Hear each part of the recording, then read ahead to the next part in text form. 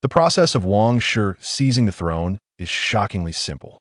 The time fruit allows him to infinitely restart at crucial moments, and both the princess's heart and the king's scepter become trophies in the time loop.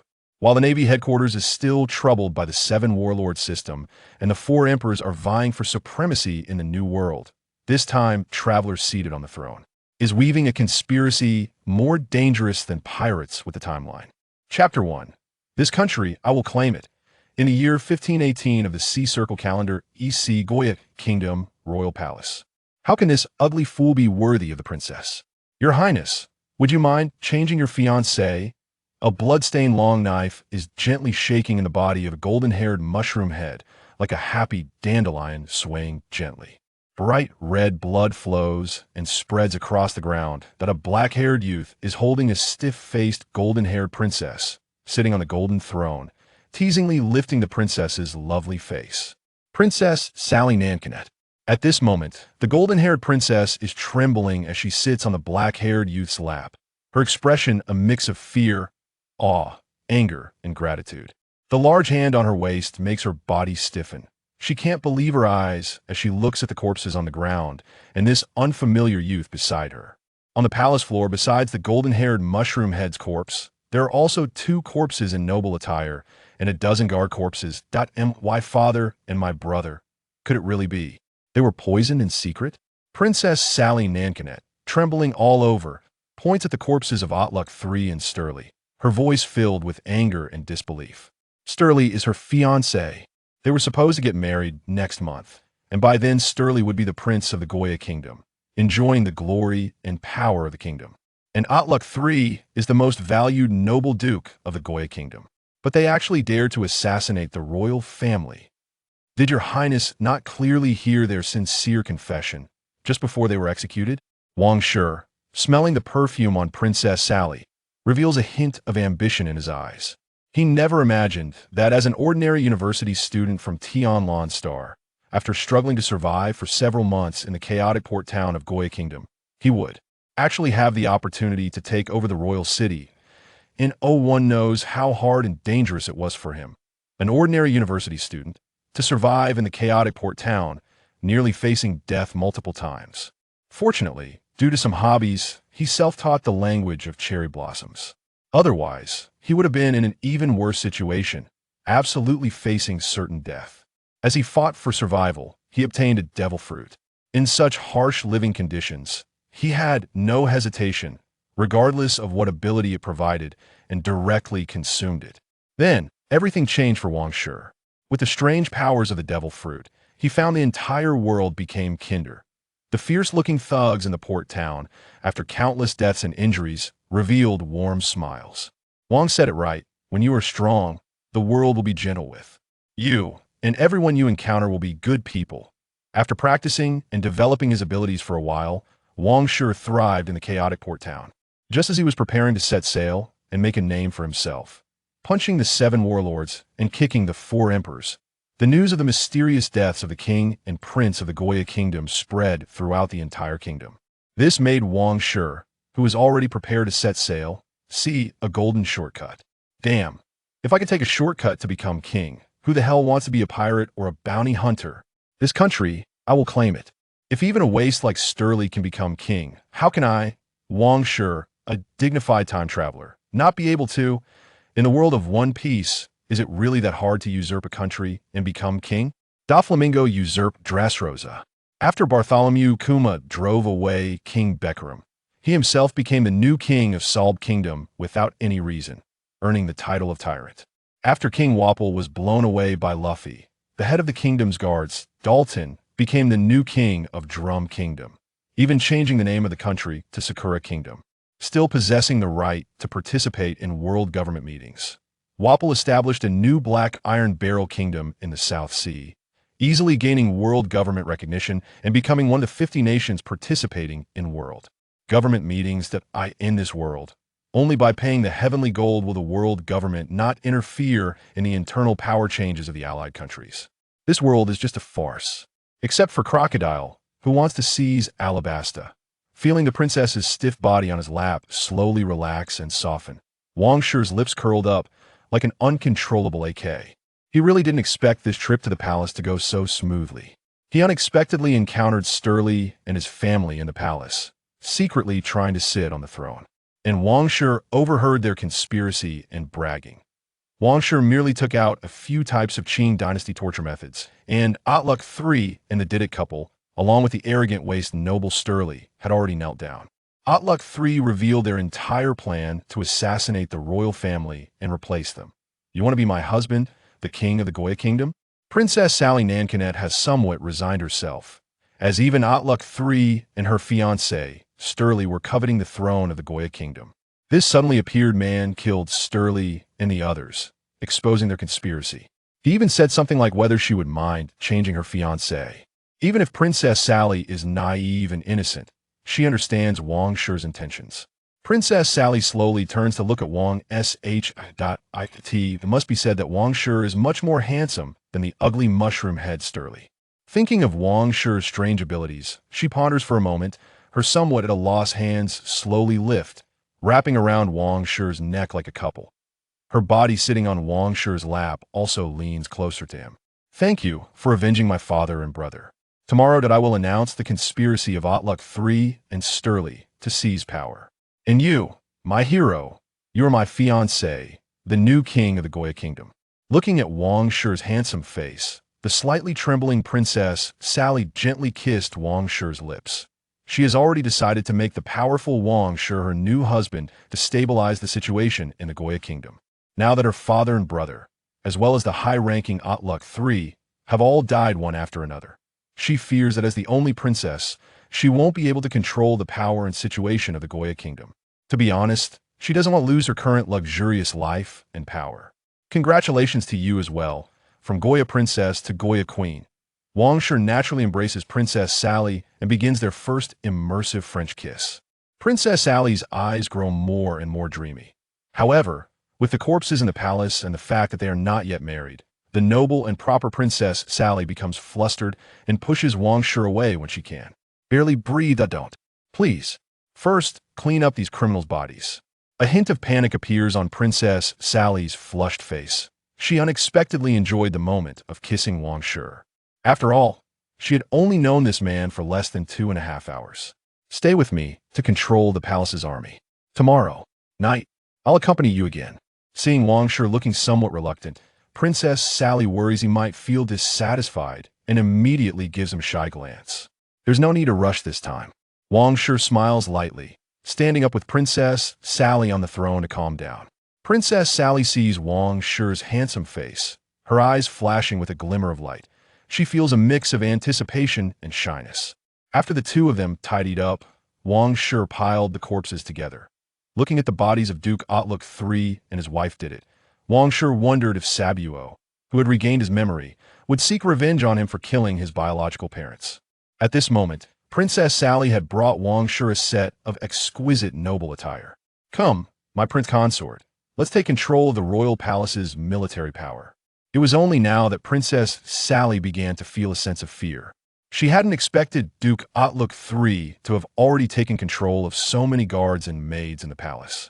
No wonder they were able to poison the king and the prince silently, if not for Duke Otluk III needing to use Princess Sally's identity for a marriage alliance to achieve his goal. She, the last princess, might have been assassinated.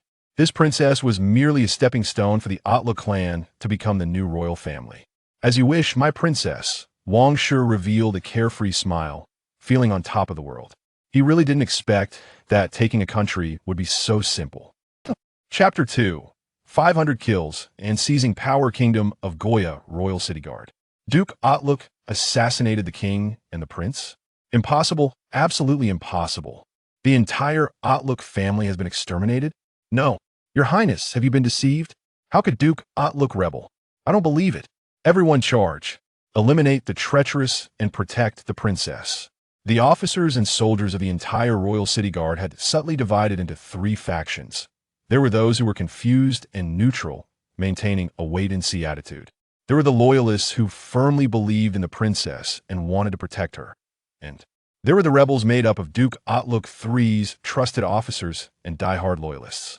Among them were also some distant relatives of the Otluk family. They did not believe the news of Duke Otluk's death, Amidst a throng of soldiers, the elegantly dressed Princess Sally and Wang Shi appeared on a building not far from the rebels. "My king, can you demonstrate your heroic strength?" Princess Sally wanted to quickly stabilize the situation in the royal city while also creating momentum for Wang Shi. Therefore, she needed to cut through the chaos and end the disturbance swiftly. After all, her man, the future king, could not be an ordinary rogue. He had to be a powerful hero. With so many soldiers, it might be a bit challenging, but not too much.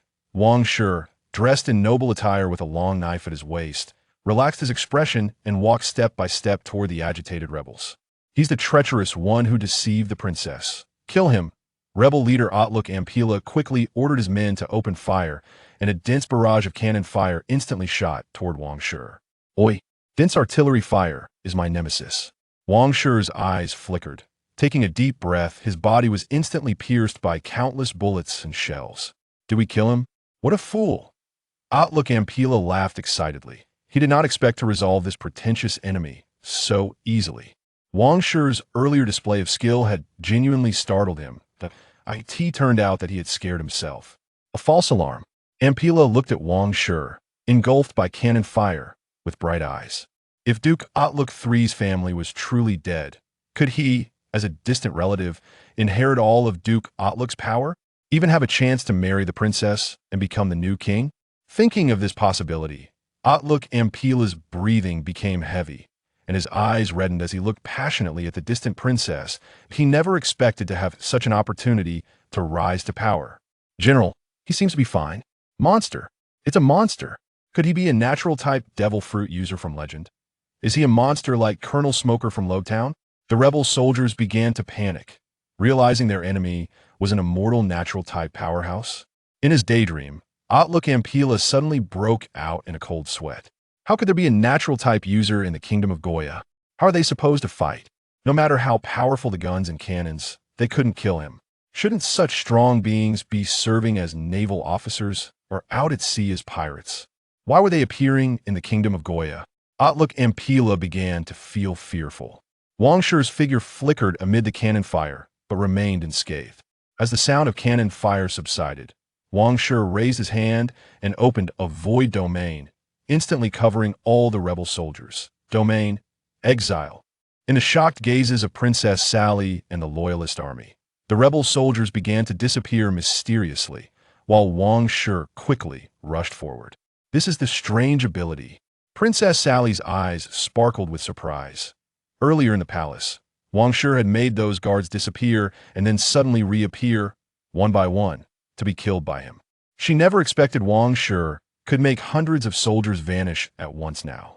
Where are General Ampila and those soldiers? Whether loyalists or neutral officers, they looked in terror at the vanishing rebels.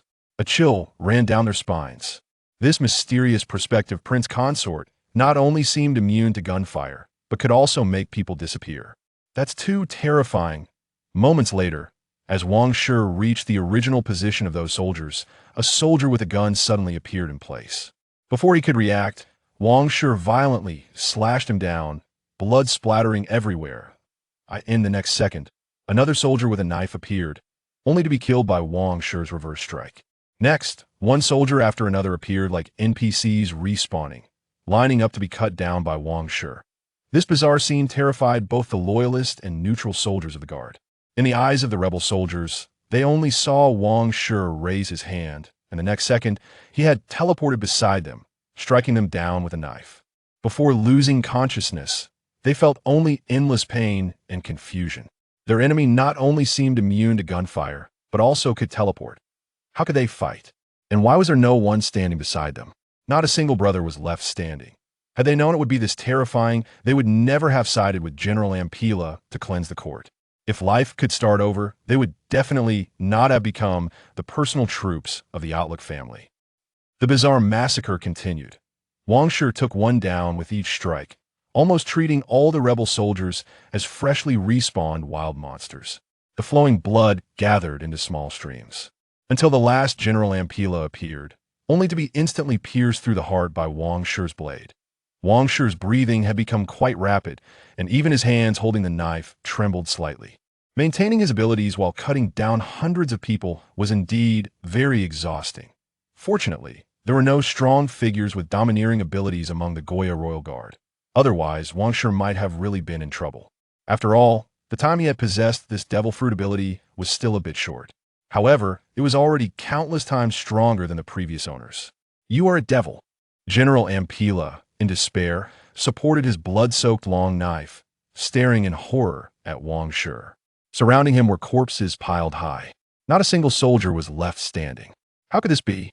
How could this be? Was it just an instant? His subordinates, and he had already been slaughtered. He clearly had only seen Wang Shi raise his hand. How had all the soldiers died? He himself had been pierced through the heart by the suddenly appearing Wang S. Wang Shi drew his long knife, blood splattered, and General Ampila fell helplessly to the ground. In his eyes were endless regret and confusion. Why would such a powerful being appear in the kingdom of Goya? His royal dreams were shattered. His dream of marrying the princess and ascending the throne was broken. Clang! Wang Shi glanced at the somewhat dull long knife in his hand and tossed it to the ground, producing a harsh metallic clash. "Hey, come over and clean up!"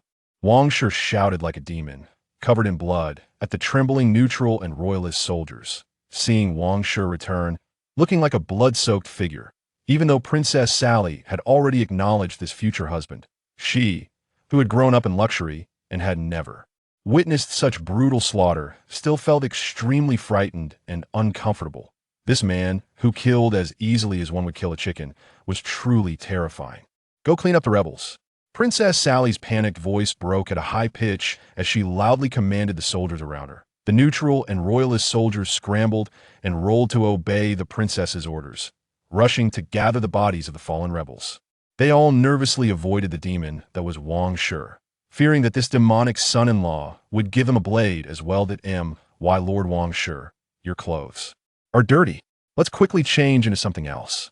Princess Sally looked at the blood-soaked Wang Shi, forcing a smile, like a frightened little deer. She had only wanted Wang Shi to demonstrate his heroic strength to stabilize the situation in the royal city. But she never expected such a brutal massacre to occur. "Now I can control the military power, right?" Wang Shi revealed a faint smile, his rapid breathing gradually calming down. Exiling and executing 500 people had left him quite exhausted. However, this ability truly shone brilliantly in his hands. Wang Shi did not expect that today he could accomplish a 500-person slaughter like Rob Lucci. Now his infamous name would surely catch up to ruthless figures like Lucci and Kaji. "Yes, absolutely." Princess Sally forced down her discomfort, nodding her head like a chick pecking at grains. She trembled as she lifted Wang Shi's blood-soaked arm and took him back to the palace for bathing and changing. Chapter 3: Wedding and Ascension. As Wang Shi and Princess Sally left, all the guard soldiers breathed a deep sigh of relief. A buzz of discussions quickly arose. The title of the demon's son-in-law began to spread rapidly among the soldiers. While these soldiers were clearing the bodies, the nobles, second only to the Odorluck family, received reports and descriptions from their spies. Each was terrified, trembling all over. They firmly decided not to provoke this demonic butcher. Otherwise, they would meet the same fate as the Odorluck family and the 500 guards. In fact, many nobles had already secretly regarded the beneficiaries of King Odorluck III and the Sturley family as potential suspect for the mysterious deaths of the king and prince. However, due to the Odorluck III's influence, coupled with the engagement between Sturley and Princess Sally, they dared not act rashly. But they never expected that Princess Sally would so quickly bring a new son-in-law and launch such a brutal and tyrannical power struggle. The once powerful and flourishing Odorluck family crumbled in an instant. Did Princess Sally uncover the Odorluck family's conspiracy? One could only say that the world is unpredictable. Some positions are truly not to be coveted without a bit of luck. The next day, in the administrative palace of the Kingdom of Goya, all the nobles and officials were silent, the smell of blood still lingering inside and outside the palace. The only princess, Sally Nankinet, angrily pronounced the Odorluck family's heinous crime of murdering the king and prince, sentencing them to the extermination of 9 clans. Last night, the royal city guards had already raided Odorluck III's mansion overnight, seizing countless treasures.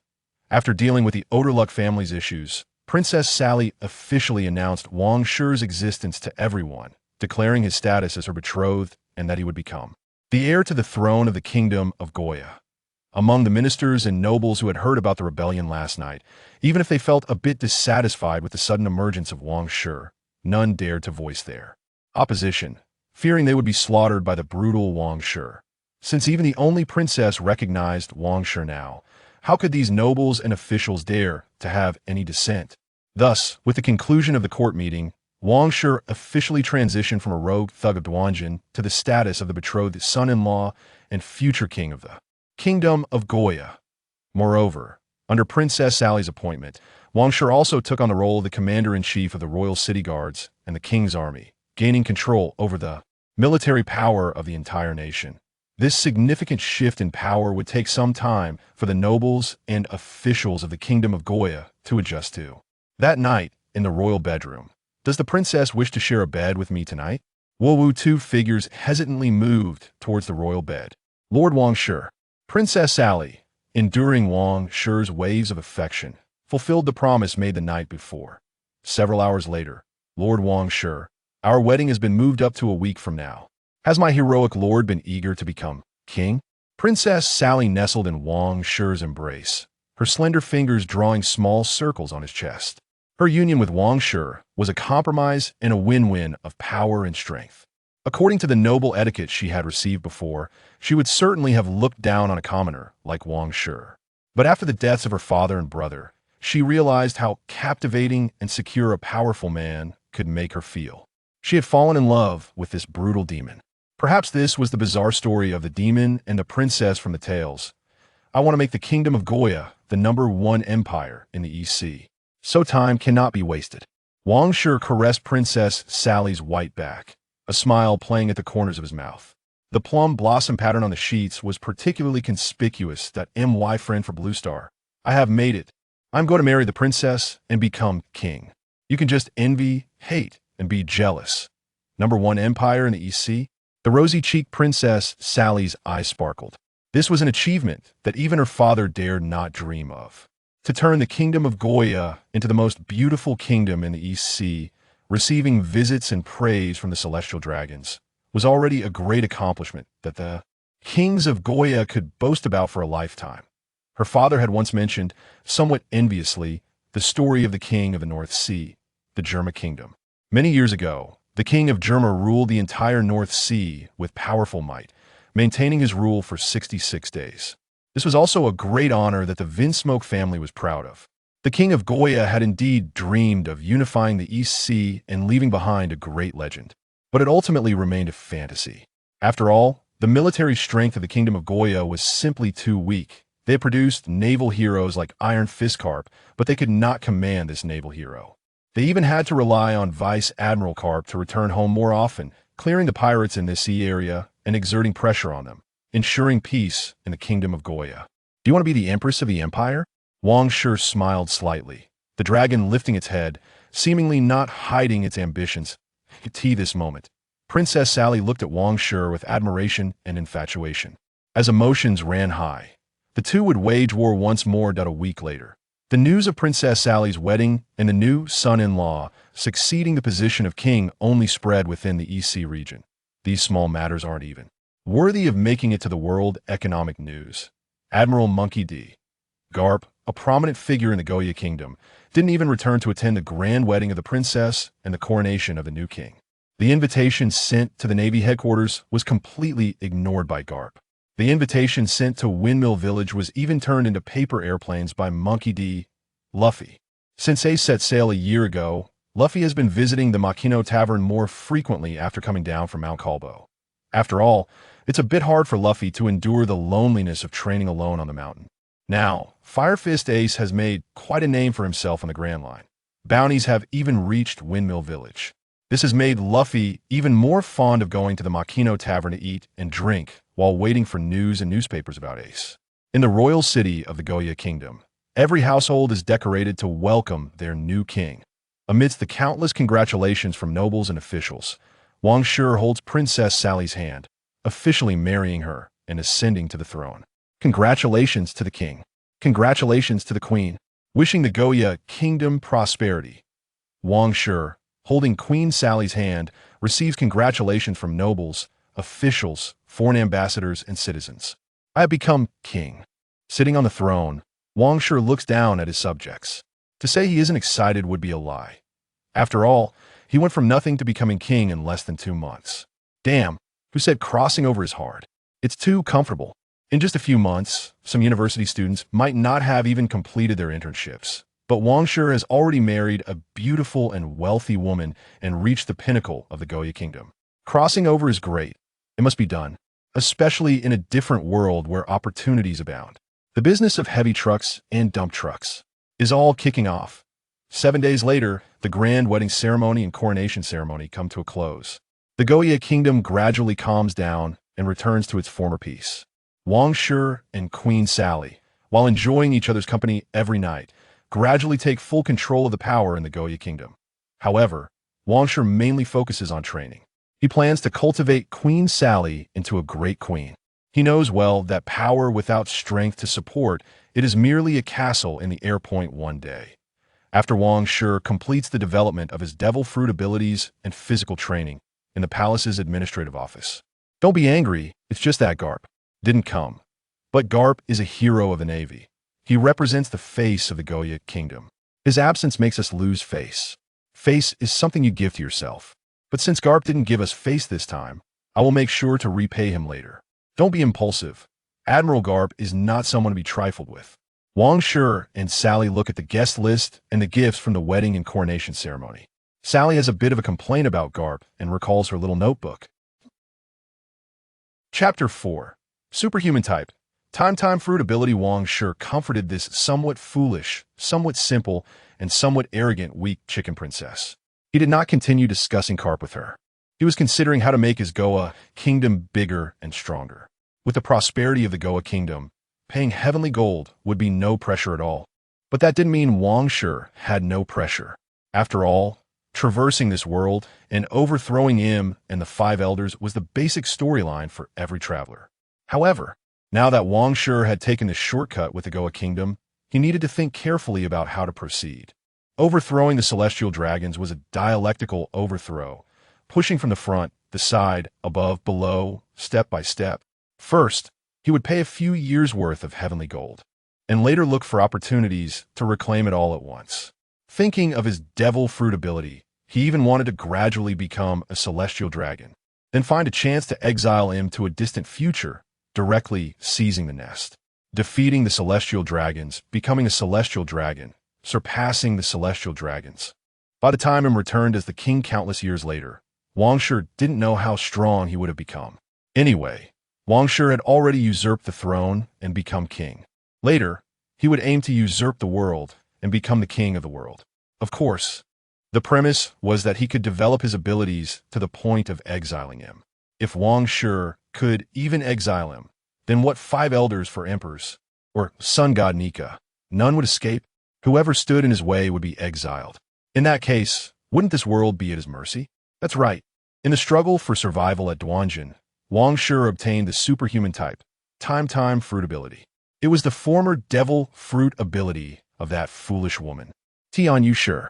Wang Shi did not expect that the 3 devil fruit users who had died in Wano country had all reincarnated in the East China Sea. The imitation fruit ability of Korazumi Mushi was eaten by Feng Kurii, who hailed from the East China Sea. Wang Shi had heard of this dead man who had made a name for himself in the East China Sea. Now, this guy had already gone to the Grand Line. Wang Shi even suspected that Feng Kurii had encountered the cross-dresser Ivan Kov in the East China Sea, which was why his ambitions were so persistent and firm. The shield fruit ability of Korazumi Semimaru was eaten by Bartolomeo from Lowtown in the East Sea. And Tianyu Shi's time fruit ability surprisingly appeared in the Goa kingdom of the East Sea, obtained by the time-traveled Wang Shi. At first, Wang Shi thought that this flawed time fruit ability was very useless, only allowing him to traverse to the future along the timeline, unable to look back at the past. If that were the case, what good would it do? It was even worse than Foxy's slow fruit ability. But the facts proved that Wang Shi had been rash. It wasn't that the time fruit ability was weak, but that Tianyu Shi, this foolish woman who traversed 800 years to give blood, was weak. How could she develop such a powerful time fruit ability to such a weak state? This made Wang Shi harbor preconceived disdain. Tian Yushi was indeed a foolish woman from Wano country who had never seen the world 800 years ago. Even if the time fruit ability could not look back at the past, it was still incredibly powerful. Wang Shi preferred to call the collective time-traversing ability of the time fruit time exile. Now, Wang Shi's development and control of the time fruit ability were 1,000 times more precise than Tian Yushi's. Tian Yushi's 800 years of time travel could have an error of several decades. Such developmental ability was indeed worthless. Not only was she blind, having her eyes set on Kazuki Odin, but she also lacked intelligence, turning the time fruit ability into a joke. It was no wonder Tian Yushi became Tian Yushi and then accompanied Kazuki Odin to the grave. Wang Shi had now developed the time fruit ability into a technique similar to Kamui.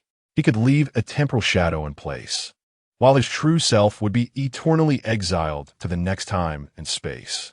No one could hit Wang Shi's real body. The most important thing was that he could come out whenever he wanted. The downside was that it consumed a bit of stamina and could not perform spatial movement. This was slightly inferior to Obito's Kamui space, but it was still a divine technique for dodging damage. The biggest fear of this technique was being ambushed by a powerful enemy. However, Wang Shi also had a solution. When facing a strong enemy, he could disperse the temporal shadow and directly traverse to a certain time in the future. He didn't believe that the enemy could ambush him for a lifetime. If they really tried to ambush him for a lifetime, then they would exhaust themselves. Anyway, during time travel, Wang Shi's lifespan would not change. This was also the biggest drawback of the time fruit ability. When activated on oneself, it could not perform spatial movement. But as Wang Shi developed the time domain, exiling the opponent so that they could not move while he could move, wasn't that relative teleportation? This was the principle behind Wang Shi exiling those soldiers, refreshing them one by one in time to be killed by Wang Shi. Those soldiers were exiled to a certain time in the future, just reappearing, but in their eyes, Wang Shi, who had come to kill them, seemed to have teleported to their side. This was a time shift that achieved the effect of spatial teleportation.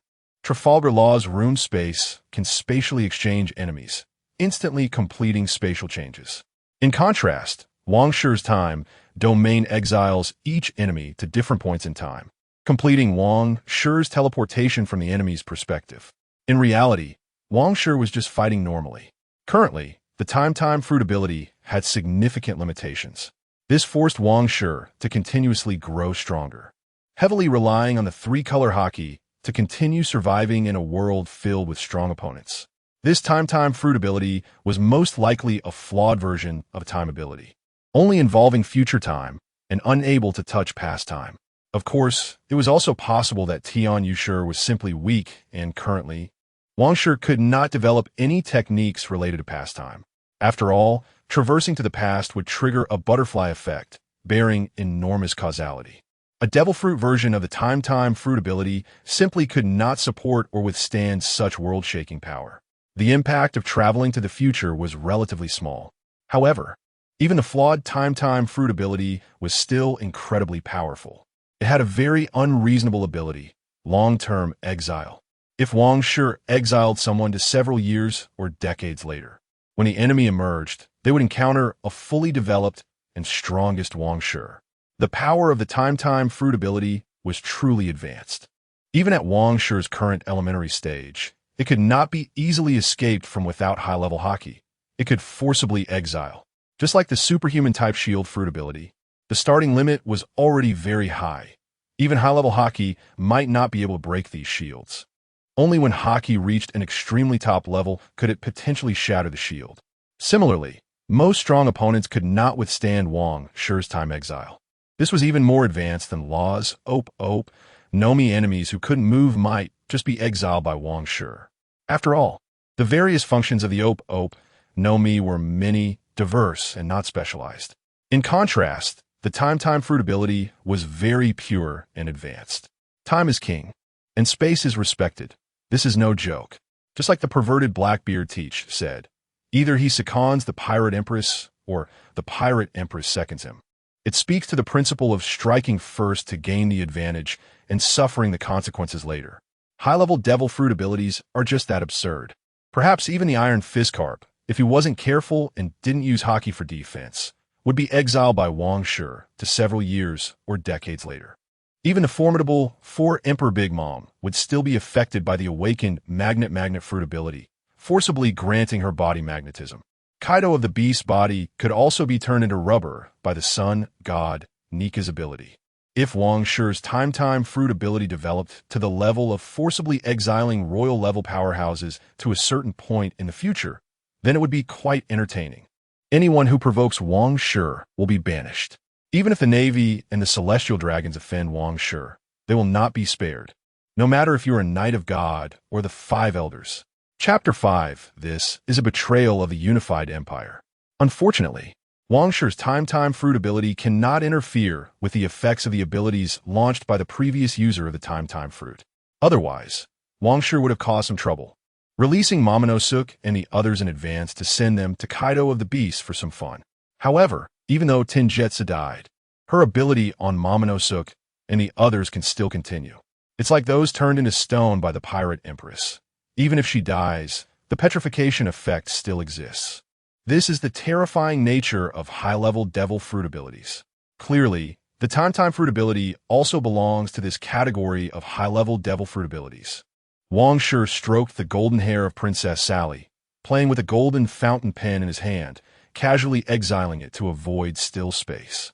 10 seconds later, the golden fountain pen appeared out of thin air and fell into Wang Shi's hand. Now, Wang Shi has developed many tricks.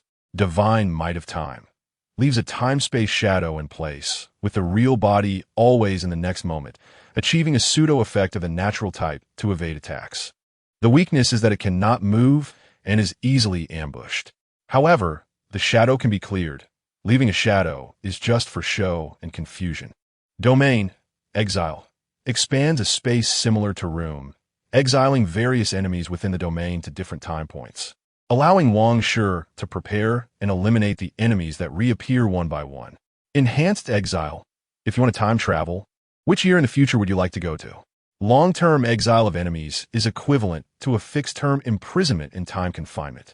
Just like Bartholomew Kuma, he plays it well. This is also the skill Wang Shi wants to enhance the most, aiming for the domineering effect of exiling anyone he wants. Return of Time confiscates bullets, firearms, slashes, and energy waves, delaying time and waiting for the right moment to release them. The premise is that an enemy appears in this position, which is somewhat lackluster. Time Trap. This is an active placement attack method, such as bombs, sword chi. Hiding in exile, guiding enemies into the attack range, and then giving them a big surprise. Time Storage puts items into the time-traveling exile space, appearing at a specific time, achieving storage and safekeeping effects.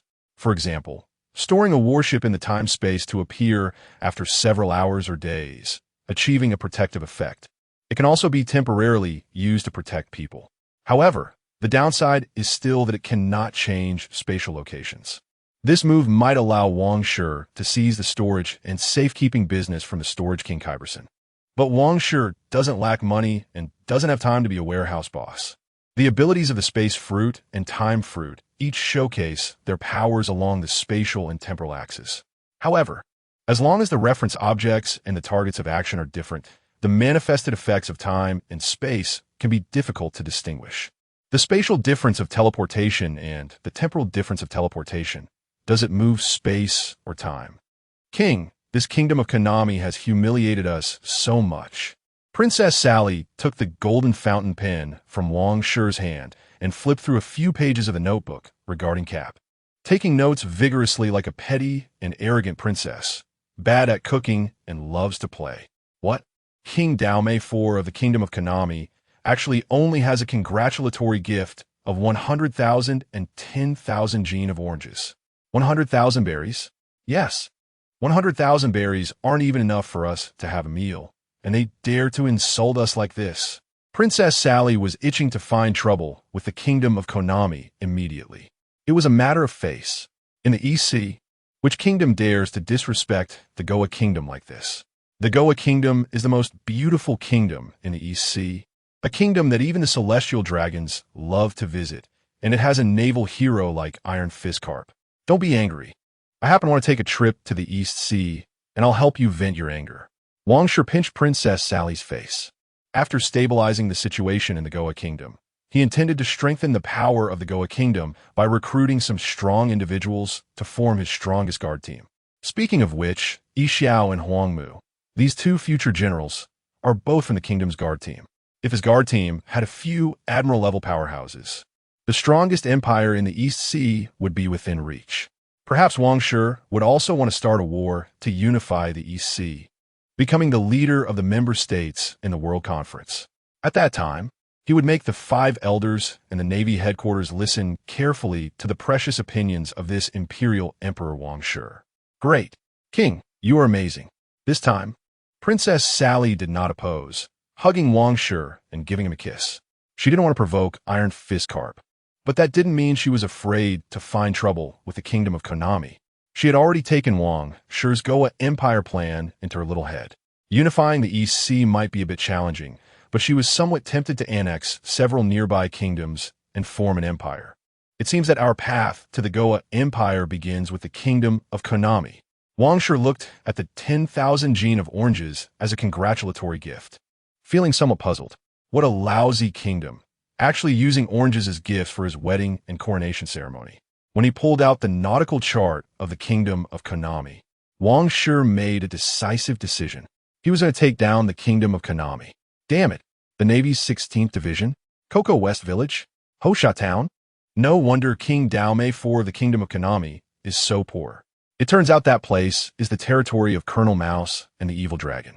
However, although King Daomei IV is pitiful, oppressed by both the Navy and pirates, if he dares to humiliate the Goa Kingdom, then Wang Shi will plant the flag of the Goa Kingdom in the kingdom of Konami and start the journey of the Goa Kingdom's empire.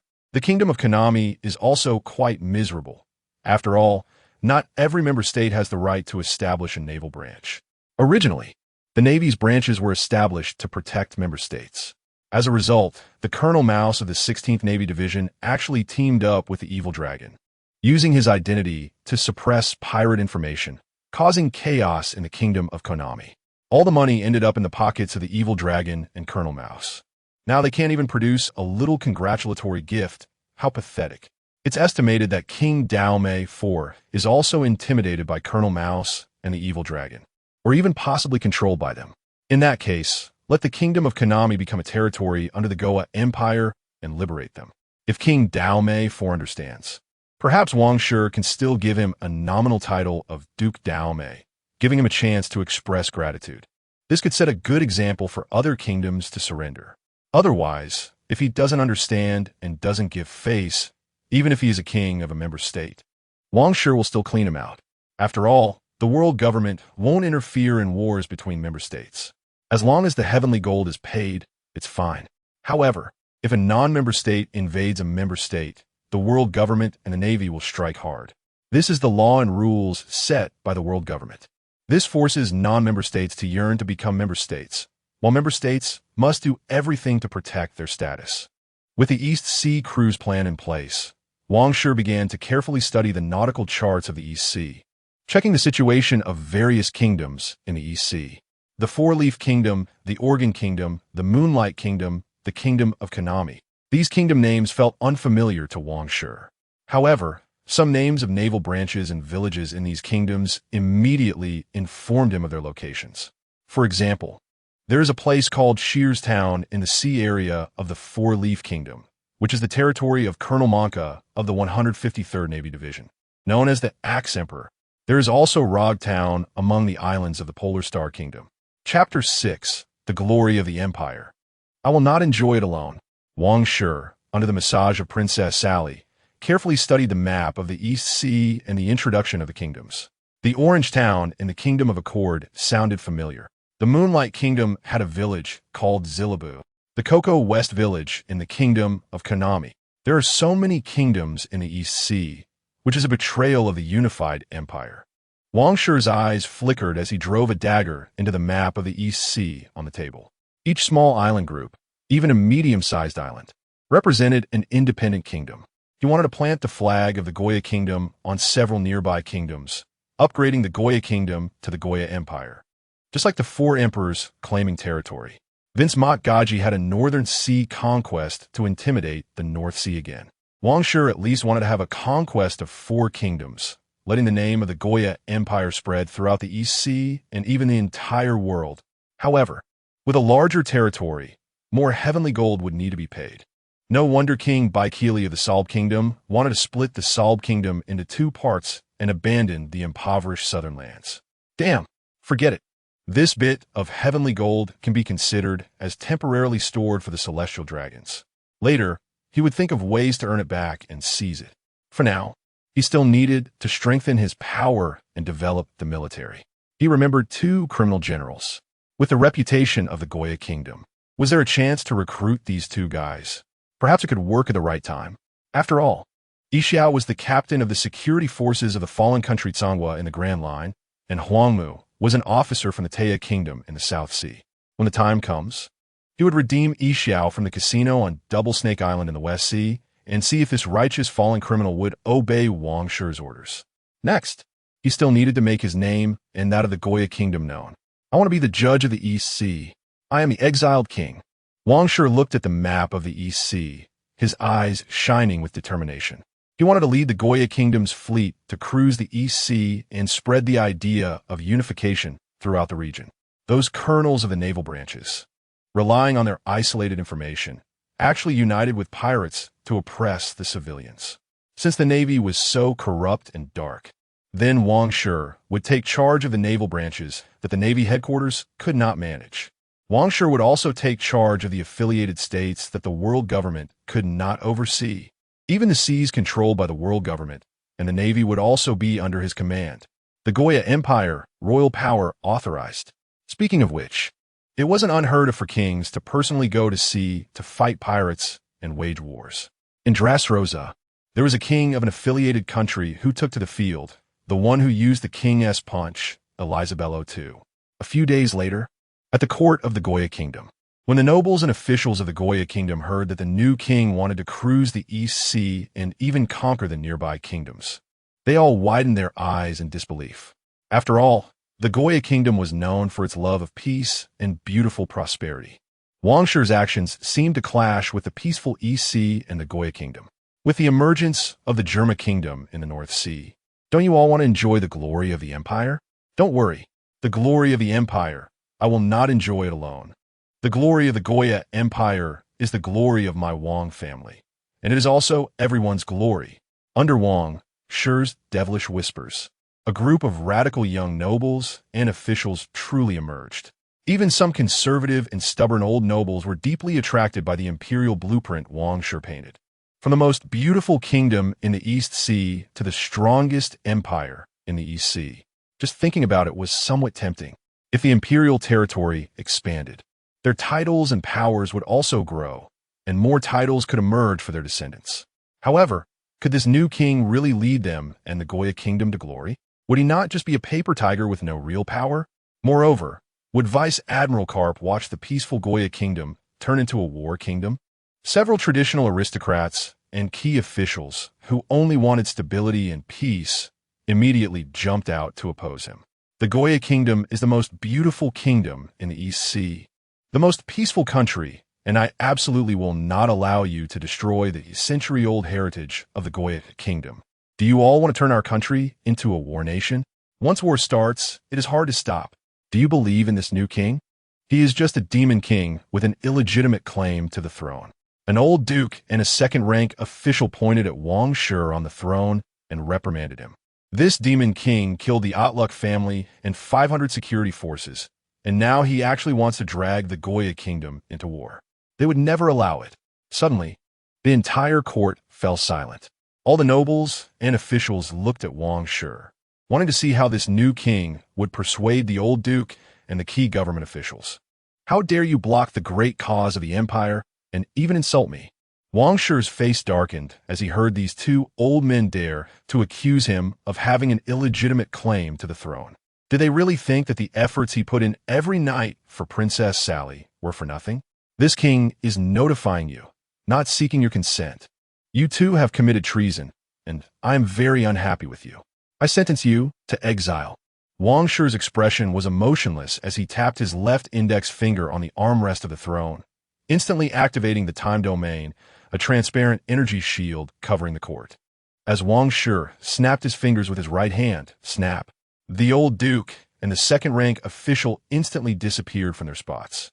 This bizarre scene frightened the nobles and officials in the court, causing them to instantly close their mouths. The noble officials standing next to the old duke and the second-rank official were even scared to the point of collapsing to the ground, fearing they would be innocently affected. What is the true power of this king's devil fruit? Exile? Did these two high-ranking individuals get exiled to some unknown place of confinement? All right, the noisy people have disappeared. Next, I will carefully plan my East Sea cruising route and list the countries for conquest. Wang Shi's authoritative gaze swept across the room, like an autocratic tyrant, his tone indisputable. But in his heart, he couldn't help but lament that a makeshift group from an East Sea kingdom seemed to be no match for a powerful pirate crew. His starting point seemed not that strong either. The path he chose seemed a bit difficult, but it was still better than starting from scratch at sea. As Wang Shi set the tone, the nobles and officials began to flatter him and offer suggestions quickly. Young nobles and officials clamored to conquer all the nearby kingdoms and build a powerful Goyet empire. After heated discussions, along with Wang Shi's decisive approval, the East Sea cruising route and conquest plan were officially established. When Wang Shi saw a World Alliance route proposed by an official, his eyes were filled with surprise. It seemed that in addition to the East Sea conquest plan, the plan for a Four Seas cruise could also be put on the agenda. Damn! It seemed to have been misled by the Straw Hat pirate sailing route. The idea that one must pass through Reverse Mountain to enter the Grand Line was all nonsense. Reverse Mountain was merely a necessary path for pirates from the Four Seas. However, on the other side of the Red Land, mind.He was also a central hub for the Four Seas.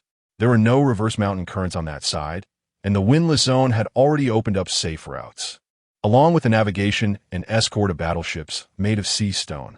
This is the legal and safe route for the Four Seas affiliated countries to head directly to the Holy Land mind.He during the World Conference. The Four Seas affiliated countries did not need to pass through the dangerous Reverse Mountain and the Grand Line Paradise to reach the Holy Land mind.He directly. Chapter 7. Cyclone Eric and Soundwave Van Oka. No wonder Iron Fist Carp returned to the East China Sea so casually. It turns out that there are safe shipping routes in the windless zones on both sides of the Red Continent near Marineford, escorted by the world government and powerful Navy forces. With the later developed Sea Stone warships, the routes in the windless zones became even safer. As for the new pirates of the Four Seas wanting to cross these windless shipping routes or challenge the Navy's escort fleets, it would be tantamount to seeking death. Even the great pirates of the New World do not dare to attack the world government's escort fleets. Therefore, the new pirates of the Four Seas can only enter the Grand Line through the Reverse Mountain. While this is dangerous, it at least offers a glimmer of hope. Much like how pirates must pass through the gap beneath Fishman Island to enter the New World. The bubble lift at Mary Geos and the safe shipping routes of the windless zones are important channels heavily guarded by the world government, and no pirates are allowed to taint them. Wang Shi looked at the safe shipping routes of the member countries, realizing that it was so convenient to travel directly from the East China Sea through the windless zones to Mary Geos, and then to the North Sea and West Sea via the Red Continent. Even to the South Sea, one only needs to pass through the safe shipping routes on both sides to reach it directly.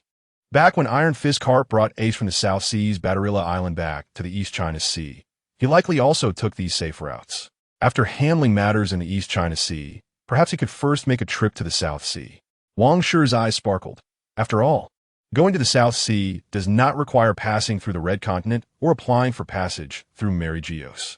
This might be the greatest benefit of becoming a member country: access to the world government's safe shipping routes.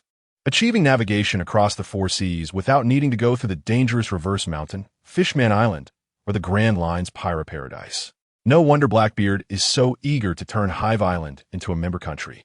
Besides not being targeted by the world government and Navy, navigating the world becomes incredibly convenient.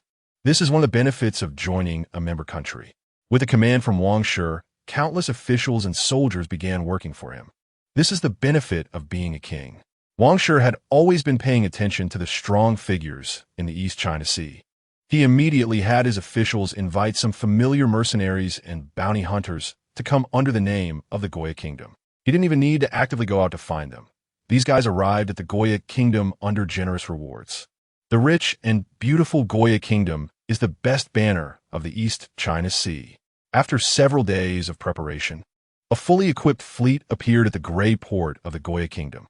It was from this gray port that Sabo once set sail in a small sailboat, only to be blasted by the celestial dragon Charlemagne Saint and later rescued by Dragon.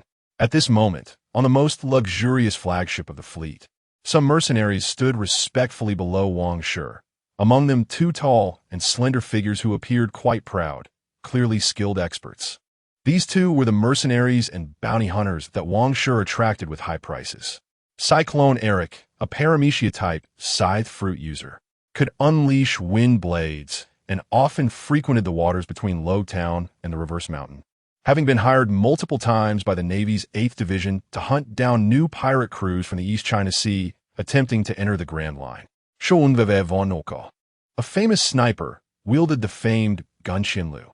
Who would have thought that Van Oka, hailing from the East China Sea, is only 23 years old and has already become a well-known bounty hunter without becoming a pirate to enter the Grand Line, judging by his attire and demeanor. It was clear he came from nobility. Otherwise, he wouldn't have the resources to play with sniper rifles. Wang Shi had heard of this guy's reputation even while he was still a rogue. Originally, he intended to recruit him once he set sail, but unexpectedly, he met him this way now. As Wang Shi observed the two, they were also scrutinizing the new king of the Goya Kingdom. They had heard that Wang Shi was once a rogue, but they never expected him to become a king. Van Oka lamented Wang Shi schlug, while Eric felt a mix of envy and resentment, thinking that Wang Shi was just a lucky pretty boy who caught the eye of the Goya princess.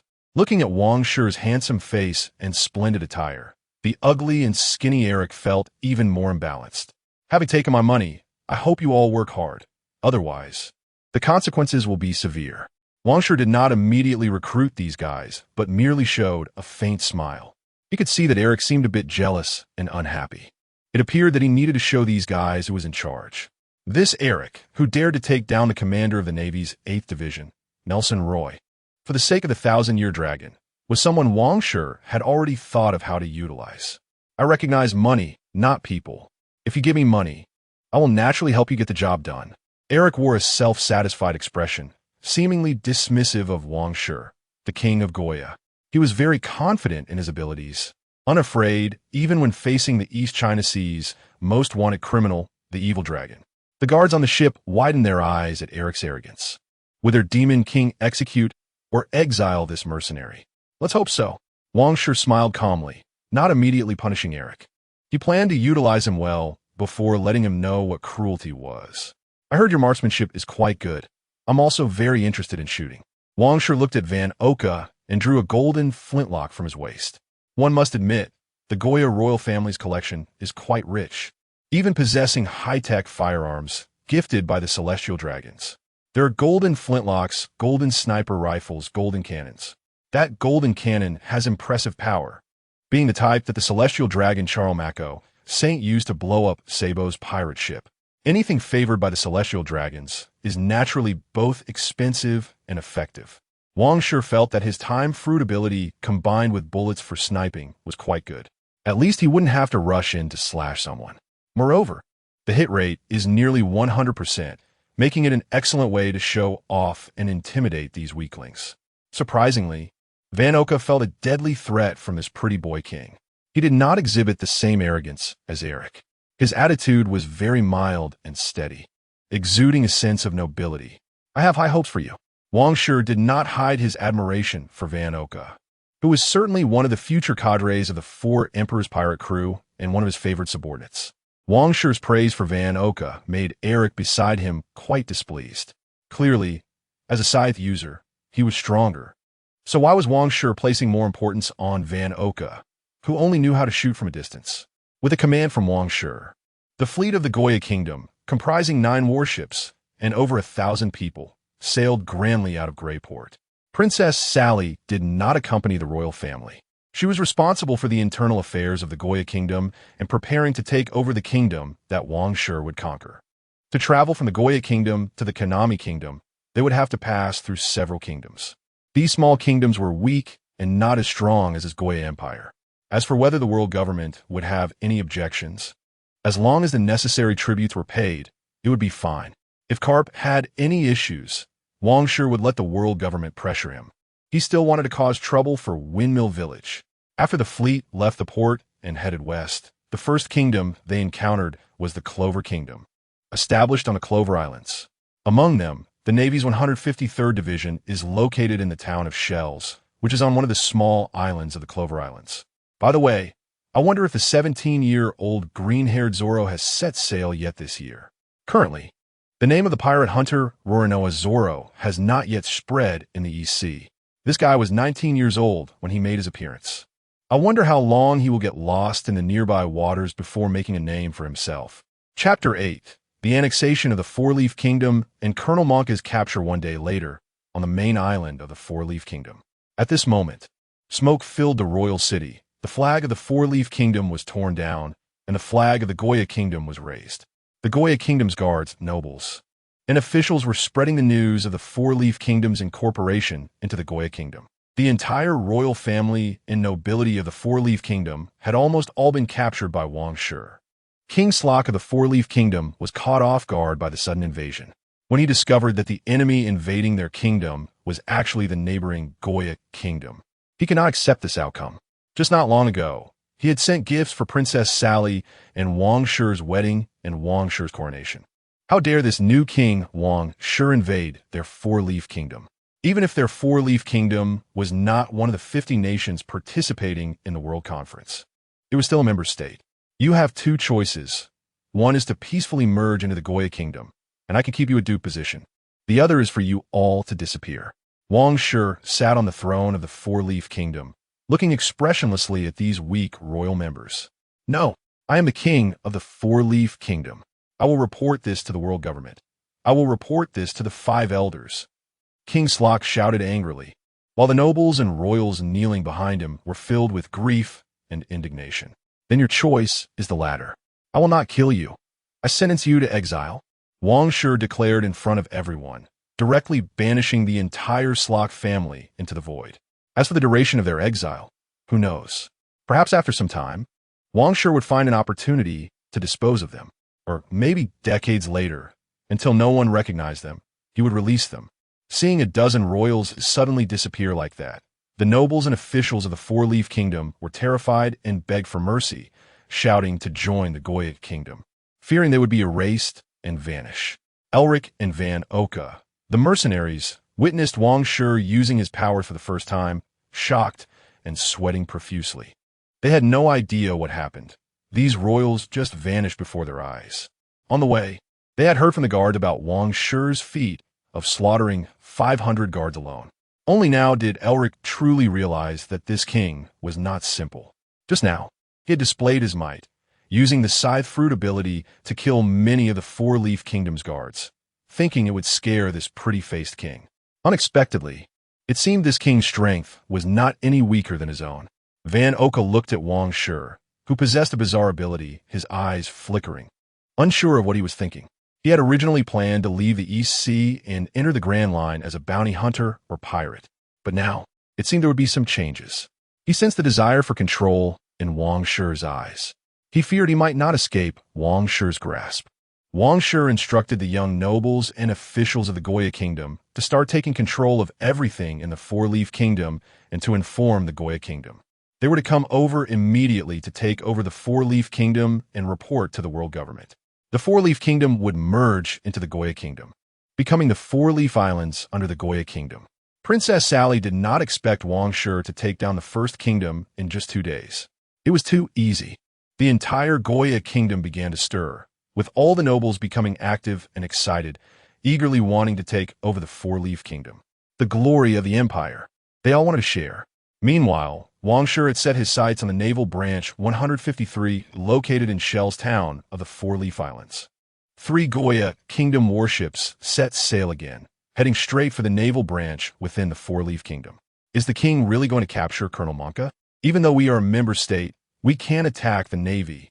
With Wang Shi's order, not only were Elric and Van Oka shocked by Wang Shi's madness, but even the nobles, officials, and guards under his command felt like they were about to go insane. How dare this king? He actually wanted to capture the head of a naval branch. Was he crazy?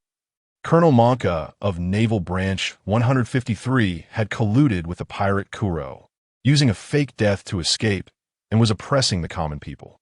Since the naval headquarters could not manage this matter, I will take charge. Moreover, the Four-Leaf Kingdom is already part of the Goya Kingdom, so the affairs of Branch 153 are my affairs. Wang Shi waved his hand and decisively decided to use the matter of the pirate Kuro and Colonel Monka to create some issues with the naval headquarters, to find some justifiable excuse for the annexation of the Four-Leaf Kingdom. Although the world government would not care about wars between member states, it was still necessary to find some small reason and not create trouble for no reason, giving the world government a bit of face. This Monka and Kuro were Wang Shi's enemies. After capturing Monka, he would immediately go to the neighboring Moonlight Kingdom's Xylob village to capture the scheming Kuro, who was in cahoots with Monka. Wang Shi did not care about the petty matters between Monka and Kuro. He just wanted to find a reason to strike against the Four-Leaf Kingdom and Monka. He also wanted to pull in Kuro, who was hiding in the Moonlight Kingdom, and ideally drag the Moonlight Kingdom down as well. He had these two small kingdoms firmly in his grasp. Van Oka, Elric, and the nobles, officials, and guards of the Goya Kingdom were all shocked into speechlessness by Wang Shi's decisive demeanor. Did this mad king intend to conquer several nearby kingdoms in just a few days? A couple of hours later, they arrived at the small island of Shellstown, where Naval Branch 153 was located from the main island of the Four-Leaf Kingdom. The sudden arrival of this royal fleet nearly made the Navy on the island think it was a pirate invasion. Fortunately, the flag of the Goya Kingdom was quite famous in the East Sea. The Navy on the island did not stop the 3 royal warships from docking. Even Colonel Monka, who had become treacherous and brutal, appeared along with his subordinate, Lieutenant Ripa and Lieutenant Rakak, along with a group of naval soldiers, to welcome the king of the Goya Kingdom. However, the following events seemed a bit unexpected. Monka, you colluded with Kuro, aiding his fake death to escape, while you used the fake corpse of Kuro to gain promotion.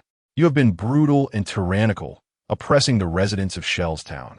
I, in the name of the king of the Goya Kingdom, arrest you. By the way, the Four-Leaf Kingdom has now merged into the Goya Kingdom, so Shellstown is also my territory. Other Navy personnel, step aside. Standing on the royal warship, Wang Shi directly pronounced Colonel Monka's crimes in front of the Navy below. What? Kuro faked his death to escape? Lieutenant Ripa exclaimed in shock, looking incredulously at Colonel Monka. The Four-Leaf Kingdom merged into the Goya Kingdom? When did this happen? Lieutenant Rakak and a large number of naval soldiers began to stir, questioning why they were unaware of this news. Bastard, I am a naval colonel, the commander of Branch 153. What right do you have to judge me? Hearing Wang Shi's judgment, Colonel Monka's face turned ashen. His memories became incredibly chaotic, recalling some matters about Kuro, and he suddenly became extremely anxious. In the next moment, blades of wind shot straight at Colonel Monka. The Navy of Branch 153 never expected that the people of the Goya Kingdom would actually dare to make a move against them. To dare to attack the Navy. You are all criminals. Open fire, eliminate them. Colonel Monka shouted loudly, trying to forcefully disperse these wind blades with his axe. But in just a moment, numerous bloodstains appeared on his body. After Eric made his move, Van Oka immediately followed suit, firing 3 shots that hit Colonel Monka in both legs and the shoulder. Chapter 9. Black Cat Pirates. In the astonished eyes of all the Navy, the invincible Colonel Monka was actually defeated like this. Some residents of Shellstown, witnessing the brutal Colonel Monka's defeat, even began to cheer. Only Monka's son, Hiramipo, holding a white wolf, felt immense fear. His support seemed to have fallen. The conspiracy of Monka and Kuro will be reported to the Navy headquarters personally after I capture Kuro. That Navy Lieutenant Colonel. I now order you to maintain order in Branch 153 immediately. Also, the news of the Four-Leaf Kingdom merging into the Goya Kingdom will soon reach here. Wang Shi coldly shouted at Lieutenant Colonel Lipper, while his subordinates had already captured the severely injured Colonel Monka onto the warship.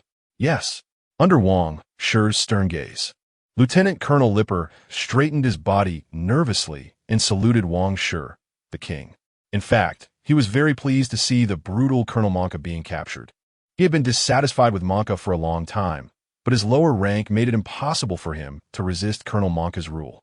Wang Shi couldn't be bothered with Monka's son and other matters. He didn't even get off the ship. The 3 warships set sail again, heading straight for the village of Silabu, where Kuro was located.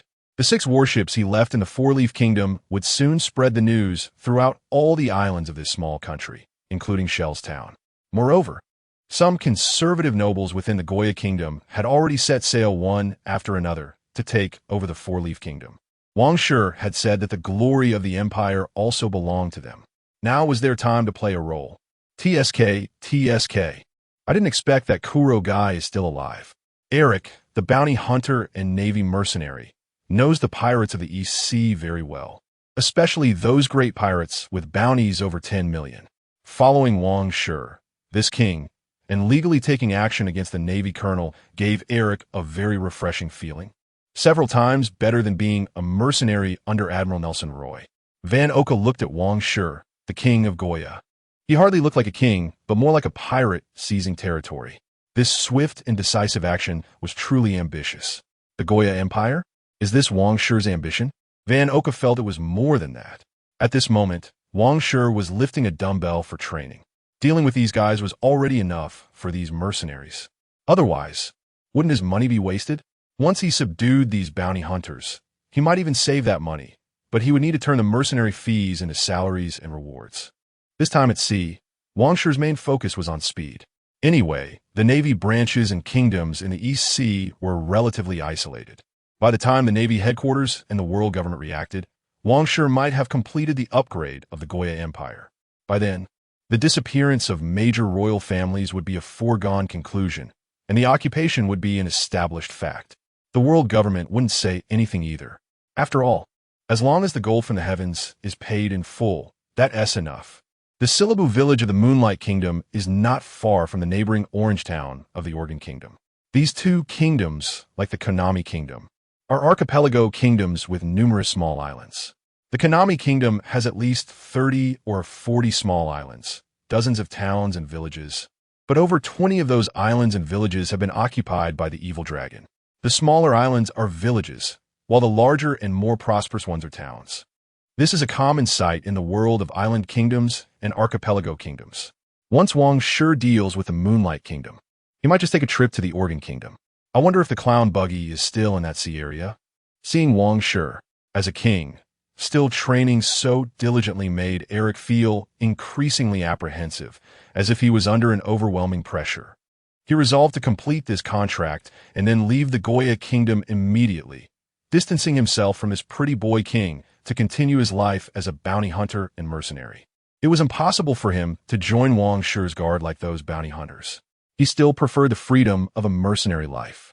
As for Van Oka, he was contemplating that if Wang Shi didn't let them leave, he would have no choice but to join Wang Shi and rise to a high position in the Goya Kingdom, while also rebuilding his family. His plans to continue as a bounty hunter or switch to being a pirate would need to change. After all, what Wang Shi was doing now was not much different from those pirate kingdoms. People like Van Oka, who have a surname, have some legacy in their families, seeing deeper and further than Eric. Who knows how many commoners and pirates don't even have a surname. A day later, when Wang Shi's 3 warships reached the waters of Silabu village, the main force of the Goya Kingdom had already fully entered the Four-Leaf Kingdom, incorporating this kingdom into their territory. The expedition fleet that had freed up resources was also continuing towards the Moonlight Kingdom to rendezvous with Wang Shi. They knew that their king's appetite was not satisfied with just one Four-Leaf Kingdom. Your Majesty Wang Shi, it seems there's a pirate ship over there. It appears to be the Black Cat Pirates. Van Oka, using his long-range scope, spotted a pirate ship flying the Black Cat flag. It seems that Kuro really isn't dead and is still active nearby. Otherwise, how could his pirate crew be wandering in this sea area? Take them down. Wang Shi did not even stop his training and directly issued the order. Yes, The guards immediately maneuvered the 3 warships to surround the Black Cat pirates. Eric was already prepared to capture those wanted criminals from the Black Cat pirates and earn some extra bounty. At this moment, on the Black Cat pirate ship, the 100 Tricks Braco, first mate Zango, and Siamese cat Sam, along with spotted cat Busey, saw warships surrounding them and almost thought it was the Navy, scaring them into fleeing. However, they quickly realized that the flag on the opposite side did not seem to be a Navy flag but a royal flag. Still, the strength of the 3 ships made them too afraid to fight back and could only flee immediately. However, they still underestimated the warships of the Goya Kingdom, which were new warships comparable to military ships. Before long, the Black Cat pirates were chased down. Eric and Van Oka immediately launched an attack. "Fire quickly!" Zango shouted in terror as the pirates began to retaliate with gunfire. "Don't damage my ship." With a light whisper, the pirates of the Black Cat pirates were horrified to discover that their cannon fire had actually disappeared mid-air. They were instantly stunned, breaking into a cold sweat. Eric and Van Oka were once again shocked by Wang Shi's devil fruit ability. Even high-speed firing guns could be exiled. Does that mean that anything close to Wang Shi could be exiled? Eric even saw the wind blades he shot at the Black Cat pirates being instantly exiled, disappearing without a trace. Eric realized that Wang Shi, who he previously felt was not inferior to him, might be much stronger than he thought. His proud wind blades could be exiled.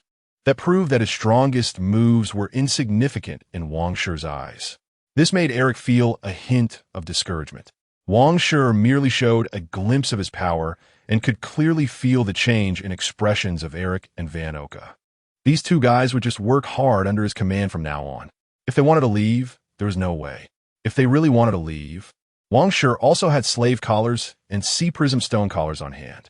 As a brutal king, having a few slaves should not be a problem, right? Once they became Wang Shi's slaves, thinking of becoming free again would be a nightmare. They would have to serve as lowly beasts for several years, and they could forget about it. Under the attack of Eric and Van Oka, Zango and his crew were quickly taken down, with 3 warships surrounding them. A small Black Cat pirate crew had no chance of escaping at all. Chapter 10. Kuro shot in both legs. I want these pirates. Just as Eric happily tied up Zango and the other 3 bounty criminals, Wang Shi directly tossed 1 million berries to Eric. A stack of 10,000 berries. 1 million berries was just 10 bundles of cash. No problem, no problem. Eric excitedly took the money. After all, Zango's bounty was 9 million berries, and the Cat brothers together were only 7 million berries. Greedy Eric didn't even share with Van Oka and chose to keep the 1 million berries for himself. Van Oka didn't say anything, just watched Eric's actions with a faint expression. However, when Eric saw Zango and the other 3 pirates being put on slave collars, he felt a strange gaze from Wang Shi and Van Oka, which made him a bit uneasy. A chill involuntarily crept up his neck. After dealing with the Black Cat pirates, 3 warships, and a pirate ship that had lowered its pirate flag and hoisted the flag of the Goya Kingdom sailed towards West Rob Village. Not long after they left, the cannon fire and wind blades that had been banished by Wang Shi suddenly appeared, crashing onto the sea and creating waves. The scene was quite bizarre. West Rob Village. The 4 warships directly entered the harbor. Wang Shi, who had been training, finally disembarked, intending to personally meet the Silent Step user, Kuro. Is the king going to take action personally? Then I might miss out on a big catch. Kuro's head is worth 16 million berries. Eric thought to himself as he saw Wang Shi get off the ship, feeling quite regretful. But he also wanted to see Wang Shi's true strength.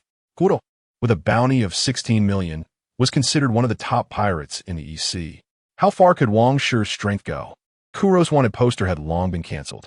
Van Oka casually said while carrying his gun that Eric had already become Wang Shi's target without realizing it.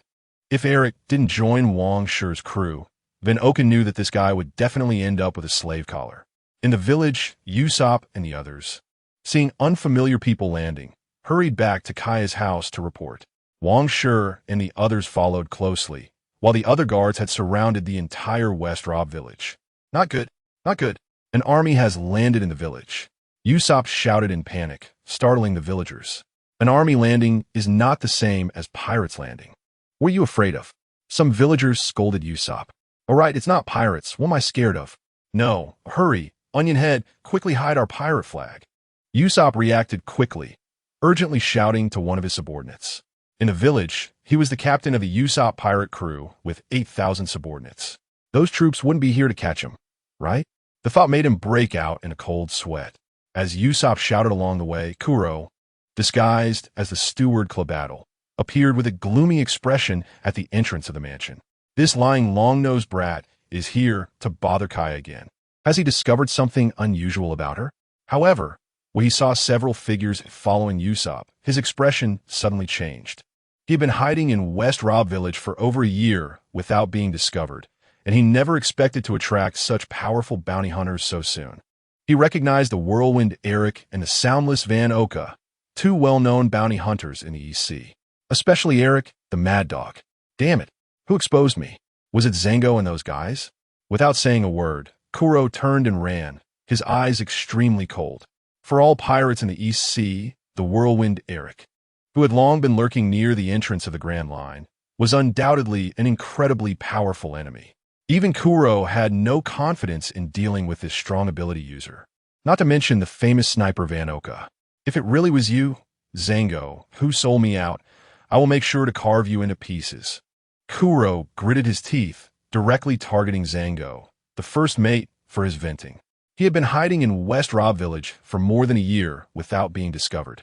Besides Zango's betrayal, he could think of no other possibilities. Bang, bang, bang. Don't move. As a sniper, Van Oka fired the first shot, directly kicking off the attack. Just as he did in the future when he first attacked the pursuing Fire Fist Ace.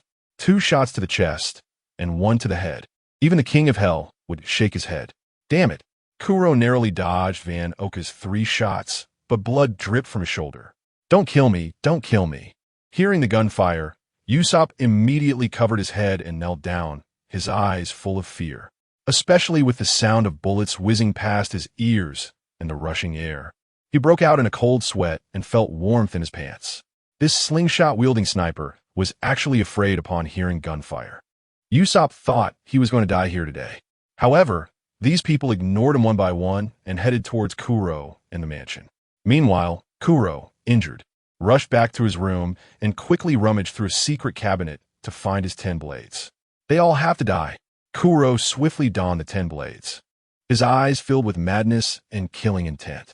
If he couldn't escape, then he'd fight back. If these bounty hunters dared to underestimate him, they would pay with their lives. As long as he could get close to Van Oka, the sniper, he believed he could definitely kill this bastard. Silent step. As these bounty hunters entered the mansion, Kuro directly launched an attack on Van Oka, the most dangerous sniper. Van Oka quickly raised his gun, but didn't fire, and even Eric didn't make a move. Just watching Wang Shi. Silent step? But you've already entered my domain. Wang Shi said slowly, and Kuro, who had transformed into an afterimage, completely disappeared. Sure enough, even Kuro's silent step can't escape Wang Shi's banishment ability. Eric grew more wary of Wang Shi's powers, genuinely afraid that this king, if unhappy, might banish him to some godforsaken place. He certainly didn't want to disappear from this world. Wang Shi slowly drew his golden flintlock and fired a shot at the air. Bang! With a gunshot, Kuro suddenly appeared in front of him. Puffed. Kuro was shot in the thigh, the tremendous impact causing him to collapse. The Celestial Dragon's golden rifle has quite a bit of power, huh? Wang Shi blew the smoke from the barrel and gently smiled at Van Oka. It's more than 5 times stronger than the flintlocks on the market. Van Oka replied casually, acknowledging that the gunpowder and bullets supplied by the Celestial Dragons were indeed top quality. How is it possible? You actually hit me. Kuro couldn't believe that these bastards could shoot him while he was in a state of silent step. After all, he had once slaughtered all the soldiers of a warship while facing an entire ship's worth of soldiers' gunfire. Don't believe it? Then take another shot. Wang Shi raised his hand and fired again, and Kuro, taut with tension, flickered and appeared again, only to be shot once more, with no time to react. Ah, Kuro, shot in both legs, cried out unwillingly. Why is this happening? Has my year-long hiding made me regress to the point where I can't even dodge bullets? Chapter 11. The exiled king stopped calling out. Monka and your subordinates are all prisoners of this king. Wang Shi walked up to Klo and, with a snap, placed an explosive slave collar around Klo's neck. Bandage him. Wang Shi commanded the guards behind him. Yes, Your Majesty. A large group of guards surged forward, binding Klo, adding handcuffs, and carrying him away. At this moment, Koya and Mary timidly stepped out. Your butler is the pirate Klo. Now we suspect you are harboring pirates. Do you have any excuses? Before Koya could ask about Klo, Wang Shi directly placed a heavy accusation on them. Explanation? There is no proactive explanation. Only others must explain to him, the king. Bold. Standing before you is His Majesty Wang Shi, the king of the Goya Empire. Kneel and answer the questions. An official from the Goya kingdom shouted loudly at Koya and Mary. Terrified, they immediately collapsed to their knees, their faces pale as ghosts. Your Majesty, please forgive us. We really didn't know Butler Krabatel was a pirate, Mary shouted in panic, while Koya's eyes were filled with disbelief. The gentle and kind Butler Krabatel was actually a pirate? Seeing that you are unwell, I will let you off this time. After you recover, report to the Goya Empire. My queen happens to need a batch of female attendants. Wang Shi said indifferently, not bothering to investigate further, and turned to leave the mansion. He was in a hurry to attack the Moonlight Kingdom and had no time to waste with Koya, this little rich girl. Once he conquered the Moonlight Kingdom, it would only take one command for Koya to be summoned to the palace. It was that domineering. Watching the guards and bounty hunters follow Wang Shi out with great flair, Koya and Mary, who were still planning to explain, stood frozen in place. It's all right, Miss Koya. Mary sighed in relief, as if she had just escaped death. The fierce gazes of those guards and officials had nearly scared them to death. After recovering, report to the Goya Empire? Is he talking about me? Koya asked in confusion, turning to Mary for confirmation. Miss, it seems the Goya queen needs some female attendants. Mary cautiously replied, surprised that a king would summon the sick Miss Koya. Female attendants? Koya frowned tightly. She didn't want to leave Zilabu village. But now, they could only take one step at a time. After all, they couldn't compete with the king. On the way back to the port, Wang Shi and his group did not see Usurp, who was probably hiding somewhere, that coward. Set sail for the main island of the Moonlight Kingdom. Wang Shi wasted no time. He needed to conquer these kingdoms before the nearby kingdoms and the world government could react. Even Vinsmoke Gaji was able to defeat 4 allied countries in a short time in the North Sea, slaying 4 kings. There was no reason Wang Shi couldn't handle 4 kingdoms in the weakest EC. Moreover, the commanders of these navy branches were all incompetent. Evil colonels who exploited the common people. Yes, for warships sailed out of the port of Zilabu village, heading towards Moonlight King City. Half a day later, Zango and Siamese Cat, along with the Spotted Cat slaves acting as a suicide squad, joined Eric, Van Oka, and others to storm Moonlight King City. As Wang Shi exiled the fiercely resisting Moonlight royal family once again, the title of the exiled king began to spread wildly among the guards and bounty hunters. While in the territory of the Moonlight Kingdom, Wang Shi discovered a small island called Frost Moon Island. This caught his attention. Unexpectedly, Usopp and Zoro were from the same country. However, Wang Shi had no time to land on Frost Moon Island. He was busy with his conquest. 3 days later, the neighboring Wind Organ Kingdom also fell to the Goya Kingdom's forces. The Wind Organ royal family was likewise exiled by Wang Shi. However, he did not find a clown pirate crew in Orange Town of the Wind Organ Kingdom. It seemed that the luck of this man, Buggy, with his conqueror's hockey, allowed him to escape disaster. Within a week, Wang Shi conquered 3 kingdoms, causing the entire Goya Kingdom to boil with excitement. Nobles and officials, even commoners of the Goya Kingdom, actively joined the imperial war to take over the 3 countries. When the world government began to pay attention to Goya Kingdom's expansion war, Wang Shi's conquering fleet had already invaded the Konomi Kingdom. Their flag bore the message that the Konomi Kingdom had humiliated King Wang Shi and Queen Sally by ascending 100,000 in gifts and 10,000 pounds of oranges. When the Goya Kingdom fleet breached the royal city of Konomi Kingdom, Colonel Mouse of the Navy's 16th branch started to panic. He immediately reported Wang Shi's brutal actions to the naval headquarters, hoping they would stop Goya Kingdom and Wang Shi's chaotic expansion. Colonel Mouse was genuinely afraid that his collaboration with the evil dragon would be exposed to Wang Shi. He was aware that Colonel Monka of the 153rd Branch had been captured by Wang Shi. At that moment in the Navy's 16th branch, yes, the brutal king of Goya Kingdom has exiled the kings of 4 kingdoms, and now the East Sea calls him the exiled king. He has even captured Colonel Monka of the 153rd Branch without reason, completely disrespecting our Navy's authority. Wang Shi is simply lawless. His actions of exiling 4 kings are as evil as Vin Smoke Gaji's 4-country massacre in the North Sea. Colonel Mouse reported seriously to the transponder snail, almost depicting Wang Shi as a tyrant and a great pirate. In the Marine headquarters at Marineford, Vice Admiral Garp was sneaking snacks in the office of Fleet Admiral Sengoku. Hearing about the reckless expansion of the Goya Kingdom, Garp frowned. He did not want his hometown to become a war kingdom. What a trash king to drag my hometown into war. What exiled king? I must teach him a lesson with my loving fists. Garp cursed directly and immediately took out the transponder snail to inquire about the situation from the village chief of Windmill Village, Upslab. After learning that Windmill Village had not been affected, Garp's anger still had not subsided. Sengoku, I need to return to the East Sea. I will not allow peace in the East Sea to be disturbed again. Also, didn't that king capture a navy colonel? I'm going to teach him a lesson. As Garp spoke, he prepared to leave the Fleet Admiral's office. Stop, Garp. The new king of the Goya Kingdom has legally applied to the world government for the merger of the 3 kingdoms. Also, the matters regarding Colonel Monka and Klo have already been reported by Goya Kingdom's officials. Before Colonel Mouse reported, Goya Kingdom also provided evidence of Colonel Mouse harboring the evil dragon pirate crew. Sengoku rubbed his forehead. This new king of the Goya Kingdom was indeed very methodical in his actions, making it impossible for him to intervene. The world government has already permitted Goya Kingdom's military actions. Sengoku guessed that the Goya Kingdom had reached an agreement with the world government regarding the matter of heavenly gold, which is why the world government allowed it. Sengoku found it difficult to intervene in Goya Kingdom's affairs due to the issues involving Colonel Monka and Klo, as well as Colonel Mouse and the evil dragon pirate crew. He even felt like thanking Wang Shi for eliminating these corrupt elements from Navy. Meanwhile, Big News reporter Morgans finally began to take interest in Wang Shi's feat of exiling 4 kings. He seems to have discovered an evil king, just like Vince Smoke Judge.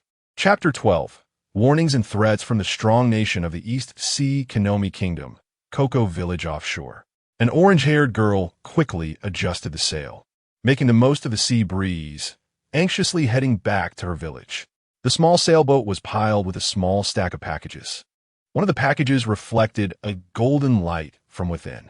This was the treasure that the little thief Nami had stolen during her voyage. Hurry up, faster. Nami's face was anxious. She just wanted to get back to the village quickly and bring Nojiko, Aiken, and the others to safety. Because the Konomi Kingdom had already been breached and the royal family had been exiled, the army of the Goya Kingdom was soon to conquer all the territories of the Konomi Kingdom. Nami felt that the Goya Kingdom's army would definitely clash with the Dragon Empire. She was well aware of the arrogance and pride of that group of fishermen. Once the war started, Cocoa Village would likely suffer. Nami could no longer care about the village's buildings and orange groves. She only hoped that her family and the villagers could survive. From the news she had gathered, the Goya Kingdom's army was incredibly fierce, having consecutively breached 4 kingdoms. This had never happened in the history of the East Sea. With such formidable strength, Nami felt that even the Dragon Empire couldn't withstand the might of the Goya King's army. Nami even hoped that the Goya Kingdom's army would wipe out the detestable dragon crew. As for the Navy, Nami had long given up hope. She had secretly discovered some clues about the cooperation between the dragon and the Navy. These dirty revelations left her powerless, forcing her to pin her hopes on a deal with the dragon. That was to earn enough 100 million berries to redeem the village. At the Navy's 16th branch, the sound of cannons on the fortress had subsided. Don't kill me. Don't kill me. I'm a Navy colonel. Spare me, Your Majesty. Colonel Mouse knelt before Wang Shi in fear, never expecting the Goya Kingdom's warship to come so swiftly. It seemed that after defeating Konomi's royal city, they had casually dealt with the royal family and directly came to kill. He had only reported to the Navy headquarters less than half an hour ago. Your little Mouse's treasure trove is quite impressive. Looking at the wealth found in Colonel Mouse's private vault, Wang Shi couldn't help but be astonished. A mere branch colonel had over 1 billion berries in assets. In just 6 years, that dragon fellow had bribed Colonel Mouse quite a bit. No wonder the Konomi royal family was so poor. It turned out that aside from paying heavenly gold, all the other money was in the hands of Colonel Mouse and the dragon. Colonel Mouse indulged in pleasure, enjoying himself lavishly while also greasing the palms of his superiors and subordinates, and still managed to save so much money. I must say, he really enjoys life more than a king of a member nation, a true local emperor. Eric watched the ill-gotten gains and spoils of war being transported by the Goya Guard, his eyes filled with greed and desire. He was risking his life in the front lines, barely earning tens of millions of berries in wages and extra bounties. Yet Wang Shi, the king of the Goya kingdom, simply initiated a war and directed a few orders, reaping vast wealth. The treasuries of the 4 kingdoms, the loot from the navy branch. Such a large sum made Eric itch with desire. Send him to accompany Monka. Let Esco set off for Cocoa Village. I want to see how strong this dragon, who has the highest bounty in the EC, really is. After suppressing the navy in the 16th branch, Wang Shi led his subordinates directly to the next destination. Yes, the Goya kingdom's guards, nobles, and officials grew increasingly confident and arrogant, even walking with a swagger. Their great king had swallowed up 4 kingdoms, pushing the Goya kingdom to an unprecedented height. This was the supreme glory of all the subjects of the Goya kingdom. The Goya Empire was rising, on the way from the Navy's 16th branch to Cocoa Village. In a good mood, Wang Shi suddenly received an urgent call from Princess Sally. Sally's aggrieved report caused Wang Shi's expression to turn cold. My husband, King mind.He of the Flaw's Kingdom, advises us to stop the war. He has already hired the Germa 66 army from the North Sea to come to the EC. If the Goya kingdom continues to expand, he will take countermeasures. Princess Sally's voice was somewhat angry, and she reported the information and intelligence about the Flaw's Kingdom to Wang Shi. The Flaw's Kingdom is one of the 50 countries in the World Conference. It is a well-known member power in the EC. Back then, they hired the evil Germa 66 army to destroy the rival Kokia Kingdom, expanding their territory and significantly increasing their strength. Now the Kokia Kingdom has become a new stronghold for the Flaw's Kingdom. Germa 66, Flaw's Kingdom. Wang Shi's gaze was cold. Although he indeed planned to digest the territories of the 4 countries after swallowing them, the fact that the Flaw's Kingdom dared to threaten him with the Germa 66 mercenaries made Wang Shi very displeased. This King mind.He seems to have appeared at the World Conference 4 years later. He seems to be a minor tyrant. The War of the Oikote Kingdom was also related to this Flaw's Kingdom. The Oikote Kingdom is the homeland of Nami and Nojiko. Flaw's Kingdom is also a domineering expansionist kingdom. No wonder it is one of the 50 countries in the World Conference. However, this King mind.He is doomed. How dare he threaten Wang Shi? First, we must stabilize the Flaw's Kingdom. Our expansion actions are about to stop. Once we digest the 4 kingdoms, we will have a good friendly exchange with them. Wang Shi thought for a moment and instructed Princess Sally on the next response. At this time, retreat was not a real retreat. It was just Wang Shi taking a step back to better gather strength to strike. Germa 66. Let us see if those modified humans can withstand Wang Shi's fruit abilities. Understood. I will keep King mind.He in check. Hearing Wang Shi's calm and strategic tone, Princess Sally felt safe. She believed her man would suppress all crises. Wait for me to return, Sally darling. By then, you will be the queen of the Goya Empire. Wang Shi soothed Princess Sally's little emotions. I'll wait for you, my heroic husband. Princess Sally sweetly hung up the phone, her previously suppressed emotions dissipating in an instant. Wang Shi put down the phone, his expression growing even colder. Eric and Van Oka were so frightened they didn't dare to speak. And even the guards stood nervously at attention, beads of cold sweat forming on their brows. The Siamese and spotted cat slaves trembled on the deck, kneeling down.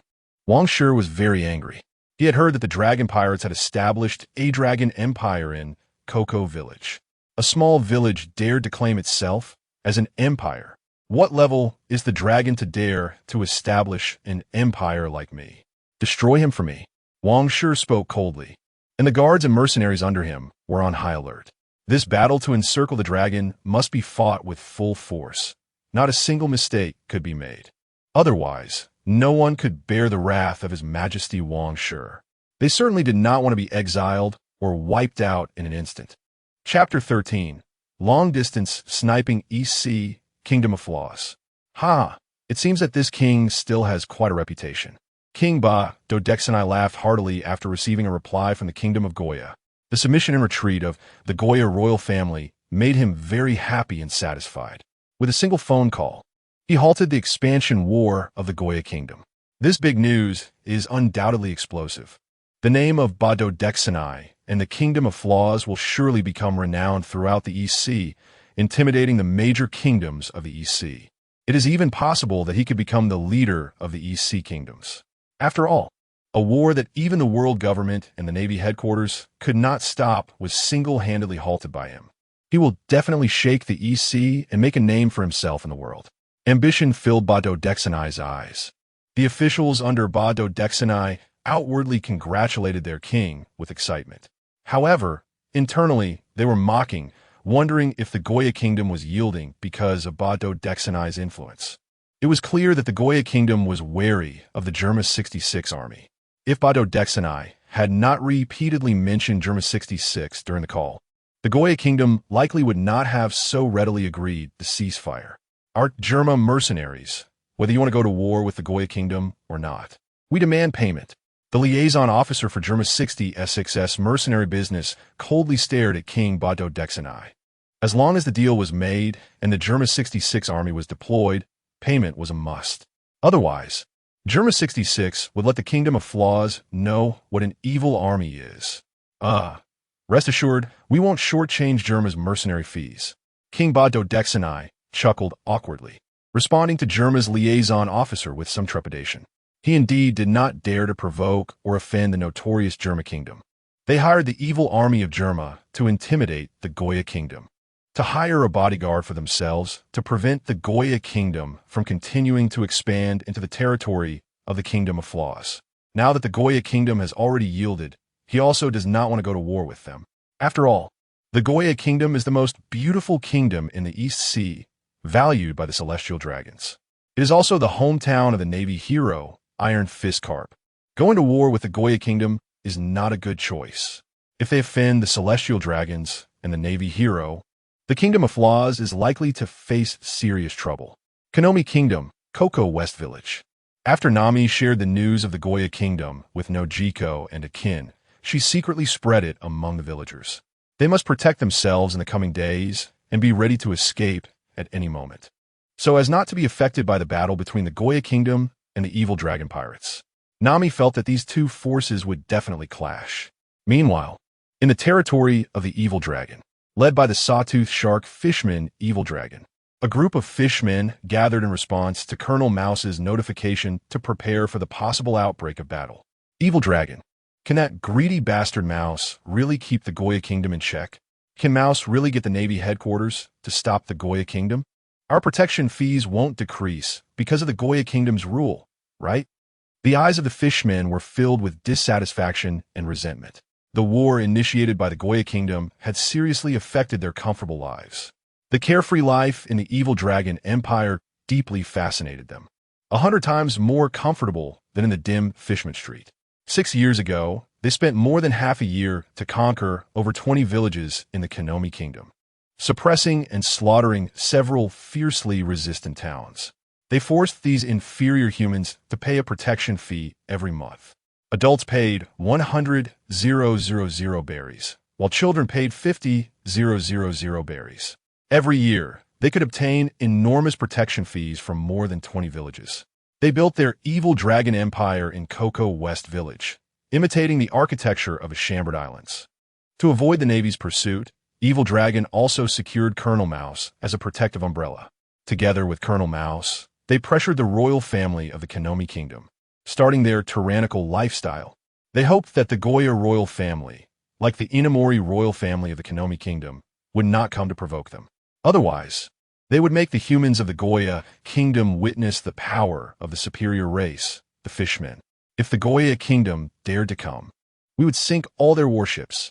just like that foolish Brigadier General Brin. Evil Dragon grinned, revealing his sharp teeth, completely unafraid of the Goya Kingdom's army. Back then, they even dared to take down Brigadier General Brin, the commander of the Navy's 77th Unit. Evil Dragon is right. We are the masters of this sea. If Mouse can't handle the Goya Kingdom, we will personally exterminate these human armies. With Evil Dragon's confident declaration, the fishmen all responded enthusiastically, each one becoming incredibly arrogant. After 6 years of a comfortable life in Cocoa West Village, they had already come to believe that the humans in the East Sea were just as useless as those in the 20-plus villages. They could easily oppress and trample on them, just as these fishmen were boasting and viewing humans as worthless. A fisherman rushed into the territory of Evil Dragon in a panic. Evil Dragon, they're really here? The fleet of the Goya Kingdom has really arrived. What? All the fishmen of the Evil Dragon pirates suddenly stood up, their eyes filled with anger and killing intent. That guy Mouse really is useless, completely unreliable.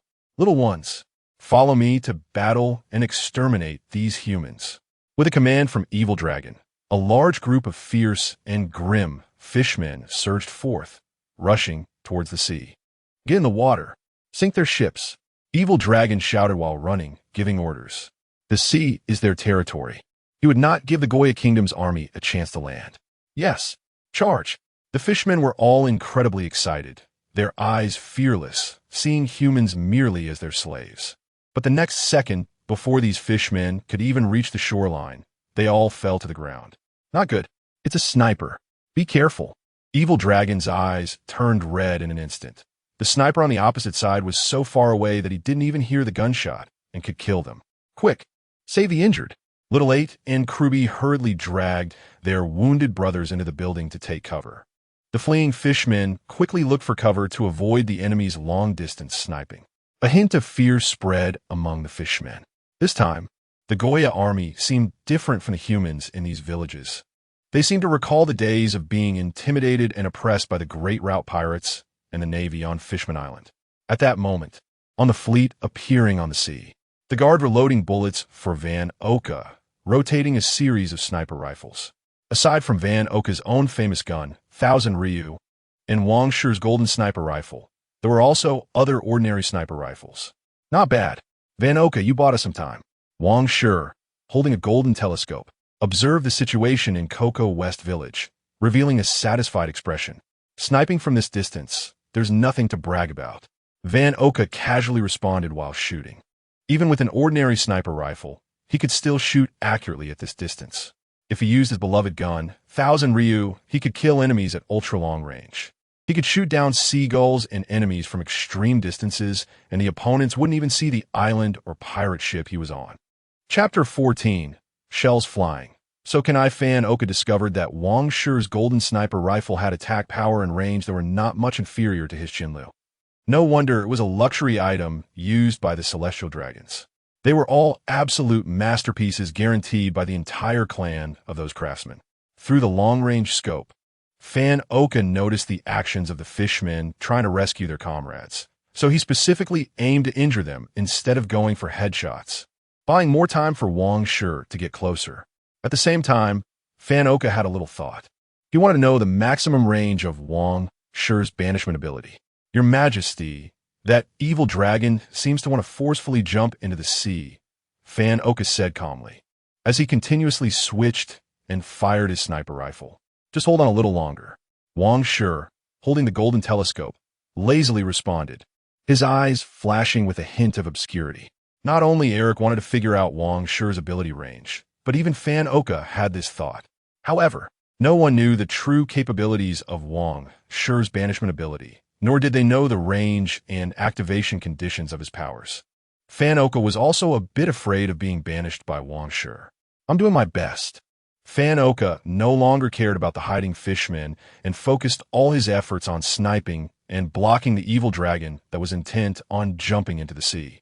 Even Shio and Kruby, the bounty fishmen, were forced to hide behind stones and buildings due to Fan Oka's precise sniping.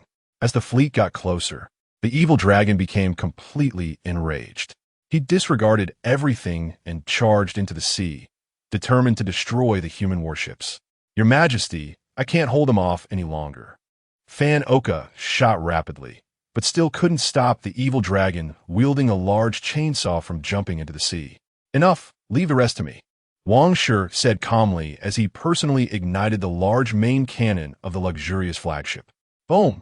The main cannon fired with a loud bang, but the moment the shell was shot out, it disappeared. Wang Shi leapt up, and in the astonished gazes of Eric, Fan Oka, the guards, and everyone else, he soared into the air, riding the reappearing shell.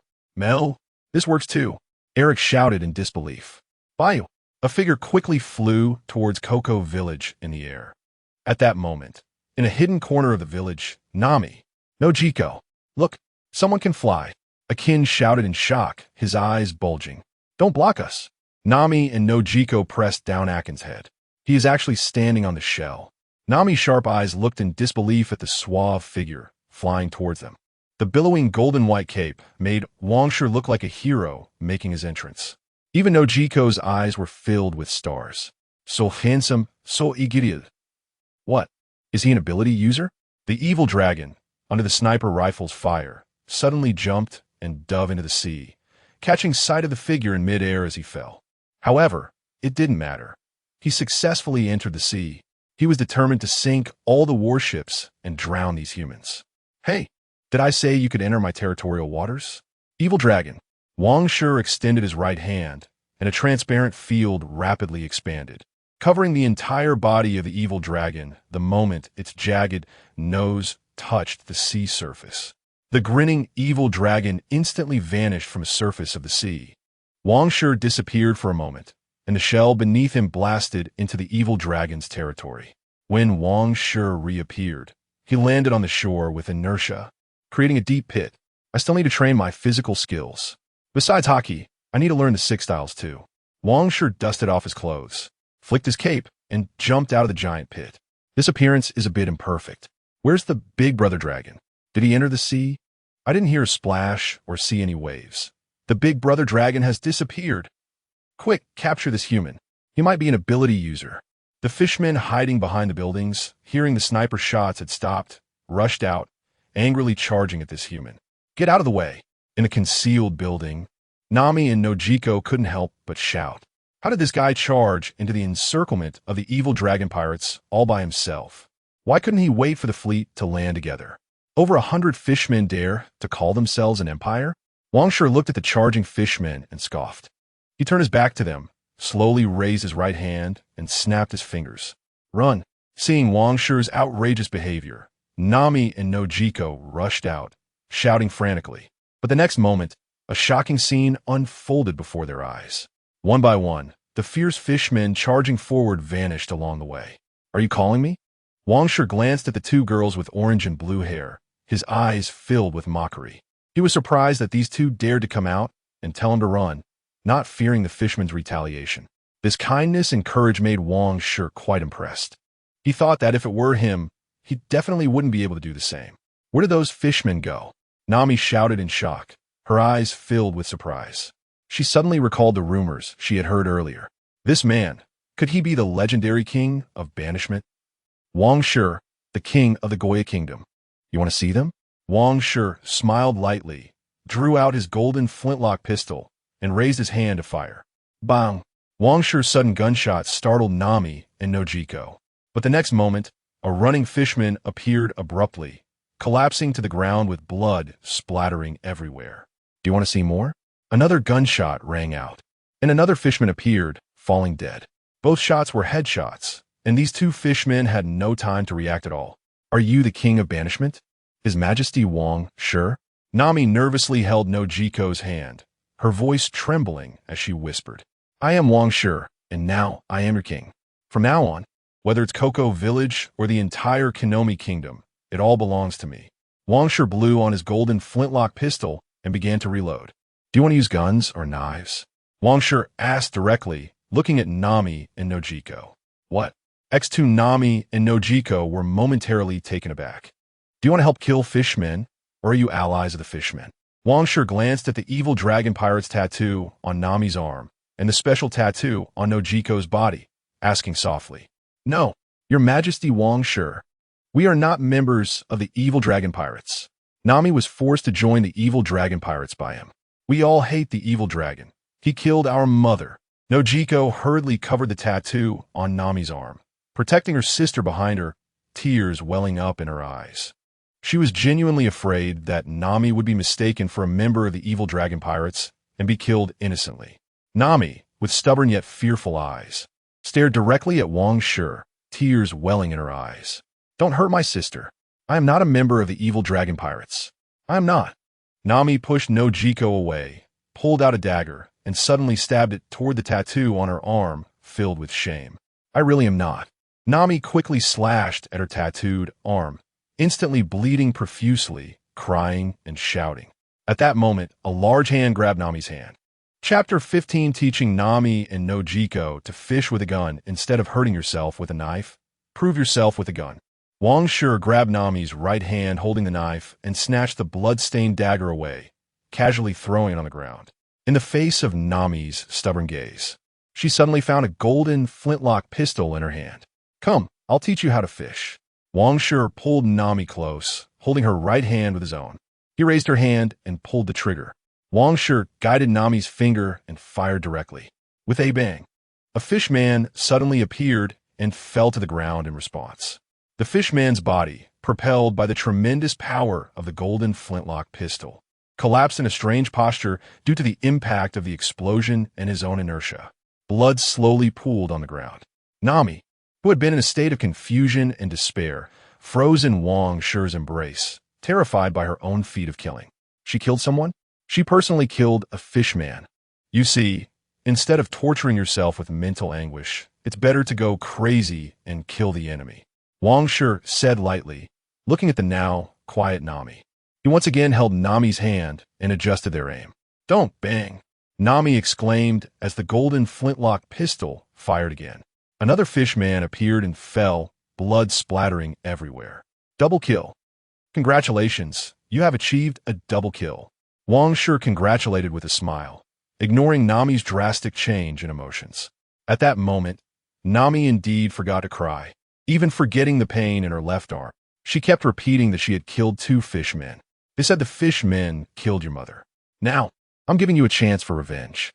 Wang Shi released the dazed Nami, reloaded the gun, and walked toward Nojiko, who was also in shock. By the time Nojiko reacted, she was already in Wang Shi's embrace, in the same position as Nami.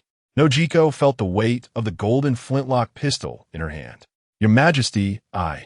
Nojiko stammered, enjoying the warm embrace and breath behind her. Like Nami, she inherited Belmir's qualities and was very kind at heart. They didn't dare to kill at all. Bang! But as the gun fired, the trembling Nojiko gradually calmed down. As she saw, yet another fishman appeared and fell to the ground. She also personally fired the gun and killed a fishman, although it was Wang Shi who held her hand to pull the trigger. All right, now you have proven yourselves. From now on, you will be my citizens. Wang Shi unexpectedly helped Nojiko and Nami erase the traces of the evil dragon pirates in this way. Once she regained her composure, Nojiko looked at Wang Shi with gratitude. However, after leaving Wang Shi's embrace, she felt a sense of loss. Just thinking about how Wang Shi was a noble king made even the resilient and passionate Nojiko feel inferior, suppressing her inner feelings. At that moment, the fleet of the Goa kingdom finally reached the territory of the evil dragon empire.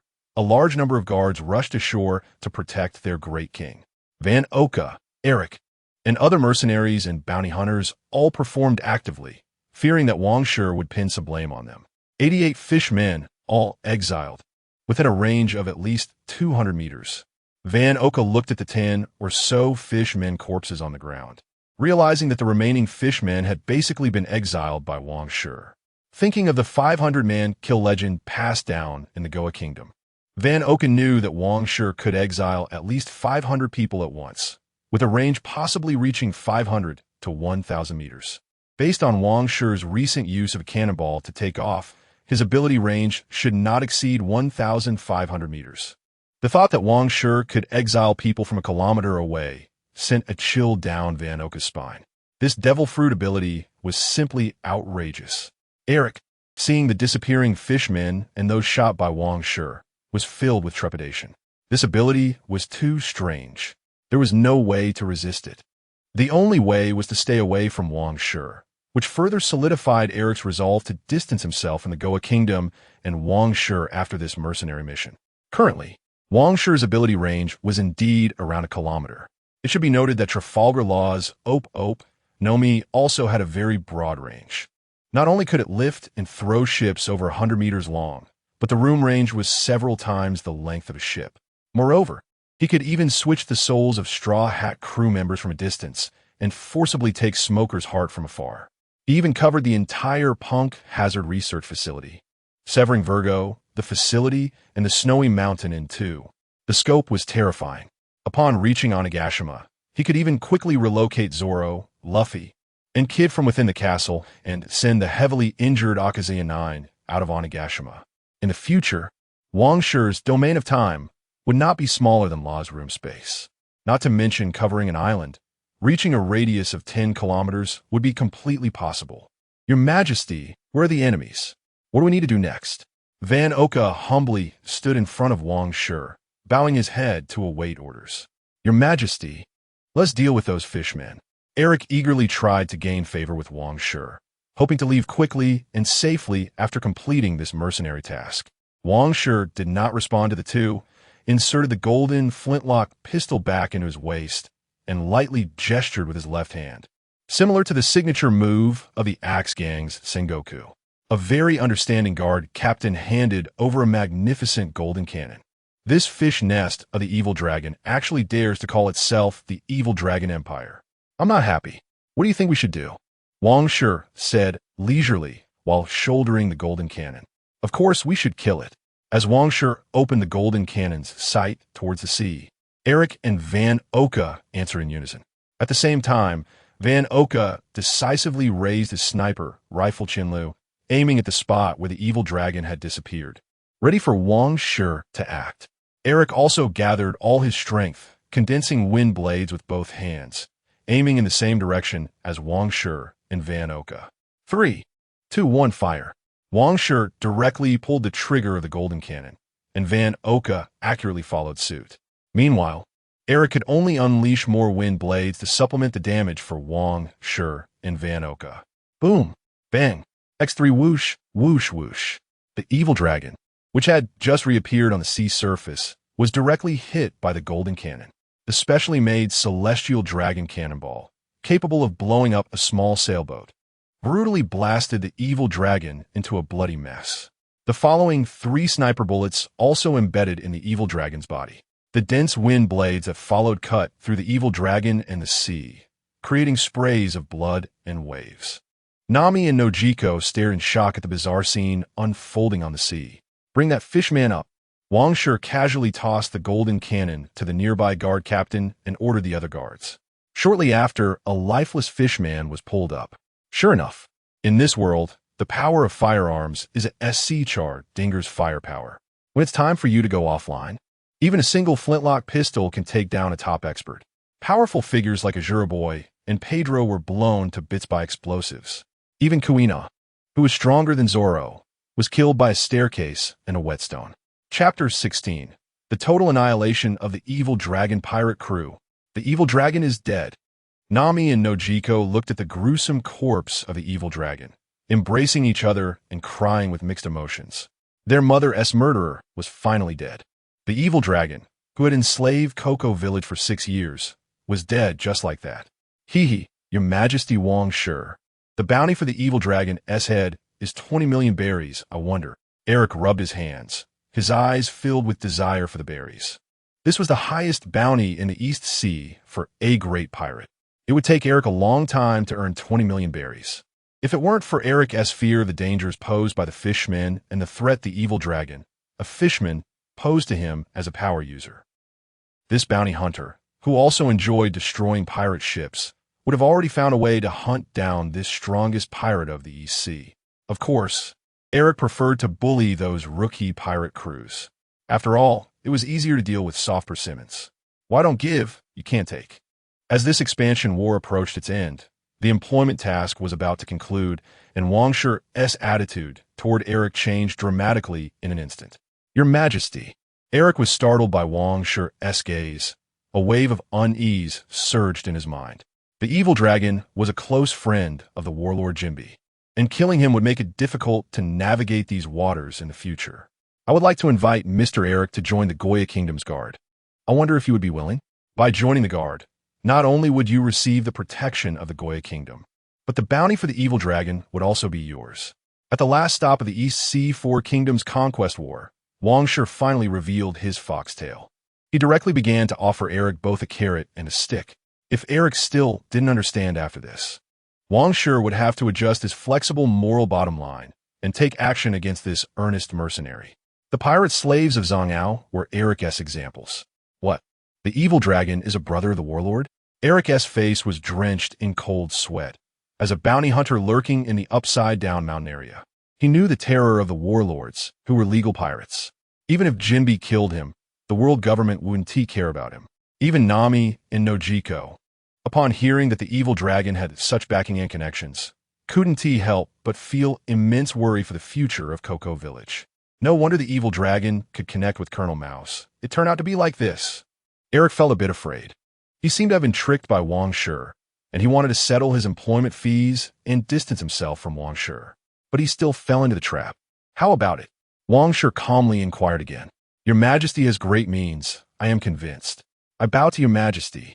Eric's expression fluctuated, and after a long contemplation, he could only bitterly smile and kneel on one knee in front of Wang Shi, resigned to his fate.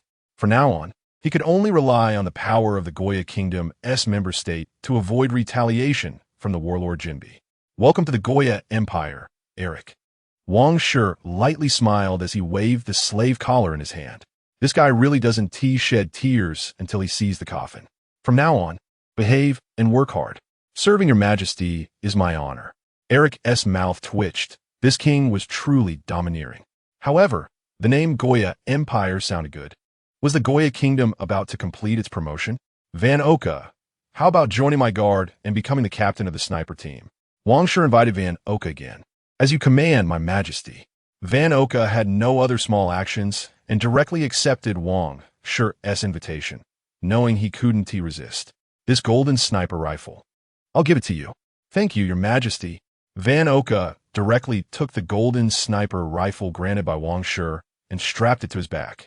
He was very satisfied with this weapon, whose performance and power were comparable to the Thousand Land. Seeing Van Oka receive Wang Shi's reward, Eric recalled his reward and directly unleashed a wind blade, cutting off the evil dragon's head. This 20 million berries mustn't be missed. He wanted to buy a luxurious residence in the most beautiful town of the East Sea Kingdom and enjoy life. Perhaps he could even become a high-ranking general in the Goya Empire in the future, with Eric and Van Oka joining the guard. Other mercenaries and bounty hunters also wanted to join Wang Shi's ranks. They were very optimistic about the development potential of the Goya Empire. Just like that, these bounty hunters, hired with money, all became the strength of the Goya Empire. Wang Shi also made Eric the captain of a special unit under the guard, temporarily leading these bounty hunters. Next, clean up these fishmen. Wang Shi was ready to unleash all the fishmen and exterminate them all. Don't tell him that there are kind fishmen among them. Since these fishmen enjoyed the benefits of enslaving over 20 villages, there were no innocent fishmen. Those who enjoyed the benefits are guilty. Your Majesty, each fishman is worth 1 million berries. Eric once again revealed a greedy expression. He remembered that the evil dragon pirate crew had 2 more wanted criminals, Kruby with a bounty of 9 million berries, and Shy with a bounty of 5 million berries. Do I lack this little money? This king doesn't do such unethical things as human trafficking. There is still a war going on. Wang Shi didn't have the time to judge these fishmen one by one, distinguishing their good and evil. Now, dealing with them in this Four Kingdoms Conquest War would be a clean break. No need for trouble. Otherwise, he would have to deal with the world government, the Navy, Fishman Island, and Jinbi. Yes. Eric helplessly closed his mouth. This king repeatedly insisted that these fishmen were related to the warlord Jinbi. Yet, he turned around and ordered a kill without hesitation. Did Wang Shi really fear Jinbi? Nami and Nojiko were frightened to see Wang Shi decide the fate of these fishmen with just a few words. Everyone obey. This is war kill. Wang Shi waved his hand, and all the guard soldiers raised their weapons. Even Eric and Van Oka were ready. Fire! At Wang Shi's command, all soldiers opened fire in the direction he pointed. Eric's dense wind blades and Van Oka's sniper bullets poured out. Waves of fishmen appeared amidst the dense gunfire. Continuous screams erupted. Except for the previous few fishmen sniped by Van Oka and the 3 killed by Nami and Nojiko, the remaining 80 or 90 fishmen were all engulfed in the gunfire. Even Little 8 did not escape. Along with the executives Kruby and Shai, they descended to hell to accompany the evil dragon. If the Dark King really dared to speak up for Little 8, Wang Shi would be waiting for him in the East Sea.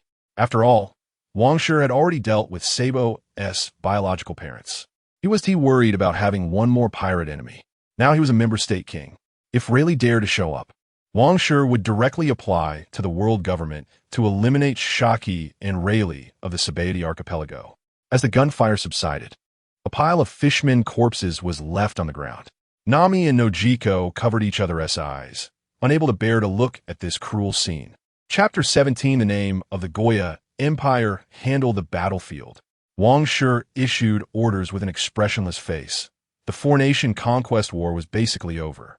Next, it was time to annex and digest these 4 countries, promoting the Kingdom of Goya to the Goya Empire and fully establishing its reputation. Yes, all the garrison troops sprang into action. Even Eric went to collect the heads of Kruby and Shio. Wang Shi looked down on the bounty, but he valued it. Soon after, the villagers of Cocoa West Village, who had been hiding, gradually ran out. Upon learning that the evil dragon gang had been completely eliminated by the garrison troops, all the villagers burst into tears of joy. They had finally welcomed hope. The garrison of the Kingdom of Goya was actually more reliable than those navy forces. They had truly eradicated those despicable fishmen. Spread the news far and wide. Hoist the flag of the Kingdom of Goya. Wang Shi continued to issue orders. And the more than 20 towns and villages enslaved by Colonel Mouse and the evil dragon pirate group finally returned to the rule of the human empire. The main forces of the Kingdom of Goya, which had already occupied the Kingdom of Four Leaves, the Kingdom of Moonlight, and the Kingdom of Organ, were successively entering the Kingdom of Konami, fully occupying all 4 countries. Even the thugs and ruffians in the chaotic towns of the Kingdom of Goya, under the call of the glorious title of the Goya Empire, along with Wang Shi, the new king from a small town, made countless thugs and ruffians idolize Wang Shi. Wang Shi was simply their pride and idol. One by one, the ruffians actively enlisted and joined the garrison to serve King Wang Shi, throwing themselves into the war of conquest against the 4 countries. Under Wang Shi's conquering feats, the entire populace of the Kingdom of Goya was in an unprecedented atmosphere of unity and excitement. They would witness the historic day when the Kingdom of Goya became the Goya Empire. After you 2 finish your business, report to the capital of the Goya Empire. Wang Shi did not immediately take Nami and Nokigao away, but he summoned the 2 in the name of the king. Amid their unclear emotions, Wang Shi led his army away from Cocoa West Village. Most of the wealth of the evil dragon empire was confiscated, but some was left for Cocoa West Village and nearby towns. Now that the Kingdom of Goya had occupied 4 kingdoms, the annual tribute of heavenly gold had multiplied several times. Wang Shi also had to consider the finances of the Goya Empire. However, with the gold reserves from the Sky Island, Wang Shi was not worried about being unable to pay the heavenly gold. Even if he occupied a few slightly poorer affiliated and non-affiliated countries, Wang Shi could still afford to pay the heavenly gold. The next day, as the Kingdom of Goya ceased its expansion war, the major affiliated countries of the East Sea breathed a sigh of relief. Who would have thought that the usually peaceful Kingdom of Goya would suddenly turn into a fierce beast and swallow up 4 kingdoms at once? This indeed frightened many affiliated countries. After conquering the 4 nations, King Wang Shi of the Kingdom of Goya finally made headlines in world economic news. The name of the exiled king, Wang Shi, spread throughout the world. In a big news report, Morgans actually placed Wang Shi alongside Vince Smock-Gaji, the king of the German kingdom. This made all the affiliated countries of the world finally recognize Wang Shi's strength. Meanwhile, within the East Sea, The power of King Ba-Dode-Shi of the Frau's kingdom was also being spoken of, because with just one phone call, Ba-Dode-Shi had stopped the expansion of the Kingdom of Goya. The major affiliated countries of the EC were actually starting to view the Frau's kingdom as their leader. This made Ba-Dode-Shi increasingly satisfied. 3 days later, the Kingdom of Goya announced to the world that it was renamed the Goya Empire. Wang Shi became the emperor of the Goya Empire, and Sally Nankinet became the empress of the Goya Empire. This news also made it to Morgan's newspaper. This sparked heated discussions among all the affiliated countries. When King Ba-Dode-Shi of the Frau's kingdom heard that Wang Shi had become the emperor of the empire, his face darkened immediately. All are kings of kingdoms. Why should Wang Shi be the emperor of an empire? Just because the Kingdom of Goya swallowed up 4 kingdoms? The Frau's kingdom had also annexed the Kokya kingdom. Ba-Dode-Shi looked at the liaison officer from Germa 66 and revealed a sinister smile. Commissioner Smith, even the Germa kingdom, which had once dominated the North Sea, did not call itself an empire. What qualifications does that rogue king Wang Shi have to be mentioned alongside King Gaji? As long as King Gaji opens his mouth, our Frau's kingdom is willing to cooperate with the Germa kingdom to teach the Kingdom of Goya a lesson. Ba-Dode-Shi wanted to pull Germa 66 down completely to suppress the momentum of the Kingdom of Goya. This does not require the king to worry. You just need to settle the hiring fee for this time. Commissioner Smith ignored Ba-Dode-Shi's provocation, acting like a robot. However, at this moment, far away in the North Sea, Smock Gaji indeed began to pay attention to Wang Shi, who dared to be mentioned alongside him, especially since the Kingdom of Goya actually dared to call itself the Goya Empire. This truly displeased Gaji. Their Germa kingdom had not even become the Germa Empire. How dare Wang Shi be so arrogant? Exiled king, Emperor Wang Shi. Gaji directly turned the newspaper to ashes. If it weren't for Wang Shi being far away in the EC, he would definitely teach this ignorant brat a good lesson. However, the name of the Goya Empire had indeed spread throughout the world, making everyone who read the newspaper aware of the Goya Empire and the exiled king Wang Shi. In the capital of the Goya Empire, the entire Goya Empire was immersed in a sea of celebration. Even the recently annexed citizens of the Four Leaves Kingdom, the Moonlight Kingdom, the Organ Kingdom, and the Konami Kingdom recognized their identity as subjects of the Goya Empire. After all, the glory of the Goya Empire shone upon them. Being subjects of the empire was certainly more prestigious than being subjects of a kingdom. Moreover, those royal families and naval branches were not good people. Fortunately, King Wang Shi had saved them. Now, after joining the Goya Empire, their taxes had decreased by 20%. Their lives were bound to get better and better in the future. At least they could survive and have enough to eat. Inside the Goya Palace, husband, you are amazing. Empress Sally, with a flushed face, hugged Wang Shi. Her man had truly transformed her into an empress of an empire. When attending the World Conference at the Holy Land Mary Geos in the future, she would definitely stand a head taller than those princesses and queens of kingdoms. This is just the beginning. There's more to come. Wang Shi continued to fight, and he aimed to conquer 4 more countries with Empress Sally. Empress Sally could no longer fight. That Frau's kingdom hadn't even made a congratulatory call. It seemed they were already on a path to self-destruction. Wang Shi had no intention of letting go of King Ba-Dode-Shi, who had threatened them. Treat Germa 66 as a backing? This emperor would topple your backing.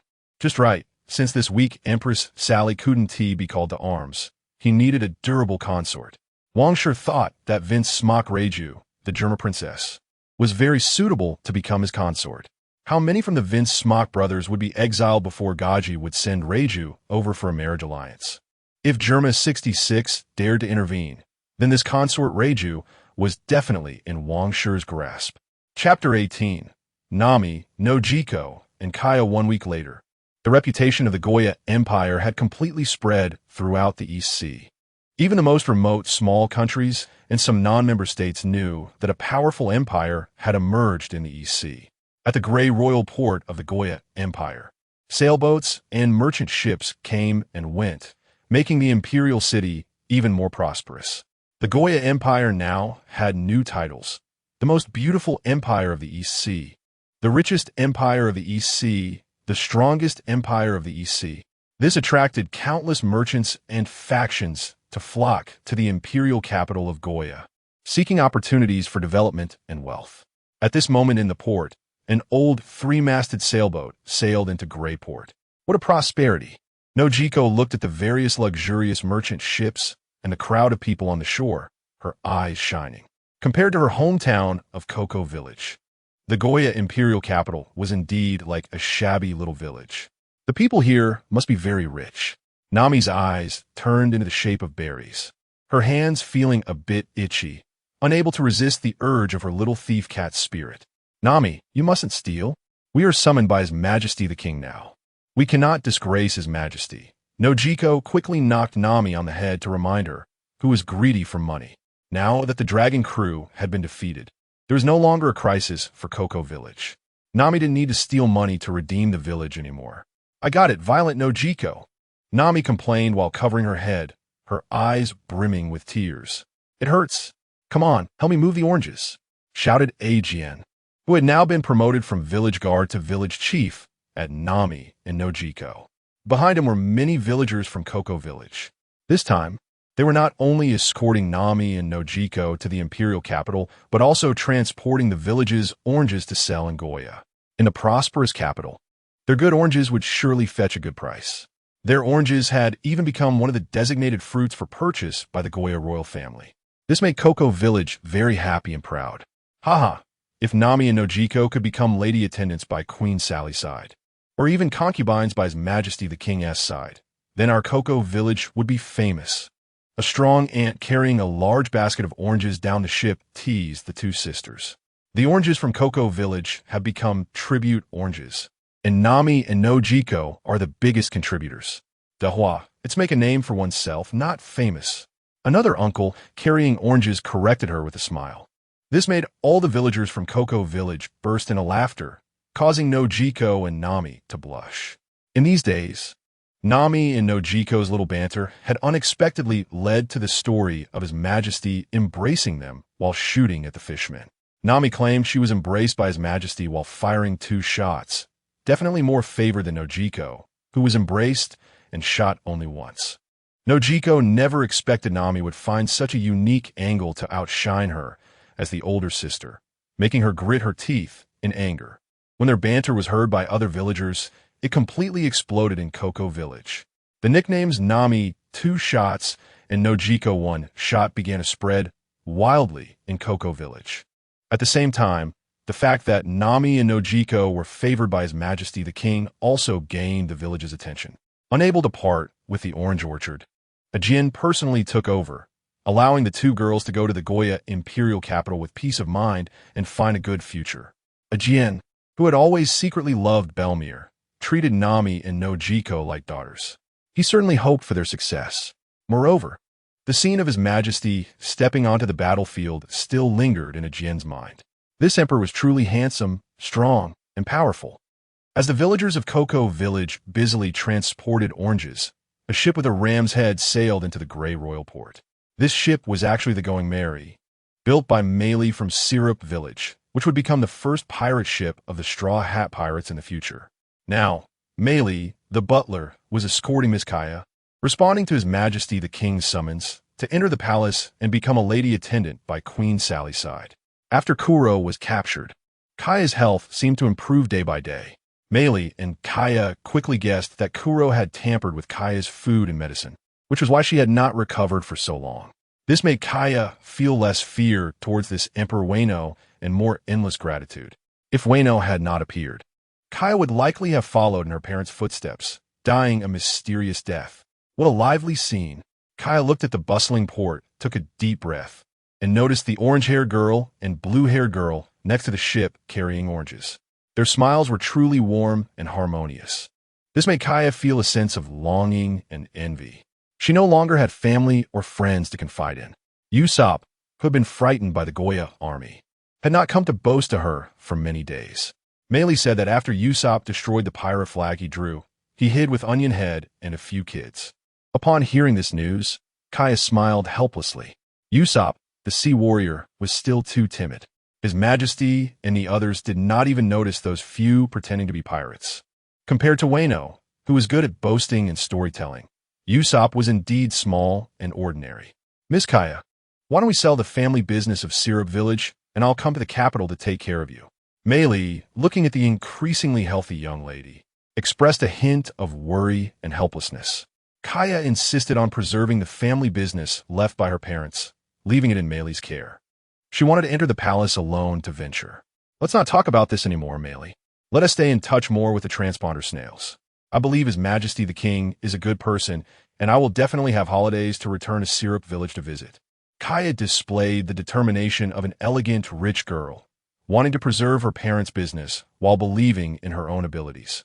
The three girls from the two ships, under the protection of their respective villagers and guards, headed towards the Goya Imperial City. As they got closer to the Imperial City, Kaya noticed that the orange-haired girl and blue-haired girl were actually heading in the same direction. Nami and Nojiko were also observing this elegant blonde lady. The three girls only smiled and greeted each other without initiating further acquaintance. As a result, when they underwent checks and identity confirmations and entered the palace together, they all revealed expressions of surprise. Meanwhile, the villagers from Cocoa Village and Mei Li stood at the gate of the Imperial City, watching the three girls enter the palace before returning to their homes. They believed that the Goya Imperial City was the safest place in the East Sea and that nothing would happen. After all, the name of the King of Exiles had already deeply ingrained itself in the minds of the people of the East Sea. Hello, my name is Kaya, from Syrup Village in the Moonlight Province. The elegant Kaya, noticing Nami and Nojiko's awkwardness, smiled and took the initiative to speak. Chapter 19. Three female officials looking at the elegant and fair noble Lady Koya, the little thief cat Nami, and the orange farmer Nojiko. There was indeed a hint of inferiority. I am Nami from Cocoa Village in the Kanami Province. This is my sister Nojiko. We are talents summoned by His Majesty Wang Shi. Nami, who often goes to sea, displayed the boldness of a pirate, suppressing her slight inferiority, revealing a proud demeanor valued by Wang Shi. She is known as Nami the Two-Gun from Cocoa Village and the double kill of Fishman who has had close contact with Wang Shi. Hello, Miss Koya. I am Nojiko. With her dark skin, Nojiko looked at the polite Koya and showed a warm expression. Thinking of Wang Shi's embrace, Nojiko also gained confidence. She, Nojiko, would definitely not be worse than anyone else. You are also summoned by His Majesty Wang Shi to be Lady Sally's maid? Koya's eyes lit up. Perhaps these two sisters would be her future colleagues. Lady Sally's maid? We are not. We are directly summoned talents by His Majesty Wang Shi. Nami answered directly, stating that Wang Shi had said he valued Nami's sailing talent and planned to cultivate her into the chief navigator of the Goya Empire, accompanying Wang Shi to the allied countries around the world. Just thinking about safely sailing around the world and drawing her own nautical map made Nami incredibly excited. Most importantly, hearing the title of chief navigator, Nami felt the salary must be considerable. This way, she could earn money while fulfilling her dream. This job was simply too perfect. Talents? What are you good at? Koya felt a bit down. These two girls could follow Wang Shi, while she seemed destined to be by Lady Sally's side. I am a sailing genius proficient in navigation, the future chief navigator of the Goya Empire. And my sister Nojiko is His Majesty Wang Shi's chief nutritionist and gardener. Nami's eyes flickered cunningly, determined to suppress Koya's noble arrogance. When out and about, titles are self-given. Nojiko stared wide-eyed at Nami. This bragging was too much. What chief nutritionist and gardener? She didn't know that. She was just a farmer skilled in growing oranges and some flowers and plants. You are so amazing. I only know a little about medicine. Koya was shocked when she heard the titles of chief navigator and chief nutritionist. She really didn't expect that these two girls, who seemed like country bumpkins, had such great abilities. No wonder they were summoned by Wang Shi. Now it was Koya who felt a bit inferior in front of these small, wealthy girls. Could her little medical skills really catch the eyes of His Majesty Wang Shi and Lady Sally? Under the guidance of the guards, the three girls smoothly entered the office area inside the palace. Wang Shi had already instructed the garrison about these three girls, so there were no difficulties or disrespectful incidents. In the Emperor's office, Wang Shi was looking at the information regarding the major pirate groups and forces in the East Sea. As for ordinary political affairs, of course, They were left for Lady Sally and those noble officials to handle. Wang Shi's main tasks were to cultivate his strength and enhance the military power of the Goya Empire. The Xuanyue village's One-Heart Dojo in the Moonlight Province must supply swordsmanship talents for the Goya Empire. Zoro was not to mention. He could grow into a great swordsman in just a few years. Isn't it just challenging the world's #1 swordsman?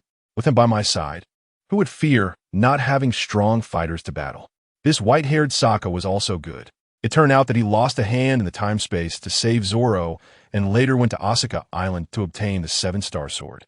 His strength could save Zoro, so his talent must not be too bad. He should be cultivated well. Also, the sea restaurant Baratai, doing business in the waters of the Sarsuba Kingdom. I will invite them to do business in the Goya waters in the name of the Goya Empire. After all, it doesn't matter where they do business.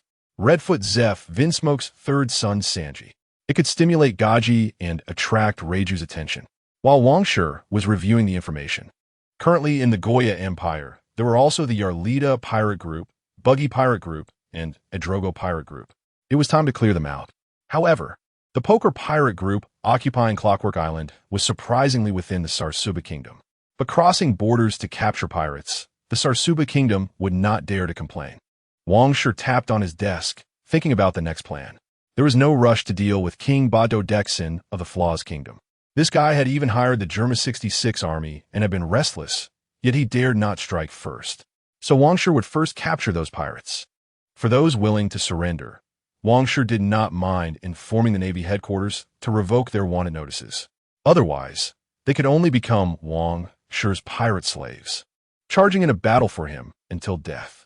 As Nami, Nojiko, and Koya entered Wang Shi's domain, he discovered these girls had arrived sooner than expected. Wang Shi smiled slightly, allowing Koya to recover from her illness, letting Nami and Nojiko handle some village matters, and they had reported in just over 10 days. They even happened to bump into each other as the 3 girls entered the resplendent palace. Even though Nami had found a bit of confidence in Koya, she still felt a little nervous in front of Wang Shi. Nojiko and Koya were also extremely tense. After all, this emperor was the exile king who had conquered 4 kingdoms. No need to be nervous. From now on, you will be the female officials of the Goya Empire. Wang Shi said gently, and this warm tone immediately eased the 3 girls a bit. Nami, next you will go learn from the court navigator to familiarize yourself with the East Sea and world maps and routes. On the next voyage, you will set sail with the ship. Nojiko, you will be the nutritionist and fruit and vegetable cultivator of my exiled emperor's ship. I plan to transplant some oranges and fruits to my ship, and you will be responsible for their care. As for Koya, you will first study under the court doctor. Depending on your learning outcomes, I will decide whether to have you accompany Lady Sally or set sail with the ship. Wang Shi quickly arranged the matters for the 3 girls, wasting no time at all. Now the girls still needed some training to meet Wang Shi's expectations. Currently, the 3 girls were average, dark, and weak, hardly capable of undertaking a mission. Yes, the 3 girls came quickly and left just as quickly. They did not expect to be entrusted with heavy responsibilities so soon. However, Wang Shi's clean and decisive orders, along with a blend of dominance and gentleness, were indeed captivating. On the road outside the palace, Koya, you can work hard. Otherwise, you might not even be able to set sail and travel the world. Nami was very happy. Wang Shi really did not lie, and he had arranged for them just as he said that day. Nojiko felt more confident after hearing that she had truly obtained the positions of nutritionist and cultivator. I will work hard. Koya clenched her fists, encouraging herself. Compared to accompanying Lady Sally and staying in the palace, she preferred to go to sea and explore. She was indeed eager to see the islands and thrilling adventures that Usopp bragged about. Chapter 20. Gung Shiro, you don't want the world government to know. A few days later, aboard the main ship of the Goya Empire fleet, the exiled emperor, Nami, excited, was commanding the sailors and helmsmen. She never expected that this little thief cat could one day command the empire's garrison. Just thinking about it was exhilarating. If her old rival, the little fox Karina, knew how impressive she was now, she would definitely be envious and jealous to the point of madness. Nojiko, dressed in gardening attire, was taking care of various vegetables and fruits on the main ship, and seeing Nami's enthusiastic expression made her very happy. Their destinies had completely changed the moment they met Wang. Belmel, we will live strong and splendid lives from now on. At the repeated requests of Koya, Wang allowed her to go to sea with the court physician to become the ship's doctor this time. Koya could continue to learn from the court physician, which filled her with gratitude towards the easygoing Emperor Wang, and her eyes revealed certain feelings. Wang remained silent, only smiling. All the gifts of fate had secretly been marked with a price. They would have to repay Wang's regard and favor properly in the future. Fan Oka, carrying the famous gun Qianlu and a golden sniper rifle, sat atop the main mast, his sharp eyes watching all directions. He was a sniper, but also a lookout, tasked with detecting and eliminating potential threats in advance. Stay alert. There must not be a single mistake during His Majesty's tour of the 4 countries. Eric, dressed in the garrison commander's uniform, shouted to all the garrison troops. After becoming the commander of the Goya Empire's garrison, Eric realized that this feeling was really great. Upon seeing the hypnotist Zhang Ao, the Siamese cat Sam, and the spotted cat Buji, these pirate slaves, he felt immensely fortunate. Without comparison, there would be no harm. Eric was grateful he had decisively surrendered that day. Otherwise, the slave collar in Wang's hands would have been around his neck. Colonel Monka and Colonel Mouse, those naval scum, were all taken back by the Navy headquarters for personal handling. To suppress the corruption issues of the 2 naval branch leaders, they prevented them from appearing in Morgan's newspaper.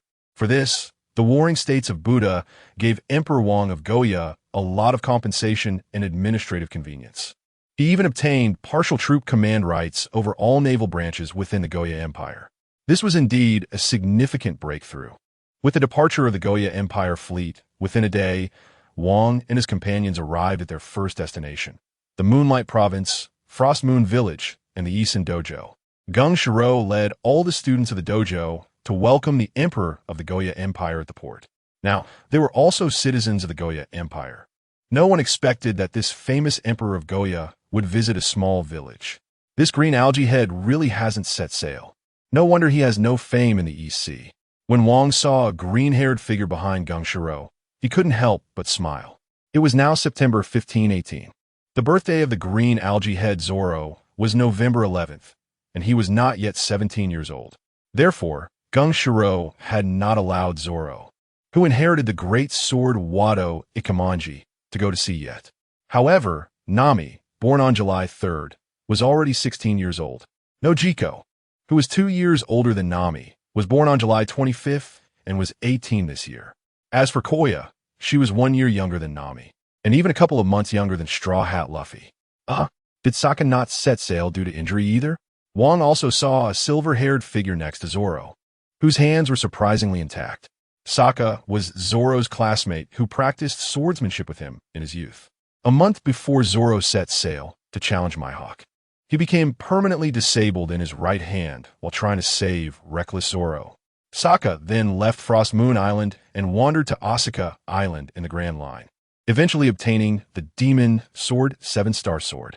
Zoro's feelings of guilt towards Sokka even extended to his pirate companions. Since they're all here, they are all mine. Wang smiled at Gung Shiro, finding it incredibly easy to handle the dojo master. Welcome, Your Majesty, to Frost Moon Village. Gung Shiro respectfully greeted the Emperor. I've heard that the students of the Isin Dojo are very talented. I would like to recruit some excellent swordsmen. What do you think, Master? Wang got straight to the point without beating around the bush. Hearing Wang's words, the green algae head, Zoro, showed a nonchalant expression. He planned to set sail to find the world's greatest swordsman, Mihawk, once he turned 17, carrying his and Kuina's dreams to challenge Mihawk and claim the title of the world's greatest swordsman. Meanwhile, the silver-haired Sokka felt somewhat tempted. He had originally planned to join the Navy after graduating. However, with the Goya Empire unifying the 4 countries and the deepening exchanges with several new provinces, the reputation of the nearby 153rd and 16th naval branches seemed quite poor.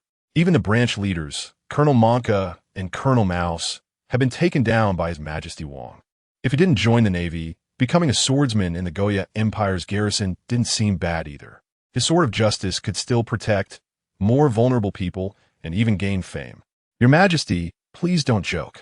These are just some crude sword techniques for strengthening the body and resisting pirates, hardly worthy of being called excellent, Gung Shiro humbly said, adding that he wouldn't interfere too much with other students.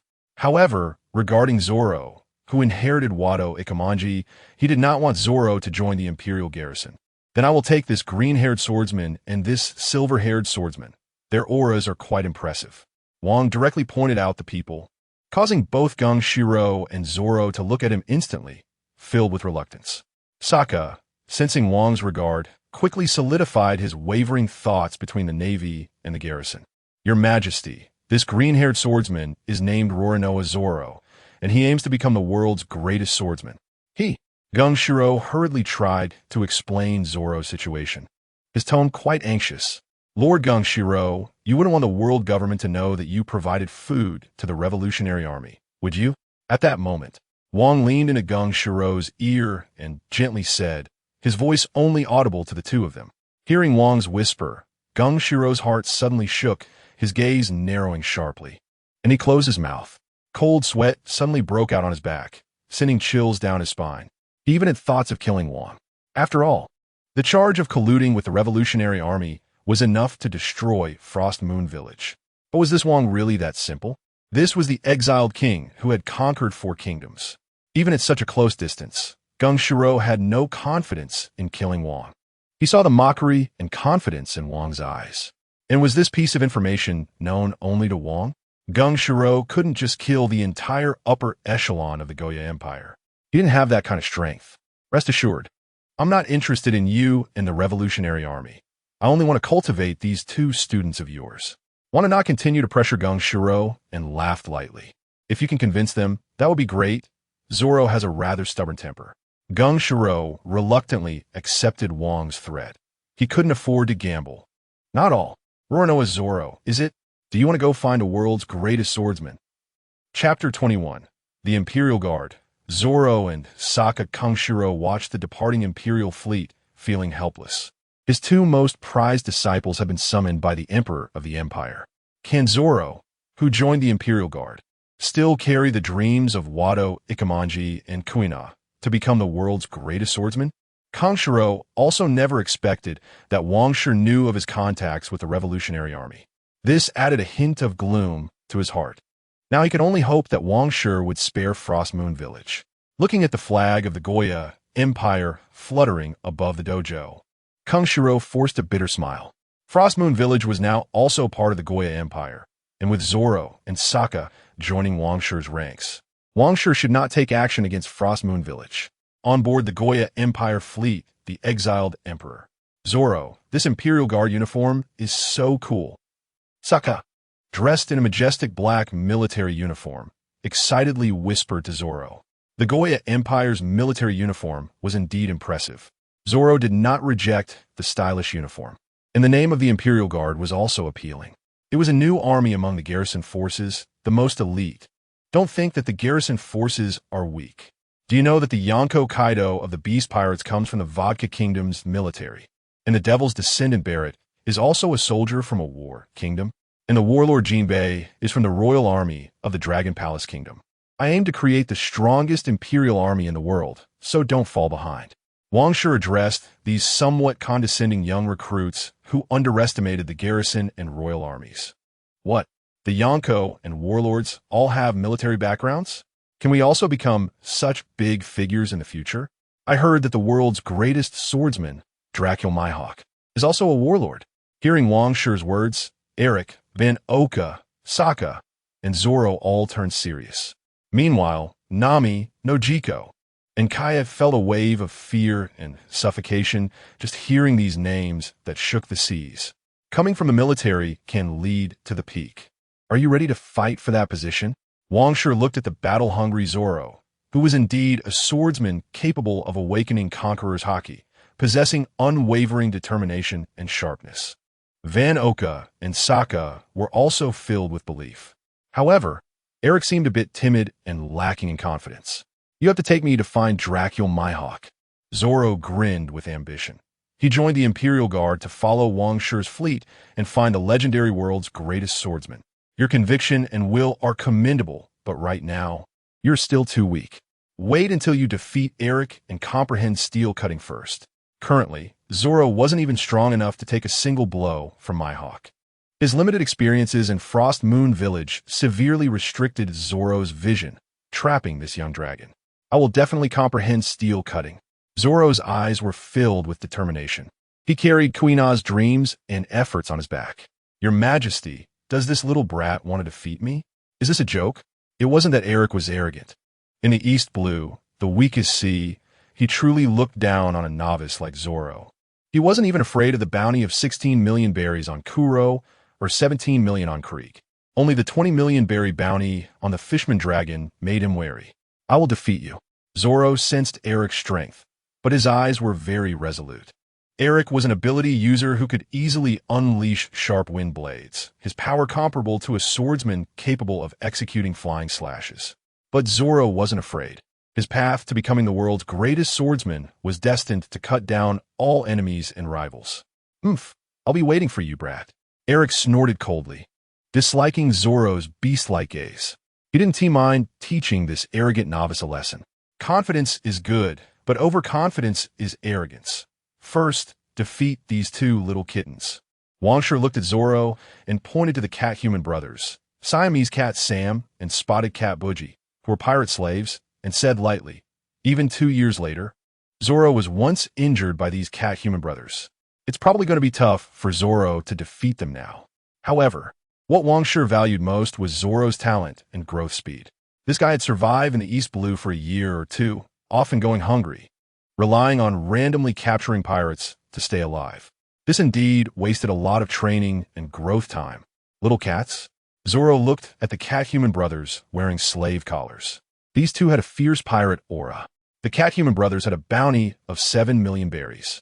Sokka, who had previously aspired to become a Navy officer, quickly recognized these two wanted criminals. He could almost identify all the pirates and mountain bandits in the East Blue who made it onto the wanted list. Go, cat-human brothers. Let these two newcomers experience the cruelty of the sea. Zhang Ao, give them a buff. Wang Shi knew that a hard-working and talented guy like Zoro needed to be constantly pushed to his limits to grow quickly. Yes, Your Majesty. Zhang Ao immediately hypnotized the cat-human brothers, making them furious and charge at Zoro.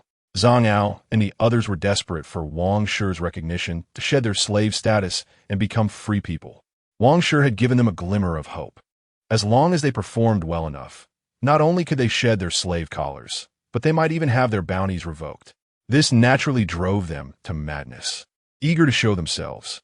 In fact, Wang Shi had previously considered keeping Kuro as his pirate slave. But the Buddha's war country was very adamant. This villain who had slaughtered an entire ship of Navy soldiers had to be executed. Thus, Kuro didn't even get a chance to become a pirate slave, and was taken away with Colonel Monka and Colonel Rat to the Navy headquarters in Justice Island for trial. After all, the power to mobilize troops from the Goya Empire's Navy branches was not easily obtained. Everything was a compromise and bargaining of interests and power. The cat-human brothers' furious transformation made Zoro's gaze incredibly focused as he dealt with these two bounty pirates. Even Sokka nearby was eager to try. This was real combat against pirates. The battle was intense, and Eric and Van Oka had roughly figured out Zoro's strength. They thought he was going to be strong, but was this it? Is this why he is so arrogant? Eric scoffed at Zoro's performance at that moment. He had no idea how many swordsman pirates he had killed over the years with such strength. Wang Shi did not pay attention to Eric's mockery of Zoro. Perhaps stimulating and pushing Zoro would allow him to grow faster. The battle ultimately ended with both Zoro and the cat-human brothers collapsing to the ground. Zoro and Sokka did not expect that the mere 7 million berry bounty cat-human brothers would be so difficult to deal with. They had indeed underestimated the cruelty of this sea. The world of pirates was not child's play. Combat and slaughter were different from dojo sparring. One careless move could truly lead to death. Chapter 22. Zoro's crazy training on the rapidly sailing Imperial fleet. Your Majesty, according to the latest news, the clown buggy has escaped from the waters of Argoya Empire and appeared in the waters of the Glass Bead Kingdom yesterday. This guy runs really fast. Wang Shi had no anger towards the escaped clown buggy. This guy was truly slippery. No wonder he was an intern pirate of the Roger Pirates. and a possessor of conqueror's haki. He had traveled with the Roger pirates, evading the encirclement of the Golden Lion Shiki and the pursuit of the Iron Fist Garp.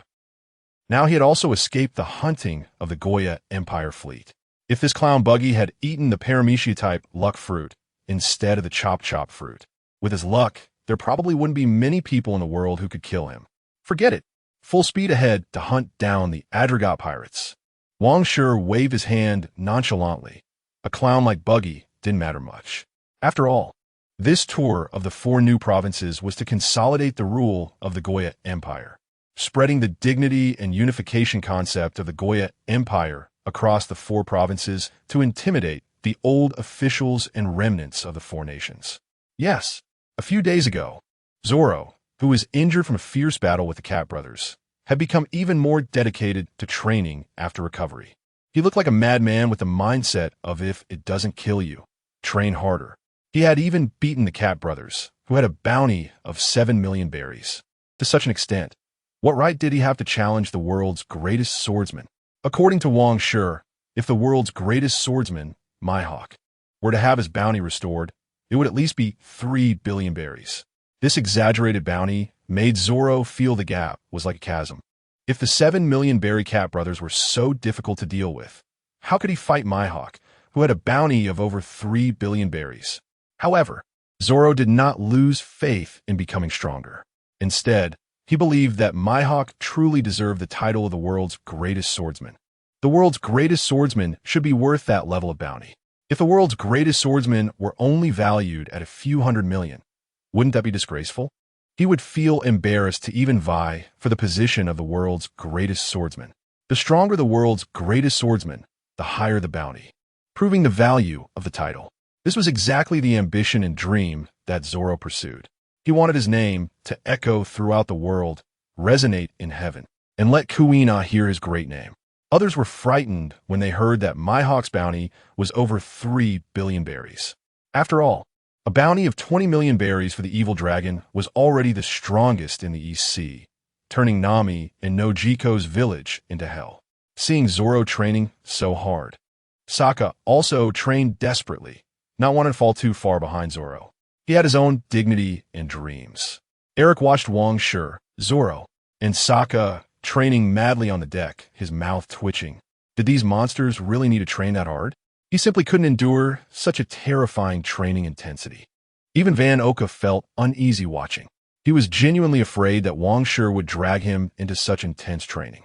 Zhang Ao, Sam, and Buchi, those pirate slaves, also trained to earn Wang Shi's forgiveness. But they could only keep up for a short while before failing to match the training intensity of these 3 monsters. This was too exaggerated. Nami, Nojiko, and Koya whispered to each other, but they couldn't help but be captivated by Wang Shi's sweat-dripping muscles during his training.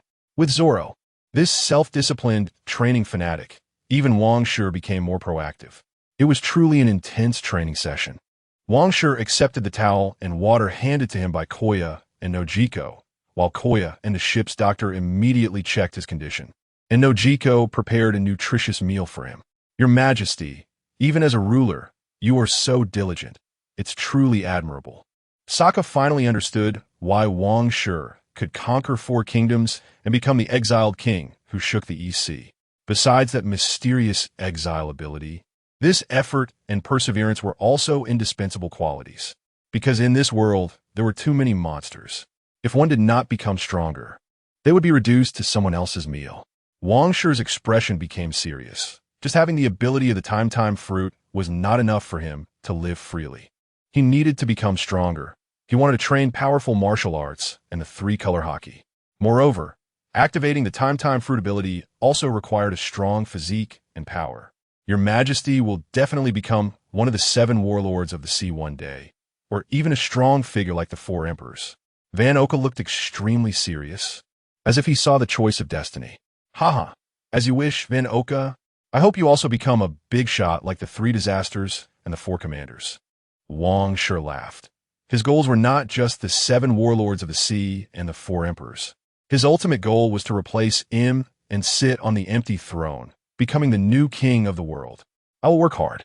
Van Oka smiled. Zoro's dream was to become the world's greatest swordsman, while his dream was also to become the world's greatest sniper. Similarly, the pursuer, Jesus Burgess, who came from the EC and was known as the world's greatest sniper and a high-ranking officer of the Four Emperors pirate crew, was Van Oka's target. Fortunately, Van Oka didn't know that Jesus Burgess's son was the slingshot kid he encountered that day in Syrup Village. Otherwise, he wouldn't know whether he would feel disappointed towards Usopp, the son of a tiger, and shoot this useless kid dead. Eric felt that Wang Shi valued this green-haired kid Zoro and this bastard Van Oka very much. One wanted to be the world's greatest swordsman, and the other wanted to become the world's greatest sniper. Did one need the ambition to be number one to gain Wang Shi's attention? Did that mean he also needed to come up with a dream of being number one? Regardless of whether he could achieve it or not, he just wanted to show off in front of Wang Shi. After all, Eric didn't believe that this kid Zoro could become the world's greatest swordsman, nor did he believe that Van Oka could become the world's greatest sniper. It seemed that His Majesty Wang Shi liked those who shouted about their dreams. Your Majesty, I also aspire to be the world's greatest slasher. Eric rolled his eyes and, without caring whether it was feasible, shouted out his dream. The world's greatest slasher? Wang Shi looked at Eric oddly. What was that? The world's greatest slasher? This was usually a standard configuration for the world's greatest swordsman, right? Yes. I must train my scythe wind blade ability into the world's strongest flying slash technique. Eric showed a very determined expression, trying to emulate Zoro and Van Oka, but the signs of performance were still a bit obvious. All right, I look forward to your performance. Wang Shi smiled and did not expose Eric. A flatterer who wanted to perform well might really unleash unexpected effects. Historically, those treacherous ministers were no less capable than famous ministers. Perhaps the eager to show off Eric, under the stimulation and encouragement of Zoro and Van Oka, could reach heights he had difficulty attaining. In any case, it was no harm to Wang Shi. Chapter 23. Soundwave Fruit User in a remote sea area between the Moonlight Province and the Sasuba Kingdom. The story of the Golden Pirate Unanimous is told. Decades ago, the Golden Pirate Unanimous rose to prominence in the East Sea, specifically targeting the riches of evildoers, determined to find all the gold and treasures in the world. After Unanimous' sudden disappearance, various rumors began to spread, growing increasingly exaggerated. It was said that the Golden Pirate Unanimous possessed 1/3 of the world's gold and hid it away upon his retirement, a claim that was simply outrageous. This led to countless pirates and bounty hunters searching for Unanimous treasure every year in the East Sea. One cannot help but say that the average IQ of people in this world is indeed somewhat low. Even the current Golden Emperor Tezelo does not possess the ability to amass such a vast amount of gold. A pirate who only left a legend in the East Sea is being talked about in such an exaggerated manner. However, just because Wang Shi did not believe it, did not mean others did not. The Golden Dragon, a Drago, is a pirate who is extremely obsessed with gold. He has been investigating Unanimous treasure for several years, spending a long time searching and lingering in this sea area. He is determined to find the treasure left behind by the Golden Pirate Unanimous and has no intention of venturing into the Grand Line. Captain, not good. A fleet has appeared behind us. What? Is it the Navy? No, the flag looks somewhat familiar. It seems to be the flag of the Goya Empire. What? The Goya Empire that has been all the rage lately? Yes, Captain, the sea area we are currently in seems to belong to the Goya Empire. Damn it. Dare to hinder my search for the treasure. I'll sink them. After a simple and brutal exchange with his subordinates, a Drago rushed to the stern of the ship and began to activate his sound wave ability. A beam of golden light gathered in a Drago's mouth, aimed at the distant fleet. Destroy them for me. Laser sound wave cannon. A Drago crazily fired a beam of laser. But the next moment, blood splattered from both of his shoulders. The intense pain made his head spin wildly. In an instant, the laser cannon he shot towards the fleet began to go awry, even hitting a corner of his own pirate ship. So Gainville. A Drago, who stopped the laser sound wave cannon, fell to the ground screaming, with 2 bloody holes appearing on his shoulders. What a powerful sniper. The fallen swordsman Gallus, hired by a Drago, broke out in a cold sweat, quickly hiding under the ship's edge, not daring to expose himself to the eyes of top sniper. He never expected that the other side sniper could accurately hit Captain Drago from such a distance. Is this the Goya Empire that has annexed the 4 kingdoms of the East Sea? Their strength is indeed formidable. Quick, help me heal. Run, you fools. A Drago shouted like crazy.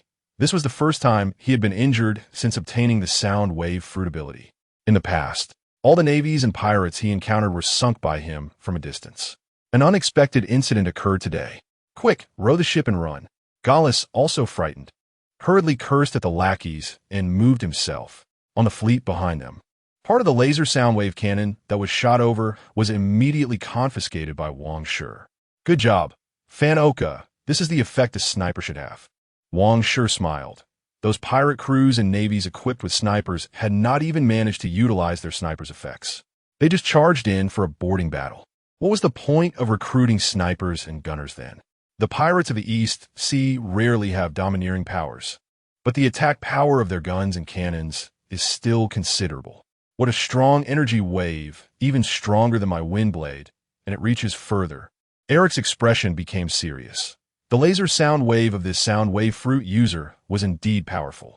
He estimated that a Drago wouldn't be able to withstand one of his shots. However, he believed that a Drago also wouldn't be able to withstand his sharp wind blades. It was just a matter of who hit whom first.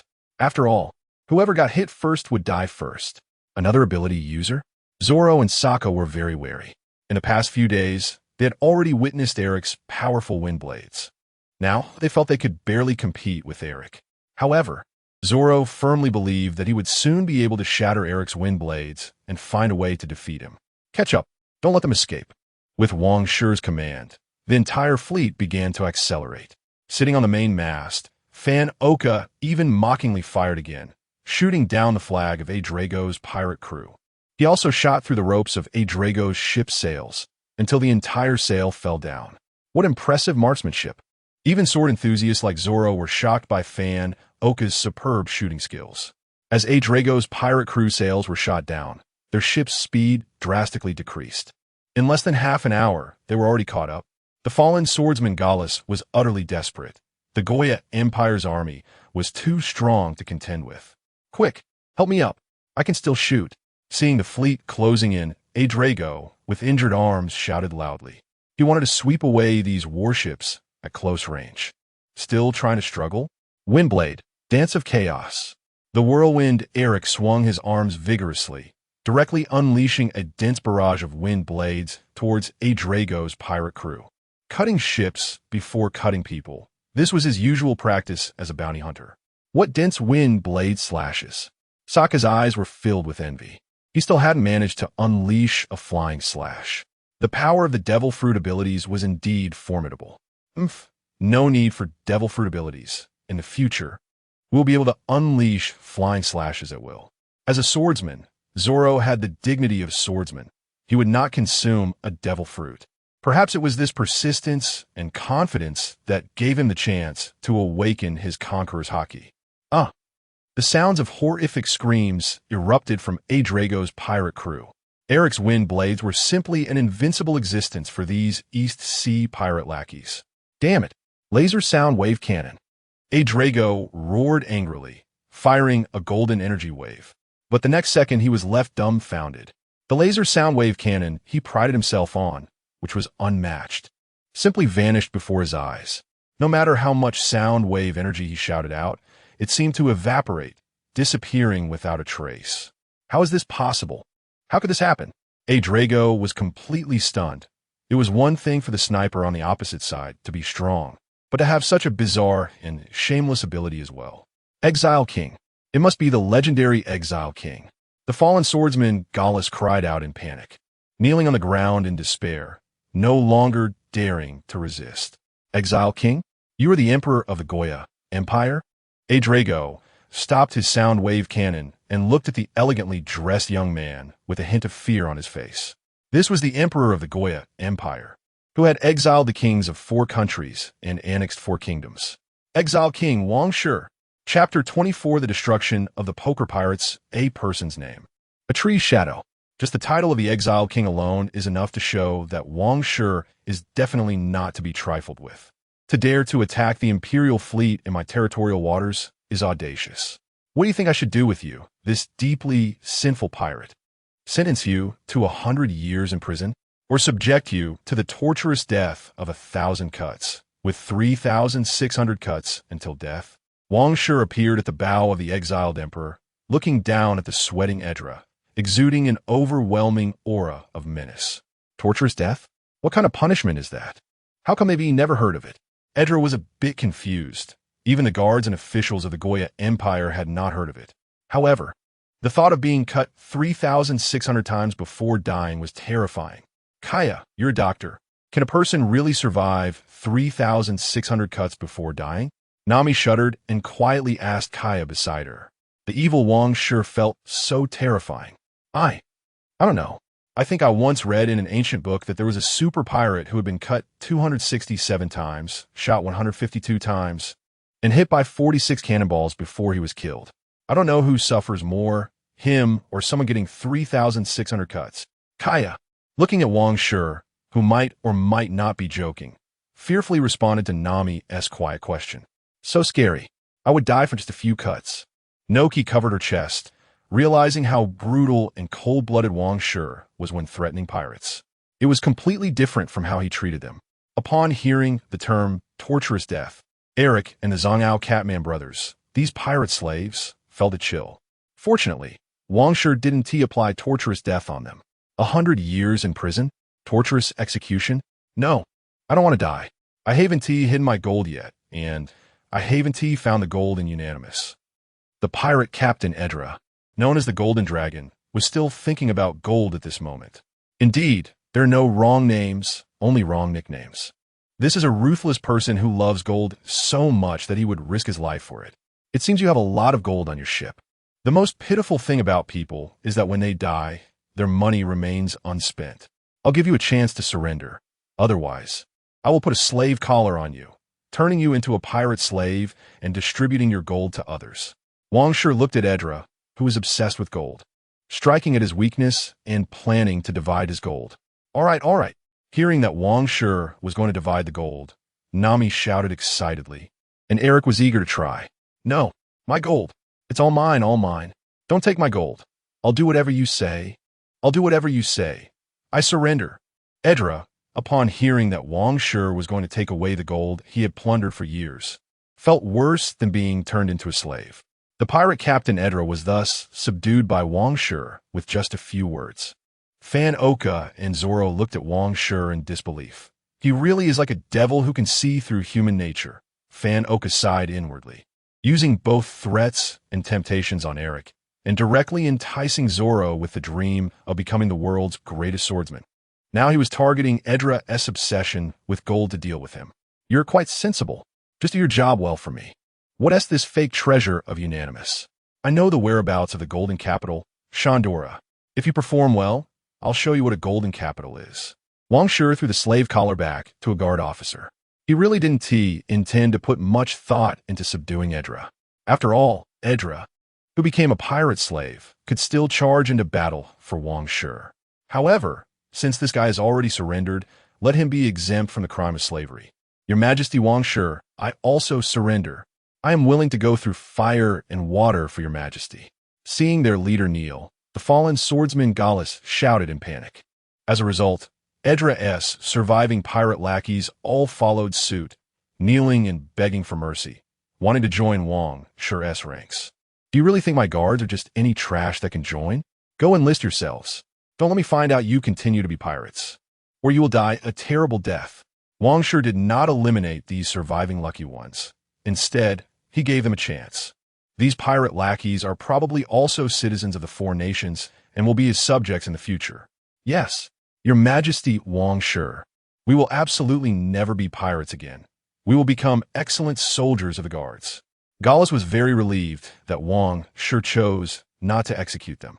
He had heard that the strongest evil dragon pirates of the East Sea were all exterminated, dying terribly, in the fearful gazes of the surviving pirates. The Goya Empire's fleet set sail smoothly, taking their captain Edra slowly away. Captain Gallus, are we really going to enlist? Of course. A great emperor like His Majesty Wang Shi deserves us to follow him with our lives, but want to go back home to farm. I heard that taxes have already been reduced in my hometown. Get lost. Those who don't want to enlist, go back home.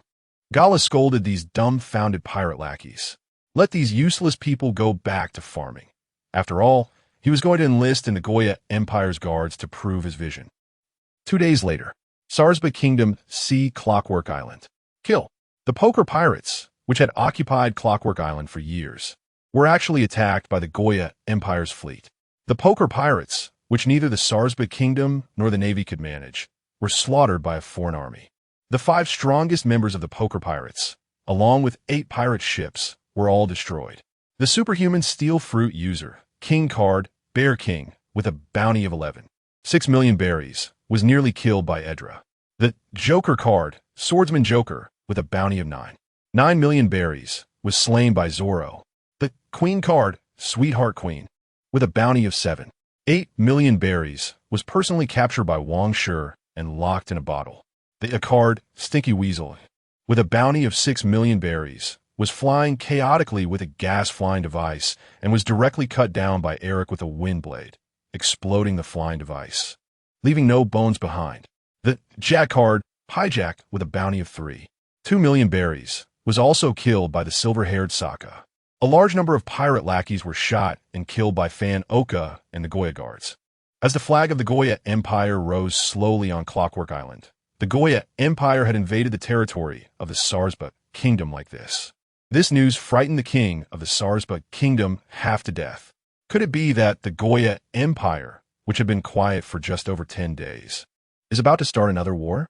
King Ba-Dotahini I of the Flaws Kingdom said he had already stopped the Goya Kingdom's expansion ambitions. How come they have attacked again now? The king of the Sarsba Kingdom quickly called King Ba-Dotahini I for help. The Sarsba Kingdom is led by the Flaws Kingdom. King Ba-Dotahini I cannot just stand by and watch. When King Ba-Dotahini I heard that the Goya Empire was on the move again, he was instantly furious. He must give that bastard Wang Shi a lesson. Chapter 25 Challenge? The furious king of flaws in a certain sea area of the Sasuba Kingdom. A fleet was sailing slowly. How dare you call yourself the Sweetheart Queen? Even the Queen of Hearts in a deck of cards doesn't qualify. Nami teased the Sweetheart Queen, who was wearing a slave collar. No, now she can only be called Slave Sweetheart Paste. That's right. The only queen of the EC can only be Her Majesty Queen Sally of Wang Shi. Noki Gao and Koya chimed in with Nami's words. No wonder His Majesty Wang Shi wanted to personally capture this female pirate. It turns out this female pirate's title offended the noble queen. I didn't want this either. We just use car names to give nicknames. The Sweetheart Paste weakly retorted, feeling the coldness of the slave collar around her neck, engulfed in despair. Was she destined to be a slave for the rest of her life? Moreover, she couldn't even transform into paste to escape the slave collar. She couldn't activate her paste ability at all and felt a surge of helplessness.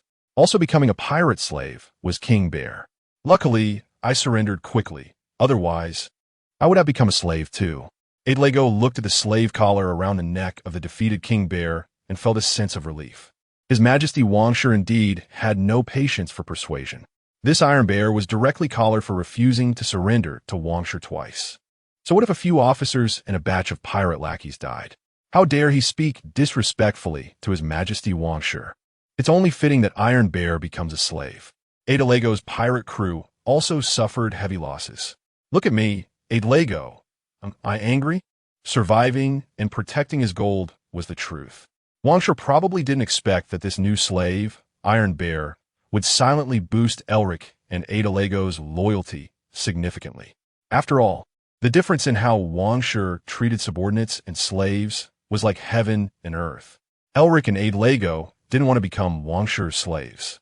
After calming down, Iron Bear also began to regret. Now, like Zango and the other pirate slaves, he desperately wanted to get rid of the slave collar and become a free man again. But he seemed to have insulted Wang Shi, which filled him with despair. He might never escape the identity of a slave. In Wang Shi's dormitory, Wang Shi was on a call with Queen Sally. The king of the Sasuba Kingdom hasn't spoken. What right do we in the Flaws Kingdom have to condemn the Goya Empire? Listening to Queen Sally's report, Wang Shi sneered with disdain. If we take down the Sasuba Kingdom, we will be in contact with the territorial waters of the Flaws Kingdom. The Sasuba Kingdom is a buffer kingdom between our Goya Empire and the Flaws Kingdom. Queen Sally didn't expect Wang Shi to move onto the territory of the Sasuba kingdom after only saying he would patrol the 4 new provinces to intimidate the old elders of the 4 nations. Tell that mind.He king that if he wants to stand up for the Sasuba kingdom, he should bring his German mercenaries over. I will wait for him at the sea restaurant mind.He in the Sasuba kingdom's waters. Wang Shi chuckled and instructed Queen Sally. If the Sasuba kingdom and the Flaws kingdom could endure it, he wouldn't act so quickly. He planned to take a stroll around Lowtown, buy the famous swords like Sandai Kitetsu and Shirogane, and recruit or to take down Bartolomeo, the barrier fruit user. But if mind.He couldn't hold back, he would have a showdown with the Flaws kingdom and German 60 SXS mercenaries at mind.He in the Sasuba kingdom's waters. He planned to use Sanji to lure over some of his good brothers, and it would be even better if he could attract Reiju. However, for a war of this level in the East Sea, Germa 66 would probably only send 1 or 2 modified soldiers. After all, they had just picked up a job before attending the tea party of the Yonko Big Mom in the New World. They only dispatched Iji and Niji, and in 4 hours, they resolved the 2-year war on Broccoli Island, annihilating the enemy's king, family, and country. Your Majesty, that's Germa's 60 SXS army. Are you really going to do this? Queen Sally was a bit worried. After all, the evil reputation of the Germa kingdom in the North Sea was indeed notorious. She was concerned that Wang Shi couldn't handle the German mercenaries. Don't worry, just reply to him like this. Don't you believe in my strength? Wang Shi chuckled lightly. The time fruit's ability doesn't have much damage, but its time banishment power is ridiculously strong. If it weren't for the fear of a mishap, he would even want to test the limit effect with Iron Fist Carp. Now he urgently needed strong individuals below the general level to test the banishment power of the time fruit. The Vince Smoke siblings, who could exchange a few moves with the 3 admirals, were excellent experimental targets. All right, Queen Sally's tone was filled with worry and anticipation. If Wang Shi could suppress the powerful Germa kingdom in the North Sea, then the Goya Empire could run rampant in the East Sea and even bully the affiliated countries of the 4 seas. As the 2 hung up the transponder snail, Wang Shi's gaze became sharp, and he walked out to continue his rigorous training. Meanwhile, Nami was commanding the fleet to head to a certain sea area of the Sasuba kingdom to find the sea restaurant mind.He. The sea restaurant mind.He is very famous in the East Sea, whether it's the Navy, pirates, bounty hunters, rich merchants, or tourists. They all love to eat at this sea restaurant, reputed to be the best in the East Sea. The chef Sanji vaguely possesses the talent of the best chef in the East Sea, and many East Sea chefs want to challenge him. On the other side, when King mind.He of the Flaws Kingdom received the reply from the Goya Empire, he was furious and smashed several antique vases. How dare Wang Shi? How dare he ignore my warning? He even dares to challenge me. The sea restaurant mind.He, huh? Wang Shi, you wait for me. King mind.He was extremely angry, even smashing the transponder snail. Chief of the Guard, gather the troops immediately. Left Minister, summon the Germa liaison officer right now. I want to raise the stakes. Have Gaji send over the strongest warrior. Right Minister, prepare for me. I will lead the charge myself. To hell with Wang Shi. To hell with the Goya Empire. I will slaughter their damn new emperor. King mind.He was truly infuriated, his face filled with killing intent, and he couldn't hold back. What heavenly dragon people considered the most beautiful nation, what the hometown of the Navy hero, everything was unimportant. Now, he just wanted to take down Wang Shi, this arrogant emperor who disrespected him. With King mind.He's furious orders, the entire Flaws kingdom sprang into action, showcasing the execution power and morale of a strong nation in the East Sea. Within the Flaws kingdom, there were also ambitious nobles and power-hungry individuals wanting to elevate the kingdom to an empire. They were ready to compete with this newly ascended Emperor Wang Shi. Chapter 26. The Sea Restaurant mind.He, the military mobilization of the Flaws Kingdom, a strong power in the East Sea, quickly caught the attention of the major allied countries in the East Sea. Even the world government and the Navy headquarters noticed the warlike atmosphere between the Goya Empire and the Flaws Kingdom. Is King mind.He really going to stand up for the Saspa Kingdom? The Flaws Kingdom truly deserves its title as the big brother of the East Sea. So dominating. The ambitious Goya Empire has indeed disrupted the peaceful environment of our East Sea. I really hope the Frau's kingdom can crush the ambitions of the Goya Empire. Otherwise, the peaceful East Sea will turn into a sea of war. All the major allied countries in the East Sea strongly supported the Frau's kingdom's military action. The support from these allied countries finally brought a smile to the furious king, mind.He. With so many allied nations backing him and the military support of the German 66 mercenaries, what could he possibly lose? Wang Shi, I will make you regret provoking me. Once I take you down and defeat the Goya Empire, the celestial dragons will definitely no longer value a defeated country.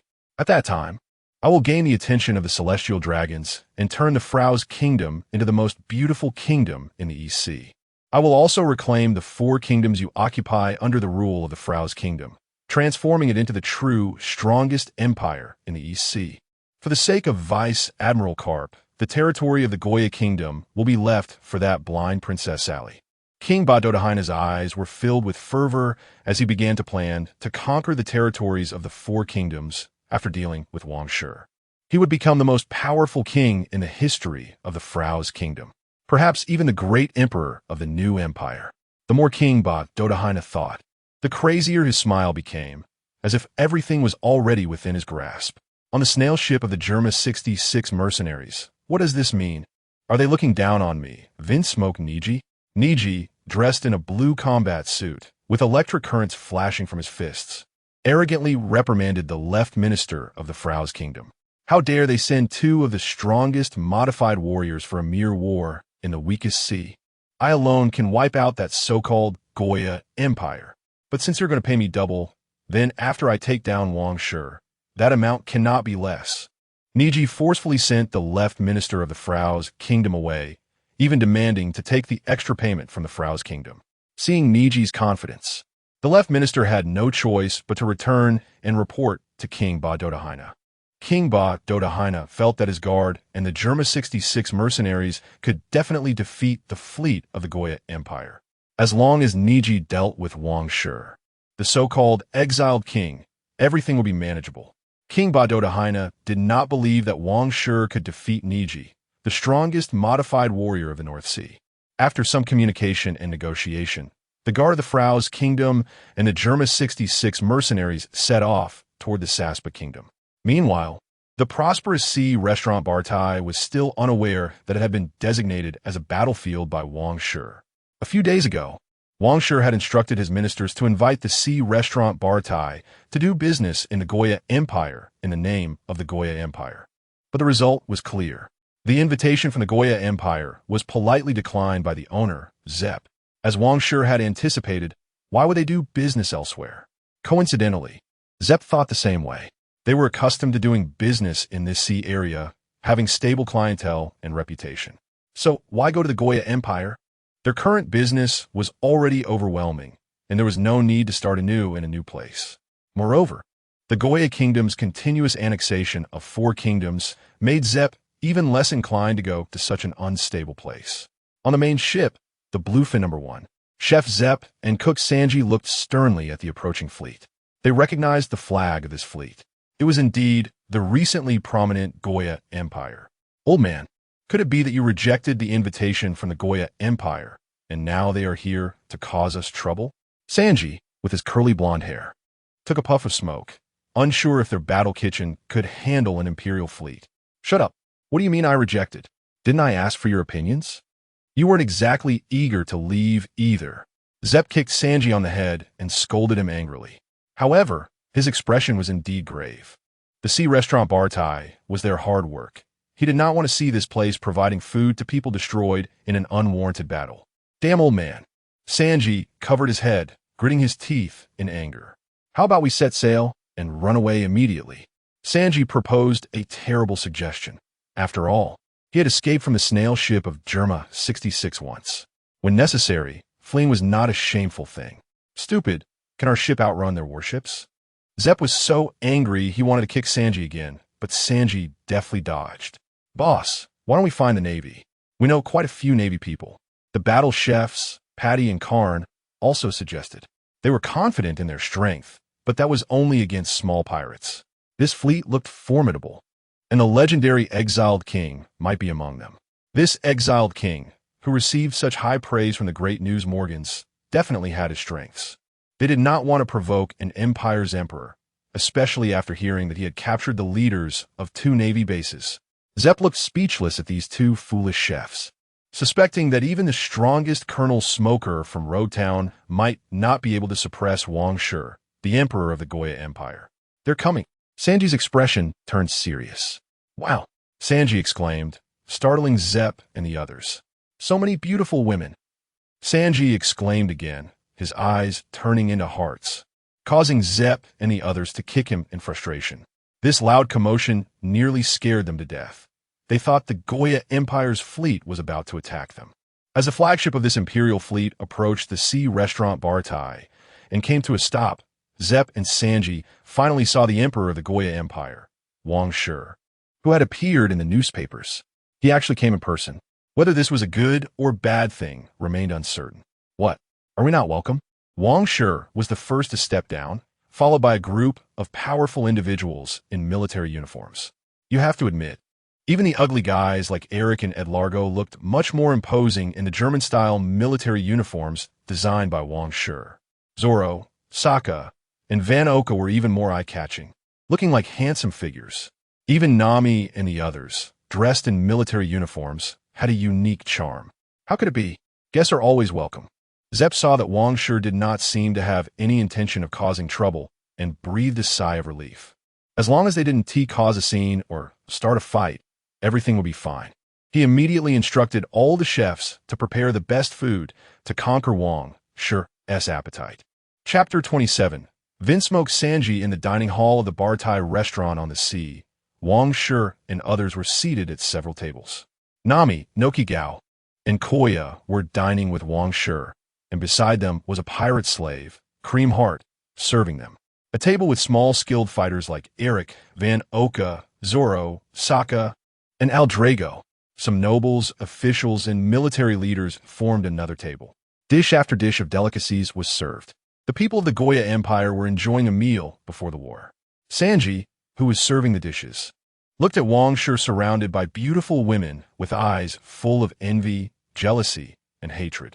When he saw the blonde beauty wearing a slave collar, his eyes were even more filled with conflict and heartache. As a knight, Sanji couldn't bear to see beautiful women suffer. Fortunately, his principles as a chef and the knowledge that Wang Shi was not to be trifled with prevented him from doing anything heroic to save the beauty. In the kitchen, Zepp saw Sanji's little expression and immediately knew whether the guy needed to go to the bathroom, quickly reminding him with a serious face. Let's not even mention that they couldn't afford to offend the Goya Empire. Even if this female slave were an ordinary person, they couldn't lay a hand on her. Moreover, she was a pirate-wanted criminal.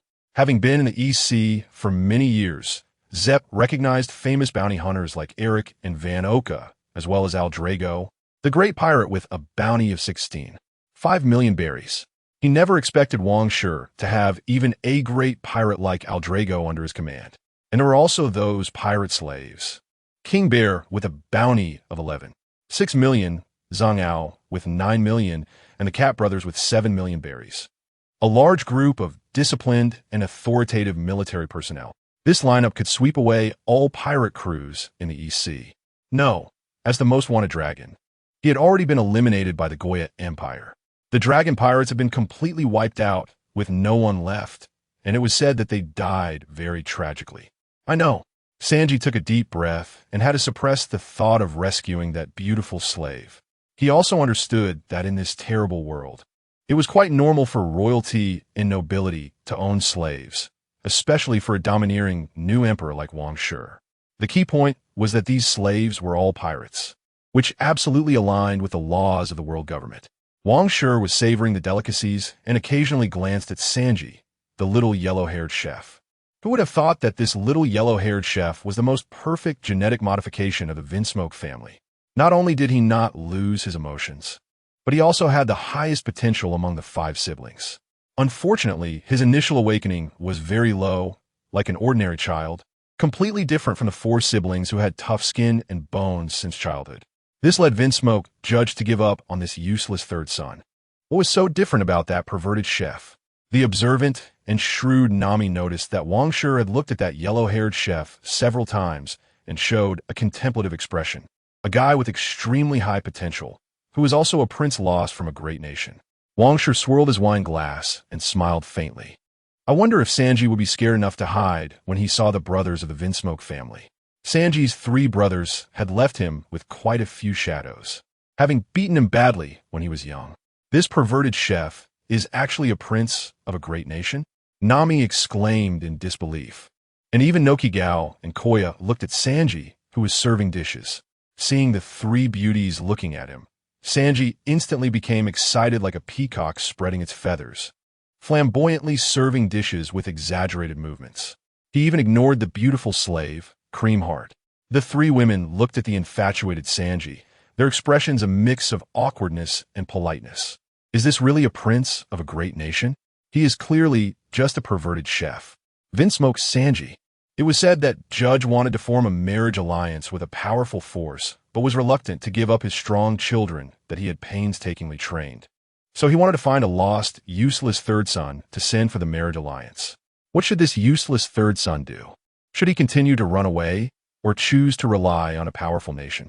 By the way, the evil army of Germa 66 will soon arrive in this sea area. To make this useless third son submit and obediently go for the marriage alliance, perhaps the Germa army will capture all the people he knows to threaten him. Wang Shi was tasting the freshly served delicacies, muttering to himself, and did not even look at Sanji. Just as Sanji finished serving a dish with flair, he was about to turn and leave. However, upon hearing Wang Shi's words, he froze in place, his face gradually turning extremely pale. Wang Shi knows my identity? Impossible. How is that possible? Even old Zepp doesn't know my identity. And what marriage alliance? The Germa 66 army is about to come and capture me? They want to capture Zepp and the others to threaten me? How could this happen? I clearly escaped from the hell of Germa 66. Why won't those cold-blooded bastards let me go? At this moment, Sanji's mind went blank, losing the ability to think. Run. I must take Zepp and the others with me to escape. Otherwise, they won't be able to escape from the capture of the Germa army. In Sanji's eyes, the evil army of the Germa kingdom was countless times more powerful than the army of the Goya Empire. Are you here to capture me? Slowly regaining his normal complexion, Sanji still thought Wang Shi had reached a cooperation with Germa 66. Otherwise, this young man could not possibly know him, the discarded son of Vinsmoke. No, Wang Shi replied indifferently, continuing to savor his food. Then how do you know my? Sanji stared closely at Wang Shi, his eyes filled with disbelief. Seeing that Wang Shi did not continue to answer, Sanji hurriedly ran towards the kitchen, anxiously persuading Zepp to escape with him. Now that his identity and his relationship with the Bartai restaurant had been discovered by those bastards from Germa, he had no choice but to run away. What? You say the evil army of Germa from the North Sea is coming to capture you? You're the 3rd son of the Vinsmoke family? In the kitchen, Zepp was startled by Sanji's news. They had just survived the crisis of the Goya Empire. How could another evil army of Germa be coming? Run, old man, please. Those bastards are inhuman, emotionless modifications, and those soldiers are also powerful clone soldiers. Sanji was truly frightened. He feared that Zepp and all the chefs at the Bartai would be implicated because of him. The Vinsmoke family would really do anything to achieve their goals. Are you sure the Germa army is coming for you? Didn't I hear that the Flaw's Kingdom hired Germa 66 to intimidate the Goya Empire's expansion war? Zepp's eyes flashed with a gleam as he violently knocked Sanji on the head. This little guy, who was scared and in disarray, was probably being fooled by that Wang Shi. Chapter 28. Circumnavigating the world by ship? Impossible. Absolutely impossible. If Wang Shi and the Germa Corps are enemies, Wang Shi would have no way of knowing my identity. Even you don't know my identity. So how could Wang Shi, the new emperor of the East Sea, know? It must be that someone from Germa discovered my whereabouts. Then, through some means, Wang Shi stole my information from Germa.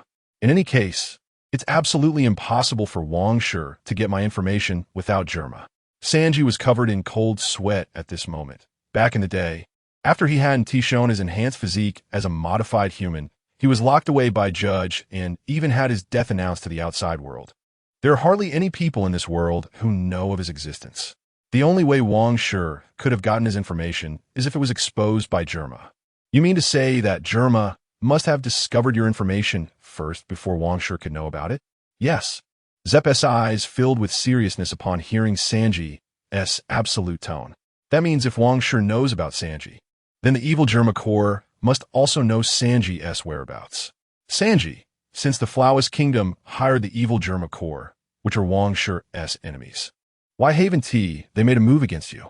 Zep's mind was also in turmoil. How did they end up caught in the war between the East Sea Goya Empire and the North Sea Germa Kingdom? It seemed like he was asking me whether to continue fleeing or to ally with a powerful nation. Sanji's eyes brightened. Was Wang Shi reminding him? Now, aside from being captured and forced into a marriage alliance, he had to ally with a strong nation capable of contending with the Germa Kingdom.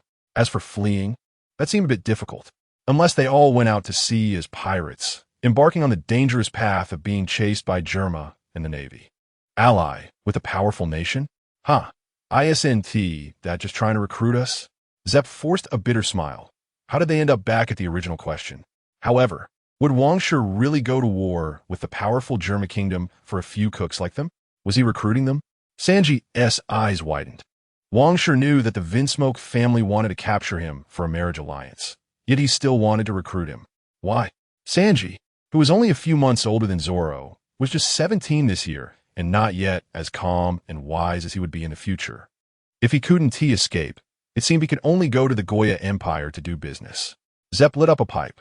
He didn't know whether Wang Shi was trying to annoy the Germa Corps by recruiting Sanji or if he genuinely liked their food and kept inviting them. He didn't believe Wang Shi was acting out of kindness to provide shelter for Sanji. Old man Sanji looked at Zep with a conflicted expression, feeling that he had truly burdened this old man, who was like a father to him.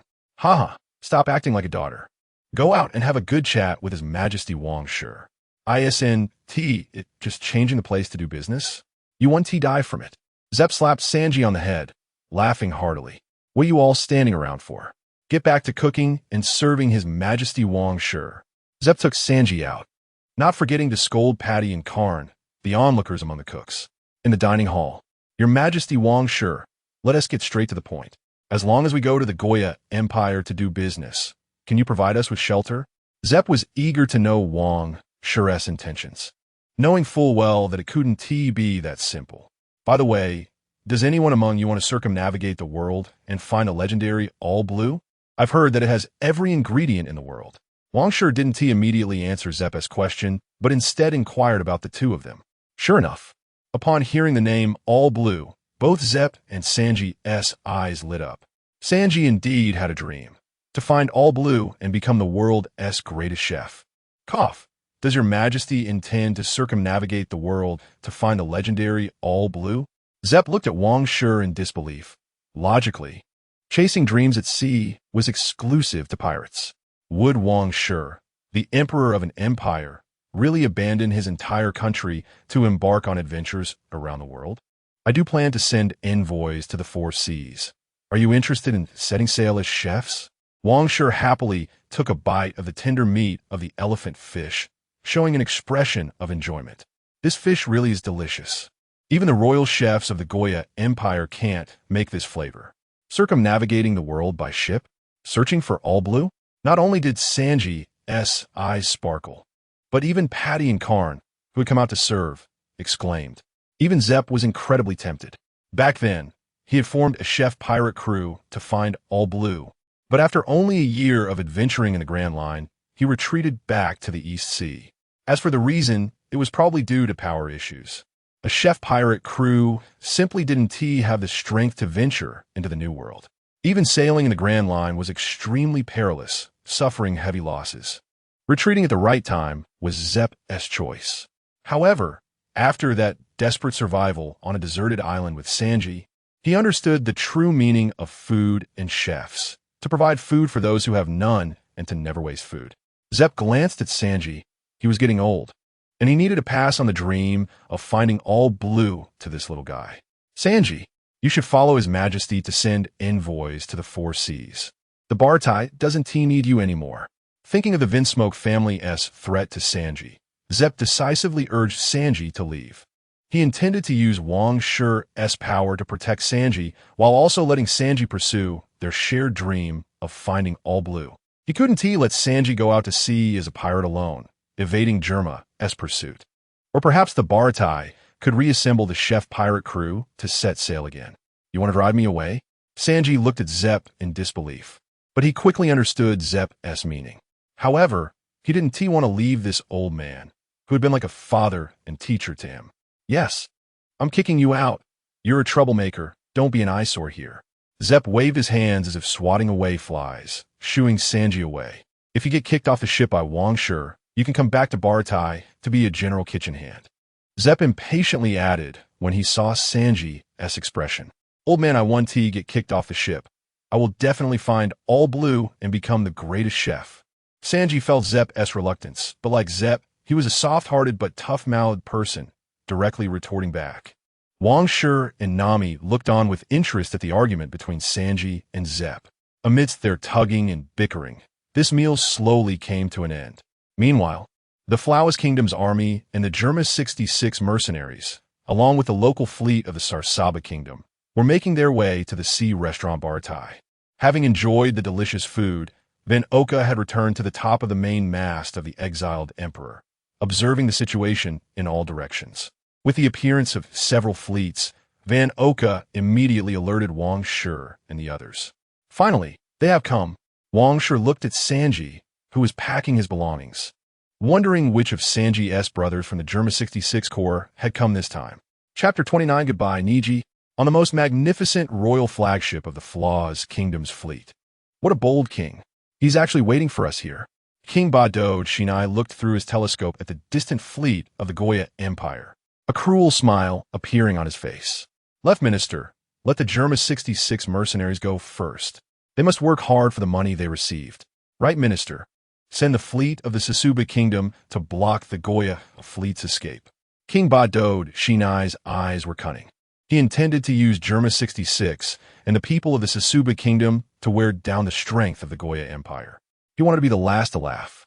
That arrogant Vince Smoker Niji, even when offered more money, is unwilling to call on the strongest modified warriors. Truly ungrateful. I hope he can really take down King Shi. Otherwise, King Ba-Dode Shinai knew that this so-called exiled king, King Shi, was definitely not simple. He was somewhat worried that Niji might fail. However, it didn't matter if he did. It would just drag Germa 66 down with him. In any case, Ba-Dode Shinai was sure he would laugh last. Of course, it would be best if Niji could eliminate King Shi, then it would all be over. Then he could take the opportunity to conquer the territories of those 4 kingdoms. In fact, there was no need for the Flaw's Kingdom to urge them. The Germa 66 Corps had already taken the initiative to charge toward their target. It's just a war in the weakest sea. It would only take 2 hours to end the war. This mercenary fee is a sure win. Where is the target? King Shi? This guy can be compared to my father? Watch me break his neck. Vince Smoker Niji's eyes were filled with coldness and ruthlessness, as if he regarded this war as just an ordinary game. Second Prince, I've heard that King Shi possesses the power of exile. You must be a bit careful. The liaison officer Smith cautiously reminded Niji. Are you teaching me how to do my job? Get lost. Niji, who was full of fighting spirit, suddenly turned icy and kicked the noisy servant away. No one can survive in the hands of Germa's strongest warrior. Niji's smile was cold and confident as he pulled out a blue cylinder with his right hand.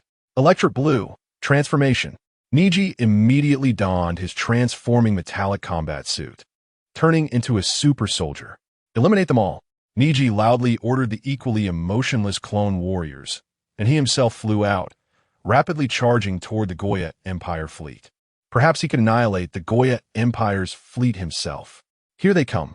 Sitting upright on the main mast, Van Oka saw the blue figure flying toward them. Bang! X3 Van Oka did not hesitate to fire 3 shots at the blue figure with his 1006. He clearly saw that all 3 shots hit the blue figure, but the figure only paused for a moment before continuing to charge forward. What a powerful combat suit. What a hard body. No wonder it's the strongest weapon of the North Sea Overlord. Van Oka's face turned extremely serious upon seeing his sniper ineffective. This meant that his strongest means could not deal with this modified warrior at all. Watch my sonic cannon. Adarego immediately charged up and fired at the blue figure. Eric also prepared his strongest wind blade. It's Niji. They really came. Sanji, seeing that familiar figure, suddenly recalled the abuse he suffered as a child, and his hands began to tremble. Even though Niji had grown much since then, Sanji would not forget his cold-blooded and ruthless brothers. Your Majesty, King Shi. They're the most powerful modified warriors of the Vince Smoker family. Are you really confident you could defeat him? Shouldn't we retreat? Sanji was a bit anxious. He was truly afraid that Niji would kill King Shi and his subordinates. Calm down, King Shi said lightly, while Adarago's laser sonic cannon had already blasted toward Niji. A mere energy wave. Watch my electric punch. Niji saw the golden energy wave and was not afraid at all. Even Ichi's flame shock wave is not comparable. How could it break his strongest body? Boom! Niji's electric punch actually charged through Adarago's sonic cannon, killing its way forward, countless golden energies splattering everywhere. Adarago's eyes bulged. It was the first time he had seen someone withstand his sonic cannon head-on. It seemed that even His Majesty King Shi had not withstood his sonic cannon. So strong. They were simply not Niji's opponents. Sanji looked at the approaching Niji and panicked completely. Now, he could only place his hope on King Shi. Niji was stronger than he was back then, and his diabolical wind leg probably couldn't even break through Niji's defenses. As Niji charged forward, withstanding the sonic cannon, Eric immediately unleashed his strongest wind blade, slashing at Niji. Can we win?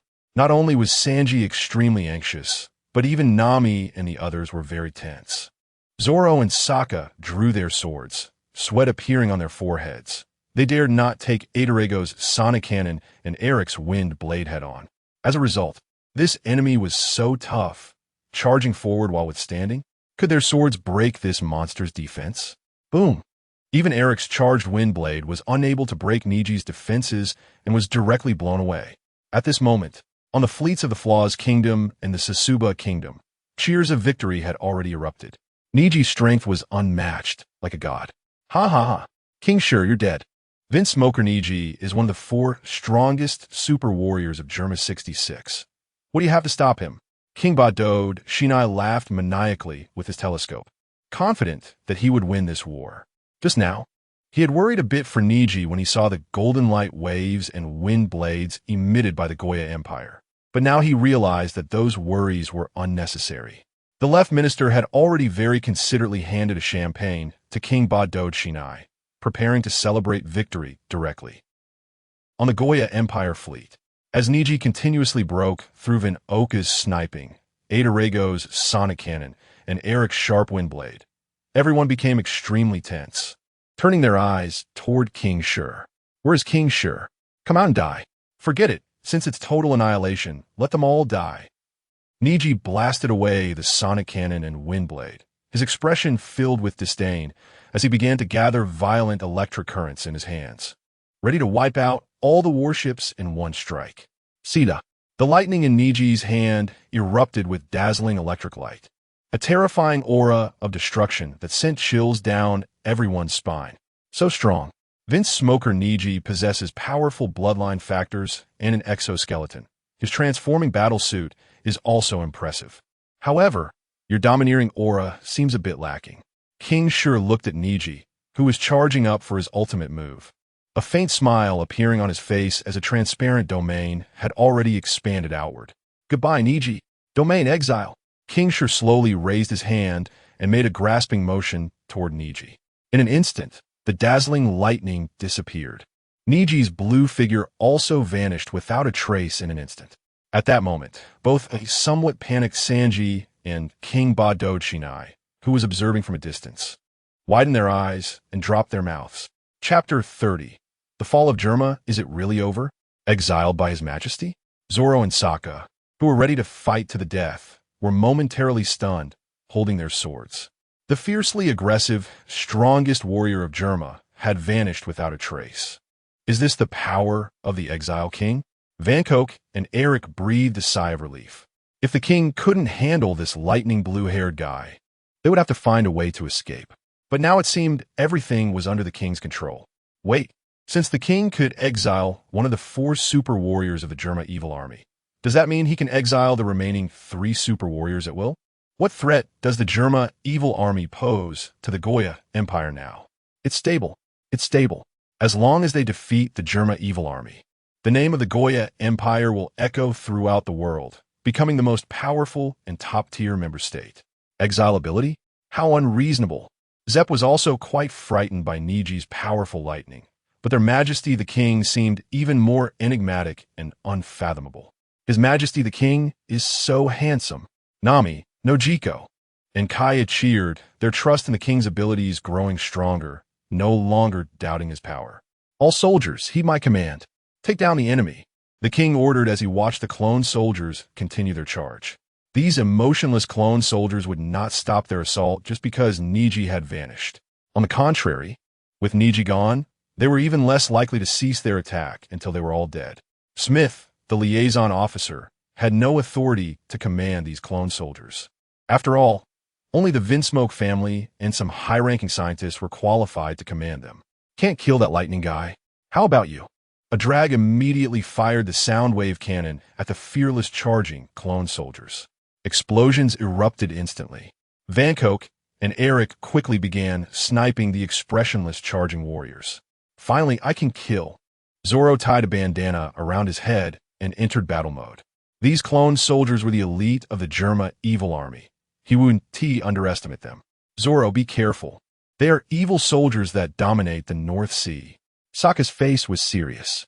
These clone soldiers were easily 10 times stronger than the Goya Empire security forces.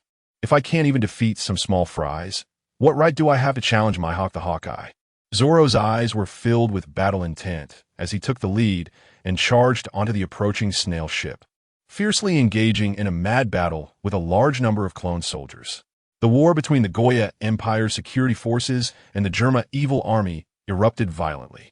Even 5 warships were dispatched under the king's orders to confront the fleet of the Sasuba kingdom following closely behind. As for the fleet of the Flaws kingdom at the back, they surprisingly turned around and retreated. The scene of the king instantly exiling Niji had frightened King Ba-Dode Shinai quite a bit. He smashed a half-open bottle of champagne hard against the left minister. The left minister was instantly covered in blood, looking pitiful. What nonsense about the strongest warrior. He was killed in an instant. I told you to send 1 or 2 more modified warriors over. I'm not short on money. Damn Niji. Useless. Useless. King Ba-Dode Shinai cursed while ordering the head of the security forces to hasten their fleet's retreat. If they couldn't handle the Germa army, then going over now would be like delivering food. At this moment, he just wanted to notify Vinsmoke Gaji immediately, urging the Germa kingdom to send more of their strongest warriors and evil army over. It would be best if all their forces came from the North Sea. King Ba-Dode Shinai also wanted to quickly unite with other member states in the EC to form a coalition to counter the Goya Empire and even pressure it. After all, when the Germa kingdom dominated the North Sea for 66 days, it was with the joint efforts of various kingdoms and a bit of help from the world government that they overthrew the Germa kingdom's rule. They even destroyed the ancestral land of the Germa kingdom, turning it into a landless kingdom. A kingdom, after all, cannot stand against a multitude of kingdoms. Ba-Dode Shinai did not believe the king could continue to act so arrogantly. The rear fleet of the Flaws kingdom slipped away, causing chaos among the Sasuba kingdom's fleet in the middle, disrupting their formation. They were actually driven to scatter and surrender in panic by a few of the Goya Empire's warships. On the battlefield between the Goya fleet and the snail ship, facing the fearless and relentless clone soldiers, aside from the part that was exiled by the king, all the remaining ones were slaughtered and shot down by the people of the Goya Empire. As a result, the Goya security forces also suffered considerable casualties. The ordinary security forces were indeed no match for the clone soldiers. The king had attempted to have Sanji issue commands to the clone soldiers, but clearly, this abandoned Vinsmoke's son had no authority to command them. Sanji could only watch as the mindless charging and battling clone soldiers were killed one by the king's people. Otherwise, the fighting of these clone soldiers would never stop. These soldiers are really tough. The king casually knocked down a suddenly appearing clone soldier and couldn't help but marvel. No wonder Gaji and EG liked using these clone soldiers as a human wall and meat shield to block enemy attacks. They were truly a selection of clone templates chosen by Gaji. Sanji looked conflicted as he gazed at these human weapons lying in pools of blood. Are these clone warriors considered weapons or living beings? These clones, stripped of emotions, unafraid of death, only obeying orders. Their existence might have been a mistake from the beginning. Damn Germa, Sanji muttered under his breath, feeling no sense of identification with that emotionless, cold-blooded family. He was both angry and helpless about the deaths of these clone soldiers. He could not change anything. Your Majesty, these 10 snail ships look quite good, but I don't know how to operate and command them. Eric looked greedily at these technologically advanced biological ships. It is said that the snail ships of the Germa evil army can directly traverse the Red Line to reach various seas. Your Majesty, we captured someone who can communicate.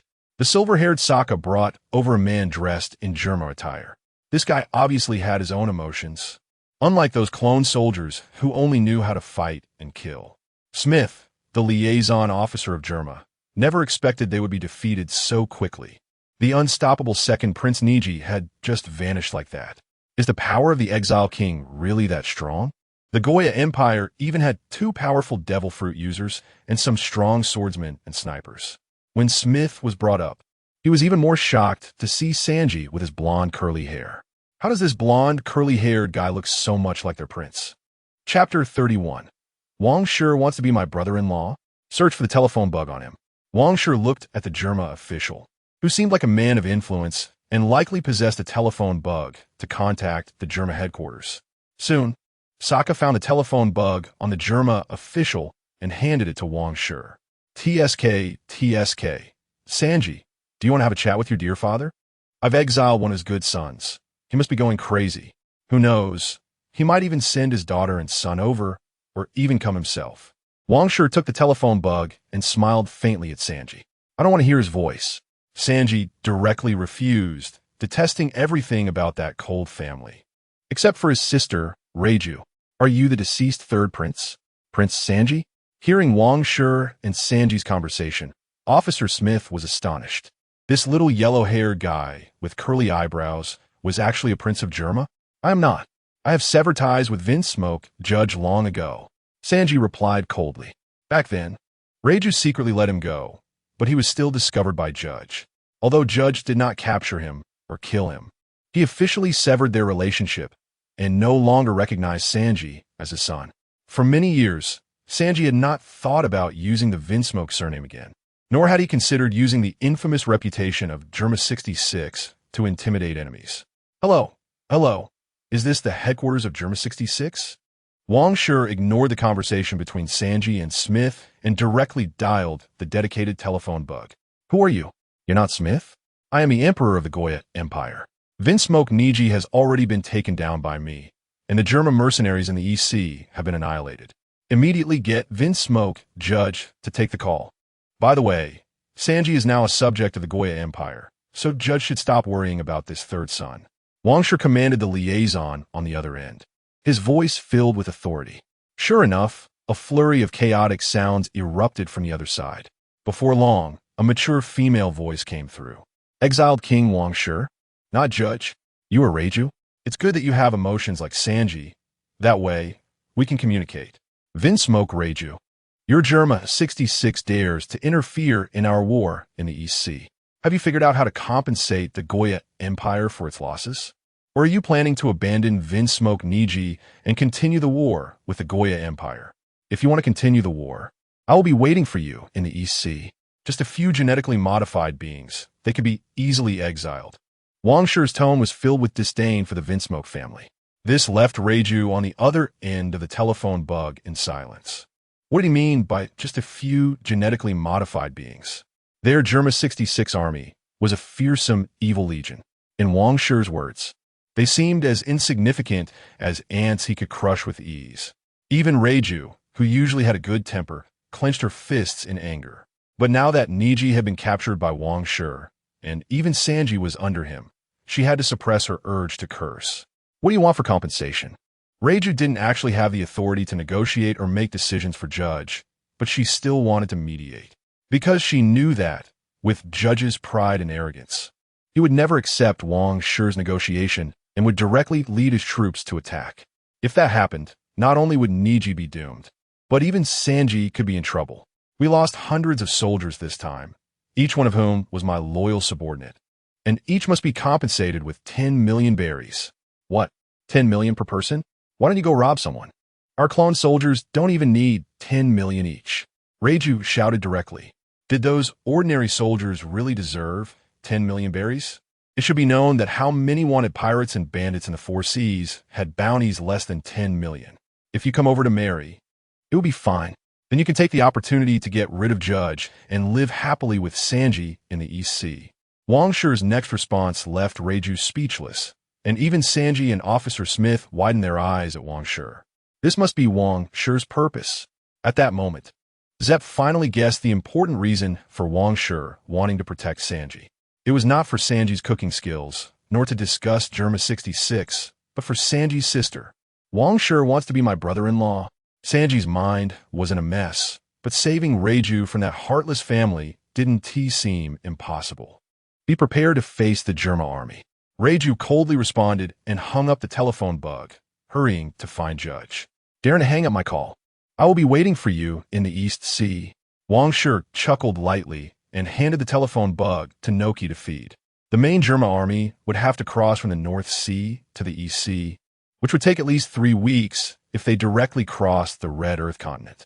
If they took the world government's safe route, it would be faster. But their snail ships couldn't possibly pass through the bubble elevator of Mariewa. So Judge would likely have to cross the Red Earth continent on his own. 3 weeks. That's enough. Wang Shi laughed coldly. Flaw's Kingdom, you can't hold out for 3 weeks. Consolidate the troops. Target the capital of the Sasbar Kingdom. Wang Shi left a portion of the garrison to control Smith with the snail ships while he directly led the fleet to enlist the Sasbar Kingdom's fleet and head towards the Sasbar Kingdom. Yes, the Goya garrison, having just won a great victory, was even more motivated. They had actually defeated the notorious evil army of Germa.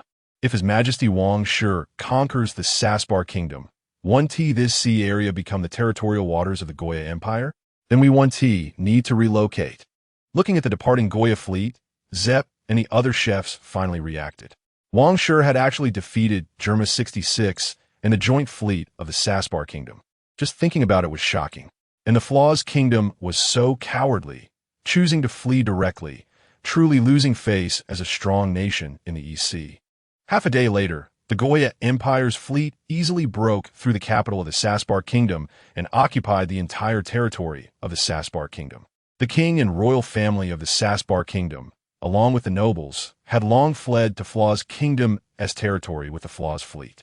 The king of Sasbark was now inviting the major allied nations of the East Sea to form a joint army to defeat the evil war empire of the Goya Empire. If the other allied nations of the East Sea did not want to fall into the same fate as the Four-Leaf Kingdom, the Organ Kingdom, the Moonlight Kingdom, the Konami Kingdom, and even the current destruction of the Sasbar Kingdom, they must unite to resist the Goya Empire's mad expansion. At the same time, the major allied nations of the East Sea once again protested to the world government, demanding sanctions against the Goya Empire. Chapter 32. Warning from the world government? Then I'll storm in overnight. I couldn't exile the royal family of the Sasuba Kingdom, and now I'm in a bit of trouble. In the palace of the Sasuba Kingdom, Wang Shi sat on the throne, speaking to himself nonchalantly. The royal families of the major allied nations have learned to be clever. They're always ready to flee at any moment, fearing being exiled by Wang Shi to some godforsaken place, without even a chance to speak out. Without the royal family's voice, the world government certainly wouldn't advocate for non-existent royals. After all, the royals who can pay the heavenly gold are the good ones. Soon, Wang Shi received a call from Queen Sally.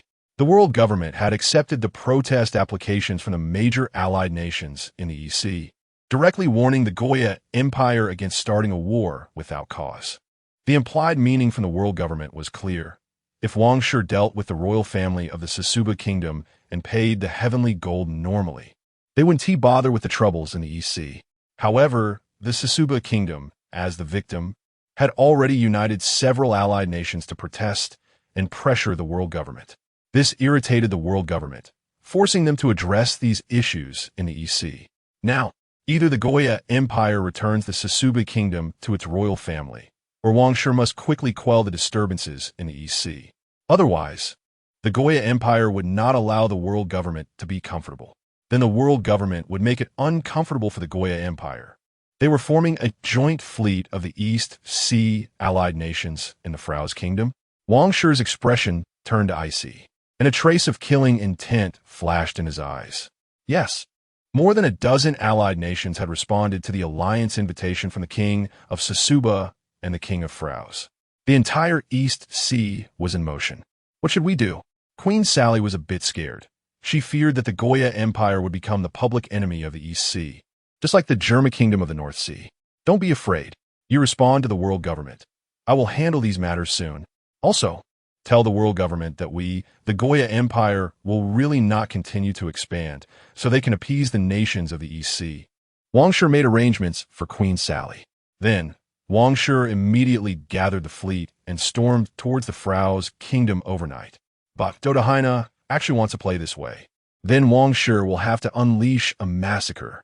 First, the Germa 66 mercenaries, and now the joint fleet of the East Sea allied nations. Ba Dodahaina, you are courting death. Vinsmoke Gaji's main force from the North Sea to the East Sea would take at least 3 weeks. The fleets of the 10 or so allied nations in the East Sea would also take several days to reach the Frau's kingdom. However, the royal family of Sasuba and the Frau's kingdom would disappear by tomorrow. No one expected that Wang Shi would dare to ignore the warning from the world government. As the Goya Empire fleet that had just occupied the Sasuba kingdom even rushed to the capital of the Frau's kingdom overnight.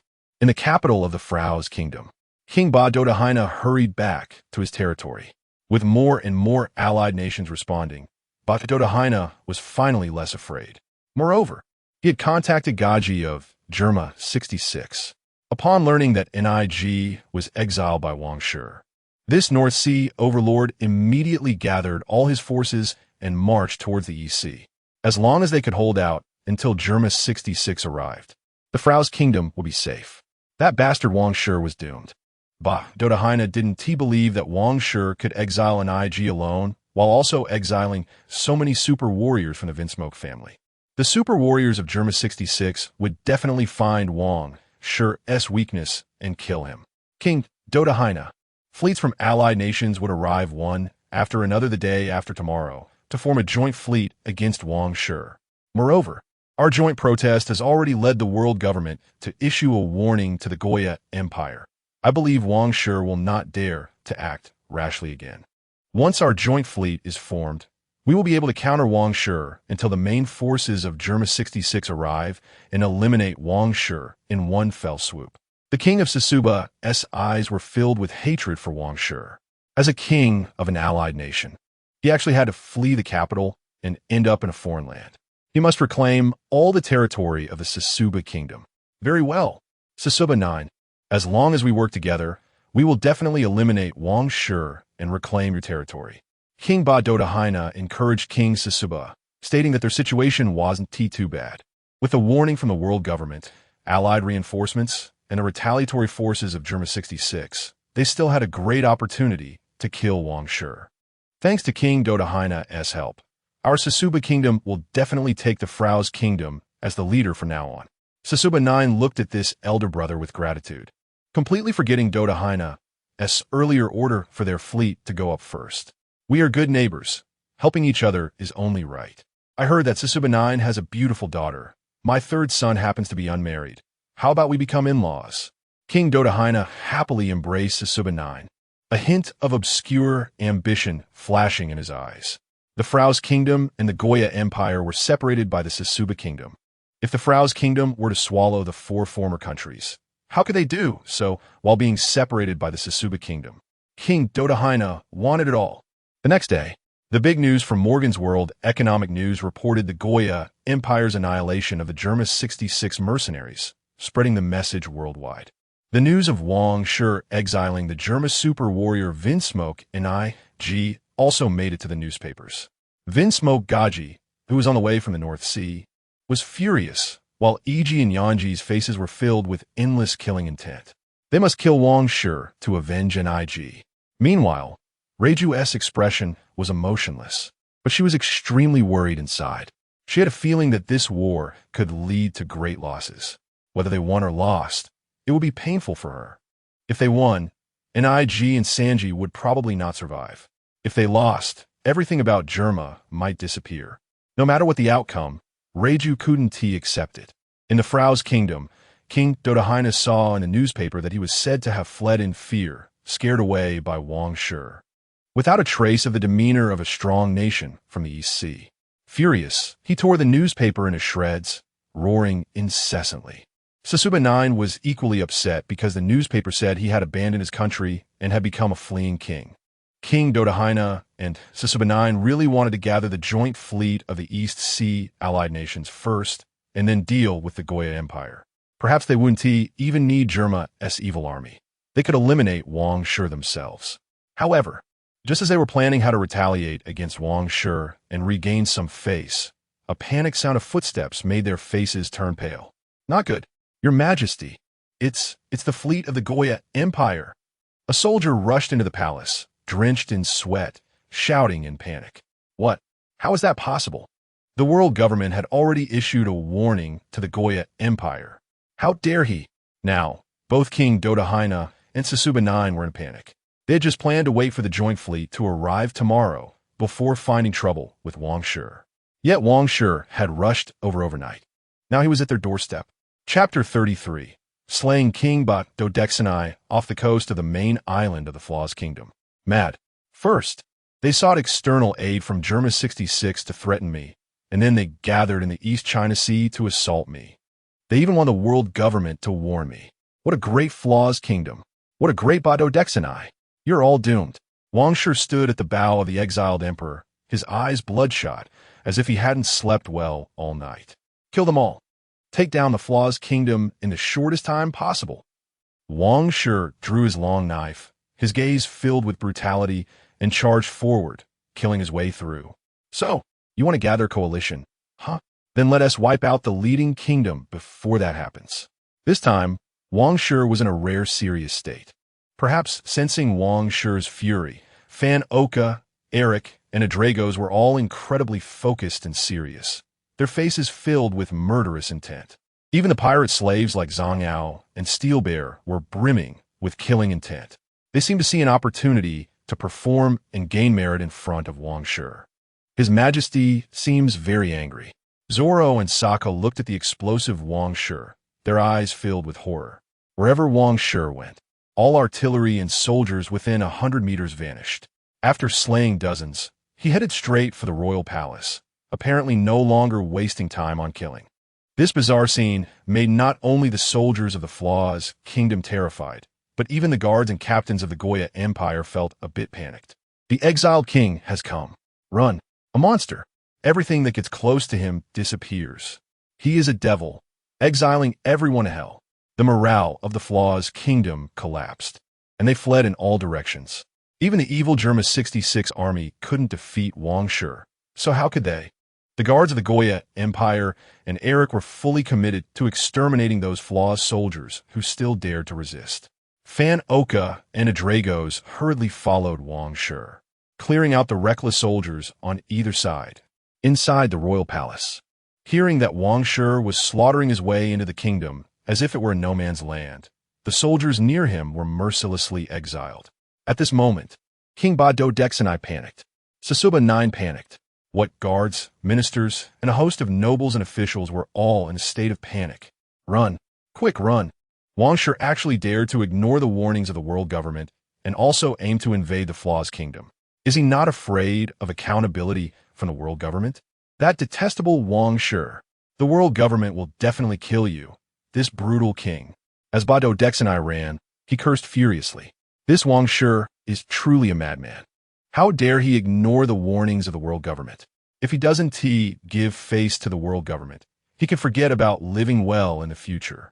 Just as they escaped through the back door of the royal palace, they discovered Wang Shi and Fan Oka waiting for them. They even found that the warships at the back city port had vanished. Could it be that Wang Shi can exile even the massive warships? What kind of devilish ability is this? Your Majesty Wang Shi, I surrender. I submit. Don't exile me. Just give me a nominal title of Duke. Seeing Wang Shi's figure, King Sasuba was the first to kneel. He was scared. He had heard that voluntarily surrendering to Wang Shi could allow him to retain a Duke title. He didn't want to accompany Ba-do-dexanai in death. He didn't want to die. Sasuba, how dare you? King Ba-do-dexanai looked at Sasuba, who knelt so quickly, and was instantly furious. It was too late to say anything now. The world government had hinted to me that they didn't want to see any troublesome matters. So you all should disappear. Wang Shi directly activated his powers, exiling King Sasuba, making all the Sasuba royal family disappear.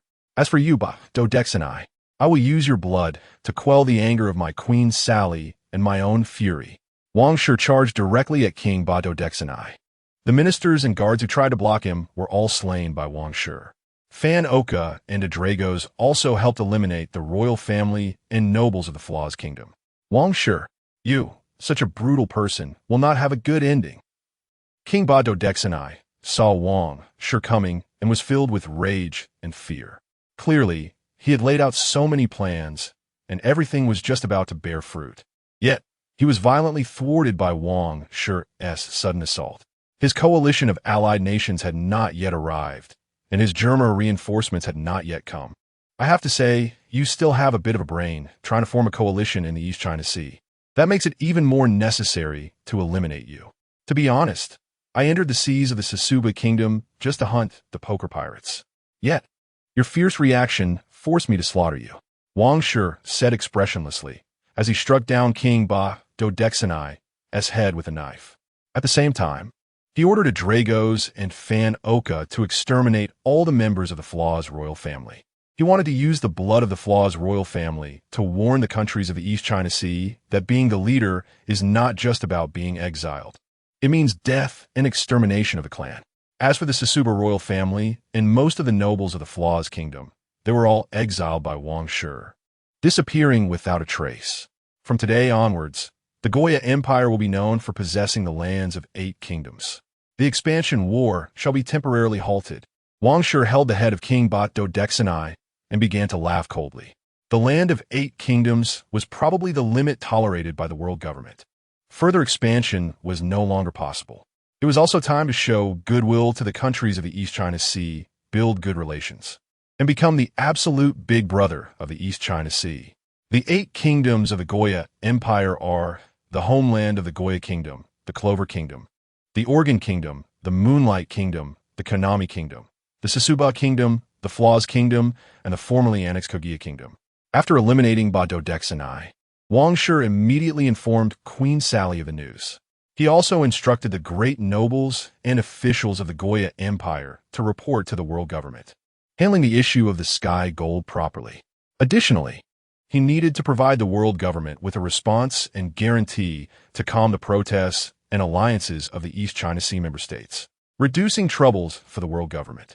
As Wang Shi appeared on the palace walls of the Flaw's kingdom, holding the head of King Ba-do-dexanai, the entire guard of the Flaw's kingdom surrendered in fear, not daring to continue resisting the exiled King Wang Shi. Moreover, their king was dead. What was the point of their fighting? On a certain island in the New World, Big News Morgans originally wanted to continue following up on the Goya Empire and the East China Sea member states alliance fleet, as well as the large-scale war with the evil German army. However, he didn't expect that the news from yesterday had only just been sent out in the morning when Wang Shi annihilated the Flaw's kingdom. This news surprised even the well-informed Morgans. He didn't expect Wang Shi to have such speed and decisiveness. Ha ha ha! I can't wait to see the war between Wang Shi and Kaji, to see who's stronger, the Emperor of the East China Sea or the Overlord of the North Sea. Morgans laughed heartily, regarding the East China Sea member states as insignificant. As Morgans thought, the East China Sea member states fleet, which was rushing to gather in the Flaw's kingdom, heard the news that the Flaw's kingdom had been annihilated and that their leader, King Ba-do-dexanai, had been slain by Wang Shi, with his entire clan slaughtered. This terrified the fleets of several allied nations, causing them to stop in their tracks. However, soon, with the formal announcement from the world government to all major member states that the Goya Empire had ceased expansion, these allied fleets quickly fled back to their respective countries. They know that the colossal status of the Goya Empire in the East China Sea is now unshakable. Chapter 34. Doflamingo, who wants to do business the next day. The newsbird of the World Economic News Agency spread the big news of the Goya Empire across the world early in the morning. The exiled king of the Goya Empire, Wang Shi, surprisingly traveled overnight and arrived at the kingdom of Froyus the next day, exiling the royal family of the kingdom of Sasaba and ruthlessly exterminating the royal family of the kingdom of Froyus, taking control of the entire territory of the kingdom of Froyus. Now, the Goya Empire, with its 8 nations, has become the largest and most powerful country within the territory of the EC, exerting strong pressure on the countries of the EC. Wang Shi's slaughter of the 6 nations of the EC has completely overshadowed the slaughter of the 4 nations of the North Sea from years ago. His heroic appearance has shocked the major allied nations of the world. For a time, comparisons between the Emperor of the EC and the Overlord of the North Sea became a hot topic. Most importantly, mind.He, the super cyborg warrior and second prince of the German kingdom, was exiled by Wang Shi with a wave of his hand, causing the mind.He royal family to lose a powerful ally and suffer a huge humiliation. Given Germa's proud character, he would definitely not let Wang Shi off the hook. All the forces eager to see the excitement were hoping to witness a war between the North Sea's German kingdom and the East Sea's Goya Empire, ideally watching these 2 top allied nations fight to the death. Even the 4 emperors and the 7 warlords of the sea began to pay attention to this rising exiled king. After all, anyone who could make Germa 66 suffer must have some skills. The powerful technology of the mind.He family was even coveted by the 4 emperors, indicating that they had some ability and strength. These 2 top allied nations are fully qualified to enter the sights of the 4 emperors. However, the 4 emperors are under the surveillance of the world government and the Navy headquarters, and generally do not leave the New World to enter the 4 seas. The world government would not allow these big pirates to enter their base of power to cause destruction and plunder. Civil wars between allied nations are permissible, as long as they pay a tribute to the heavens. But pirate plundering of allied nations is not allowed. In a certain sea area of the North Sea, a large group of snail ships was sailing majestically. West Froyus, West East Sea. Germa looked at today's newspaper and was once again infuriated. With a useless kingdom like Froyus, how dare they claim to be a strong nation of the East Sea? It's simply garbage. They couldn't even hold out for a day. Ba-Dochin was even more useless, unable to wait for the joint fleet of the East Sea allied nations before being taken down by Wang Shi.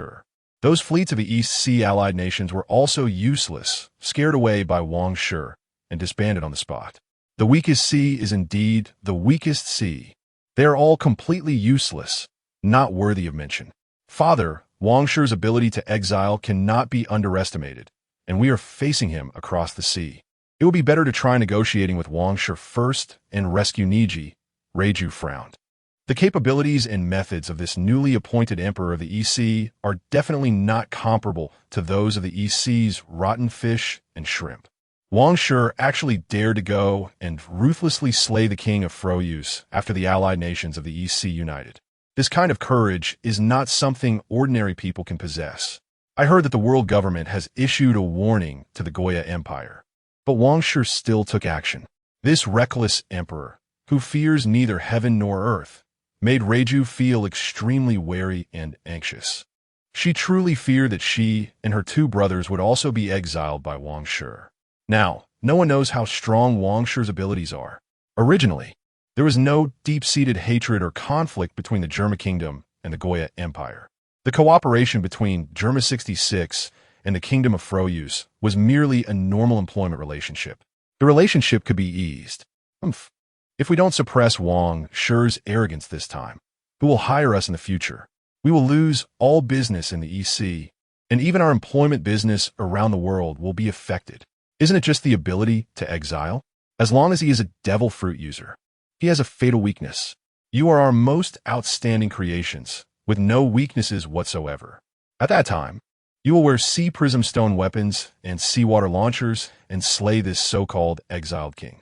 Germa was extremely displeased with this kid Wang Shi for daring to exile his strongest son and breaking the invincible record of the Germa cyborg warriors. This matter is not over. Germa speculated that Niji was exiled because he underestimated Wang Shi and fell victim to his strange abilities. As long as they are well prepared, a mere child, even with strange and powerful abilities, can still be killed by them. I will take Wang Shi's head for father. The red-haired Ichi spoke coldly with confidence.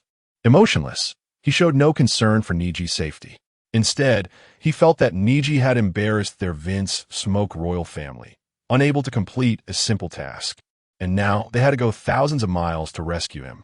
This brother has already been kicked out of the royal family's honor in his eyes. That guy Niji was actually exiled. If we can rescue him, he should call me brother. The green-haired Yanji felt that Niji, this failure, was not worthy of being his brother at all. Is it just a few minutes earlier than him? In the future, Niji will be just like that useless Sanji, not worthy of being my brother. As high-ranking princes of the Germa kingdom, they absolutely cannot allow defeat. Hearing the words of his two younger brothers, Reiju felt a wave of helplessness. These emotionless, cold-blooded brothers truly made her heart cold. The failed Niji would likely be mocked and rejected by Ichi and Yanji in the future, just as they had once rejected and bullied the weak Sanji. Even Germa frowned slightly upon hearing the words of his two sons. He deprived his sons of emotion in hopes that they would not be affected by emotions in battle. But he also did not want any conflicts to arise between the three brothers, to avoid any unexpected events in the future. It's all Wang Shi's fault. This bastard must be eliminated. New World, Dressrosa. Fufufu, this Wang Shi has some skills. He actually broke up the allied nations of the East Sea so quickly. I wanted to make some more money selling arms. The East Sea's waste truly is like mud that can't be propped up. Doflamingo thought that the East Sea would erupt into large-scale wars among dozens of allied nations, allowing him to take the opportunity to sell underground arms and make a big profit. However, before he could feel happy, Wang Shi had already taken down the leading king of the kingdom of Froyus. He heard that Germa had already led Germa 66 toward the East Sea. Diamante grinned widely, recalling how they had risen in the North Sea after having a significant conflict with the evil Germa 66 army. Seeing Germa lose a son in the weakest sea of the East Sea, Diamante felt extremely pleased. How about we sell underground arms to the Goya Empire? This Goya Emperor clearly is not a peaceful guy and will definitely be our potential customer.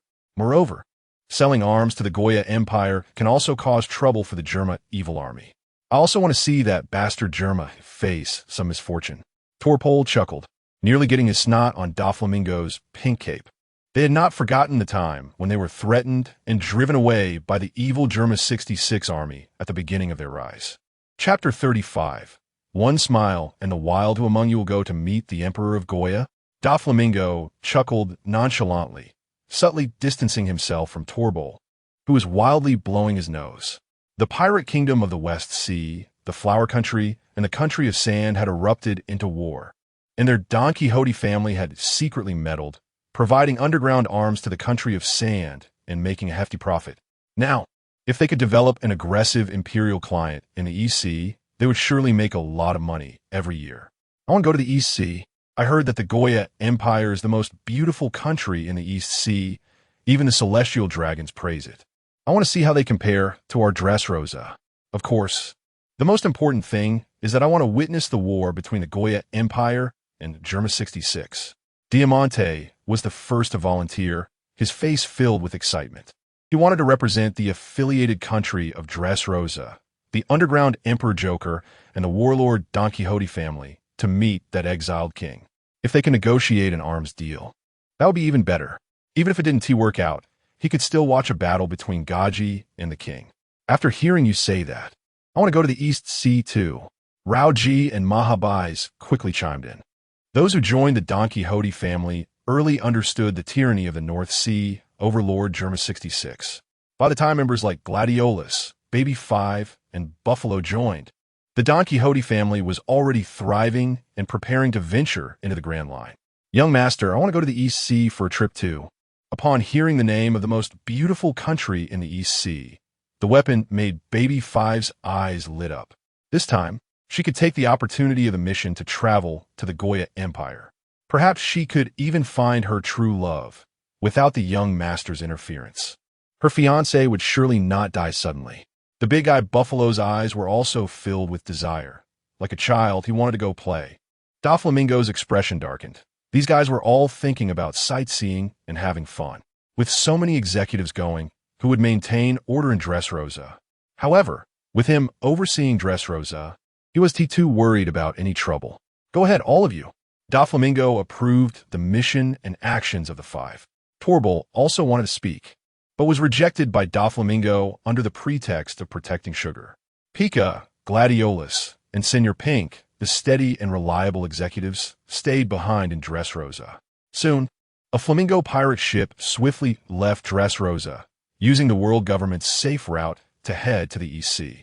At the entrance of a casino on Double Snake Island in the West Sea, a blind bodyguard listened to the conversations of other bodyguards and gamblers and heard about the war exploits of the Goya Empire. There were also rumors about the evil army of Germa 66 from the North Sea heading to the East Sea to cause trouble for the Goya Empire. War is ultimately a wrong path. One Smile, who had sold himself as a bodyguard to the casino after losing all his money to gambling, sighed while listening to the expansion war of the Goya Empire. Once war begins, it cannot be stopped. Today, the Goya Empire occupies those kingdoms. Perhaps those exiled people are constantly yearning for their country, seeking revenge against the kings, falling into a dark vortex of endless retaliation. Even without the exiled seeking revenge, stronger kingdoms would defeat you. Look, now the newly established Goya Empire is being eyed by the old overlord of the North Sea. Who will win this war? Regardless of victory or defeat, both sides will surely suffer heavy casualties. In the past, One Smile's homeland, the Tsang country located along the Grand Line, was also a warlike kingdom that constantly erupted into wars for the gold in the sky. But in the end, his kingdom perished, and he, as a criminal of a fallen country, escaped to the West Sea, living incognito and low-key. He wandered in the West Sea for many years, and fortunately, he gained the ability of the superhuman gravity fruit and, with his powerful strength, obtained the supreme sword, the Great Tao Fire Line, also known as the Gambler's Fire Line. As One Smile's strength grew stronger, he still could not find his way. He even blinded himself because he didn't want to see the chaotic world and various tragedies. As a result, the blind man's observation haki grew stronger, allowing him to still see the tragedies of various people.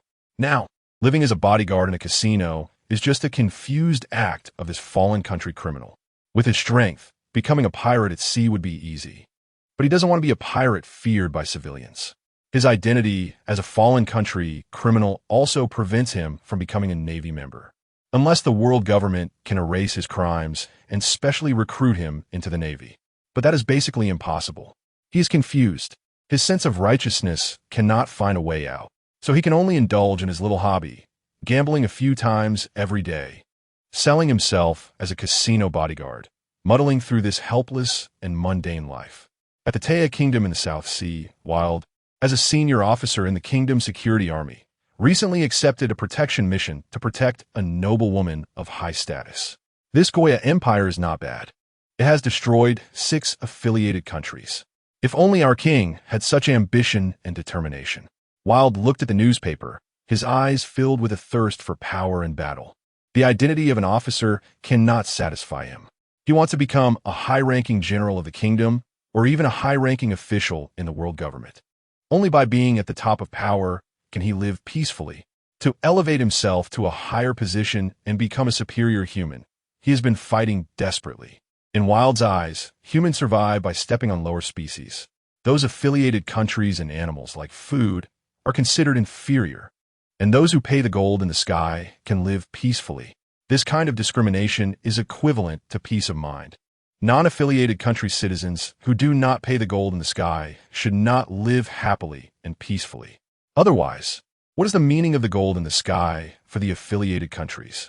This is the normal worldview of this world, a twisted worldview that is different from others. On another level, Wild is actually adhering to the principle of might makes right. In this world, the world government is the strongest, and the celestial dragons hold the highest status and power. They're the embodiment of justice and law. How comfortable it would be to fight under a king like the striving emperor. Wild is somewhat dissatisfied with the Taya king's law-abiding nature. If he'd been born in the Goya Empire, he wouldn't just have the position of an officer. Perhaps he could have become a count or even a duke in an empire based on his military achievements, elevating his identity and status completely. However, at this moment, the fantasizing Wild does not know that the noble woman he is to protect will become the greatest pitfall of his life. He will spend several years in prison because of this noble woman, even once falling to the point of having no food to eat, relying only on the powers of the forest fruit to supplement his nutrition. In the end, he even developed a habit of not eating, because all his enemies are his food. Chapter 36, Bartolomeo E.C., Roguetown. A magnificent imperial warship sailed into the port of Roguetown, causing quite a stir. Even Colonel Smoker, the highest official of Roguetown, was at the port to welcome this prominent figure. I hope His Majesty Wang Shi won't cause trouble in the Polaris Kingdom and Roguetown. Otherwise, I'm not like those two useless Colonels Monk and Mouse. Smoker, with his temper, showed no fear of Wang Shi, the exiled king, and even warned him, the emperor of the Goya Empire. He was quite confident in his Logia abilities and strength. Rest assured, since the Goya Empire has publicly announced the cessation of its expansionist wars, I will not attack other countries anymore. Otherwise, there wouldn't just be one warship coming over this time. Wang Shi casually waved away the smoke from the chain's smoker, revealing a faint smile. This time, he came to Roguetown with a few aides and the guard troops. The expedition fleet's guard troops remained in the Sasbar Kingdom and the Vraus Kingdom, cooperating with the large forces sent by the Goya Empire to comprehensively occupy these new territories. So what is your purpose for landing in Roguetown this time? Smoker did not fully believe the Devil Emperor Wang Shi's words. Previously, after the Goya Empire conquered 4 countries, it only paused for a few weeks before attacking the Sasbar Kingdom again, capturing the Vraus Kingdom in one fell swoop. Such behavior was indeed atrocious. However, the Navy did not have the power to interfere in the wars between allied nations. Smoker couldn't further probe into this issue. Tourism. Shopping.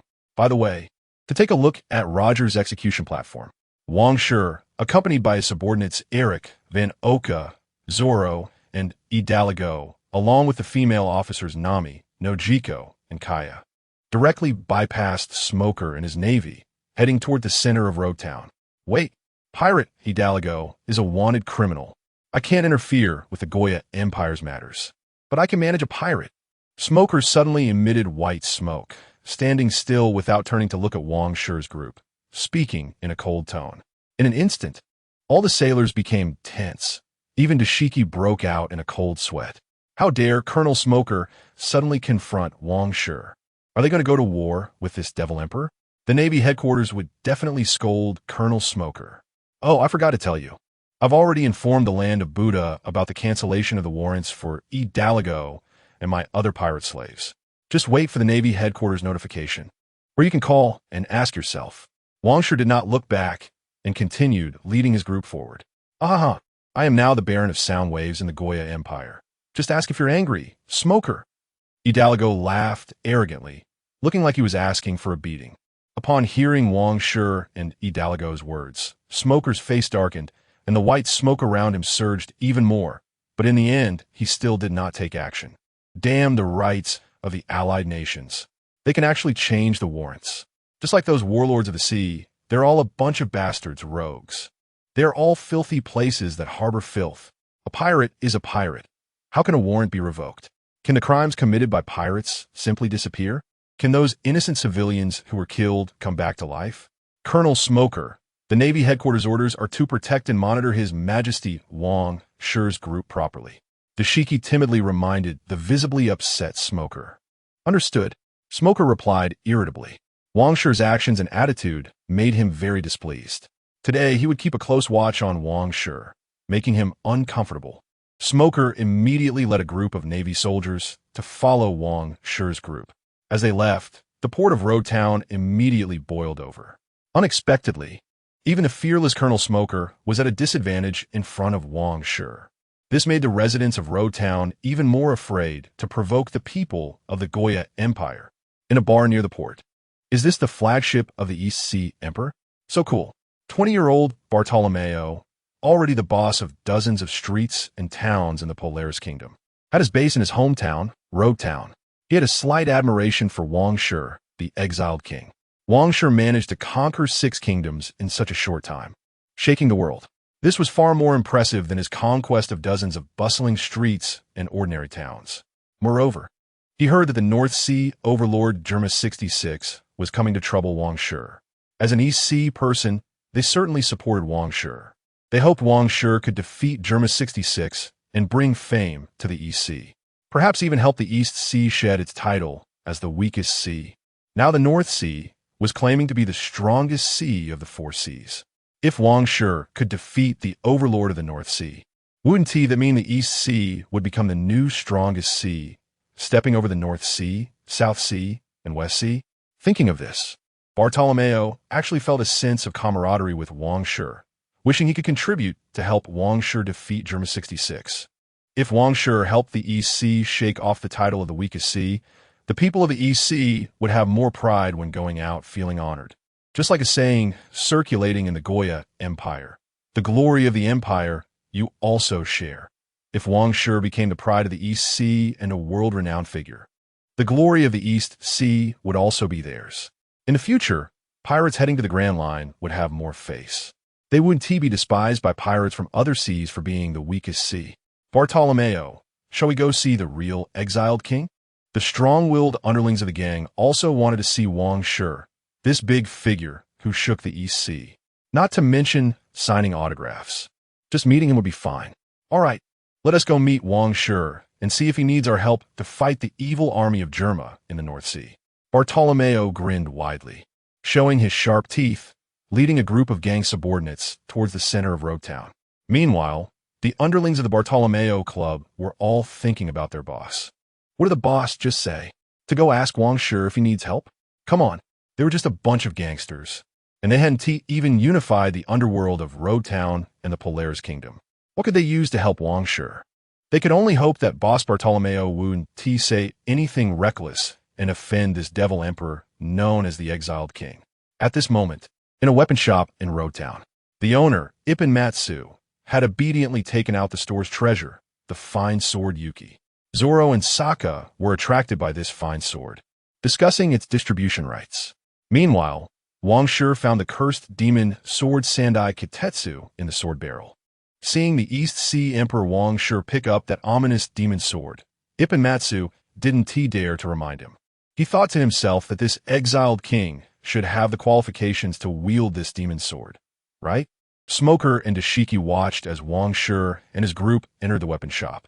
They didn't expect Wang Shi was really here for shopping and tourism. Wang Shi didn't even rush to see the execution platform of the Pirate King Roger. He truly was a mysterious man with a purpose. Chapter 37. The third generation of Kitetsu and Snow Walk. Unifying the underworld? Zoro and Sokka both wanted the fine sword Snow Walk. As a result, they saw Wang Shi finding a cursed demon sword among some ordinary swords, immediately attracting their attention. The third generation of Kitetsu. Not much. Wang Shi drew the third generation of Kitetsu, and a faint ominous aura wrapped around his arm. But it had no effect on Wang Shi now.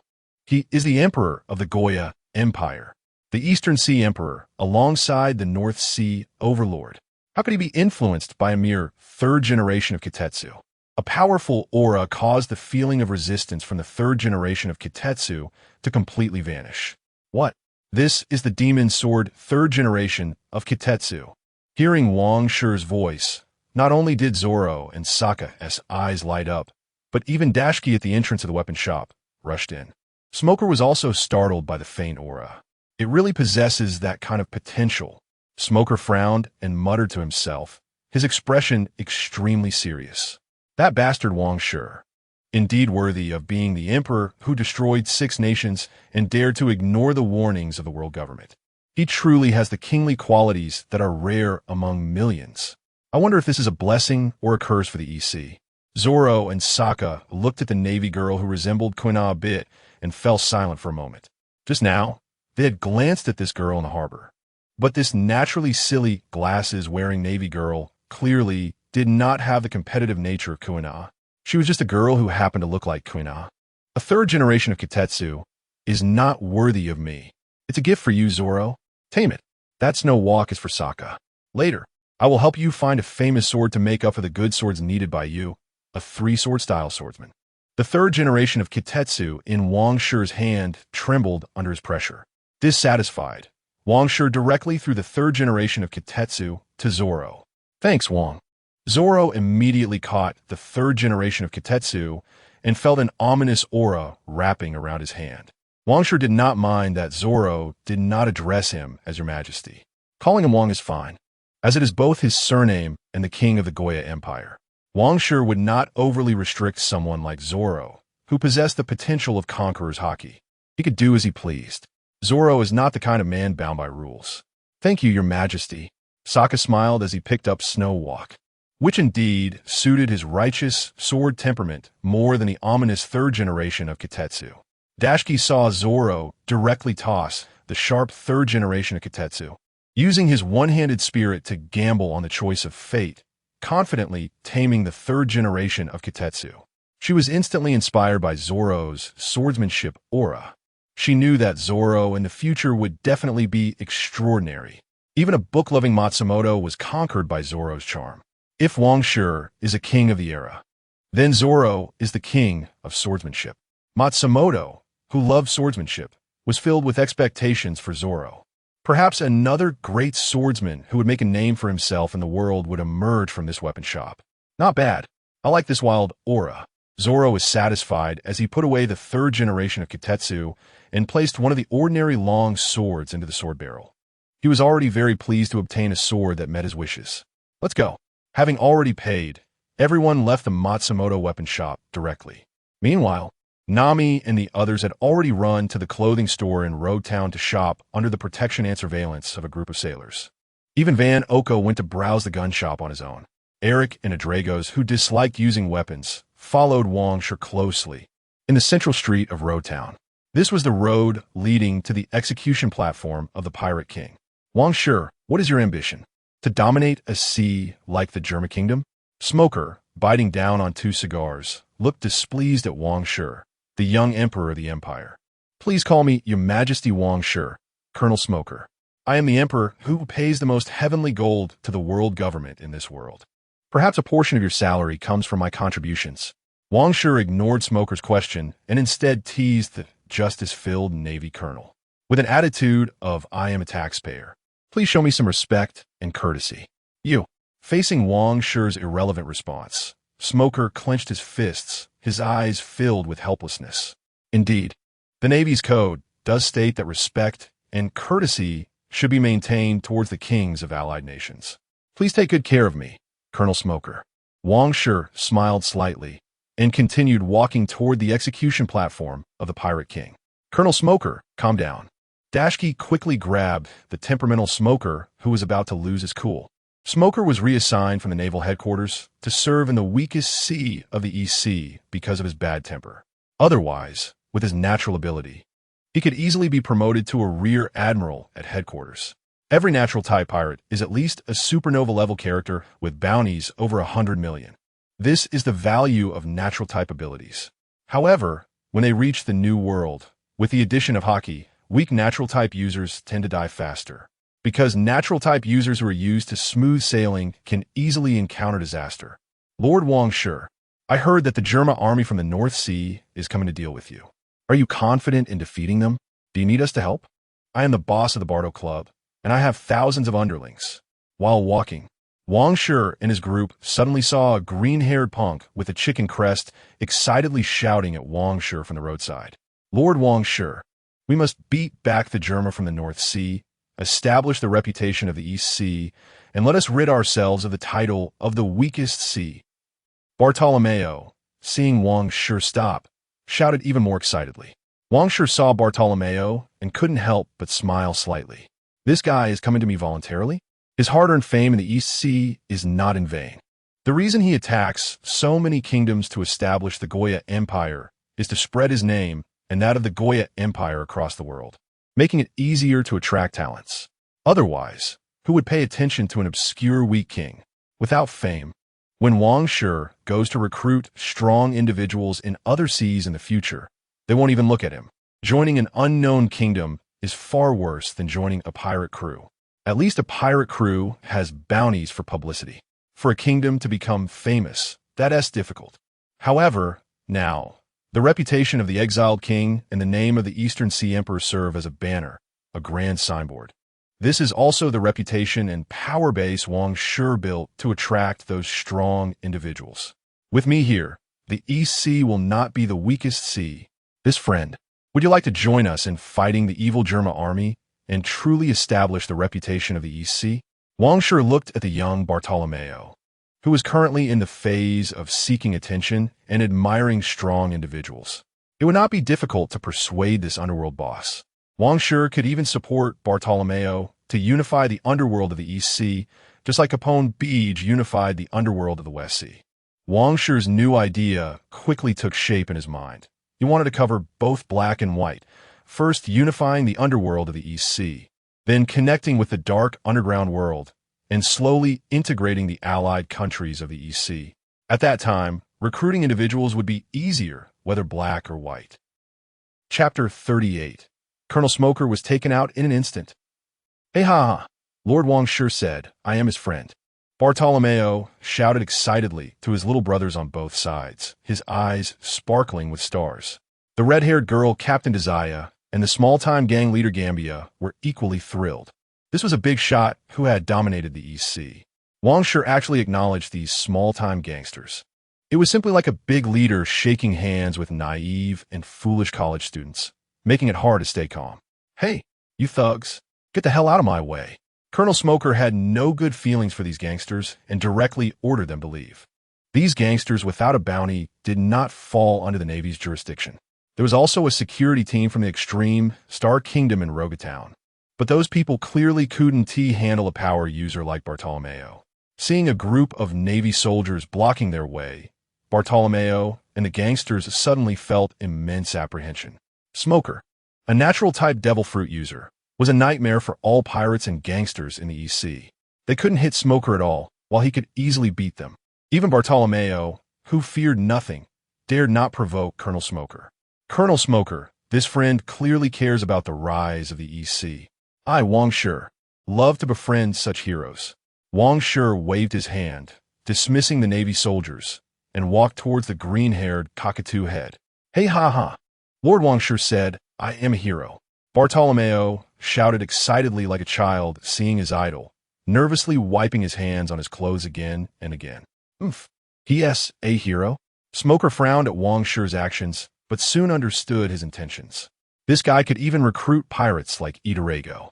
It seemed Wang Shi had his eyes on this power user Bartolomeo.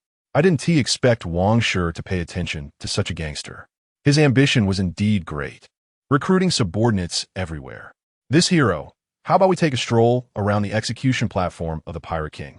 Wang Shi smiled faintly and actively invited Bartolomeo, giving him the respect and emotional value he deserved as a gangster boss. Aye. Yes, let me lead the way for Lord Wang Shi. I know Rogatown best."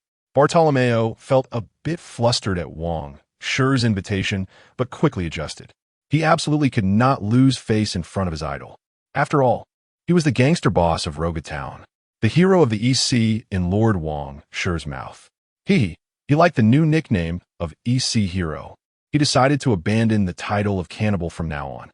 From now on, he would be the East Sea Hero Bartolomeo, following the name of his idol, the Emperor of the East Sea. Eric and Idarago looked at the green-haired cockatoo head in surprise, not expecting Wang Shi to value this guy so much. Eric, who had been in this sea area, had heard of this gangster boss. It was said that no one could break his barrier. He wondered if his wind blade could defeat this gangster boss. Zoro and Sokka quietly followed behind, each stroking their new swords. Observing this prosperous island, known as the Island of Beginnings and Endings. Having trained on Frost Moon Island for many years, they indeed hadn't visited many islands or seen much of the world. Lord Wang Shi, that is the execution platform where Pirate King Roger was executed. Bartolomeo excitedly introduced Rogatown's famous sights to Wang Shi like a little brother. Desire and Gambia, these thugs, closely follow behind, hoping that Wang Shi would pay more attention to them, give them an evaluation, and let them become famous too. Pirate King Roger, aged 53, life is really fragile. Wang Shi looked at the unremarkable execution platform, his eyes filled with a longing for immortality. These powerful pirates either suffered from illness or were limited by age, ultimately turning to dust. Even someone as strong as Roger ended up with a terminal illness. The man known as the strongest in the world, Whitebeard Newgate, now at 70, had already sustained injuries that were hard to heal, relying on 4 drips. What use is it to dominate for 20 to 30 years? Invincible, immortal, in power. That is the goal Wang Shi desired. Pirate King Roger opened the era of great pirates, and his life was full of legends. He was a great hero, Bartolomeo said with a hint of admiration, as most pirates and gangsters still very much wanted to achieve the fame and wealth of Pirate King Roger. A criminal who opened the era of chaos. Hearing Bartolomeo praise Roger, Smoker coldly interjected, already regarding this gangster boss as a potential pirate. Such admiration for Roger would eventually lead him to become a pirate. It seemed he had to keep an eye on this green-haired freak. However, Wang Shi was actually lamenting Roger's short life and the fragility of life. This perspective was indeed unique and rare. This was the first time Smoker had heard such words. After all, most ambitious people wanted to become a world-renowned figure like Pirate King. Fame, wealth, power, these were what people desperately pursued. Roger, what is the significance of the era of great pirates you opened, risking your life? Are you sure that stubborn guy can change the world? Wang Shi murmured softly, taking steps toward the execution platform, wanting to feel the perspective of Pirate King Roger back then. Stop. Wang Shi, no one is allowed on the execution platform. Smoker's face darkened as he immediately moved to block him. No one can stop me, Smoker. Wang Shi waved his hand without looking back, and just as Smoker was about to draw his sword, he disappeared from the spot. This scene left Dasky and the Navy soldiers frozen in place, dumbfounded. Their Colonel Smoker was banished? What to do? What to do? Smoker wouldn't be stuck there forever, would he? Smoker was taken out in an instant. Bartolomeo's eyes widened, as the seemingly invincible Colonel Smoker was casually dealt with by Wang Shi. This made Bartolomeo and his little brothers look at Wang Shi stepping onto the execution platform with even more admiration. This is the aura and power of the Emperor of the East Sea. Even a natural-type user couldn't resist His Majesty's banishment. It was too incomprehensible. Eric and Idarago were equally shocked. They thought the famous Smoker would at least be able to resist a bit. In the end, he was still banished in an instant. Too strong, too unreasonable. Being an enemy of His Majesty is truly frustrating and dangerous. Sokka smiled lightly, and Zoro nodded in agreement. Not even getting a hit in. Just being directly banished was indeed frustrating, with not even a chance to resist. They wondered how one could resist Wang Shi's abilities. Was the only way to stay away from him? Your Majesty Wang Shi, please let Colonel Smoker go. Dasky pleaded with Wang Shi in panic, her eyes filled with fear. She hadn't expected even Colonel Smoker to have no power to resist in front of Wang Shi. Even a Vice Admiral wouldn't be able to take out Colonel Smoker this quickly, right? Chapter 39. The Conqueror's Haki, King Wang Shi, is dead. Wang Shi stepped onto the execution platform, looking down at the crowd with an imposing presence. Roger, this height of yours is too low. Wang Shi grinned, his ambition even greater. He was preparing to usurp the position of the king of this world. A short-lived pirate king, a useless title of pirate king, would not make Wang Shi envious.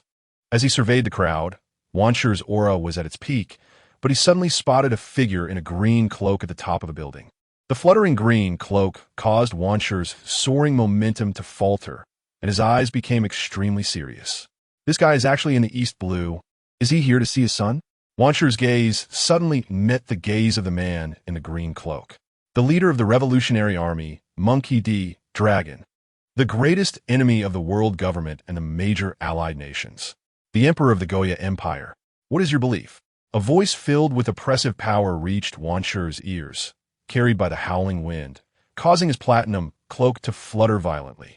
The expressionless dragon had only passed through Lowtown, but sensed a faint but powerful aura and was curious enough to investigate, only to find it was the recently rising Emperor of the Goya Empire, the new ruler of his homeland. He knew of Wang Shi, the exiled king. This could potentially become a formidable enemy for the Revolutionary Army. He was contemplating whether to eliminate this emperor who seemed to be awakening the Conqueror's Haki. However, He learned that the current policies of the Goya Empire were not tyrannical, but rather more lenient than other allied nations, leading to an improvement in the people's lives. This made Dragon hesitate.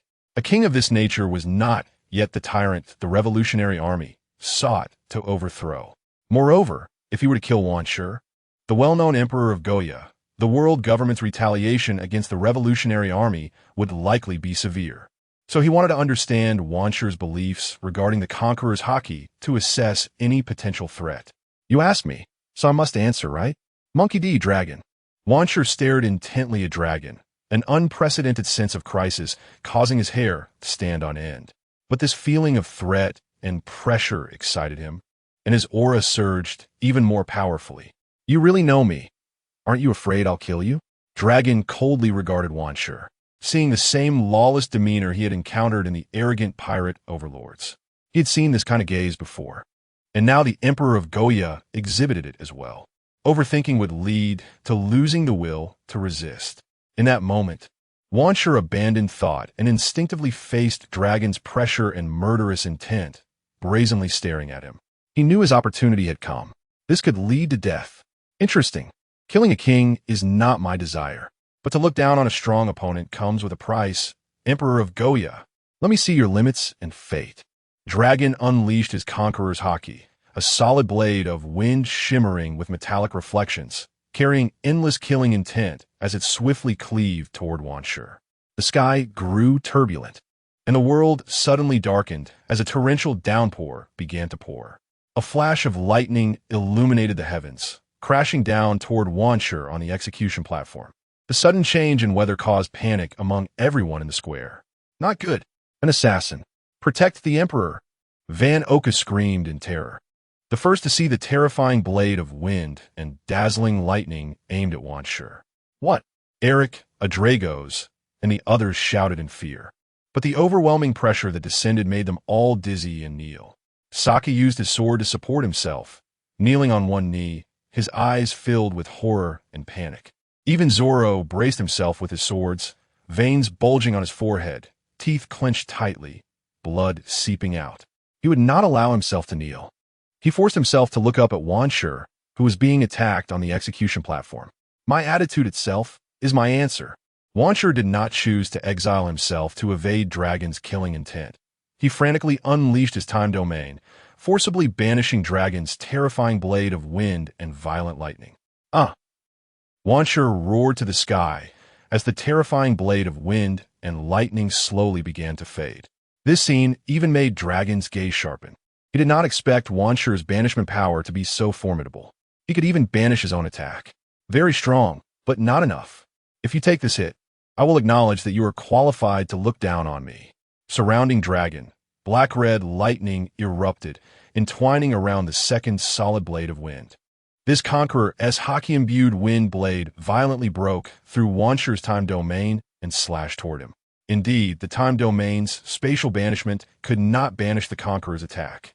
Watching the solid blade of wind flying toward him at high speed, Wang Shi's eyes filled with madness.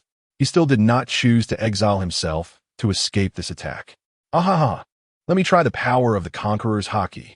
Wang Shi's eyes exploded with unprecedented madness as he drew his sword to strike at the conqueror's windblade. A tremendous aura erupted from Wang Shi, crashing outward in all directions.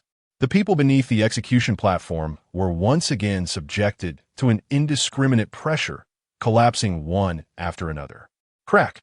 Wang Shi's long sword shattered with a thunderous sound, the terrifying power of the conqueror's haki reducing his sword and clothes to dust, leaving jagged wounds on his body, spraying blood everywhere. Boom! The conqueror's wind blade obliterated Wang Shi and the execution platform into dust. The towering execution platform's upper section completely vanished, and Wang Shi disappeared entirely. Dead? A glint of red flashed in Dragon's eyes, his expression becoming serious. This was a bit troublesome. It seemed he had really killed the Emperor of the Goya Empire. He activated his observation haki, peering into the future a few seconds ahead, but he did not see Wang Shi's figure. His observation haki could not detect Wang Shi's life force either. Wang Shi had truly vanished or was really dead. How could this be? Dragon murmured softly, recalling the confident and arrogant look in Wang Shi's eyes. Moreover, when Wang Shi had resisted his conqueror's wind blade, he had indeed awakened the conqueror's haki.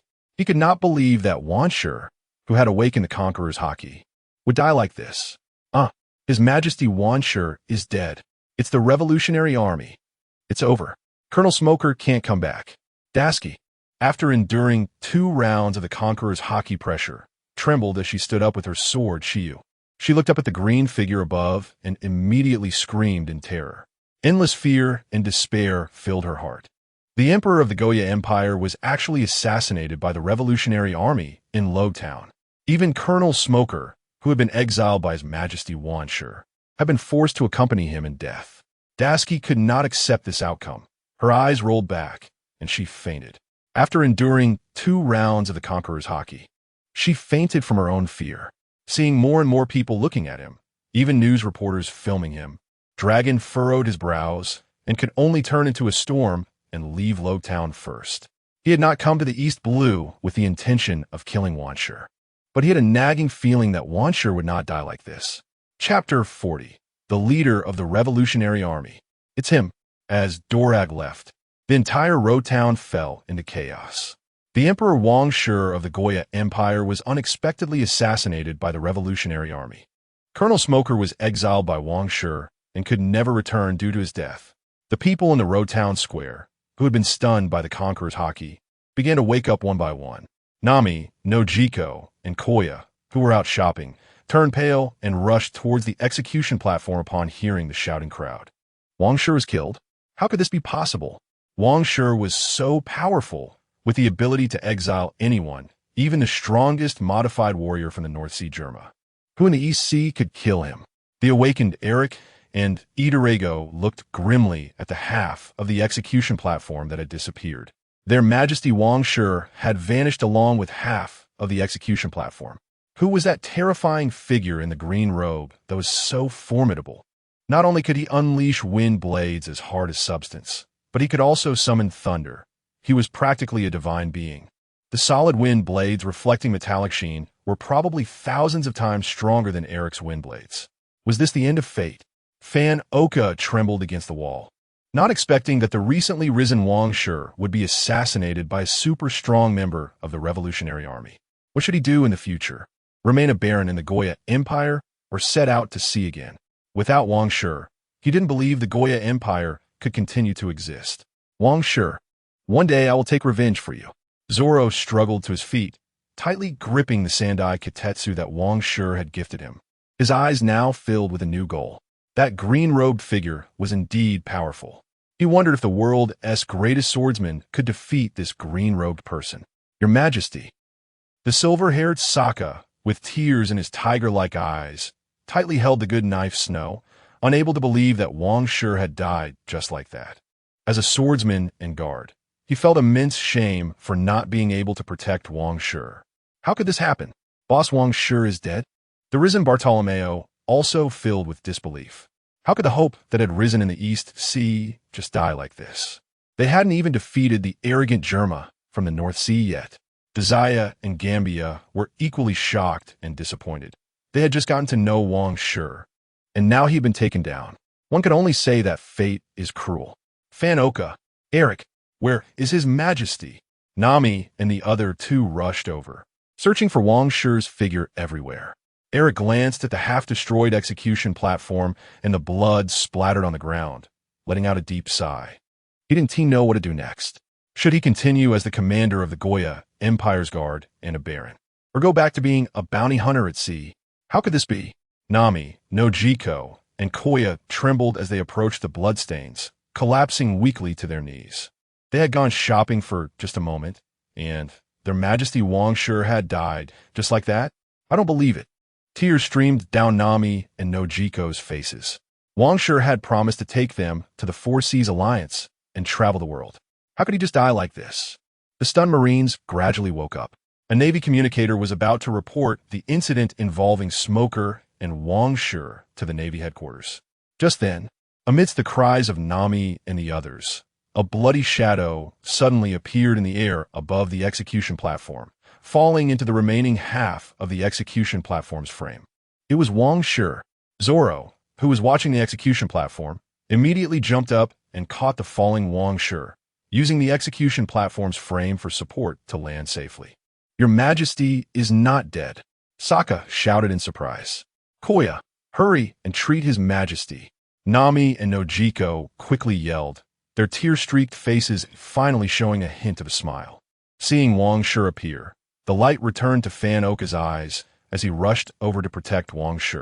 It seemed that their fate was still continuing. "Your Majesty is okay." Eric and Itarago, who were in confusion and hesitation, saw Wang Shi reappear and immediately dismissed the chaotic thoughts in their minds. Even as several pirate slaves wearing slave collars breathed a sigh of relief. If Wang Shi had died, they would definitely be executed by Queen Sally, buried with Wang Shi, with no chance of survival. Wang Shi, who looked like a blood-stained glass doll, gasped for air, blood still seeping from his wounds. Koya, heartbroken, bandaged Wang Shi's wounds, using all the hemostatic drugs and potions without concern for cost. Wang Shi, feeling a bit dazed, sensed more and more people surrounding him. He slowly raised his hand and activated his ability, releasing Smoker. He knew that this Navy colonel would protect him more seriously than these subordinates. As Smoker appeared, Wang Shi, too weak to lower his hand, revealed a carefree smile, although his appearance was extremely disheveled. What happened? Just as Smoker was about to draw his Sea Prism stone weapon, intending to stop Wang Shi from stepping onto the execution platform, the scene had completely changed in the blink of an eye. He saw the unconscious Dasky, the panicked Navy soldiers, and the encircled Wang Shi, who was now lying on the ground, covered in blood and barely alive. "Woo-woo, Colonel Smoker, you finally appeared." It was the Revolutionary Army that attacked His Majesty Wang Shi. Each Navy soldier looked at the reappeared Colonel Smoker with surprise. They had thought that Smoker would be completely exiled due to Wang Shi's death. What? The Revolutionary Army attacked Wang Shi? Smoker immediately felt his scalp tingle. He guessed that he had been exiled by Wang Shi for some time. During that time, Wang Shi was attacked and seriously injured by the Revolutionary Army. Smoker looked at the half-destroyed execution platform and the severely injured Wang Shi, who had attacked Wang Shi. He and T even reacted when Wang Shi had instantly exiled him. Was it the commander of the Revolutionary Army or the leader of the Revolutionary Army who had dealt such a blow to Wang Shi? The Revolutionary Army had severely injured an emperor of an allied nation in his territory of Rogue Town. Their Navy branch would likely bear a significant responsibility. Even if Wang Shi had exiled him, he, as the branch leader, would still have to take the blame. Quickly send Wang Shi back to the Navy branch for protection. Maintain order in the square. Smoker, seeing more and more people gathering, immediately arranged tasks. At the same time, he quickly asked his subordinates how long he had been missing and what had happened during that time. Soon, Dasky was also revived. "Colonel Smoker, you're back," Dasky exclaimed with joy, her eyes filled with worried tears. "Did you see who attacked Wang Shi?" Smoker asked seriously, his expression extremely grave. He had already guessed who it was from his subordinates' descriptions. "Conqueror's Haki. It's the leader of the Revolutionary Army. It's him." Dasky's face was filled with fear. She recognized the figure of Dorag, exactly as he appeared on the wanted poster. It really was him. The leader of the Revolutionary Army attacked the Emperor of the Goya Empire. This situation was extremely serious. Smoker's face turned ashen. This matter was beyond his ability to handle. He must report it immediately to Fleet Admiral Sengoku. Chapter 41. The Revolutionary Army's Great Encirclement Naval Headquarters, Marineford. Sengoku listened to the report from Lowtown, his expression extremely grim. Even the gluttonous Kizuru, who was munching on sunbae, became quiet. The protagonist of this incident was none other than his rebellious son. Dragon had severely injured King Wano in Lowtown and destroyed half of the Pirate King's execution platform. Sengoku hung up the Den Mushi and coldly spoke to Kizuru. This bastard's family really gives one no peace of mind. Besides Dragon, the leader of the Revolutionary Army, that supernova, Fire Fist Ace, was also Kizuru's grandson. This really infuriated him. "It's none of my business. I can't manage that bastard anymore." Kizuru decisively shirked responsibility, but a hint of worry appeared on his face. He didn't understand why Dragon would attack King Wano. Was it because King Wano initiated a war? Or was the revolutionary army planning to behead this imperial emperor? But with Dragon attacking King Wano, Kizaru was very concerned that Wano would retaliate against Windmill Village. Sengoku, I need to take leave and return to the East Blue. I must go back. Kizaru directly left the marshal's office, intending to return to Windmill Village for a while to clean up after Dragon's attack. He wanted to prevent King Wano from truly targeting Windmill Village. Bastard! Sengoku cursed angrily. He had to properly handle this attack. This had escalated to an assault by the leader of the Revolutionary Army on the strongest affiliated nation in the East Blue. Sengoku believed that King Wano and the Goya Empire would not let this go easily. While the Navy branch in Lowtown reported the incident to Marineford, Queen Sally and the Goya nobility immediately reported the intelligence to the world government and requested asylum. The dignified monarch of the strongest empire in the East Blue had actually been attacked in the Navy stronghold of Lowtown, and Emperor Wano was seriously injured. The world government had to give the Goya Empire a response. Holy Land, Mariewa. The five elders learned that the leader of the Revolutionary Army, Dragon, had appeared in the East Blue and attacked Emperor Goya, so they held a small meeting. Although King Wano had caused quite a stir recently, he had been very cooperative in paying the heavenly gold. Such a sensible king of an affiliated nation should not be eliminated by the Revolutionary Army. They ordered CP0 to CP9 to begin an encirclement and net operation to strangle those Revolutionary Army branches. Since the leader of the Revolutionary Army dared to attack the king of an affiliated nation, the five elders would retaliate.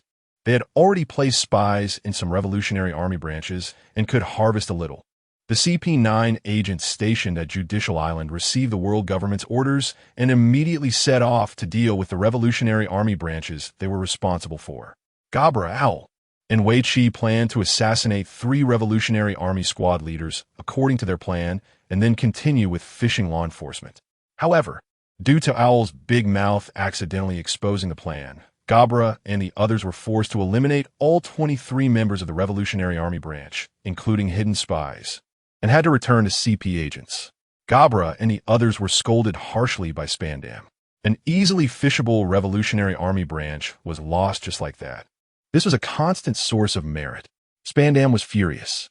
Meanwhile, CP0 agents, under the orders of the 5 elders, launched an encirclement against various army leaders. CP0's hunting of the Revolutionary Army over the years had been quite successful. 10 years ago, they captured the Eastern Army commander Jinny and delivered her to the Celestial Dragons.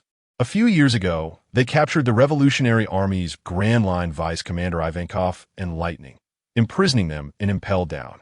They had achieved significant results. This time, they set their sights on the newly appointed Eastern Army commander, Bello Betty. The attack on the East Blue's Emperor Wano by the leader of the Revolutionary Army had very negative implications. After all, even the Emperor of the East Blue's strongest nation had been attacked and seriously injured. Other kings of affiliated nations would be even more afraid. They did not possess Wano's strength and could be easily killed by the leader of the Revolutionary Army or commander. At that moment, Wano, who was recuperating in Lowtown, was unaware that his attack incident had triggered the world government's encirclement against the Revolutionary Army.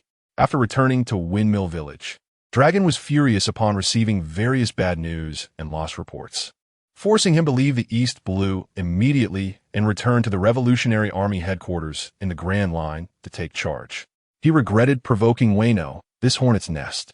Wasn't he just an emperor of an affiliated nation on the brink of awakening conqueror's hockey? Why did he have to curiously join in? Now, because of Wano, the Revolutionary Army had lost dozens of squad leaders and hundreds of members. Even the Eastern Army commander Bello Betty had been injured, and Vice Commander Ashiru had lost an arm. Dragon was filled with regret. Moreover, he had now received news that Wano was indeed not dead.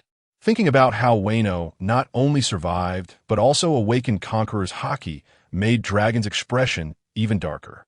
Out of nowhere, he had gained such an enemy, which troubled Dragon. Wano's banishment ability was very strong. Even his Windblade and Thunder could be banished. This meant that Wano could banish many powerful individuals. In the Revolutionary Army, apart from Dragon himself, even the 4 army commanders might be in danger when facing Wano. The extent of that banishment ability was so powerful that it must be a top-tier devil fruit ability. It was somewhat unsolvable, similar to Bartholomew's pawpaw fruit ability and the pirate empress's petrification ability. After all, there were not many individuals in this sea with advanced Haki and conqueror's Haki intertwined. At the Revolutionary Army headquarters, Baldigo Island, when the 4 army commanders and various officials learned that the world government's encirclement was due to Leader Dragon's attack on Emperor Wayno of the East Blue, they all felt a sense of helplessness, only able to silently accept the losses and bitter consequences. At the Navy branch in Lowtown, Wayno looked at the intelligence and news handed to him by Daz Bounty, chewing on sea beast meat with a smile in his eyes. Didn't he expect it, Dragon? I haven't he even retaliated, and the world government has already given the Revolutionary Army a slap in the face.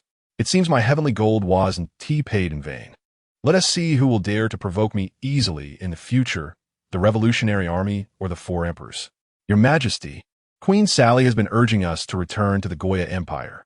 Kaya gently helped Wayno change his bandages while carefully conveying Queen Sally's message. Not in a hurry. I'll return to the Goya Empire after my injuries recover a bit more. Wayno's eyes flashed with brilliance as he contemplated how to retaliate against Dragon. Although he had actively used Dragon's killing intent and pressure to force himself to awaken Conqueror's Haki, it was undeniable that Dragon had nearly killed him. Retaliation was still necessary.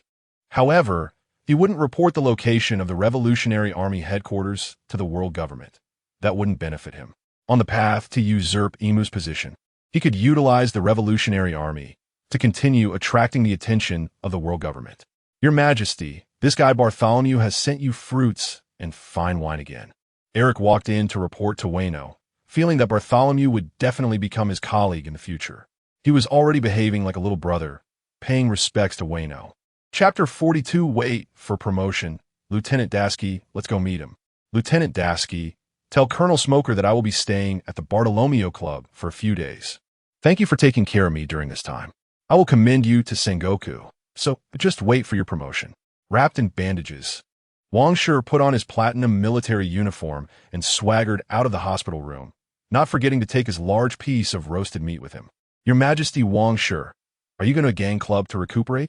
Isn't that inappropriate? Dasky quickly tried to persuade him. As the entire naval branch felt guilty about Wang Shi being attacked in Rogue Town, they were all very proactive in treating Wang Shi and improving their services. Are you still afraid they will eat me? Rest assured, my Baron subordinates are not that easy to handle. Wang Shi chuckled, and both Eric and Adragos stood up proudly. Even Van Oka had a slight smile at the corner of his mouth. It's not easy to receive praise from Wang Shi. Among the officers under Wang Shi, these 3 are the only ones who have been granted Baron status. Even the young Zoro and Sokka have not been ennobled. They need to defeat an enemy with a bounty of over 10 million berries before they can be granted nobility. To be promoted to Viscount, they must defeat or kill a pirate with a bounty exceeding 100 million. Defeating or killing a pirate with a bounty over 300 million grants the title of Count. Defeating or killing a pirate with a bounty over 500 million earns the title of Marquis, a position of high power. Aside from Zoro, the Marquis position is probably the limit for these individuals. Even Eric and Adragos would find it difficult to reach that level. Van Oka has that potential. As for the title of Duke, one's strength must at least be comparable to the 3 calamities or the 4 commanders. If one is strong enough, comparable to an admiral, Wang Shi might even grant the title of Prince of the Goya Empire. It should be known that in those affiliated kingdoms, being a count is already at the top. Dukes and marquises are few and far between, their family power comparable to royal families. In fact, many kingdoms do not even have dukes and marquises. The royal family does not allow the emergence of nobles that threaten their own status.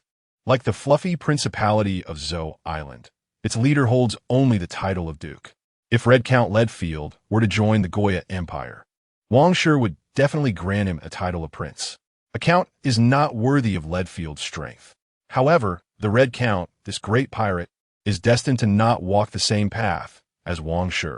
Wang Shi left the Rogue Town Naval Branch with his subordinates. Bartolomeo, along with a group of younger brothers, excitedly looked at Wang Shi, completely unafraid of Colonel Smoker. Because His Majesty Wang Shi can defeat Smoker in an instant. Looking at the well-recovered Wang Shi, smoker, expressionless, bit his cigar, not knowing what he was thinking. According to the description of that day's review, it is highly likely that Wang Shi has awakened Conqueror's Haki. It is unknown whether this is a blessing or a curse for the EC. Your Majesty Wang Shi, please be sure to rest well. Dasky reminded Wang Shi, her face full of worry. Lieutenant Dasky, your concern warms my heart. How about this? I will apply to Admiral Sengoku to promote you to the rank of colonel in the naval branch, to serve as the base commander of the Navy 153rd branch or the Navy 16th branch. I can still have a say in those two naval branches. Wang Shi suddenly turned around and smiled slightly at Dasky for some unknown reason.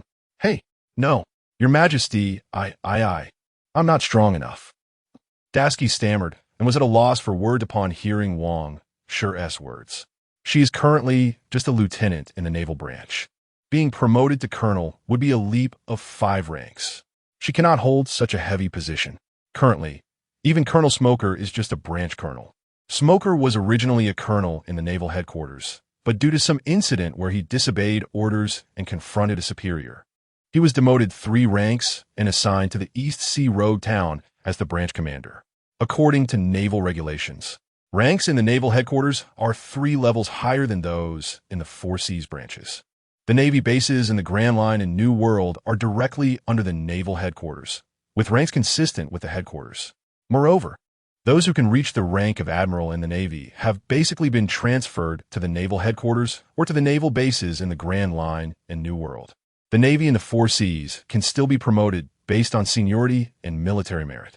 However, in the naval headquarters, promotion truly requires both strength and military merit. Just wait for your promotion, Lieutenant Dasky. Maybe in a few days, you will be on par with Smoker. Wang Shi laughed heartily, ignoring the flustered Dasky and the dark-faced Smoker as he directly left the Rogue Town Naval Branch.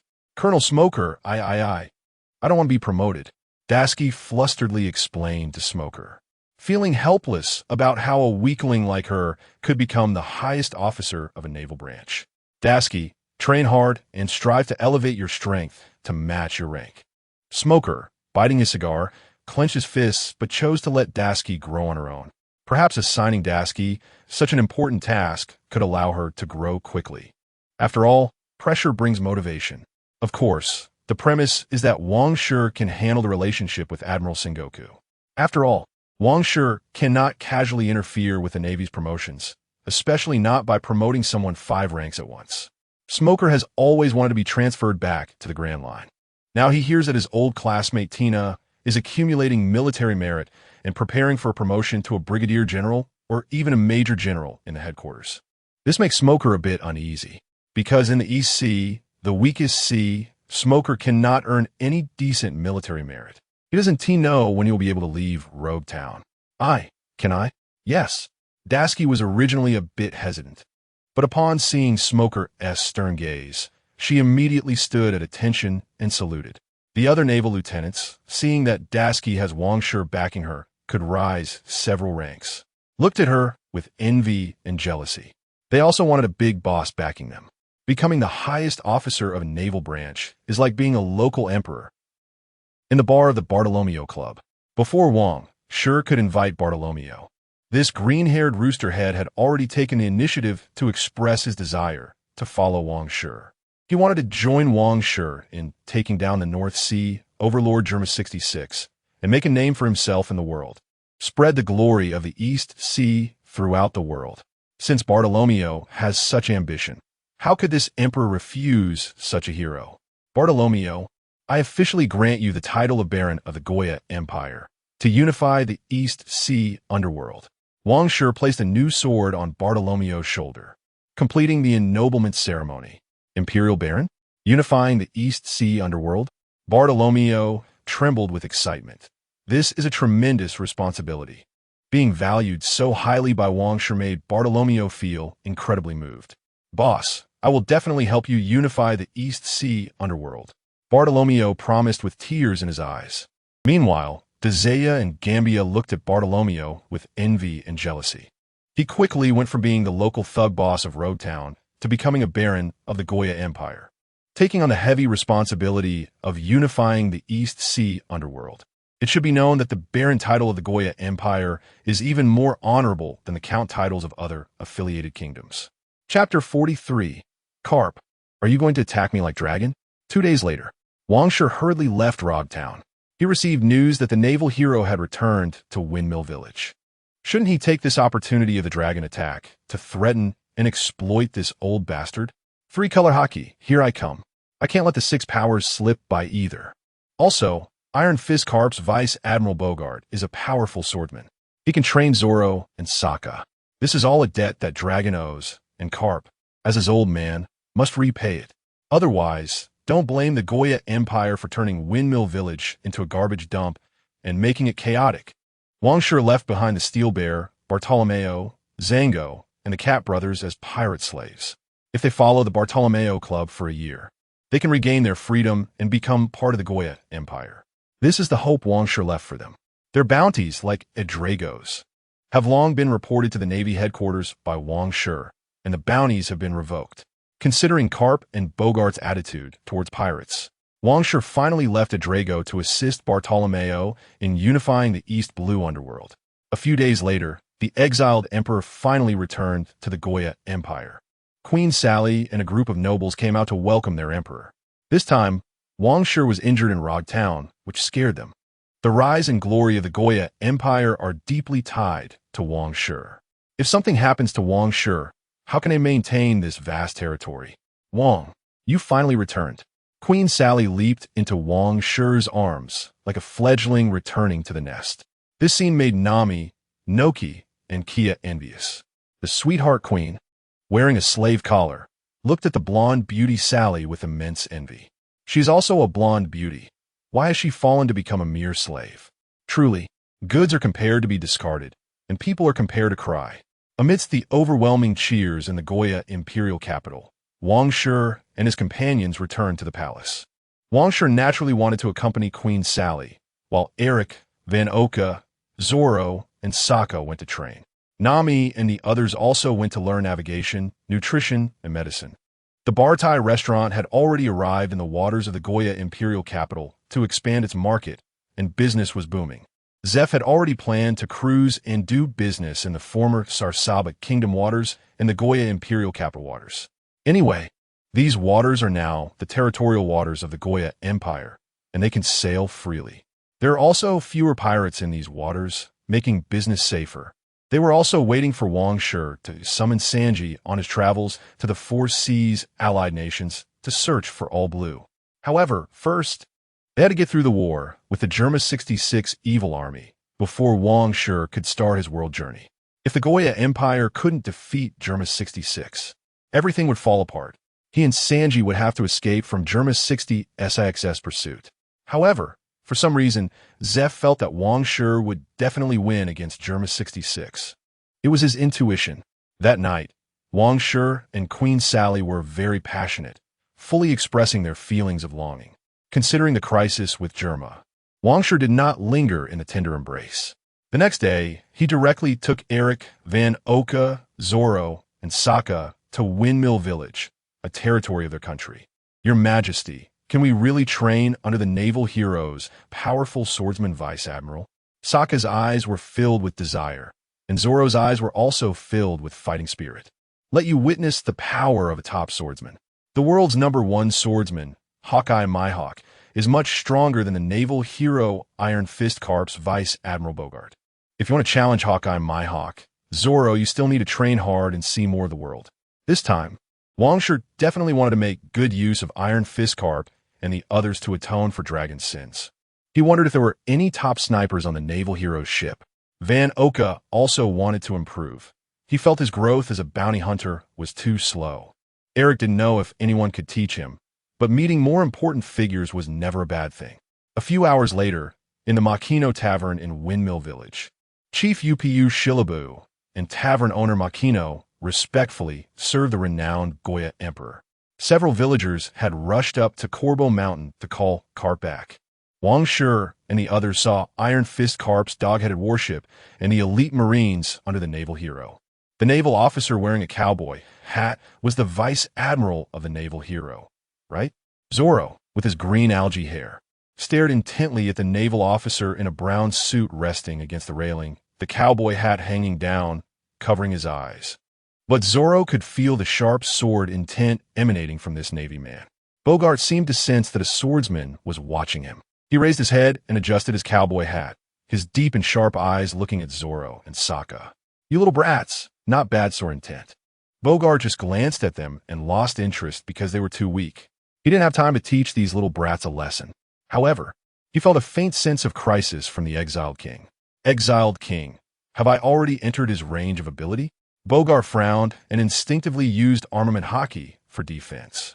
He believed that armament hockey could block any devil fruit ability. If it couldn't block, it was just because the armament hockey wasn't strong enough. The depth of the devil fruit ability development and the strength of armament hockey have always been a matter of who is stronger, who restrains whom. Just like the abilities of the three admirals, ordinary armament hockey can't block them. Even mid to high-level armament hockey might not be able to withstand Admiral Akainu's punch, because Akainu has developed the magma fruit ability to a terrifying level. Moreover, Admiral Akainu's dual-color hockey and physical techniques are not weak. Perhaps Admiral Akainu could defeat most Marine rear admirals solely with hockey and physical techniques. Ha! The Goya Emperor wants to find me? Is he looking for trouble? Before he arrived, a deep laugh echoed down the mountain, and it even carried Conqueror's hockey, directly pressuring Wang Shi and his group. In an instant, Eric was the first to kneel on the ground with both hands on the ground. Sokka was the second to support himself with snow, cold sweat pouring down. Van Oka also gritted his teeth against the wall, forcing himself not to fall. Zoro gripped his sword tightly, standing firm in place. He had already felt the Conqueror's hockey of the Green Robe Man and Wang Shi in Rogtown, and he wouldn't be so weak again. "Carp, are you going to attack me like dragon?"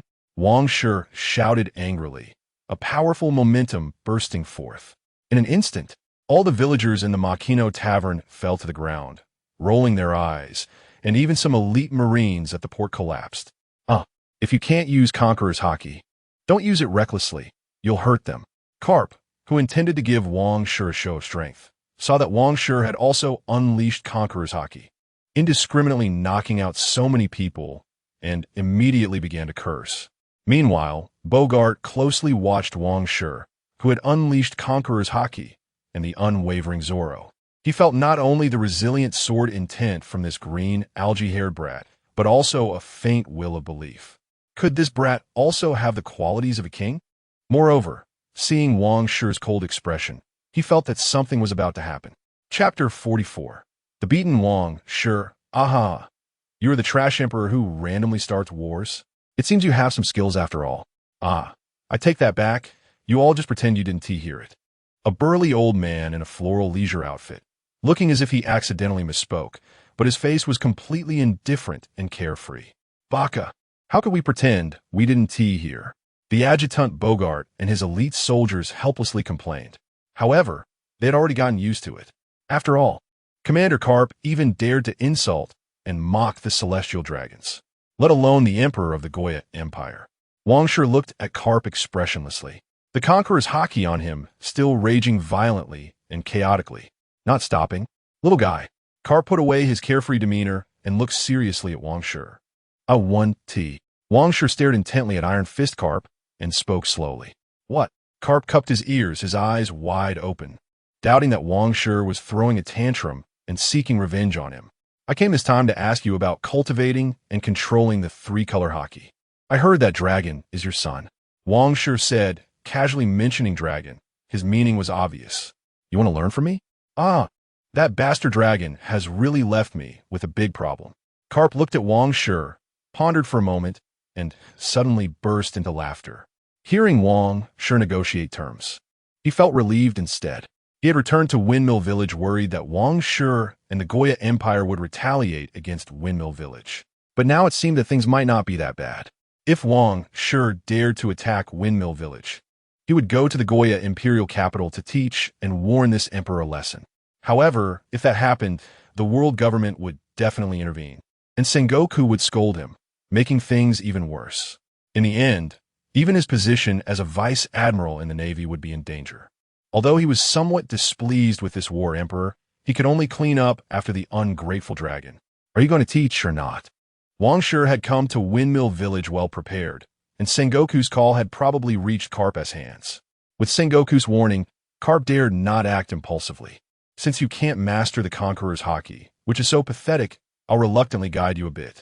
Also, I heard that bastard Kaji is coming to the East Sea. Don't embarrass the East Sea. In the days before Kaji arrives, I will properly teach. Especially train you. Carp clenched his fists, making cracking sounds with his knuckles, looking like he was using the special training to teach Wang Shi a lesson. A proud smile appeared on his face.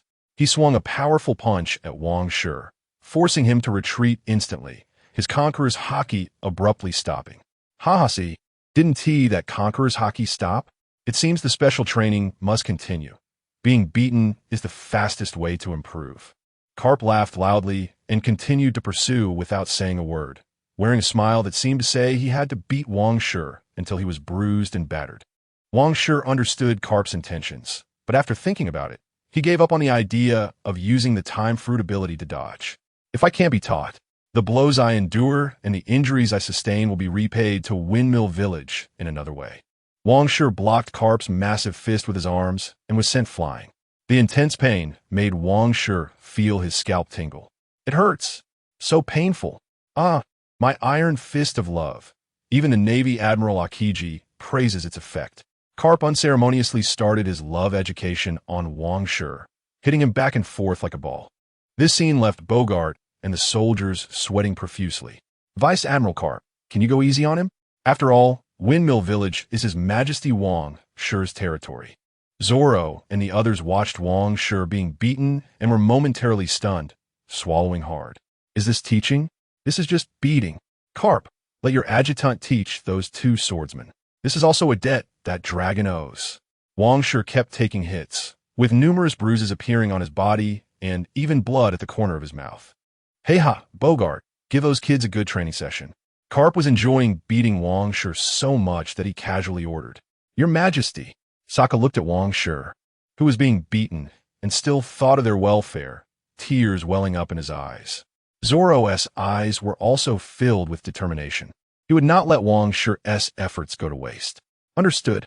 Bogart breathed a sigh of relief upon seeing Wang Shi, who was being beaten but hadn't turned against them. It seems he truly is an emperor of an empire who can awaken Conqueror's haki. This spirit and resilience are admirable. I wonder if there are any snipers under Vice Admiral Carp who want to spar with me. Baron Fan Oka spoke up, wanting to learn how to secure benefits for himself to become stronger. Baron Fan Oka, we have sharpshooters here who can have an exchange. Soon, a Navy officer responded to Fan Oka. As Carp's soldiers, these elite troops had inherited Carp's carefree personality, also possessing a fearless and proud demeanor. That's exactly what I want. Fan Oka, recovering from being shaken by the two Conquerors' haki, walked over with determination. Who among the heroic soldiers under the Navy hero wants to spar with this Baron? Is there a reward in berries?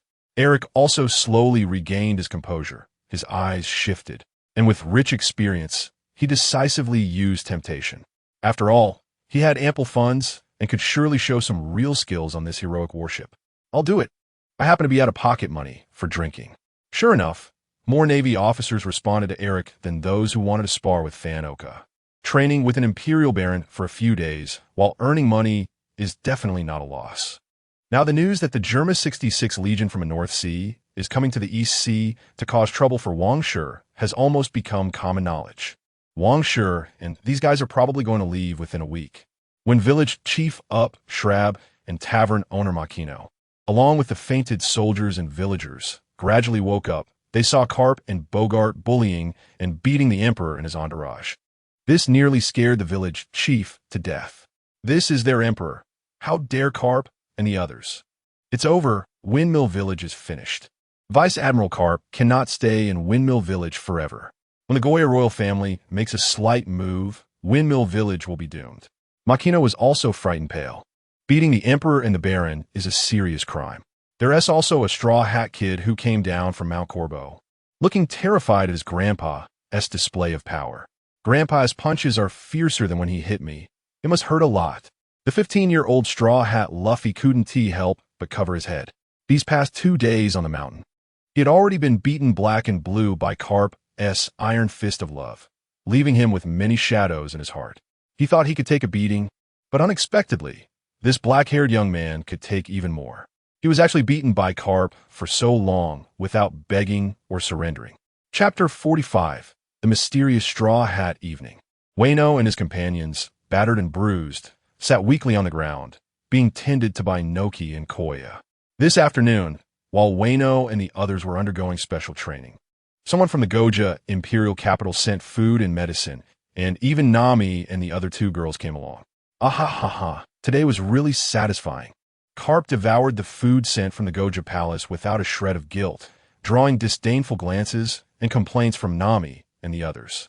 This so-called naval hero didn't resemble a hero at all.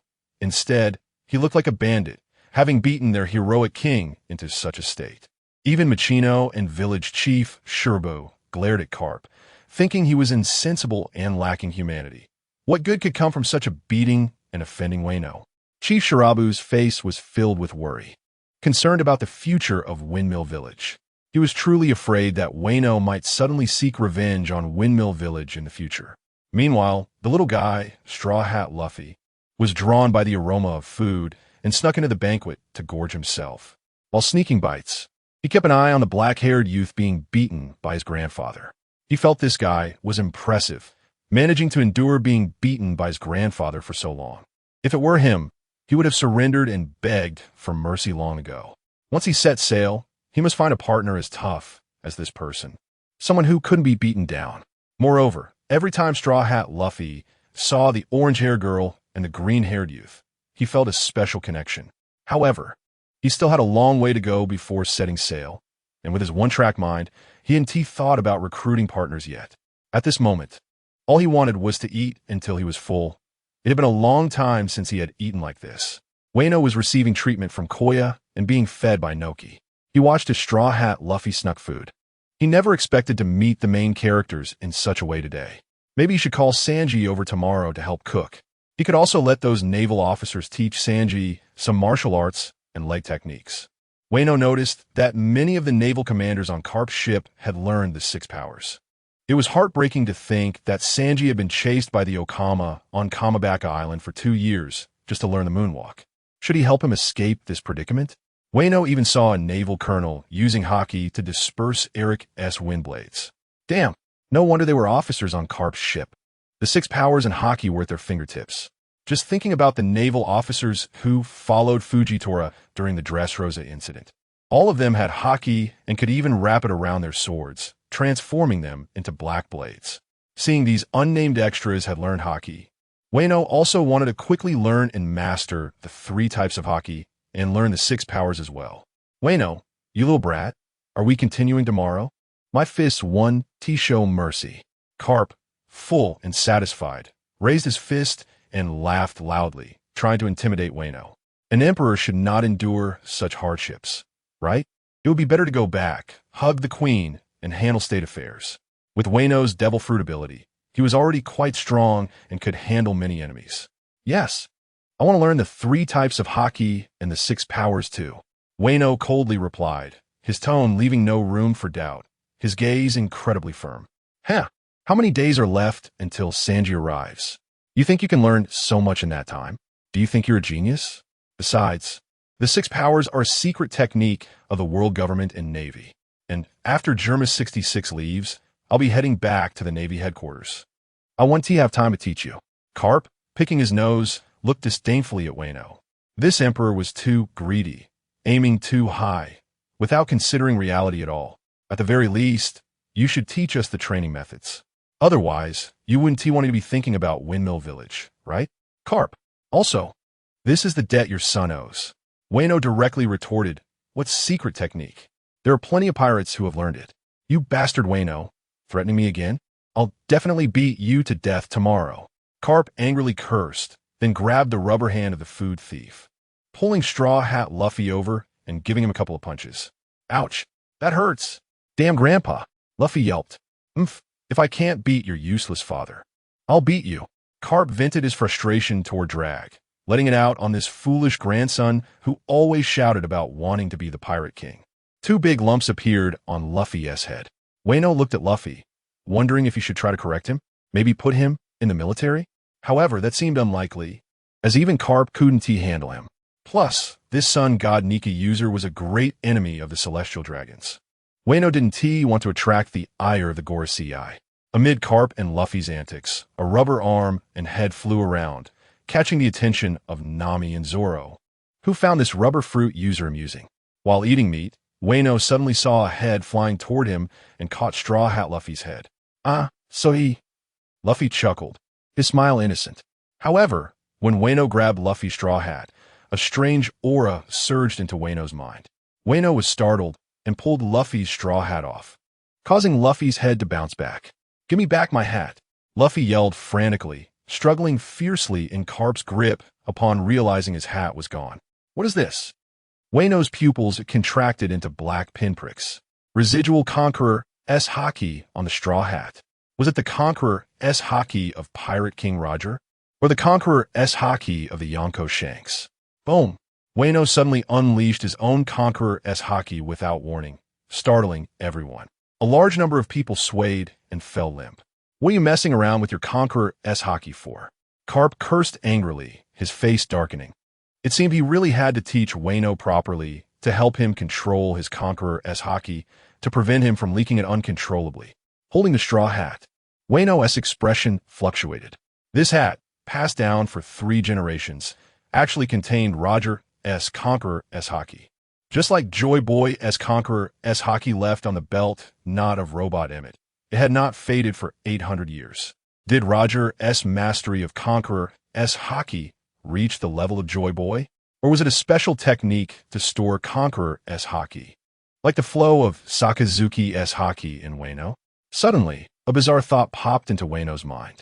Shanks, who wore Roger's hat from a young age, and the successors like Luffy also wore it from a young age. Had they all been influenced by Roger S Conqueror S Haki in will? Damn, perhaps Kazuki Oden, like Roger, also understood this technique of storing Conqueror S Haki.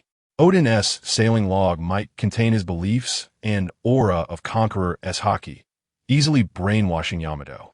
Even Oden's sword Enma contained his Conqueror S Haki, allowing Kaido of the Beast to instantly recognize Oden's aura. The uniqueness of Conqueror S Haki had even made him forget Joy Boy S Conqueror S Haki for 800 years. Chapter 46. The Marvelous Awakening of Observation. Haki Wang Shi felt the faint presence from the straw hat. He guessed that he must possess some characteristics and aura that triggered the remaining Conqueror's Haki of the straw hat. Or perhaps his Conqueror's Haki and beliefs were special enough to sense Roger's Conqueror's Haki. Otherwise, how could Garp and Straw Hat Luffy have spent so many years together without noticing the uniqueness of this straw hat? Even Roger's biological son Ace and Sabo had worn Luffy's straw hat, yet none of them triggered its special qualities. Is it storing Conqueror's Haki? Or can Conqueror's Haki also nourish objects like Armament Haki does with Black Blades? Wang Shi pondered whether Roger truly mastered the technique of storing Conqueror's Haki, or if it was merely due to long-term, were gradually staining the hat with Conqueror's Haki. Moreover, why did Shanks so firmly give Luffy the straw hat that Roger had given him? Was it because of the sun god Nika fruit? Or was there some kind of inheritance or trigger that made Shanks so certain? Could it be that the straw hat recognized Luffy, combined with the sun god Nika fruit's choice of master, providing a double affirmation that led Shanks to steadfastly choose Luffy, betting all hopes and futures on him? Rayleigh, the Dark King, had also meaningfully said that Luffy was very suitable for the straw hat. Thinking about how also possessed a giant straw hat, Wang Shi realized that Roger, one of the D clan and a listener of all things, must have known certain special information long ago. That's why he set sail to search for the true history, to land on the final island, and to turn the world upside down. What secret do you hold? Wang Shi held the straw hat, ignoring Luffy's shouts, and clumsily covered the hat with his Conqueror's Haki. In an instant, he felt the whole world quiet down. His mind exploded, his pupils dilated and then condensed, and the hairs on his body stood on end. He saw vague auras and heard countless voices. "Get my straw hat back." At that moment, Luffy's rubber hand snatched the dazed Wang Shi's straw hat back. As the hat left his hand, Wang Shi's mind suddenly returned. The next moment, he gasped for breath, trembling with both hands on the ground, cold sweat dripping to the floor. Startled, Noki Gao and Koya rushed to help Wang Shi up. This is... Ha ha ha. Wang Shi suddenly burst into wild laughter, his laughter incredibly joyous, leaving everyone looking extremely strange. Garp's expression was serious as he watched Wang Shi. He felt a familiar sensation from Wang Shi. He looked down at the struggling Luffy and pressed down on the straw hat that Luffy had just put back on his head. After a careful examination, he found nothing special. In fact, Garp had long known that this straw hat belonged to Roger and Shanks. Could it be that this straw hat had some special quality? Garp secretly probed with his Conqueror's Haki, Observation Haki, and even Armament Haki again and again. But still, there was no reaction or anything special. Roger, what other tricks do you have left? Garp couldn't find anything, but seeing Wang Shi's reaction, he knew that there was definitely something wrong with this straw hat. Your Majesty, what's wrong? Koya asked worriedly, continuously checking Wang Shi's injuries. Ha! I just awakened my observation Haki. Wang Shi sat back down, unable to suppress the smile on his face. The mind.He clan was indeed the clan of destiny. Even interacting with them brought tremendous benefits. Meeting mind.He, Dragon awakened Wang Shi's Conqueror's Haki due to Dragon's killing intent and pressure. Meeting mind.He, Luffy, his straw hat awakened Wang Shi's observation Haki, which was a very special listening type observation Haki, even enhancing his control over Conqueror's Haki significantly. Today, after being beaten by mind.He, Garp, Wang Shi learned to control Conqueror's Haki, and his armament Haki was almost beaten out by Garp. Could it be that the mind.He family was truly his lucky star? Or was it that the profound luck of the mind.He family was forcibly rubbed off or usurped by Wang Shi, the transmigrated? Consider yourself lucky. Garp casually tossed Luffy aside, using observation Haki to scan Wang Shi. This suddenly rising Emperor of Goa was filled with the strange and the incredible. What had he obtained from Roger's straw hat? I hope you can provide more guidance tomorrow, Vice Admiral Garp. Wang Shi smiled slightly, continuing to be fed by Noki Gao, fearlessly gazing at Garp, allowing his probing. Garp turned his head away, continuing to pick his nose. However, he had already changed his view of Wang Shi a lot. This guy would definitely become a significant figure in the future. Get back to the mountain. Garp saw Luffy still sneaking food and rushed over, kicking him away, leaving behind Scream. For some reason, Garp didn't want Luffy to have too much contact with Wang Shi, because Wang Shi's gaze towards Luffy had a strange feeling of seeing through everything. This banquet concluded with the help of the villagers of Windmill Village. In the following days, Wang Shi and the others faced the relentless beatings and teachings from Garp and the Navy every day. During this time, Zeph and Sanji came to help with cooking, and the delicious food made Straw Hat Luffy run down from the mountain every day to sneak food and drinks, watching Wang Shi and the others get beaten with great joy. Garp had lost count of how many times he had beaten Straw Hat Luffy, but Luffy remained undeterred. Sanji also met Straw Hat Luffy for the first time. He was arranged by Wang Shi to learn Moonwalk and Soru from a Navy colonel. Anyway, the debts owed by Dragon were impossible for Garp to repay. He could only arrange for his subordinates to teach diligently. Once Germa 66 arrived in the East Blue, they would complete their mission. A few days later, after being beaten by Garp, Wang Shi was on the verge of awakening armament Haki. This method of getting beaten was indeed effective. If you still can't awaken, I'll shatter your Emperor Dream with one punch. Garp's killing intent surged as he hammered towards Wang Shi's head, his violent momentum seemingly showing no mercy. This feeling of impending death, Wang Shi shouted excitedly, feeling the same crisis and death aura he had experienced when Dragon nearly took him out. A powerful force gathered in his arms, forcefully blocking Garp's iron fist. Of course, at the last moment, Garp, who was intent on killing, held back a bit of strength to avoid actually killing Wang Shi. However, even with Garp holding back, Wang Shi was still blasted away, smashing into a giant pit. Wang Shi gasped for breath in the deep pit, blood seeping from his mouth and nose. No wonder he's known as Iron Fist Garp. His fists are incredibly hard. Wang Shi was in pain all over, covered in bruises, but the corner of his mouth lifted up. He had finally awakened armament Haki.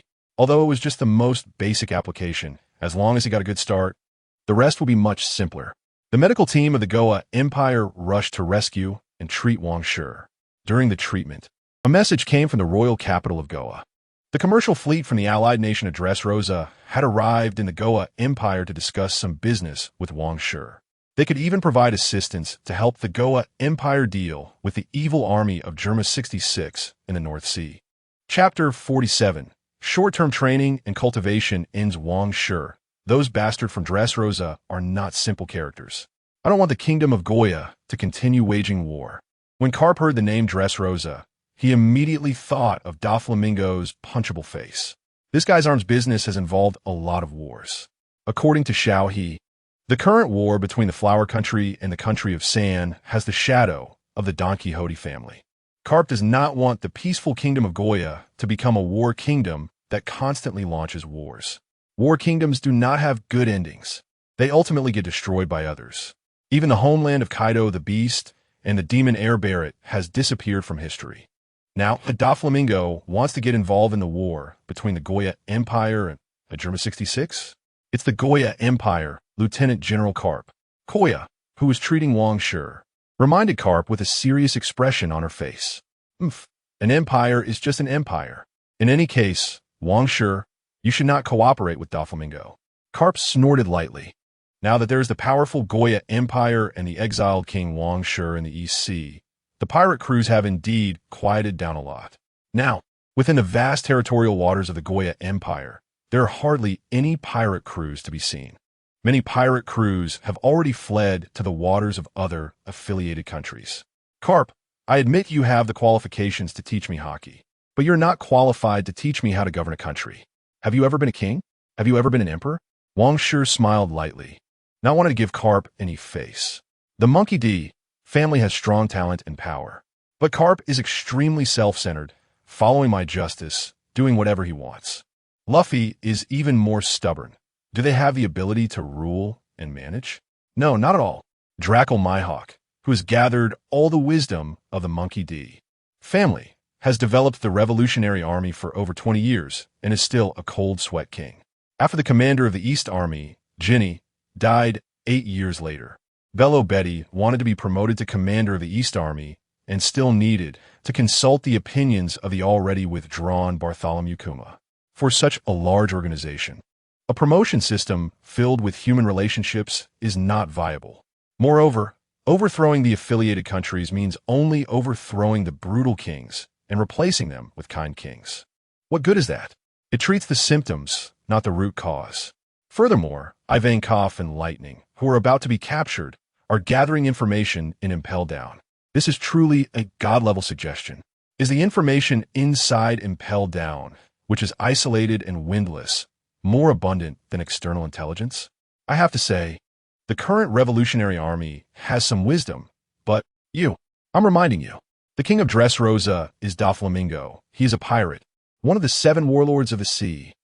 He is also very much involved with the underground dark world.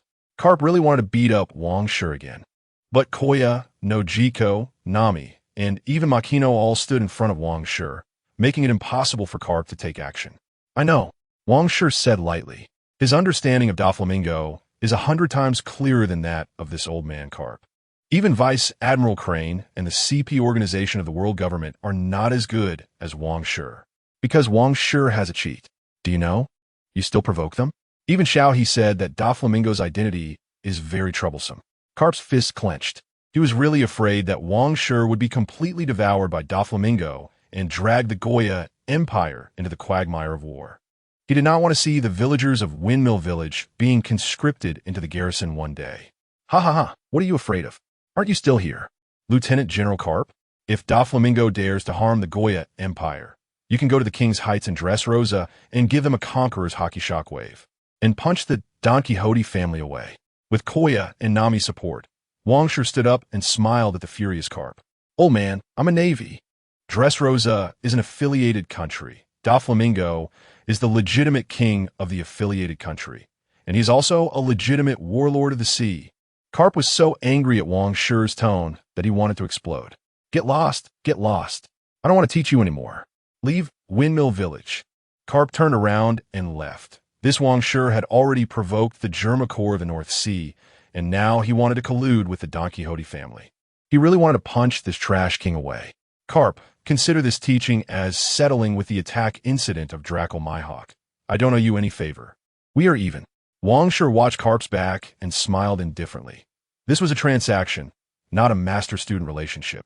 Moreover, this bastard Carp had taken the opportunity to beat Wang Shi a lot. It was already pretty good that Wang Shi did not hold a grudge. However, he did not know whether Queen Sally had written down Carp's debts. You have to know that Carp did not come to their wedding, and Sally wrote it down. The news of Wang Shi being beaten by Carp these days had probably already been known to Sally. This petty queen, who is both clumsy and loves to play, might have noted down a lot of accounts against Carp. Get out! Carp roared and left Windmill Village, heading towards Kurobo Mountain. He wanted to vent his anger on Luffy. It was all that bastard Luffy's father, Draco Mihawk's fault. Otherwise, he would not have to endure Wang Shi's anger. It seems I need to think of another way to master Conqueror's Haki. But now, Conqueror's Haki is still too far away. I shouldn't think too quickly. Wang Shi had just started with the 3 types of Haki, yet he was already thinking about advanced Haki, which was somewhat high-minded and unrealistic. Let's go back to the palace. Wang Shi led everyone away from Windmill Village. Elsewhere, Teacher Bogart, I will not forget your guidance. Silver-haired Sokka respectfully bowed to Bogart, filled with gratitude. Once, he also wanted to become a Navy dressed in the cloak of justice. But now, becoming a member of the Imperial Guard is also good. The handsome Imperial military uniform is even cooler than the Navy uniform. Thank you for your guidance. Zoro nodded in thanks. The path of the 3-sword style still needs to be explored by himself. Even Bogart can only provide some suggestions and guidance. You all have great talent. In the future world, you will definitely have your place. Bogart was very optimistic about this little guy Zoro, who had the posture of a great swordsman. And Sokka was also good, having the demeanor of a vice admiral.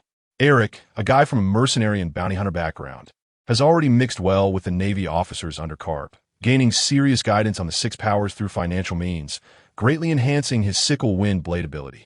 Sanji, with his excellent cooking skills, also received some detailed guidance from several Navy officers and laid a foundation for practicing moonwalk and shave. As for Van Oka, he has defeated all the snipers on the Doghead warship, showing some improvement, but it's not very obvious. Under Wang Shi's suggestion, Van Oka began to focus on cultivating 2-color Haki. Observation Haki is very important for snipers, and the armament Haki wrapped around bullets determines the sniper's ultimate limit. Currently, even Zoro is focusing on cultivating Haki while continuing to explore swordsmanship on his own.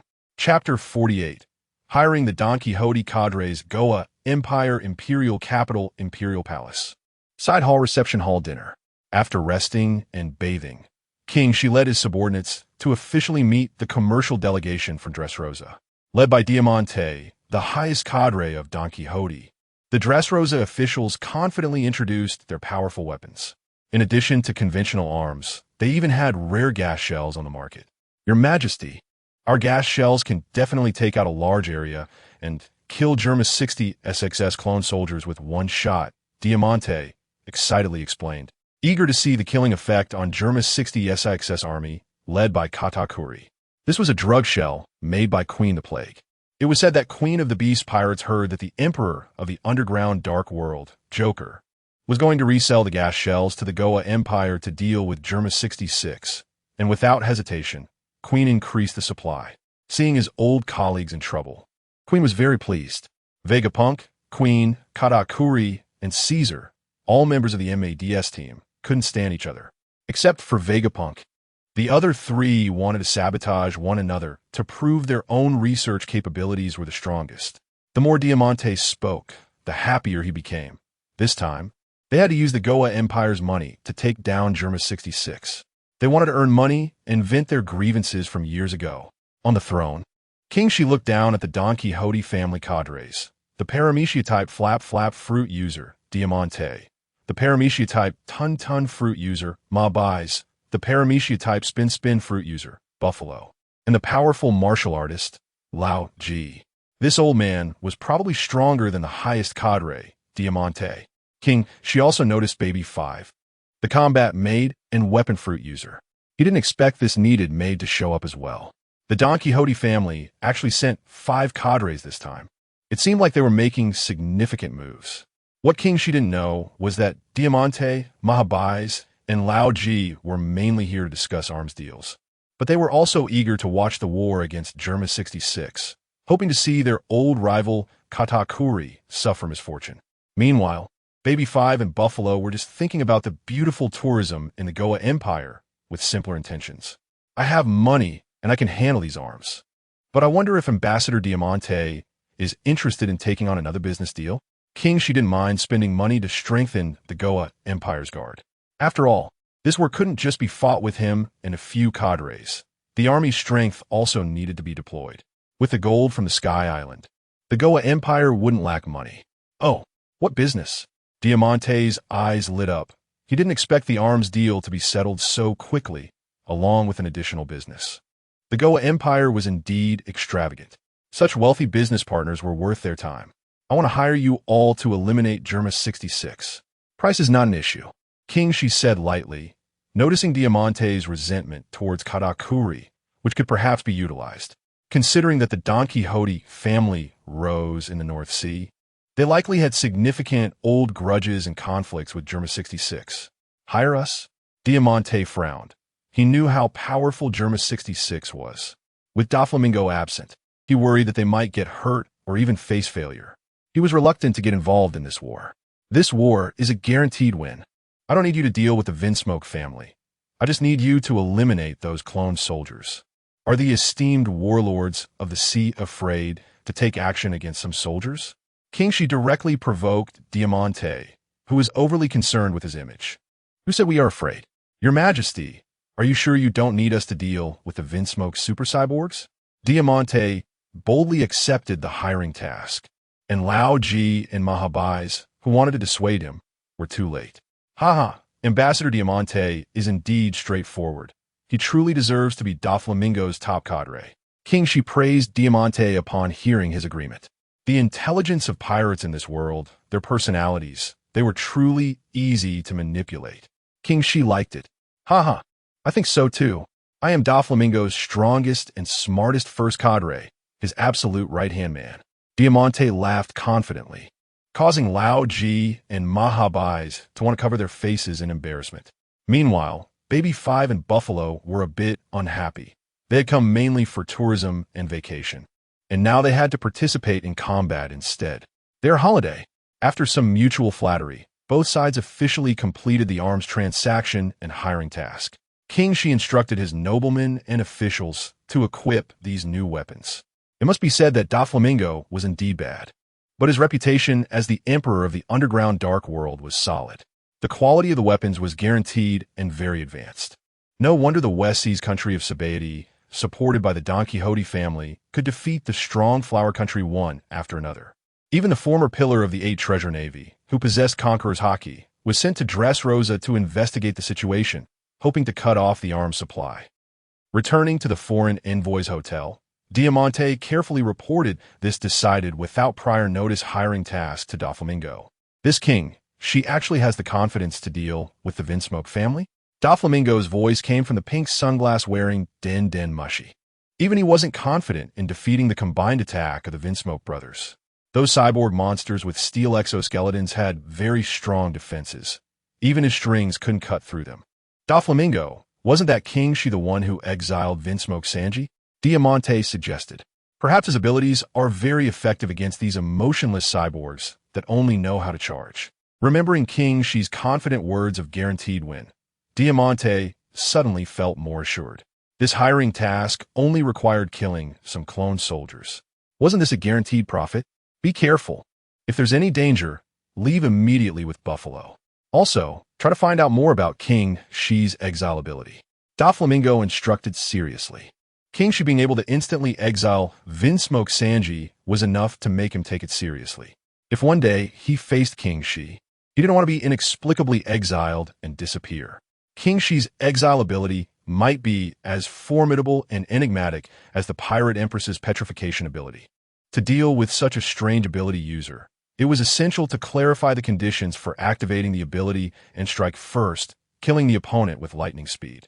Otherwise, they could really capsize. Understood. Diamante immediately agreed, taking advantage of the fact that they were now King Shi's partners to investigate his abilities.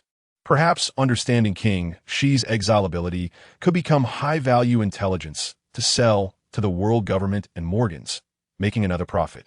As Diamante considered probing into King Shi's hidden cards, King Shi had already begun planning a chance encounter with Baby 5, the needed maid.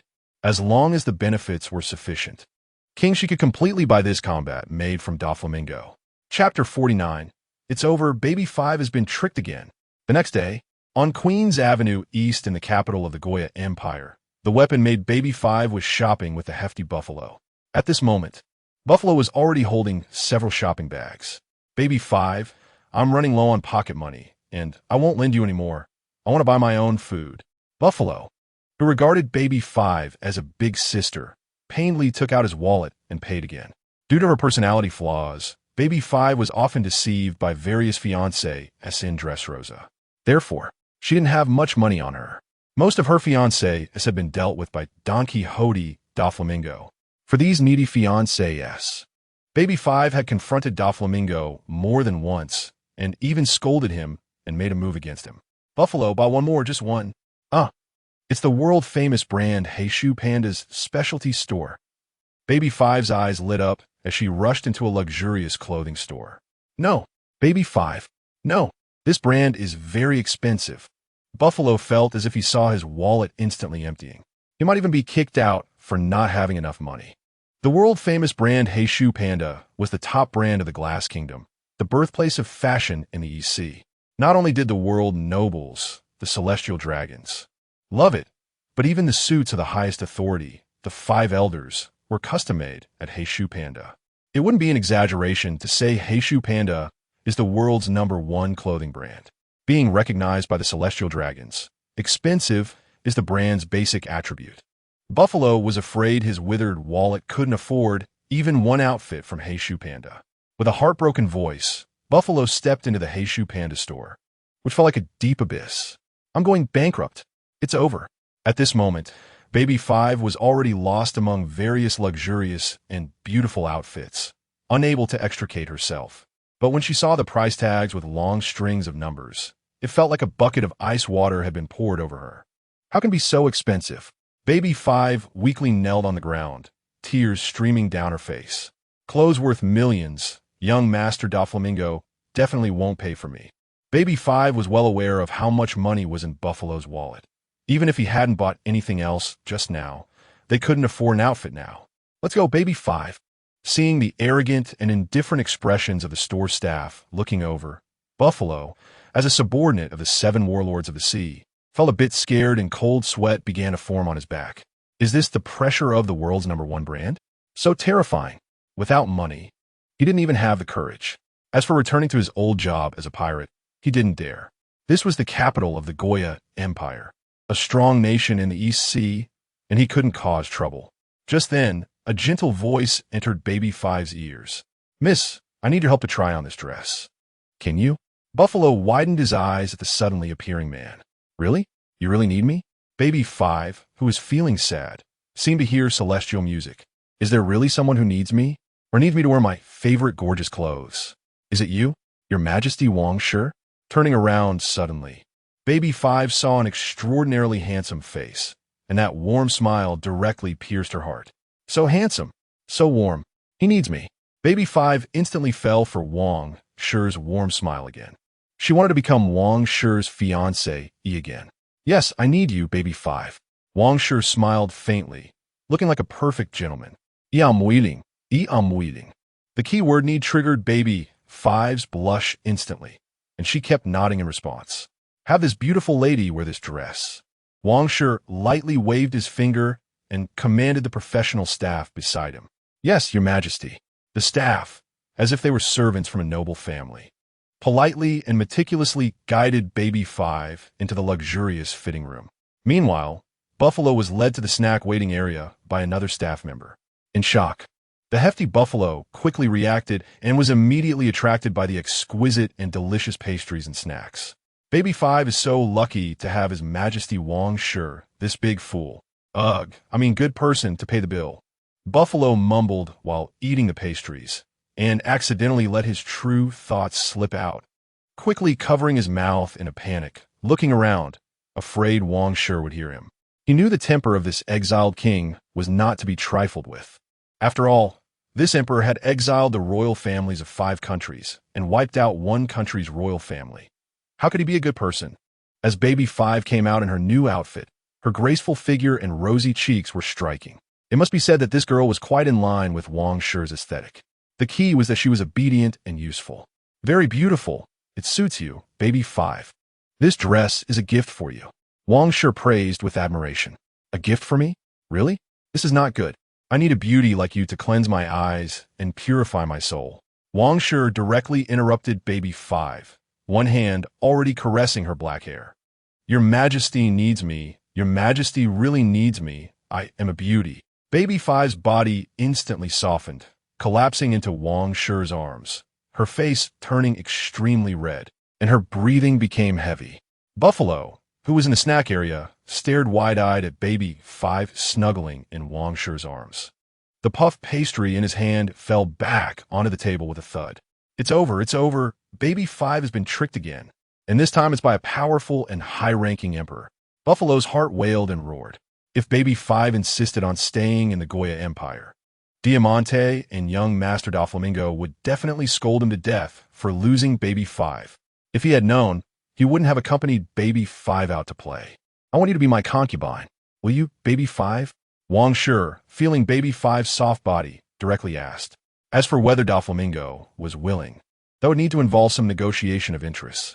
He had plenty of dirt on Doflamingo, like the G5 base commander Virgo, or the toy fruit user Sugar.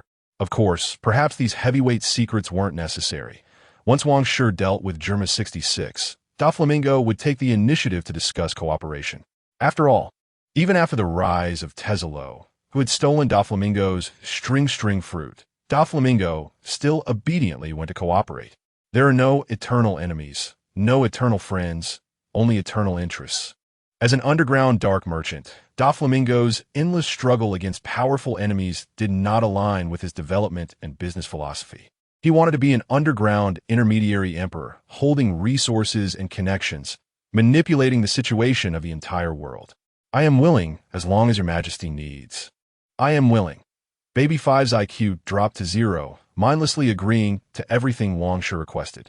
The keywords need and her inner longing for fiancé, he and concubine struck her heart hard. Chapter 50, Baby 5. Must eat. When Wang Shi was holding baby 5's hand and walking out of the Hey Hey Panda specialty store, Buffalo was in a daze. How would he lose baby 5 while shopping? How would he explain to Lord Diamante back at the ambassador's hotel? If Doflamingo found out he hadn't taken good care of baby 5, would he be chopped into tiny meat strips? Buffalo, right? Baby 5 and I fell in love at first sight. You go report to Diamante and Doflamingo, and I hope they sincerely bless me and baby 5. Don't worry, I will not skimp on the betrothal gift for your country, Wang Shi said, turning back with a smile, a hint of mockery in his eyes. Baby 5 looked blissfully nestled in Wang Shi's arms, not even glancing at Buffalo, the chubby boy she grew up with. No wonder she dared to listen to old Kai's words and attempt suicide, and unconditionally followed him to the flower country as a sick maid. With a husband, she forgot about her family and the feeling of being needed. Such a girl with character flaws is indeed a bit heartless. But if the object of her affection is Wang Shi, Wang Shi didn't mind. He liked it. Buffalo watched as Wang Shi took baby 5 away and immediately crawled and rolled back to the ambassador's hotel. His face pale as he reported everything to Diamante, Mahabais, and Lao Ji. What? Wang Shi and baby 5 fell in love at first sight and want to take her as an empress? Baby 5 has already agreed? Stupid Buffalo. You know baby 5 wouldn't refuse anyone. Why didn't you stop her? The three exclaimed in shock, with Lao Ji kicking Buffalo away in anger. This is going to be complicated. Wang Shi doesn't know that baby 5 has a character flaw that makes her unable to refuse. He truly thinks baby 5 genuinely accepted his proposal. If we forcibly take baby 5 away, Wang Shi might turn against us. This emperor is not to be trifled with. It's all Buffalo's fault for not keeping an eye on baby 5 and causing such a big mess. The three began to discuss heatedly, feeling increasingly irritated. The Goya Empire is a big client for them, and Wang Shi's strength is formidable. If this is not handled well, not only would they lose a wealthy client, but they might not even be able to leave the Goya imperial capital. We should report this to Doflamingo first, Lao Ji said gravely. They had received the latest news that Wang Shi had confirmed he awakened the conqueror's haki. This is a true king. This news was confirmed by Colonel Smoker from Logtown and Navy hero Iron Fist Carp. Doflamingo learned of this through internal Navy intelligence. Moreover, Diamante and the others had indeed confirmed that Wang Shi was in Logtown, where the crowd fainting news had spread. An emperor of an empire with the qualifications of a king, and possessing powerful exiling abilities. Such a person cannot be dealt with lightly. As Baby Five's news was reported to Doflamingo by Diamante, Doflamingo was indeed a bit angry. He was furious that Baby Five came to him willingly and blamed Diamante and the others for not keeping an eye on her. He was even more displeased that Wang Shi had taken Baby Five, whom Doflamingo had raised like a daughter. Baby Five indeed had character flaws and sometimes even dared to act against Doflamingo. But in Doflamingo's eyes, Baby Five was still a valuable family member. She absolutely cannot be given away so easily. At the very least, they need to recoup their investments from these years. Contact Baby Five and assign her a task to be an undercover agent by Wang Shi's side, secretly passing information back to the Don Quixote family. Also, negotiate with Wang Shi that once he defeats Germa 66, they will agree to his and Baby Five's matter. Doflamingo calmly arranged Baby Five's mess, understanding that as long as Wang Shi defeats Judge, he's indeed worth their investment. Don't worry, Doflamingo. I will definitely assign the task to Baby Five and get a generous betrothal gift from Wang Shi, Diamante said, eager to please after hearing Doflamingo's calmness. Once Diamante finished discussing matters with Doflamingo and hung up the transponder snail, he gave Buffalo a beating. This unnecessary mess caused him so much trouble. With Doflamingo's instructions, Diamante immediately left the ambassador's hotel and entered the Goya Palace to negotiate Baby Five's betrothal gift and conditions. All of this hinges on Wang Shi defeating Judge. If Wang Shi cannot defeat him, they will directly end the employment and take Baby Five away. Inside the palace, Wang Shi listened to Diamante's negotiation conditions and smiled as he agreed to their terms. Regarding Diamante's outrageous request for a 500 million berry betrothal gift, Wang Shi agreed without hesitation. It's just money. They can rob or earn it back. Logically, how could someone of Baby Five's caliber compare to a pirate with a bounty of 500 million? She's not worth that much. It should be noted that Doflamingo's own suspended bounty is only 340 million berry.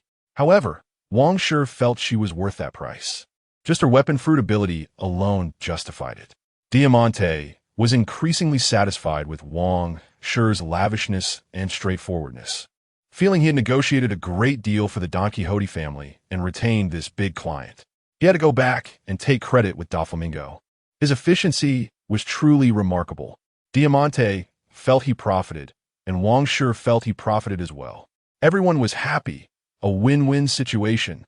When Baby Five heard that the Don Quixote family agreed to her marriage with Wang Shi, she was instantly moved to tears. Doflamingo would finally not kill her fiancé. She had found someone who needed her, found her happiness. Diamante initially wanted to have a private conversation with Baby Five to arrange the spy mission. However, Baby Five was completely attached to Wang Shi and ignored him, not seeing his hints. This made Diamante inwardly curse Baby Five as a traitor with a man, but no family. He could only look for another opportunity to arrange surveillance. Anyway, when the Goya Empire goes to war with Germa 66, he would be able to give Baby Five orders. If Wang Shi cannot defeat the Vinsmoke family, Diamante would forcibly take this foolish woman away. As Diamante and the others left the Goya Palace, Wang Shi embraced Baby Five with a faint smile. Having money, power, and strength is truly enjoyable. Queen Sally, this little chick, finally has someone to share her burdens of war. That night, Wang Shi and Baby Five were together without any delay. This made Noki somewhat envious. Clearly, she was already over 18. Why didn't Wang Shi look at her? Was it because of her dark skin? Should she consider a whitening nutritional meal and have Koya get her some whitening potions? As for Wang Shi finding a new empress, Nami buried herself in nautical knowledge, trying hard not to think about Wang Shi. She vowed to become even more beautiful and talented than Baby 5 in the future. Koya also studied medical knowledge overnight, keeping herself busy, but there was a hint of grievance on her small face. As for Queen Sally, she had already been well fed by Wang Shi and needed several days of rest. Chapter 51 Focus of War. A few days later, the entire Goya Empire entered a state of war readiness. After all, the notorious reputation of the North Sea overlord Germa 66 was well known around the world. Years ago, Germa's wicked army had invaded the East Sea, annihilating the Kogi Kingdom and the Epos Kingdom, leaving a huge shadow over the East Sea. Now, Germa 66 was going to war with the strongest empire in the East Sea, the Goya Empire, attracting the attention of all the member states of the East Sea. King Shi of the Goya Empire was not a good person, but Vinsmoke, judge of Germa 66, was even less so. If the East Sea member states had to choose one, they would naturally hope for the Goya Empire, which originated from the East Sea, to win. Otherwise, the East Sea would truly become Germa 66's backyard. Even major member states and forces around the world, as well as pirate crews, were paying attention to this war in the East Sea. The Bartolomeo Club, a gang in Roguetown, had already organized a fleet and arrived in the territorial waters of the Goya Empire. He. This time, I must make the name of the East Sea heroes resound. Bartolomeo stood at the bow of the ship, laughing wildly with his sharp teeth. He was going to fight for the rise of the East Sea, for the glory of the East Sea and the Goya Empire. East Sea hero, Baron Bartolomeo, requesting to go into battle. However, the next moment, Bartolomeo, feeling a bit seasick, quickly squatted down to chew gum and take motion sickness medicine. He had not fully adapted to life on the ship as a gangster leader. However, compared to the day he first set sail, things had improved a lot. Bartolomeo, this won't do. A man of the sea cannot be seasick. You must not let the Germa army take you down because of seasickness. Adarago laughed heartily, never expecting that Bartolomeo, who could withstand his sound wave cannon, would actually get seasick. This almost made him die of laughter. Is this still the East Sea hero? That title should belong to me. Adarago. I will quickly adapt. For the glory of the East Sea, I will overcome this mere seasickness. Bartolomeo stood up again, his eyes filled with fervor. He wanted to fight alongside King Shi of the East Sea Empire to drive the North Sea overlord out of the East Sea. This time, he must earn the admiration of His Majesty King Shi. Red-haired big sister Desire and Bartolomeo's deputy gambler also placed great importance on this war. They also wanted to make their names known to the world. In a certain sea area of the East Sea. What North Sea overlord? East Sea Emperor. Did you ask for my opinion as the overlord of the East Sea before going to war? Admiral Click, the overlord of the East Sea with 50 pirate ships and 5,000 subordinates, looked at the sensational news with great displeasure. Germa 66 and the Goya Empire were disrespecting him, the overlord of the East Sea. Gather the fleet, boys. I want to catch the cicada, while the yellow bird waits behind to take down these so-called North Sea overlords and East Sea emperors.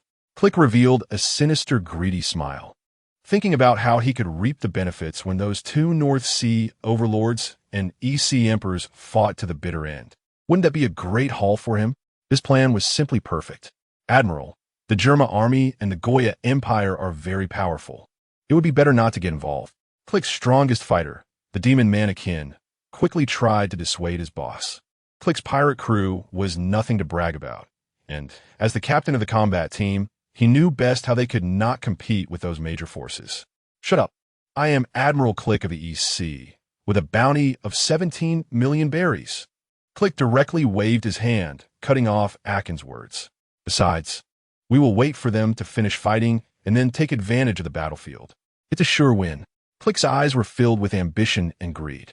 If he could seize the treasures and powers of the North Sea overlord Germa and the East Sea Emperor Goya, his influence would surely expand to an unimaginable extent. Then he could initiate his plan to conquer the Grand Line early, find the great treasure, and become the Pirate King. The more Click thought about it, the more excited he became. He was certain he could take everything from Germa and the Goya Empire. Akin looked helplessly at the ambitious clique and could only obediently keep his mouth shut. Perhaps waiting for the enemies to injure each other and then harvesting the battlefield indeed had a great chance of success. And with Click's powerful fleet, could he not escape if he couldn't win? Akin no longer tried to dissuade Click's decision. In Windmill Village, that little brat Wang, she had better be able to repel Judge. If the flames of war reach Windmill Village, not only will I beat up Judge, but I'll also have to beat up Wang Shi. Iron Fist Carp was still wearing his flowery leisure suit, completely unaffected by the tense atmosphere of the war.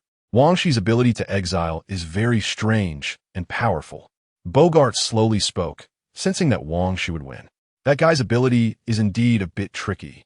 Even when I approach him, my body has an instinctive warning. Carp frowned slightly. He rarely felt this kind of sensation from an ability user. The soul fear curse of the Four Emperors' Big Mom and the petrification of the Pirate Empress had given him this feeling before. But he was not afraid of that old hag, Charlotte Linlin, nor could he be moved by the young girl, Boa Hancock. Therefore, the rules of these two devil fruit abilities did not affect him.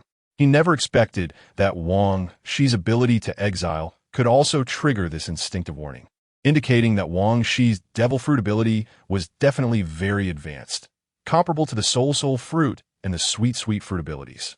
If one day, a high-level devil fruit ability triggering rules based on pride appeared, the extremely self-centered and proud Carp might just fall for it. The Vinsmoke family, which ran rampant in the North Sea, would probably suffer a great loss at Wang Shi's hands. Bogart smiled lightly. To him, such an evil army was no different from a murderous pirate crew. Unfortunately, the German kingdom was also a member of the world government, and the Navy could not intervene in the wars between member states. As long as that bastard Wang Shi does not develop the Goya kingdom into pirate member states like the flower country of the West Sea and the country of sand, it will be fine. Carp was digging his nose, planning to personally go to the battlefield to see the situation when Judge and Wang Shi went to war. In his non-Navy personal capacity, Roguetown Navy Branch, Smoker, the Smoker, was also very concerned about the war between Germa and Goya. However, his duty station in Roguetown prevented him from leaving his jurisdiction. Even if he wanted to watch the excitement, he couldn't. Colonel Smoker, Lieutenant Tashiji's new appointment has come down. A messenger rushed in to report to Smoker that Tashiji was officially promoted to branch colonel and appointed as the base commander of the Navy's 153rd branch. Report, Colonel. The Click pirate crew is gathering their fleet, seemingly heading towards the territorial waters of the Goya Empire. Another intelligence officer entered Colonel Smoker's office. Click pirate crew? Got it. Immediately report to the Navy headquarters. I want to escort Colonel Tashiji to her new post to the Navy's 153rd branch and also scout the movements of the Click pirate crew. Smoker's eyes brightened. He had found a good opportunity to temporarily leave Roguetown and head to the Goya Empire to join the excitement. Chapter 52, Time/Space/ in a remote sea area of the East Sea, the Germa snail fleet has descended from the Red Earth continent. Judge and a group of scientists are resting.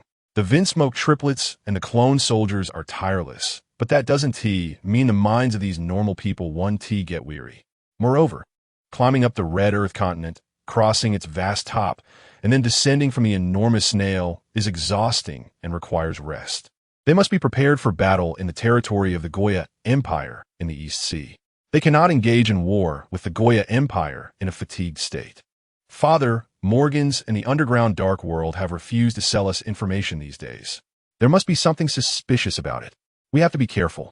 Reiju feels a huge conspiracy looming over them, making her feel very uneasy. It's likely that more than one force is targeting them, all wanting to see the Germa army come harm. It's just those bastards Doflamingo and Queen causing trouble. Morgans, that fat bird, also wants to see the excitement and get the big news about our war with the Goya Kingdom. Judge S' expression darkens. It's clear that many forces wish to see Germa in trouble, but Judge is determined to disappoint these bastards.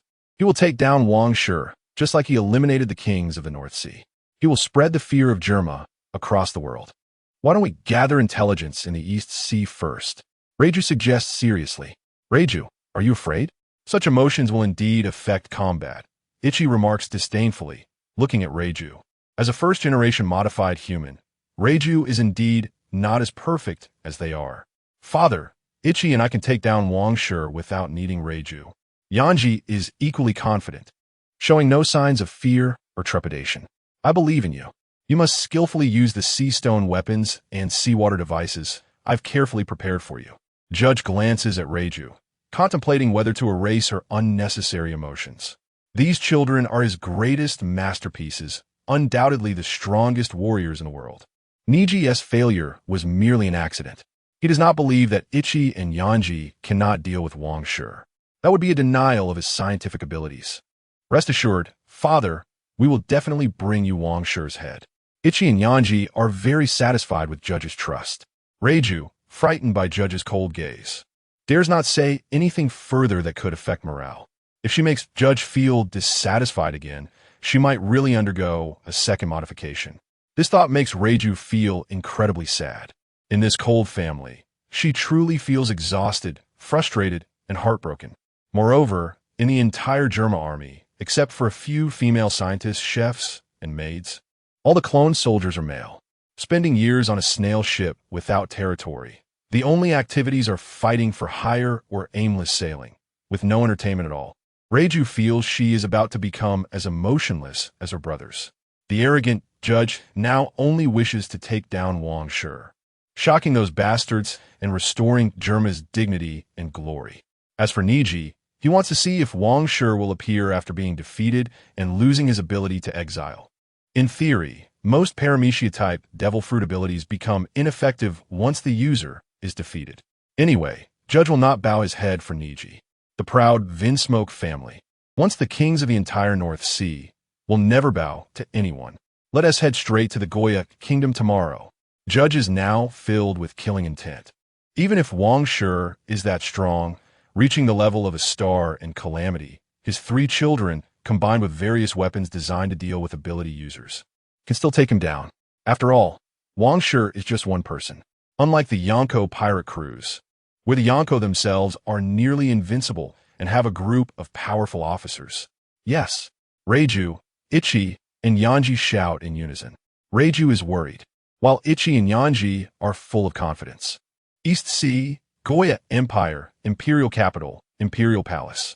Besides being lovey-dovey with Queen Sally and Baby 5 at night, Wang Shi has time during the day to spar with Lao Ji, hoping to learn the unique martial arts of the Earth Elder Fist. This technique can store the strength of youth and release it when needed in old age. It's somewhat magical.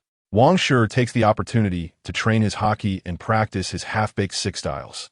He also arranges for Zoro and Seiko to train with Diamante, this half-baked swordsman.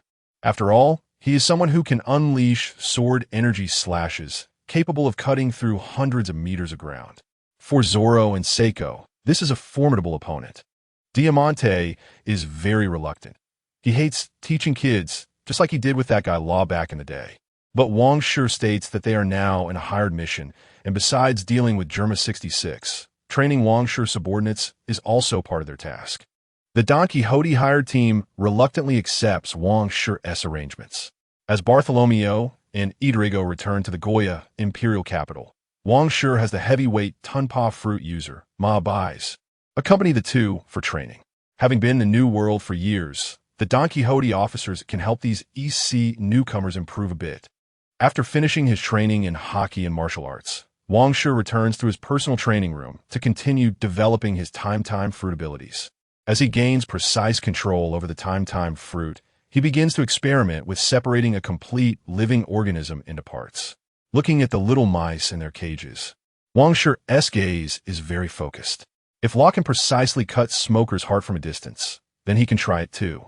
Domain, time/body exile. In the transparent domain, Wang Shi manipulates the power of the time fruit, precisely distributing it to the mouse's head. As he clenches his right hand, PFF, the headless body of the mouse instantly sprays out blood. As the mouse's body collapses and convulses, 2 seconds later, a mouse's head falls from the void. It really works. Wang Shi grins. This kind of precise control requires greater energy expenditure. It's like tossing a handful of rice in a rice jar, which is quite easy. But picking out a few sesame seeds from the rice jar while the physical effort might be similar or even less, requires much more mental focus. Wang Shi continues to experiment with animals beyond mice, such as wolves, tigers, and leopards. As one after another animal loses its head and dies, Wang Shi shows a satisfied smile. If cutting off a mouse's head through time slash is like breaking a toothpick, then these larger animals are like various branches and trees. For stronger races or hockey users, it would likely be as difficult as breaking iron wires, iron rods, or steel bars. This kind of precise exile is actually less convenient and easier than total exile. After all, exiling both the person and the surrounding air is as simple as throwing away a rebar. It doesn't require extra effort to snap the rebar and just throw away a section. The lethality and killing effect of this technique are likely to be quite shocking. Wang Shi is very satisfied with this time slash. Isn't this just the effect of space slash? Chapter 53. The Imperial Grand Fleet while developing his abilities. Wang Shi felt his increasingly powerful body, which he found very miraculous. He never expected that his three-dimensional body could come to a two-dimensional world and actually experience such strengthening effects. In his previous life, he had heard that worlds were different from each other. Someone had calculated that the Doluo world, where Tang San's soul was reincarnated, was actually a hydrogen-type world. Even ordinary blue star people, upon reaching the Doluo world, could have their physical density increase and become invincible. He didn't know if it was true. Anyway, after arriving in the world of One Piece, his body indeed became stronger, and he couldn't tell if it was due to diet or the rules of the world. Wang Shi couldn't clarify it. Thinking about this was less productive than pondering why he could traverse worlds. Does this conform to science? Damn it, since he could traverse worlds, why discuss science? Let's talk about science with devil fruit abilities. Wang Shi dismissed these distractions and focused on being a solid Goya emperor, diligently developing his time fruit abilities and practicing hockey, taking steps toward the highest peak. He wanted to be higher than him, a Zhao Gao even greater than the king of the world. After perfecting his new moves, Wang Shi whistled, satisfied as he left his personal training room, intending to return and embrace a beauty for sleep. The next day, news of the Germa 66 evil army's grand passage through the East Sea spread throughout the East Sea. As their adversary, the Goya Empire naturally received the latest updates from the Germa army. In the Grand Hall of the Imperial Palace, the nobles, officials, security personnel, Don Quixote mercenaries, and even heroes from the underworld attracted by Bartolomeo gathered. Gentlemen, the evil army of Germa from the North Sea has repeatedly crossed the Red Earth continent, oppressing our East Sea nations. I, Wang Shi, promise here today to avenge the fallen Kokia Kingdom and the Epos Kingdom that were destroyed by the Germa 66 evil army, to proclaim the name of our East Sea and elevate the prestige of the Goya Empire. Wang Shi passionately mobilized for war, directly placing Germa 66 in the position of the public enemy of the East Sea. The Goya Empire fought for themselves against the Germa 66 evil army, but also for the entire East Sea. This kind of rhetoric came easily to Wang Shi. After all, besides the heroes of the East Sea, many journalists were permitted to attend this war assembly. Wang Shi aimed to use these journalists' pens to send a friendly signal to the major allied nations of the East Sea. He also wanted to become the leader among them. In any case, Wang Shi intended to ride on the infamous reputation of Germa 66 to gain worldwide recognition, facilitating future recruitment of talent from other seas and allied nations. Watching Wang Shi's impassioned speech, the young nobles and underworld heroes, even Zoro, Sokka, and the other officials were stirred up, their morale incredibly high. Only some old nobles, veteran journalists, and Diamante silently mocked in their hearts.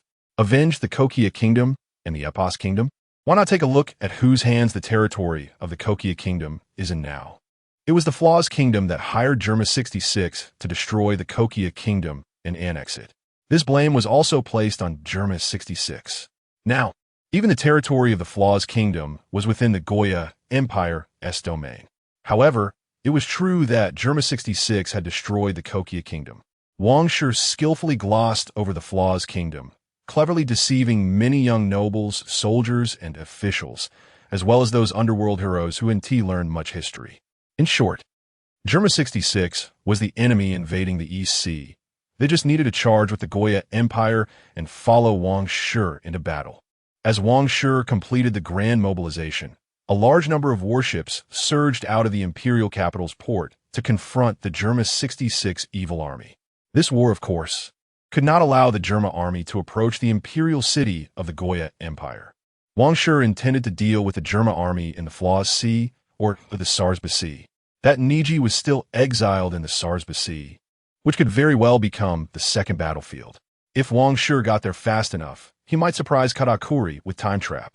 This time, the Don Quixote family's weapons and Plague Queen's gas shells were excellent ambush firepower. The Grand Fleet excited Bartolomeo, Edrago, and Eric immensely. They were barons of this empire, sharing in the glory of this imperial fleet. Even the usually calm and collected Van Oka remarked that he had never seen such a large-scale event. The Goya Empire had gathered the strength of 8 kingdoms to create a super fleet of over 100 warships. Eric felt the funds burning. They say war consumes money, and at this moment, he had a profound understanding of it. Could the Goya Empire's treasury really withstand this? This time, even if Katakuri doesn't die, he will suffer greatly. On the Flamingo, Diamante cunningly chuckled, using the Goya Empire's money and soldiers to exhaust the Germa evil army was simply perfect. After all, the Don Quixote family didn't need to spend money or effort, perhaps after defeating or significantly damaging the Germa army. The Don Quixote family could take over Katakuri's influence and business in the North Sea. That would be even more profitable.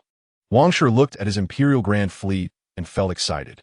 With a force of 20,000, they were nearly on par with the Beast Pirates in numbers. But in terms of quality, well, they didn't want to mention it. However, just thinking that Hody Jones could gather 50,000 subordinates in Fishman Street, and the great power Alabasta had even 600,000 royal soldiers, with the rebel army behind them reaching 1 million, made the gap seem too vast. Alabasta's territory was indeed so large, and its treasury so rich. No wonder it was among the top 20 strongest countries. Even a small country like Dressrosa could become one of the 20 kings. It was truly absurd. After defeating Germa 66 this time, the Goya Empire will surely become the absolute leader of the East Sea, and I will become the hero and idol of the young people and underworld heroes of the East Sea. On the bow of the exile emperor, Wang Shi felt exhilarated, his momentum rising, and his ambition to seize the world seemed to be sublimated. Holding 1 million strong troops, controlling the military power of the world, to become the emperor of the world. A true man should be like this. Wang Shi realized that being a pirate leading a dozen or dozens of people on free adventures was not what he desired. It turned out that only by experiencing the taste of holding great power and commanding a massive fleet did he discover that he liked this feeling. Joy Boy Roger Dragon. Luffy, liberating the world is not just about a dream, a few slogans, or a few prophecies. Strength is crucial, and power and armies are equally important. Wang Shi looked at the vast fleet, each soldier and official filled with passion, and the corners of his mouth curled up. From the path of usurpation to rise, I will surely advance faster than the pirates and the Revolutionary Army. Vinsmoke Judge be a solid stepping stone for me. Your daughter I will raise. Chapter 54: The Meeting of Two Armies, East Sea, Goth Empire, Sasba Province Sea. The Grand Imperial Fleet, with warships spanning 100 miles, filled the sky with flags, exuding a magnificent aura. The exiled emperor sailed ahead, with boxes of shells and gas bombs disappearing from the deck. Gaji, it seems both Quinn and Doflamingo want to kill you this time. Wang Shi casually banished the lit and activated shells into the void, along with some of Eric's and Edrago's laser sound wave cannons. According to Diamante, both Doflamingo and Morgan's are now taking action, sealing off intelligence regarding Germa 66. Many factions want to see Germa 66 fall into misfortune. Of course, mainly some want to watch the excitement. Others want to see the Goth Empire and Germa 66 suffer mutually, or even see one side perish. It is said that Morgan's has started a live broadcast, providing footage and entertainment for various affiliated nations, underground dark forces, and even the Celestial Dragons. As Wang Shi set up traps, the exiled emperor returned to the main fleet, quietly waiting for the German 66 army to arrive. After all, Gaji was the one who took the initiative to cause trouble. As the sun reached its zenith, a dense fleet of snail ships, filled with a murderous aura, appeared on the distant sea. Gaji was indeed arrogant. Anyone who provoked the dignity of Germa would meet his revenge. On the edge of the right side of the Grand Fleet, on the Flamingo ship, Diamante laughed heartily, his voice tinged with resentment. This war, regardless of the outcome, would benefit the Don Quixote family. If Germa 66 defeated the Goth Empire, the Don Quixote family could continuously sell arms to the Goth Empire, supporting the ongoing war against Germa while making money and depleting Germa's resources. If Germa 66 fell in the East Sea, the Don Quixote family would swallow Gaji's business and resources in the North Sea. A mutual destruction would be even better. The Don Quixote family could gain more. Diamante, you haven't found an opportunity to assign a mission to Baby 5. The old man Lao Ji reminded Diamante, this unreliable high-ranking officer. To be honest, if it weren't for Diamante, Torpol, Pika, and others would have been among the first to follow Doflamingo. They were even Doflamingo's lifesavers and the ones who gifted him the string fruit. Otherwise, how could Diamante and Torpol firmly hold their positions as high-ranking officers? The hard power of Lao Ji and Gladius was probably stronger than that of Diamante and Torpol. Back then, when Doflamingo and his brothers were tied to a wall and shot by civilians, it was Doflamingo's rage at the brink of death that awakened his kingly qualities. The explosive conqueror's hockey stunned those civilians and attracted pirates like Diamante and Torpol. At that time, Diamante and their pirate crew had just been thoroughly defeated by enemies, and they unanimously believed that Doflamingo, who possessed the qualities of a king, could lead them to become stronger. Thus, Diamante, Torpol, Pika, and Virgo decisively accepted the young Doflamingo as their leader and presented him with a string fruit and a flintlock gun. Diamante and the others witnessed Doflamingo's patricide and became his new family. That little traitor Baby 5, always staying by Wang Shi's side. What can I do? Diamante said with a dark face, complaining irritably. Let's just get through this war first. Mahabais interrupted Diamante and Lao Ji's discussion as he looked at the Germa army in the distance. Meanwhile, the chubby buffalo tried hard to lower his presence, fearing that Diamante and Lao Ji would beat him up again. The thought of Baby 5, who grew up with him, leaving the Don Quixote family made Buffalo extremely gloomy. His life in the Don Quixote family would surely become even more difficult. On the exiled emperor, they really came charging over like this? It seems Germa's 66's evil army's domineering actions for the past decade or two have made you truly believe you are the real overlord of the North Sea. Wang Shi watched the Germa 66 snail fleet charging fearlessly and couldn't help but chuckle. Today he would break the devilish legend of Germa 66. So many snail ships. Eric and Van Oka became incredibly tense, as this was their first time facing such a large-scale war. The enemy was also the notorious overlord of the North Sea. Hey ha ha ha, they're coming.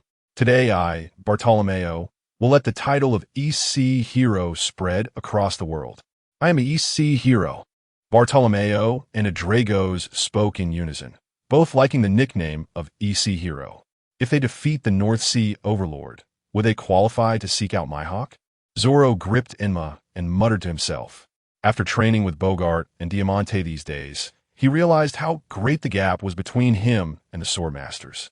Bogart at least had the title of a vice-admiral, while Diamante was just a warlord of the sea, yet they were both so much stronger than him. The road he had to walk was still very long. However, Wang Shi's words, "Don't underestimate your growth rate," made Zorro even more determined. No matter how strong the enemy was, he just needed to surpass them. Germa 66 was an evil army that destroyed families and nations. He would definitely use his righteous sword to defeat them. Silver-haired Sokka held his trusty knife, Snow, with an incredibly focused gaze. He was at least 10 times stronger than when he was on Frost Moon Island. Indeed, only through going out to sea for training could one grow stronger more quickly. After this war, if he survived, he could take off this slave collar. Iron Bear, Zango, and the Catman brothers were both fearful and eager. As long as they gained Wang Shi's recognition and officially became subject to the Goth Empire, they could gradually achieve merit and rise to nobility. I want to become the first merit baron of the Goth Empire. The underworld Queen Desia's eyes were filled with desire. Your Majesty Wang Shi, I will make you see me in a new light. Having always been dissatisfied with Bartolomeo, who became a baron of the empire, Desire was determined to rise based on her own strength. On the Germa 66 snail fleet, Wang Shi, that kid, actually gathered such a large fleet. However, how could those ordinary humans be a match for my strongest clone warriors? Gaji's face showed a hint of seriousness, but more was confidence. His clone warriors knew no fear, knew no fatigue, and were powerful soldiers capable of taking on 10 or even 20 enemies at once. Father, we will definitely eliminate Wang Shi as quickly as possible and crush this rabble. Iji and Yanji had no hint of fear in their eyes. No matter how large the fleet was, they were just ants. At worst, it would take a little more time to wipe them out completely. Good. After we take down Wang Shi, we will directly unleash a massacre and let them know that the dignity of the Vinsmoke family cannot be infringed upon. Gaji was very confident in his strongest modified son. Moreover, he had made ample preparations to deal with Wang Shi, this ability user. That bastard Wang Shi could only show off in the weakest sea. When faced with the full force of Germa 66, he would surely kneel instantly. Chapter 55. Combined Technique, Mixed Color Charge. On a remote island in the New World, the headquarters of the World Economic News Agency, run by Morgans, is located here. Haha, ladies and gentlemen, the world has been rather dull lately. However, today, I will bring you the full-scale war between the North Sea overlord Germa 60 SXS Evil Legion and the EC Empire, Goya Empire. I believe everyone has heard of the North Sea's Germa 66, and today I will introduce the newly risen exiled king, Wang Shi. Morgan's commentary, accompanied by images from the EC Sabasi area, appeared on live broadcast screens worldwide.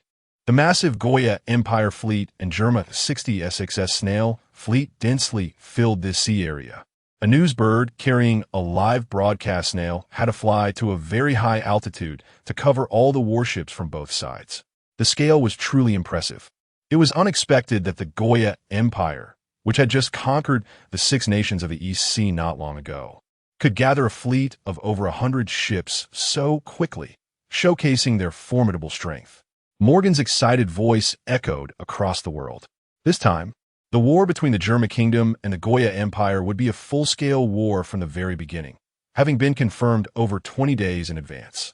This war announcement allowed Morgans to prepare thoroughly. Various major powers were already ready with food and drink, waiting for the war to begin. Completely unlike the prolonged stalemate of the West Seas Flower Country and the country of Sang, which had been fighting for over half a year without a clear outcome. Even more unlike the overwhelming expedition of the Beast Pirates, which had no suspense at all. The outcome of this war between the German kingdom and the Goya Empire was truly uncertain. Under Morgan's detailed introduction, viewers in front of the live broadcast began to discuss. Exiled King Wang Shi? He looks like a pretty boy. What kind of achievements does he have? He's just fighting garbage like Baki Clock and the Fishman Dragon. I've never even heard of them. Exiling the royal family of 5 nations and slaughtering a national royal family is somewhat interesting. Exiling Vinsmoke Niji is not bad, but he still doesn't deserve the title of exiled king and EC emperor. Powerful figures from various factions began to comment on Wang Shi, the EC emperor. Bastard, how dare he steal my spotlight? He even looks almost as handsome as I do. Cavendish, with his golden hair. Watch the photo of Wang Shi on the live broadcast screen with displeasure. He, the captain of the beautiful pirate crew, was the most handsome man in the world. His bounty notice was snatched up by countless girls, continuously making headlines. He was the most popular man in these seas. But now, this EC bastard had stolen all his thunder. He would remember this grudge. It's about to begin. It's about to begin. The Germa 66 snail fleet charged first towards the Goya Empire fleet.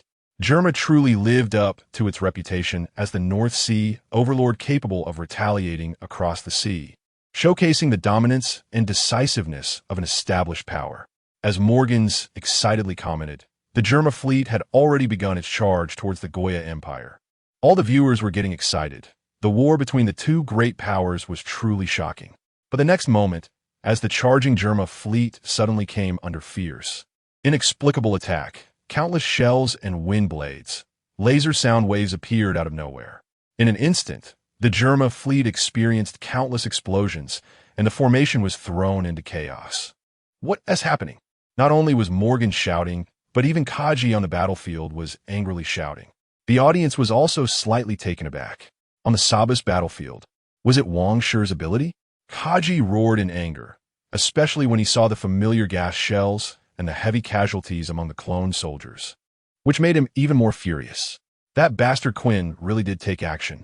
His clone soldiers might lack emotions and fear of death, but that didn't mean they weren't susceptible to harm. The plague gas shells from Quinn were already enough to kill these clone soldiers. E.g., Yanji, Reiju, get rid of Wang Shi now. Kaji yelled orders in his eyes. Wang Shi was the only troublesome ability user. The rest were just useless trash. Yes. The three siblings, who had already transformed, activated their jet tech shoes and flew into the sky.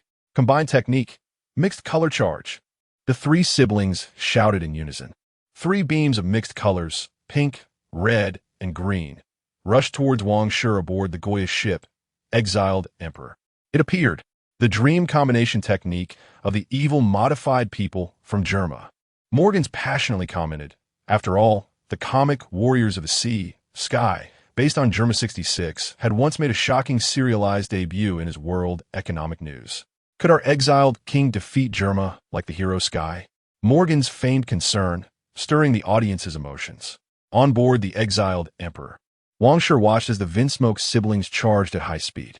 He slowly raised his right hand. The powerful combination technique was a bit challenging to counter, but it was still manageable. There were no domineering and pathetic modified people here. This combination technique could repel Charlotte Perispero, who had a bounty of 700 million. E.g. alone could defeat Charlotte Oven, who had a bounty of 300 million. The comprehensive combat power of the Vinsmoke modified people should be around 400 to 500 million.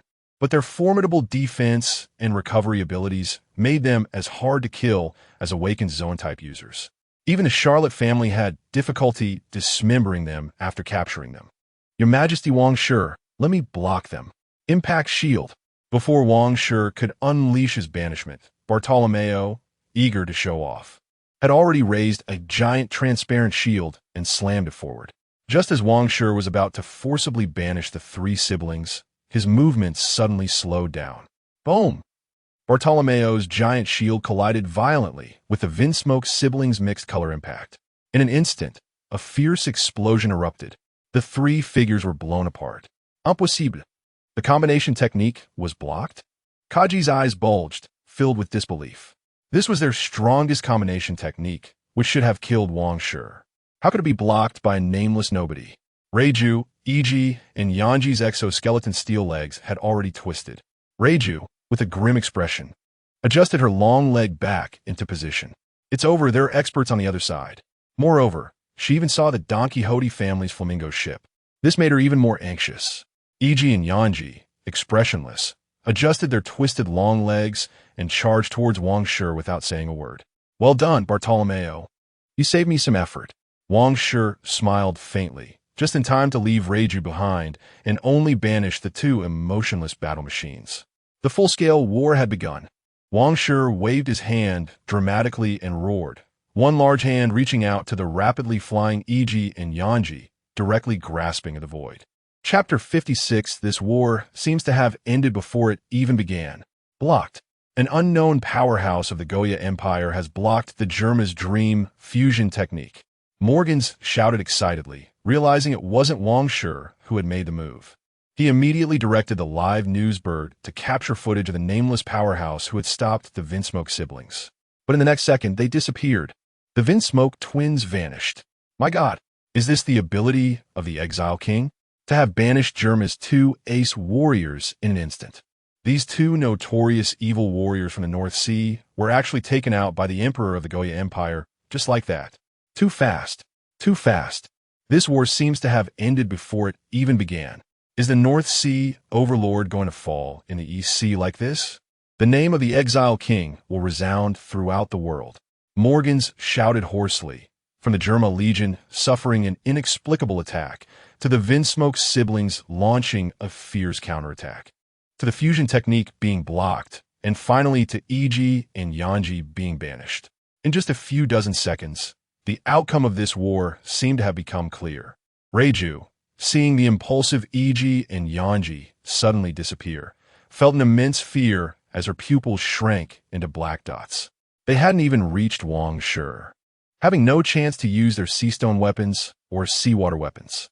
Iji and Yanji vanished without any resistance. It was so abrupt and simple. Earlier, they had mocked the banished Niji, but now the two were also easily banished. Wang Shi's abilities, whether in range or intensity, were absurdly exaggerated. How could there be such an unreasonable devil fruit ability? Impossible. Absolutely impossible. Gaji cried out in terror, kneeling on the ground, cold sweat pouring down his forehead. His finest creations had just been lost like that. His strongest sons had been banished by Wang Shi. Is this all an illusion? Kill. The grand fleet of the Goya Empire charged fiercely towards the Germa 66 snail fleet. A full-scale massacre erupted. What the hell? Wang Shi took care of the Vinsmoke brothers just like that? I didn't even get a clear look at what happened. On the Flamingo, Diamante shouted madly. Wang Shi's banishment ability is too strange. Kill, or else His Majesty Wang Shi will say we are taking money without doing anything. Lao Ji, with a wary look in his eyes, hurriedly reminded Diamante that they were still mercenaries of the Goya Empire. Right, we can't offend this strange guy Wang Shi. Charge, take down Gaji's clone soldiers. Diamante immediately led 3 executives and a group of minions, filled with killing intent, charging toward the Germa fleet. Kill, exterminate the North Sea scum. Take all their ships. Bartolomeo and Idarago charged excitedly. Achieve great deeds. Gain fame across the seas in this battle. Eric, Zoro, Sokka Desire, Iron Bear, and others also surged forward. Meanwhile, Van Oka had already started sniping, every shot hitting headshots. Everything was under the control of His Majesty Wang Shi. Guaranteed victory. Damn it, Wang Shi, quickly return my sons. Otherwise, I will fight you to the death. Gaji was going crazy. Without his 3 powerful sons, how would he survive in the North Sea? He hadn't even revived the glory of Germa. How could he fall in the weakest sea? Bang! Wang Shi ignored the fleeing Reiju and stepped on a cannonball, again landing in a stylish manner directly onto the main ship of the Germa fleet, the Saint Germain. Let me see how you plan to fight me to the death. Whoosh! Wang Shi, stepping on the cannonball, unleashed his conqueror's haki. In an instant, a terrifying aura crushed toward the Germa snail fleet. Clone soldiers fell over, rolling their eyes, and Gaji stared wide-eyed at Wang Shi. Conqueror's haki! Gaji frantically shouted, his heart sinking deeper into despair.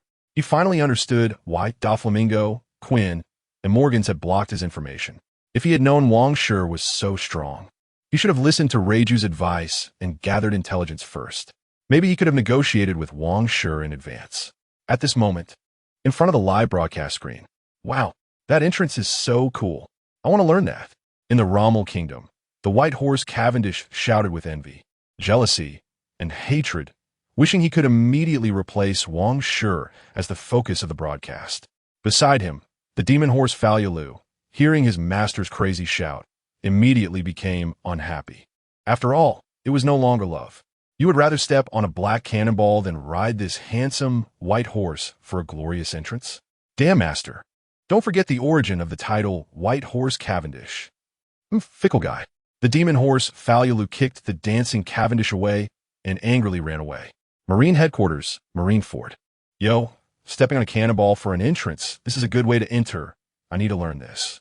Marine Admiral Kazuru stopped trimming his nails and seriously watched Wang Shi's entrance. Just stepping on a cannonball, he could master it in an instant. This entrance will be his from now on. This entrance is better than transforming into light elements and flying directly. It allows more people to see his suave figure. Dressrosa, the Royal Plateau. This Wang Shi is indeed not simple. It seems we need to deepen our cooperation. Monet, order the subordinate forces in the North Sea to immediately seize Germa's industries. After seeing Wang Shi's strength, Doflamingo decisively put down Baby 5 as family and thought it would be good to get close to Wang Shi through Baby 5 and cooperate. Yes, young master. The green-haired snow woman Monet smiled in response to Doflamingo. Totoland. Did Germa lose just like that? Perispero. Send someone to ask that Wang Shi if he is willing to sell Germa's technology to us? Big Mom Charlotte Linlin was quite interested in the cloning technology, cyborg technology, and battle suit technology. I hope Wang Shi is reasonable. Yes, Mama. As the strategist of the Charlotte family, Perispero licked his lips and immediately responded to Big Mom's orders. Meanwhile, Katakuri, the head of the Stars, frowned, wondering if his hockey could withstand Wang Shi's strange banishment ability. In fact, among the forces watching the live broadcast, not only Big Mom was interested in Germa's technology, many forces wanted to obtain these powerful technologies. One by one, they activated their forces and connections to negotiate with the Goya Empire to see if they could acquire these technologies. The scene returned to the battlefield in the Sasabak Sea. On the Saint Germain, Gaji, thank you for sending your head from thousands of miles away, voluntarily placing under my feet. Several elite soldiers blocking Gaji's path instantly turned into headless corpses at Wang Shi's snap of his fingers, blood splattering all over Gaji's face. This eerie and terrifying scene made Gaji's scalp tingle, trembling all over, fearing that his own head would disappear in the next second. Gaji screamed in despair in his heart. What the hell is this ability? Chapter 57. Reiju kneels King Shi. I give up. I am willing to compensate. I am willing to redeem my son at a high price. At this moment, Judge S' face was pale, covered in cold sweat. No longer the arrogance and madness he had before. One by one, the mindless clone soldiers rushed in, either disappearing directly or collapsing as headless corpses. Judge was afraid. The Vinsmoke family could not be destroyed in the East China Sea like this. He could not die. He had not yet restored the glory of Germa. It was too late to say this now. Everything you have is my trophy. King Shi knew that Judge, with his extreme arrogance as a royal, was almost impossible to submit, and he couldn't be bothered to force him to surrender. Anyway, there was still someone who could command the Germa army. No, without my orders, my soldiers will not stop. They will only fight to the death and will not become your trophies. This will only cost you more soldiers. Spare me, and you'll gain more. Seeing King Shi's initial movements, Judge shouted in terror, tears and snot streaming down his face. He had never experienced such fear and despair. You seem to have forgotten someone. Goodbye, Judge. King Shi clenched his right hand, and the panicking Judge instantly vanished from the spot. No, Father. Reiju, who rushed over, shouted in despair, watching Judge being banished, her eyes losing their light. Without Judge, without her brothers, the Germa army had only the path of defeat left. Reiju, do you remember our phone call? If you don't want more soldiers to die, become the new commander of the Germa army and make them stop. Don't forget, you still have a brother who is my subject. King Shi continuously stunned and banished the clone soldiers rushing in, coldly speaking to Reiju. That phone call? Compensation? Marriage? Sanji? The already desperate Reiju felt a glimmer of hope reignite in her eyes. She still had a chance to save her father and 3 brothers. Your Majesty, King Shi, I am willing to surrender. Please let my father and brothers go. Reiju immediately ordered the clone soldiers, continuing to charge to stop, then rushed in front of King Shi and quickly knelt on one knee. Whether I let your father and brothers go depends on your performance, my future empress. King Shi looked at Reiju, who was kneeling in front of him in her poisonous pink combat outfit, her posture decent, and a satisfied smile appeared on his face. Future empress. Reiju's pupils trembled, momentarily unsure how to respond. All right, go on and order those snail warships to stop. This is our property, Empress Reiju. King Shi chuckled lightly. The Germa 66 evil army had hundreds of snail warships of various sizes, spread over dozens of kilometers. King Shi's conqueror's hockey only stunned the clone soldiers around the main ship, the Saint Germain, within a few thousand meters. A portion of the elite soldiers withstood King Shi's hockey and rushed over to protect Judge. Now, Reiju's ceasefire order only halted the main ship and the nearby snail warship's clone army. The more distant Germa army was still executing orders for war. As Judge's eldest daughter, Reiju had command authority over all clone soldiers, second only to Judge.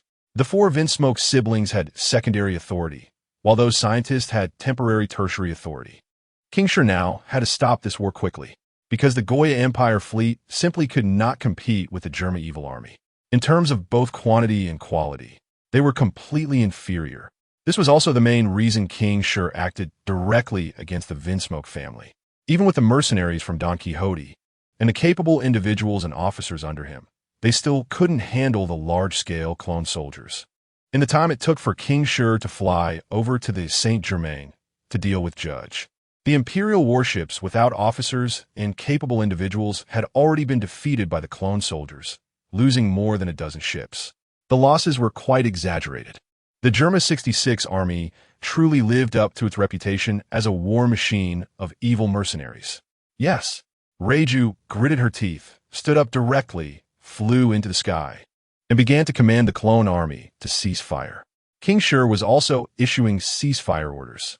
The forces and audience watching the live broadcast never expected the war to end so quickly.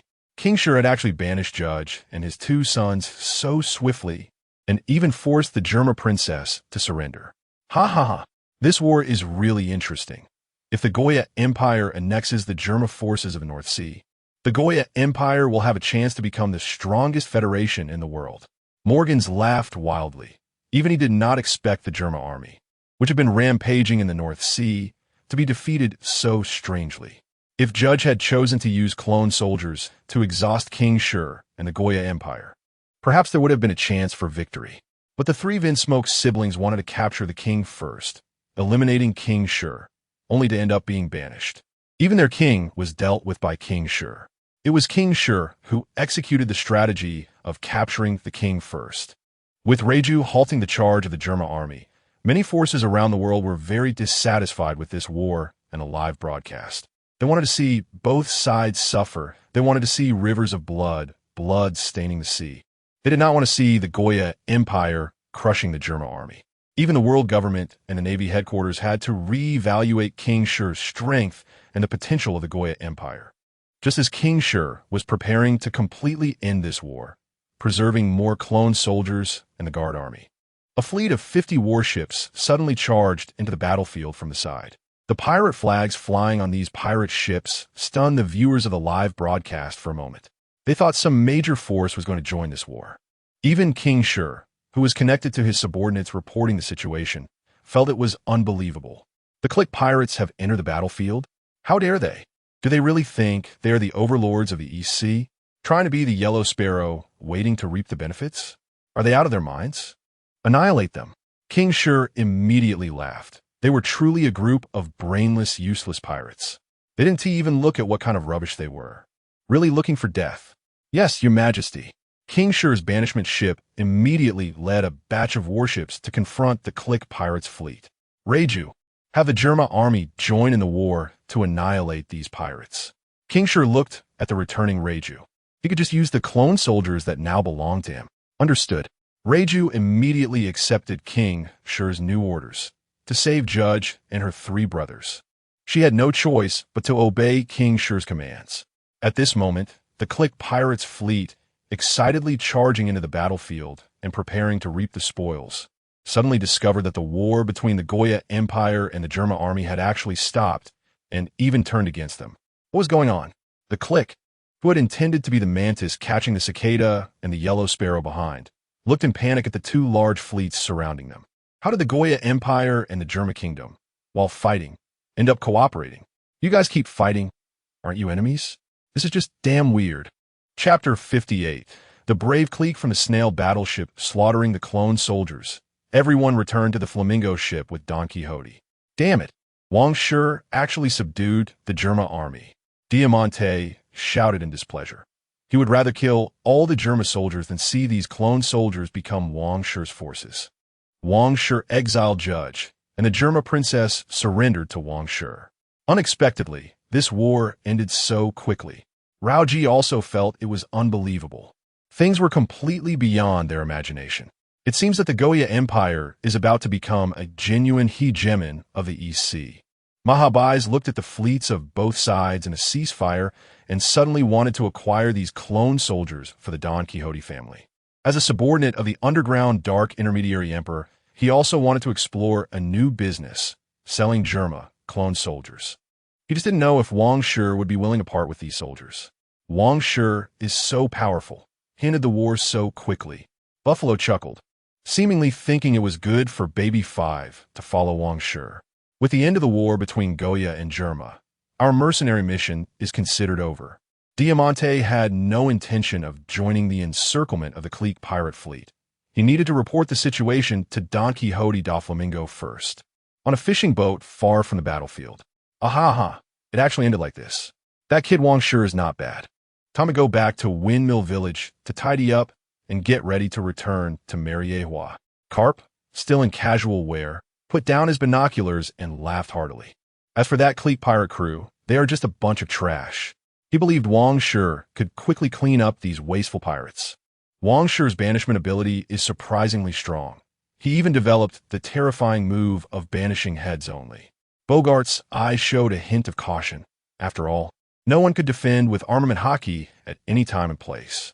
Fortunately, Wang Shi is the emperor of a member country and not a rival to the Navy. Under Carp's loud shout, the disguised soldiers on this fishing boat immediately set sail back to Windmill Village. On 3 Navy battleships, also watching the excitement from a distance on the battlefield. The clique pirate crew actually dared to charge in. Smoker, biting his cigar, was quite impressed by clique's courage. This guy actually wanted to pick up the scraps of 2 member states. Do they really think they are the hegemons of the East Sea? A bunch of ignorant frogs at the bottom of a well. Wang Shi is so powerful. He actually banished the evil commander of the North Sea. Tashiji excitedly shouted with her binoculars. As an East Sea person, she certainly wanted the East Sea people to defeat the North Sea people. It seems that after Wang Shi defeated Germa, he could also wipe out the clique pirate crew.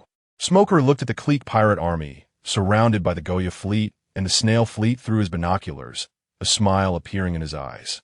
The clique pirate crew, which has plagued the East Sea for a long time, is finally going to be eliminated.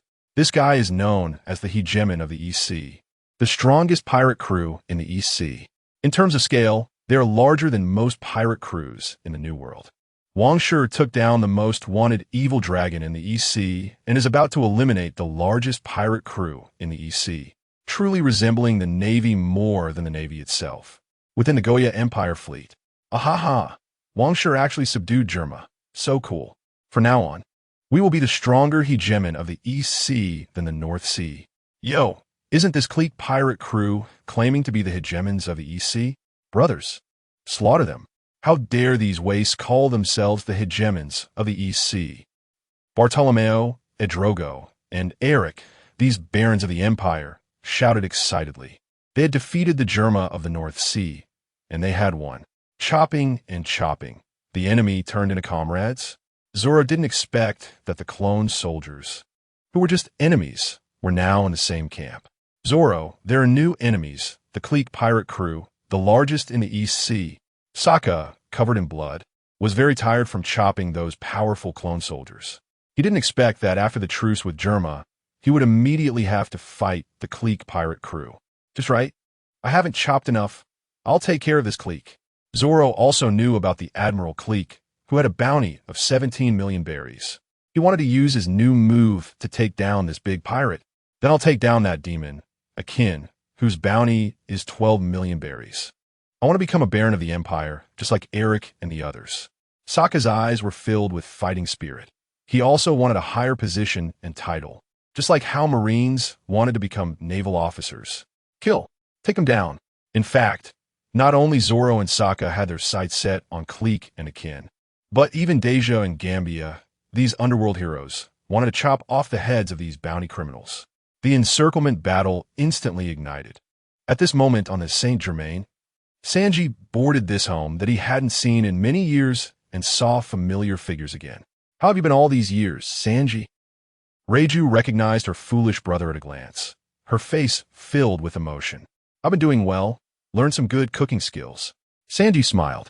He felt grateful to this sister who had let him go. Sanji knew that Wang Shi had exiled his father Judge and 3 brothers, but his face showed no change. These cold-blooded family members, it's better not to have them. Reiju, does Germa have memory metal to make me a set of battle clothes? Wang Shi stood by the main ship of the Snail, watching the Goya Empire fleet and the German Snail fleet go to slaughter the clique pirate crew, showing no intention of intervening. Just a frog at the bottom of the East Sea. No need for Wang Shi to take action. This may not be enough. Reiju temporarily stopped her conversation with Sanji, awkwardly replying to Wang Shi. Besides the battle clothes for their 4 siblings, Judge also made a set of battle clothes for himself and the missing Sanji. Judge's Garuda Ash battle clothes are similar to Niji's electric blue battle clothes, both using electric current. However, Judge did not undergo genetic modification, so the effectiveness of the battle clothes he produced was slightly inferior to their 4 siblings. Forget it. I will find a large amount of memory metal to return later. Wang Shi dropped this topic. He would catch Wapple, the user of the Munch Munch fruit, to produce memory metal, and then utilize Germa's high technology to mass-produce battle clothes, comprehensively enhancing the strength of the Goya Empire. Your Majesty, could you possibly release my father and brothers? Reiju still wanted to rescue Judge and her 3 brothers. After all, they were family, and there was some emotion there. Can you command your 3 brothers? No. Then why release them? After you become the imperial concubine of Goya and contribute to the Goya Empire, I will consider releasing them. Wang Shi interrupted Reiju's request with a wave of his hand and looked up at the news bird in the sky. At the same time, Wang Shi's front image appeared on live screens around the world, causing a lot of discussions, some dissatisfied, some extreme, some contemplative. And when Sanji heard Wang Shi's words, his face fell. This emperor actually wanted to be his brother-in-law. His sister Reiju was really going to become Wang Shi's imperial concubine? Chapter 59. 2 empresses and 4 barons under the joint siege by the Goya Empire fleet and the Germa fleet, the clique pirate group's 50 warships, and over 5,000 pirates were completely defeated in less than an hour. Countless pirates died, and their ships were destroyed. Zoro dealt with Clique and managed to defeat him, who had a bounty of 17 million berries, despite being heavily injured. Zoro underestimated Clique's treachery and various weapons and tactics due to his youth. If it weren't for the special training he received from Diamante and Bogart during this time, Zoro might have been killed by this great pirate clique. However, the more injuries Zoro sustained in the early stages, the faster he became stronger. The more extreme the battles, the more his potential was unleashed. Silver-haired Sokka initially thought that the bounty of 12 million berries on the demon-like Akin would be easier to handle. However, he found that Akin's strength was on par with Clique's. Moreover, the underworld Queen Desire joined the fight, hoping to earn merit to become a baron of the empire. Together, they struggled to defeat Akin. Of course, Fan Oka and Bartolomeo were there to support them. Eric, Aldrag, Fan Oka, and Bartolomeo knew that Zoro, Sokka, and Desire wanted to be promoted to barons of the empire, so they refrained from interfering with their opponents. Otherwise, these 2 great pirates from the East Sea wouldn't even be a concern for them. In the future, Bartolomeo's deputy, Gambier, would have a bounty of 67 million berries. He had just defeated Palu, the captain of the 2nd team of the Clique Pirate Group. The Clique Pirate Group, which had dominated the East Sea for many years, was thus destroyed by the siege of the Goya Empire and the German army. Clique paid a heavy price for his greed and foolishness. With the 2 wars over, Smoker was satisfied as he continued on his way to send to Shiji to her post at the Navy's 153rd branch. There was no need for them to help.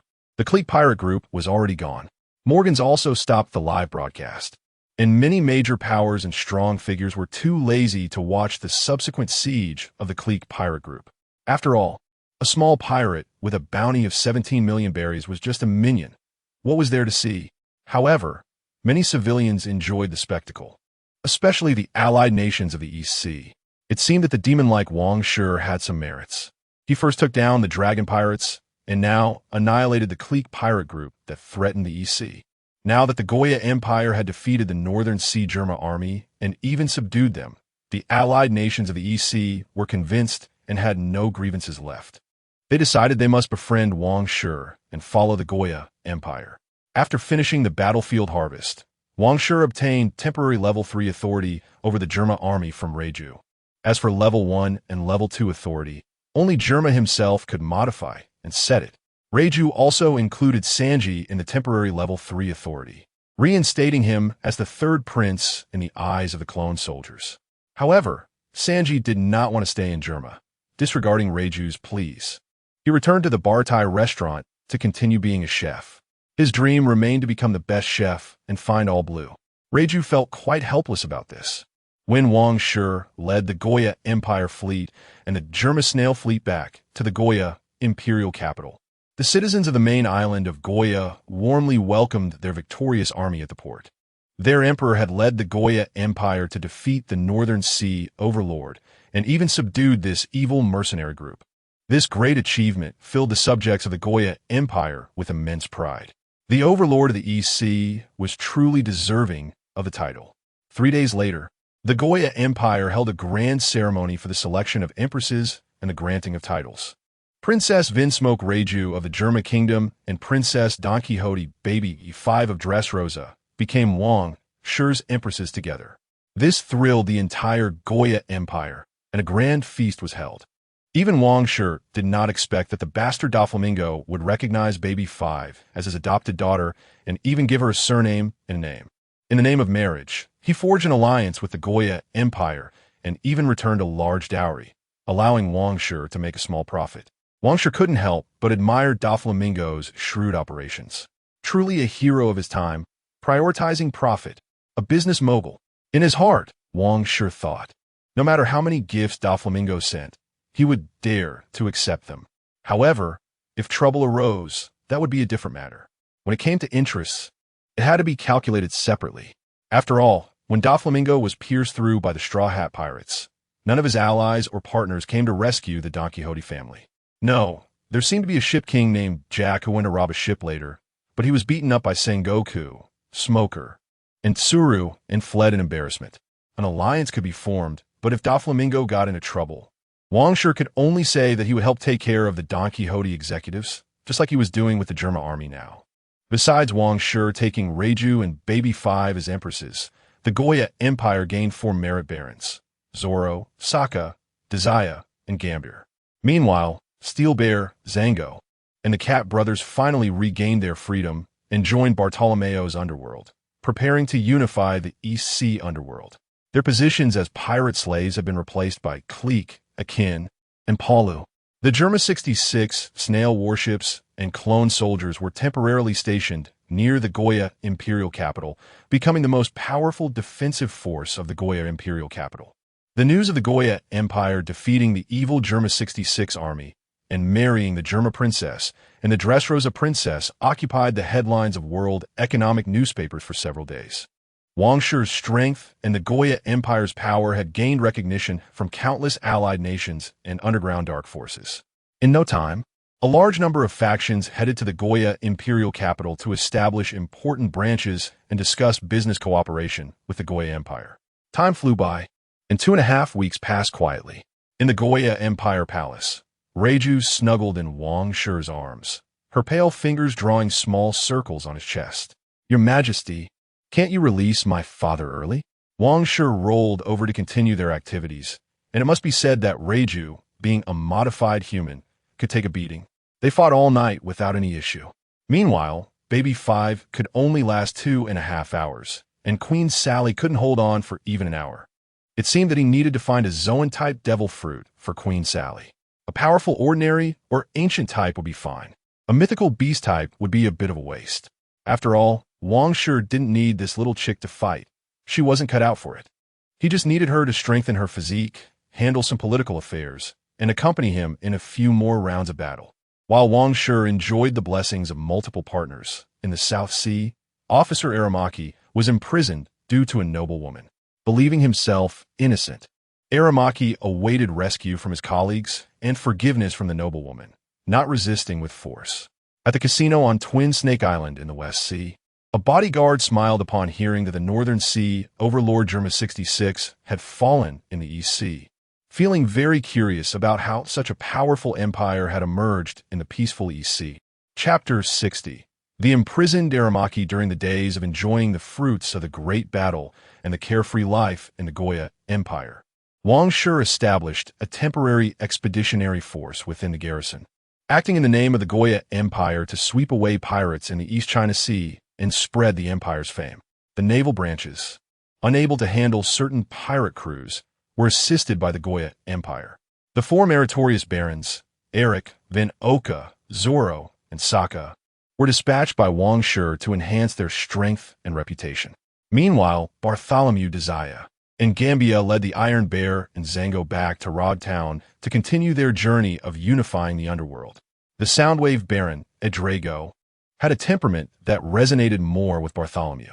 He chose to accompany Bartholomew and the others to subdue the gang forces instead of joining Eric and the others in hunting pirates. In his eyes, unifying the underworld in the East China Sea was a greater challenge than eliminating those weak pirate crews. After all, the notorious pirate crews in the East China Sea, such as the Dragon Pirate Crew, the Creek Pirate Crew, and the Black Cat Pirate Crew, had already been cleared out. Edrago and the Bear King from the Poker Pirate Crew were now both under the banner of the Goya Empire. The remaining pirate crews truly had few bounties worth pursuing. The expeditionary force of the Goya Empire received unanimous praise from the various affiliated nations in the East China Sea. After all, the naval branches in the East China Sea were indeed somewhat ineffective, due to the naval jurisdiction system and the low cooperation among branches. Many pirate crews were able to roam between major kingdoms and naval jurisdictions, leading to a low capture rate. Most importantly, if the highest officials of these naval branches became corrupt parasites and local emperors, doing nothing but eating, even the kings of the affiliated nations felt helpless. Now, the new overlord of the East China Sea, the Goya Empire, had an expeditionary force that ignored borders and naval jurisdictions, freely sailing the East China Sea and hunting down pirate crews, significantly increasing efficiency. With excellent warships and the navigator Nami accompanying them, the pirates in the East China Sea were thrown into chaos, fleeing in panic. Some hid away, while others were forced to charge into the dangerous pirate graveyard. The Grand Line. The peaceful environment of the East China Sea became even more tranquil, and commercial exchanges became increasingly busy.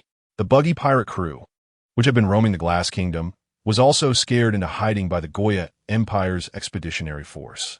After all, with the downfall of notorious pirates like the Dragon and Creek, the Clown Buggy unexpectedly became the strongest pirate with the highest bounty in the East China Sea, attracting waves of defeated pirates to seek refuge.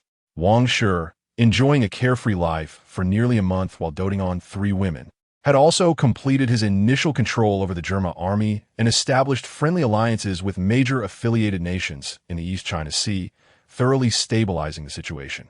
Wang Shi personally used the transponder snail for friendly exchanges, reducing the fear and vigilance of the kings of the affiliated nations towards the Goya Empire. In fact, more than a dozen affiliated nations even offered to send their princesses to Wang Shi, either as imperial consorts or as favored concubines. They just wanted peace of mind. Recalling the scene of the transponder snail, Wang Shi felt a sense of familiarity. "Your Excellency, the Emperor, do you still want consorts? Just say the word, and I will send the princesses right over." To this, Wang Shi could only respond like old Sue, saying, "Then send them over." He even added, "Make sure they are beautiful." It was just a political marriage. Wang Shi was merely trying to reassure these kings. Truly, he had no particular penchant for collecting beautiful princesses. After all, if he were to marry a princess, he had the Princess Vivi of Alabasta and the mermaid Princess Shirahoshi of the Fishman Island. As for these princesses from the affiliated nations, well, thus, more than a dozen affiliated nations hurriedly sent their princesses and lavish dowries to the imperial capital of Goya. They didn't even ask for a grand wedding ceremony like that of the Germa princess or the Dressrosa princess. They only needed Wang Shi to accept these princesses and establish a national alliance so that they could sleep soundly and enjoy life, and even show off their son-in-law, the overlord of the East China Sea, Wang Shi. In addition to stabilizing the affiliated nations of the East China Sea, Wang Shi also reached a series of cooperative agreements with the Don Quixote family, primarily focusing on the procurement of precious items such as devil fruits, famous weapons, and rare metals. Such strategic materials were short in supply even for Doflamingo, who could only wait for shipments and auctions for years. With the situation in the Goya Empire and the East China Sea stabilized, it was time to launch the Four Seas Plan and the Grand Line Plan. In the palace, Wang Shi looked at the maps of shipping routes from around the world and the various intelligence he purchased from organs. "Taya Kingdom, since you don't know the value. I shall take Aramaki under my wing."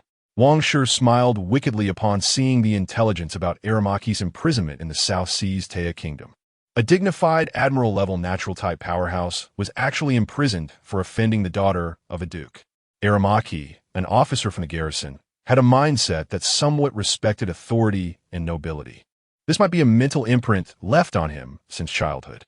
It reminded Wang Shi of the character Lin Chong, who wouldn't rebel unless pushed to the limit. Aramaki was a man who relentlessly strove to climb to higher positions, deeply desiring to become a superior being, gain greater power and status, and even trample more inferior beings underfoot. If Aramaki had not come from the garrison and been influenced by loyalty, education, and the power system, but instead from a non-affiliated and chaotic place, he would undoubtedly have become an evil pirate, devouring countless enemies in his path.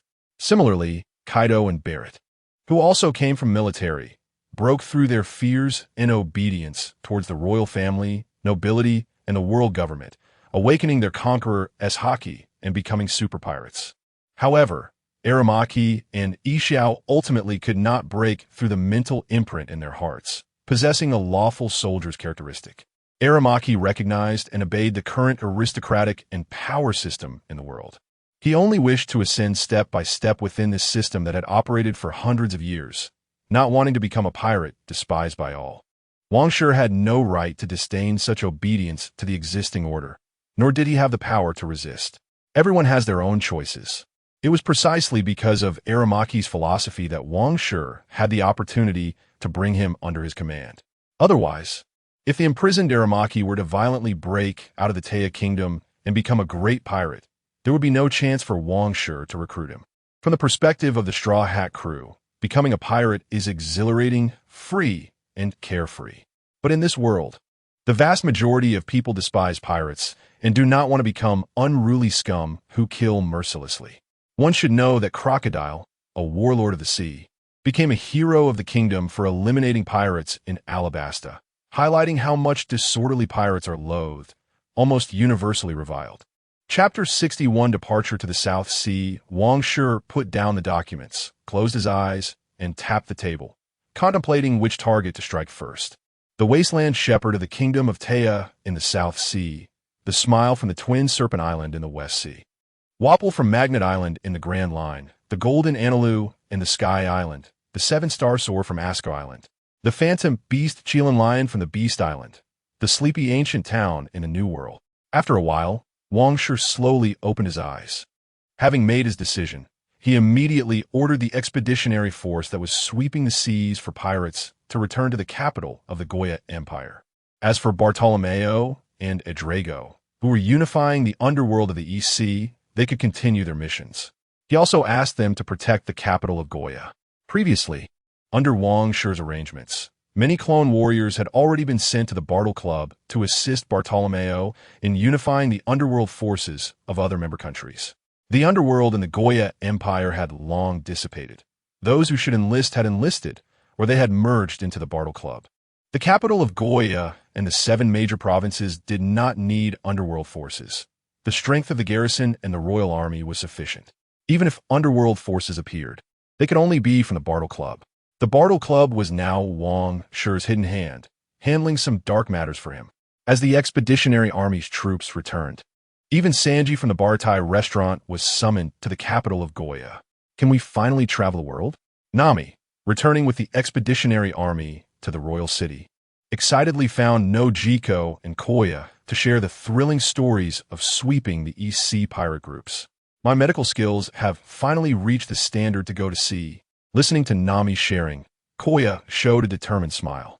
Ever since Wang Shi took in Reiju and Baby 5 as his new imperial concubines, she had been studying day and night, just to gain Wang Shi's attention.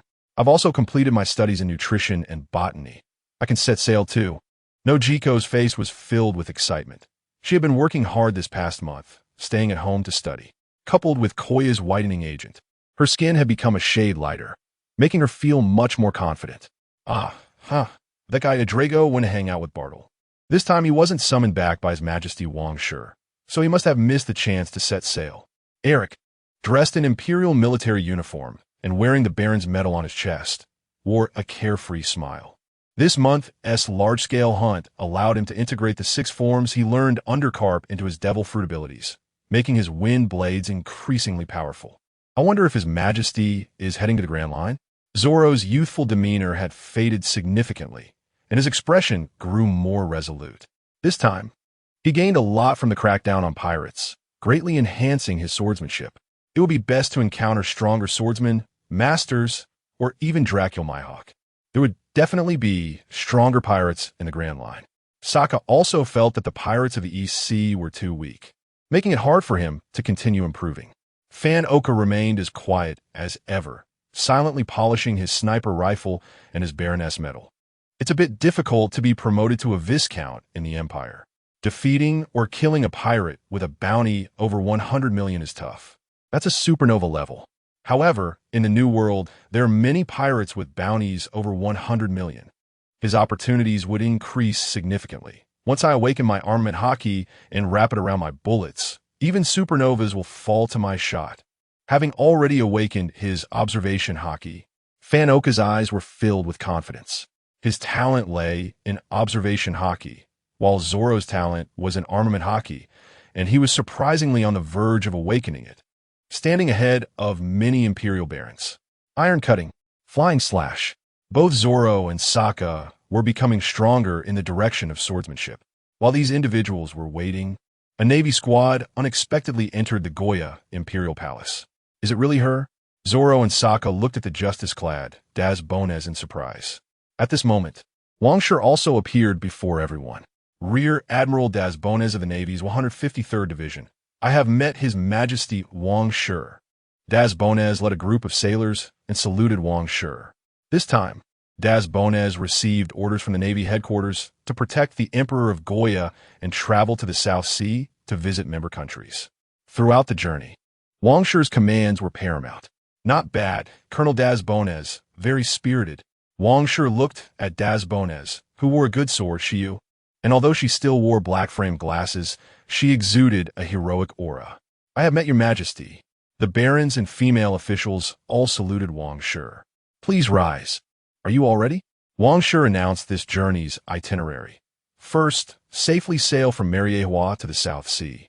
Then return from the South Sea and cross the Red Land to the West Sea via mind.He. From the West Sea, enter the Grand Line through Reverse Mountain, and finally return to the East Sea via the safe route of mind.He. Wang Shi announced the plan for this journey, which would cover more than half the world. As for the North Sea and the New World, that will be discussed later. After all, the two powerful generals, the Wasteland Shepherd and Smile, were the main targets of Wang Shi's journey. Going to the South Sea and entering the Grand Line from the West Sea, this would definitely be an exciting adventure. Everyone was incredibly excited upon hearing the itinerary, especially with the Navy escort, which made it even more secure. After Wang Shi arranged domestic affairs with Queen Sally and organized the Germa army, he led a small fleet consisting of the exiled emperor, a military ship, and a snail ship, a total of 3 ships, to set sail. Initially, Wang Shi wanted to leave Reiju in the Goya Empire to manage the Germa army well. However, she pleaded for a long time, insisting on setting out together to reunite with Sanji. Under Reiju's relentless persuasion, Wang Shi could only agree to her request. With Wang Shi's command, the 3 warships departed from the Goya Empire. The Goya Empire is actually closer to the Red Land, near mind.He, making it much faster than heading towards Reverse Mountain.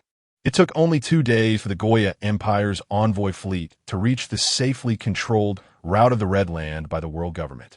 When Wang Shi saw the Rear Admiral escorting them this time, he was slightly surprised. Rear Admiral Bluegrass, a Paramecia-type horse fruit user, was an old lady and the older sister of Vice Admiral Tsu. Her horse fruit ability allows her to turn creatures within her observation haki range into obedient mounts. She could turn the sea beast weapons developed by Vegapunk and the 3rd-generation pacifists into mounts, making her strength not to be underestimated. It was unclear what the limits of this old lady's control over enemies were and how many she could control. Without armament haki, she could easily manipulate them. Her abilities were quite tricky. Damn, could she be another nemesis for Germa?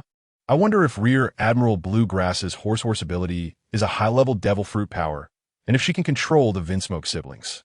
However now, Wang Shi is an emperor of a member country, not a pirate, so there's nothing to fear. Rear Admiral Bluegrass would still do her utmost to escort Wang Shi and safely transport Goya Empire's small fleet through the Calm Belt, reaching the nearby waters of the Navy headquarters in the Grand Line. Chapter 62. Enough to take you all down the edge of the Red Continent in the Grand Line. I can't believe we passed through the Calm Belt like this. We reached the end of the Grand Line paradise. Eric's eyes were filled with disbelief. He had always heard about the horrors of the pirate graveyard and the terrors of the Calm Belt while in the East Sea. Yet, here they were, near the Navy headquarters. Perhaps they would even pass by the legendary return to Starred Island, the Sabati archipelago. They skipped over much of the Grand Line, losing a lot of the fun. He had heard that Dracul Mihawk's territory was in the Grand Line. Zorro, feeling a bit bored as he gazed at the sea, soon picked up some dumbbells to work out. After all, they could still enter the Grand Line from the West Sea. There was no rush. He needed to continue getting stronger. Otherwise, if he really encountered Dracul Mihawk, he would probably lose terribly. Your Majesty, should we visit the Sabati archipelago? Nami's eyes sparkled. She had seen that this island was very prosperous, and even the celestial dragons liked to visit. The architecture of the Dragon Empire was merely imitating some of the buildings and amusement parks of the Sabati archipelago. However, Cocoa West Village lacked the Sabati archipelago's unique bubble tree climate and could not replicate its essence at all. No, Wang Shi rejected directly. They were not here for leisure. He had a purpose. There was nothing to gain from the Sabati archipelago that was worth his time. If they had to land on an island, Wang Shi would rather go to the Devil's Triangle, find Gecko Moria, and seize the Black Blade Yoru in Perona. But right now, Wang Shi did not want any unnecessary complications by initiating a conflict with a warlord of the sea. The world government would not be pleased. Moreover, entering the Devil's Triangle, he didn't know how much time it would waste trying to find that terrifying three-masted ship. It would be better to seek out the more powerful and defined targets of Baroque Works and Crocodile. Once Wang Shi had 2 admiral-level powerhouses under his command, he would feel more confident. I understand. Nami could only suppress her thoughts and hoped that when they entered the Grand Line from the West Sea, they could land on this famous island. Your Majesty, would you like to visit the Navy headquarters? As soon as Nami stepped back, Sokka, who had always wanted to be a Navy officer, spoke up. His eyes were filled with longing for this world-famous fortress of justice. Even as Bounty was looking forward to this Navy headquarters. No, Wang Shi continued to refuse. There was no point in going to Marineford now. They might even waste some time with Admiral Sengoku and Admiral Carp. Oh, Sokka retreated, feeling rather disappointed. As Bounty also pouted, looking at these downcast guys. Wang Shi's expression darkened. They would pass by the Navy headquarters and the Sabati archipelago, but they would not land. They could just take a look nearby. Wang Shi said lightly, instructing Nami and Reiju to take out the permanent pointers and slightly modify the route to avoid heading directly to the safe passage towards the South Sea. Okay. Nami smiled excitedly. It would be nice to see it from the nearby sea and take some photos. A few days later, after a brief stop at the Navy headquarters and the Sabati archipelago, the small fleet of the Goya Kingdom finally reached the other side of the Calm Belt in the Grand Line. The escorting Vice Admiral of this Calm Belt was Vice Admiral Urban, a Paramecia-type cannon fruit user, a man whose head could turn into a cannon. Wang Shi and the others witnessed him blow away a several hundred-meter-long Sea King with a single shot, showcasing his exaggerated strength. This was the power of a Navy Vice Admiral. Killing a Sea King seemed effortless. No wonder new pirates from the Four Seas were afraid to take this safe route. Isn't this just giving the Navy Vice Admiral's performance? The reverse mountain route seems to have better cost-effectiveness, although there's a risk of shipwrecks. At least there's a chance of survival. If a newcomer just leaving the Four Seas faced such a powerful enemy as a Navy Vice Admiral, they would practically be waiting to die. With the world government's safe route, it's fast. As the small fleet of the Goya Kingdom crossed the Calm Belt into the South Sea, a faint smile finally appeared on Wang Shi's face. These safe passages in the Red Continent were regularly patrolled and cleared of Sea Kings by the world government and the Navy headquarters. Very few Sea Kings approached this safe route now.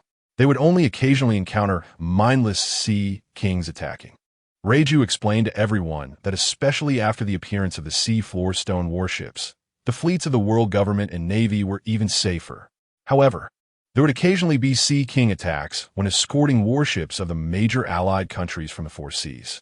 All right, head straight to the Taya Kingdom. Watching the escort fleet of Vice Admiral Urban leave, Wang Shi immediately instructed Nami to find a map of the South Sea and head to their destination. Your Majesty, is there something important in the Taya Kingdom that attracts you? Reiju sensed that Wang Shi was definitely carrying out something significant this time in the South Sea. Otherwise, he wouldn't be in such a hurry, skipping visits to the Navy headquarters and the Sabaody archipelago. With Reiju's words, everyone turned to look at Wang Shi. They all wanted to know what Wang Shi's purpose was in coming to the South Sea and then heading to the West Sea. They didn't believe it was just to visit a few allied countries and exchange feelings. Fate is guiding me to save someone. Wang Shi laid back leisurely in the sun chair, accepting baby Five's feeding, his eyes filled with the ambition to establish the strongest Imperial Guard. The key was that the two guys, Baroque Works and Crocodile, were relatively easy to deal with, which made it hard for Wang Shi not to be tempted. This was a pure profit business. Saving someone? Eric's mouth twitched slightly. How could this profit-driven emperor simply save someone? He was definitely eyeing the person's strength or value. Fate. This word instantly triggered a keyword in Van Oka's mind, and he suddenly looked at Wang Shi. Your Majesty, so you believe in fate too? That person must be very strong. Even those Vinsmoke guys didn't warrant such a look from you. Upon hearing this, Zoro paused momentarily as he lifted the heavy dumbbells. Even the so-called strongest warriors of Germa didn't make Wang Shi treat them this seriously. Yes, very strong. Enough to take you all down. Wang Shi replied lightly. Even he couldn't handle Baroque Works, this admiral-level powerhouse, and would probably have to escape through time and space. His time fruit ability would likely struggle against a resisting admiral-level powerhouse. Unless Baroque Works was careless and fell for his tricks. To take us down, they must at least have the strength of an elite vice admiral, right? Reiju believed that as long as she didn't encounter any strange devil fruit abilities, she could fight against a normal Navy vice admiral. If they could take her down, they would have to be stronger than a normal vice admiral. Stronger than an elite vice admiral. Wang Shi said quietly, looking out at the distant sea. He wondered how Baroque Works, who had been imprisoned for nearly a month, was doing, how miserable life was, and whether he would be willing to accept Wang Shi's invitation. As for the royal family and nobles of the Taya Kingdom, Wang Shi had plenty of ways to persuade them. Chapter 63. Visiting the Kingdom of Taya, South Sea Kingdom of Taya. In the royal prison. There's a monster. Help! A criminal dressed in black and white striped prison clothes suddenly collapsed, painfully sprawled on the ground. His right hand tremblingly reaching towards the cell door, desperately calling for help, his face filled with fear and despair. But a vine on his back suddenly increased its devouring power. The vine, like a straw, kept sucking. In an instant, this prisoner's face and limbs shriveled up, turning into a dried corpse. This bizarre scene added an atmosphere of fear to the dim prison. It's been a month. What are these bastards doing? Huang Mu sat on the broken stone bed, a vine on his right hand quickly retracting back into a finger. As a high-ranking officer of a kingdom, he had actually fallen to the point of living off eating people. However, this feeling of devouring strangely brought him a hint of pleasure. It seemed to save him the trouble and time of eating. But if given a choice, he would definitely not choose to devour these filthy prisoners. After all, he had been eating for over 30 years, and it was a bit hard to adapt to this sudden change. Moreover, this was eating people, which would affect his image as an officer. Those bastards still want to save me. I'm the ace of the garrison. Now, they want to even provide food. Are they trying to starve me to death? How can that woman be so stingy and heartless? As the feeling of hunger faded, Huang Mu's eyes were filled with indignation, along with a hint of helplessness. Deep down, he still hoped that his colleagues and superiors would come to rescue him. He didn't want to just abandon his position as a high-ranking officer and forcibly escape prison to become a pirate and a wanted criminal. Huang Mu had worked hard for many years to obtain this position of high-ranking officer. How could he bear to lose it just like that? Since childhood, Huang Mu aspired to be someone above others, standing at the peak of power, trampling those of lower status underfoot. Becoming a pirate, even if he could dominate a region, could never compare to the world government that had ruled for 800 years.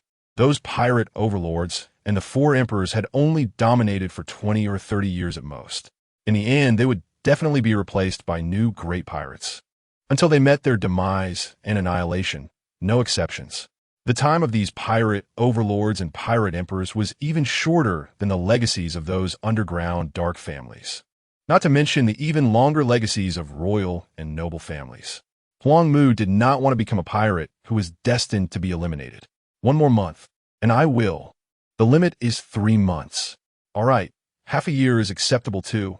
By then, that woman should have calmed down. Huang Mu repeatedly lowered his bottom line.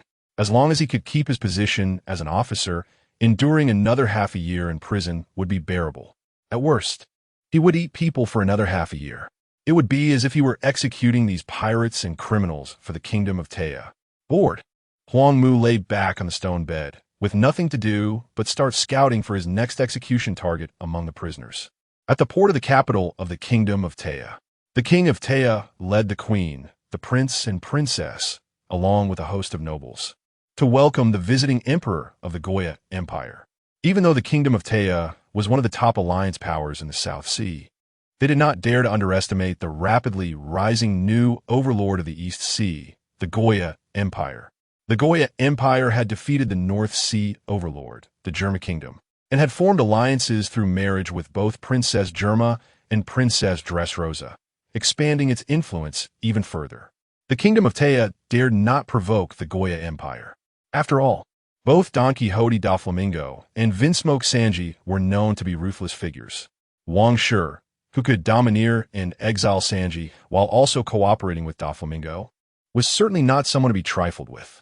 Amidst the cheers of the people and the sound of cannons, the royal flagship of the Goya Empire, the exiled emperor, along with a Germa snail battleship and a navy warship, entered the capital port, escorted and protected by a host of clone soldiers, navy personnel, imperial barons, and the garrison. Wang Shi held the hands of his two empresses, Reiju and Baby 5, as they slowly descended, exuding an air of nobility and authority. Warmly welcoming His Majesty King Shi, Empress Reiju, and Empress Baby 5 to the kingdom of Te, King Kiyoshi VI of Te led his wife and children, enthusiastically stepping forward to greet Wang Shi and his entourage, displaying the demeanor of a great nation. At least on the surface, there was no sign of fear towards Wang Shi, the exiled king. I hope King Kiyoshi won't take offense at my presumptuous visit. As the saying goes, one does not strike a smiling face. Wang Shi politely responded to King Kiyoshi VI's warm greeting. After a brief exchange of pleasantries and introductions, King Kiyoshi VI welcomed Wang Shi's group into the Te Palace. At this moment, among the ranks of Te nobles in the back, a beautiful noblewoman gazed intently at the white figure holding the two women. Is this the emperor of the Goya Empire, known as the exiled king, Wang Shi?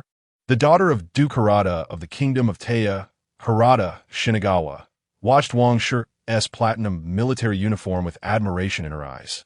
No wonder he is an emperor. He is indeed more handsome and imposing than Prince Kiyoshi. Even King Kiyoshi cannot compare to Wang Shi's nobility and authority. Only such a noble and powerful handsome man is worthy of me.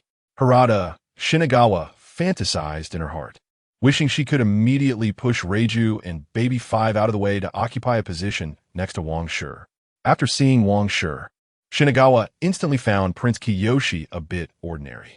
As for that strongest officer who had offended her, he was even more ugly. She despised the thick-lipped, carefree Huang Mu, who had no sense of nobility and was simply a thug. Thinking of how Prince Kiyoshi had personally instructed his subordinates to increase Huang Mu's punishment after learning he had offended her, Shinagawa revealed a hint of pride and satisfaction. Even Prince Kiyoshi had fallen under her pomegranate skirt. She loved seeing those men infatuated with her. Being able to manipulate the strongest officer in the kingdom and the heir to the kingdom made Shinagawa feel increasingly proud, her smile growing more radiant. She also wanted to captivate Wang Shi, this imperial emperor, completely.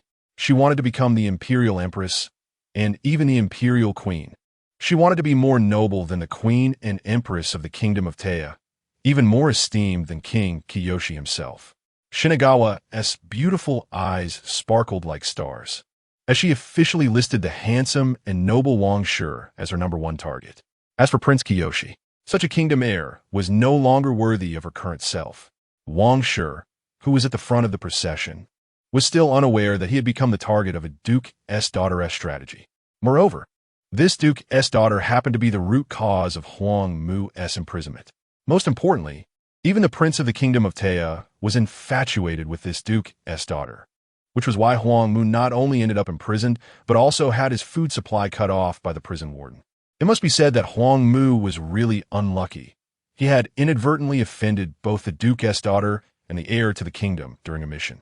If it weren't for the world government's massive conscription to recruit strong individuals, which rescued Huang Mu, he might have been imprisoned for several more years and developed a people-eating habit of not liking to eat. Chapter 64.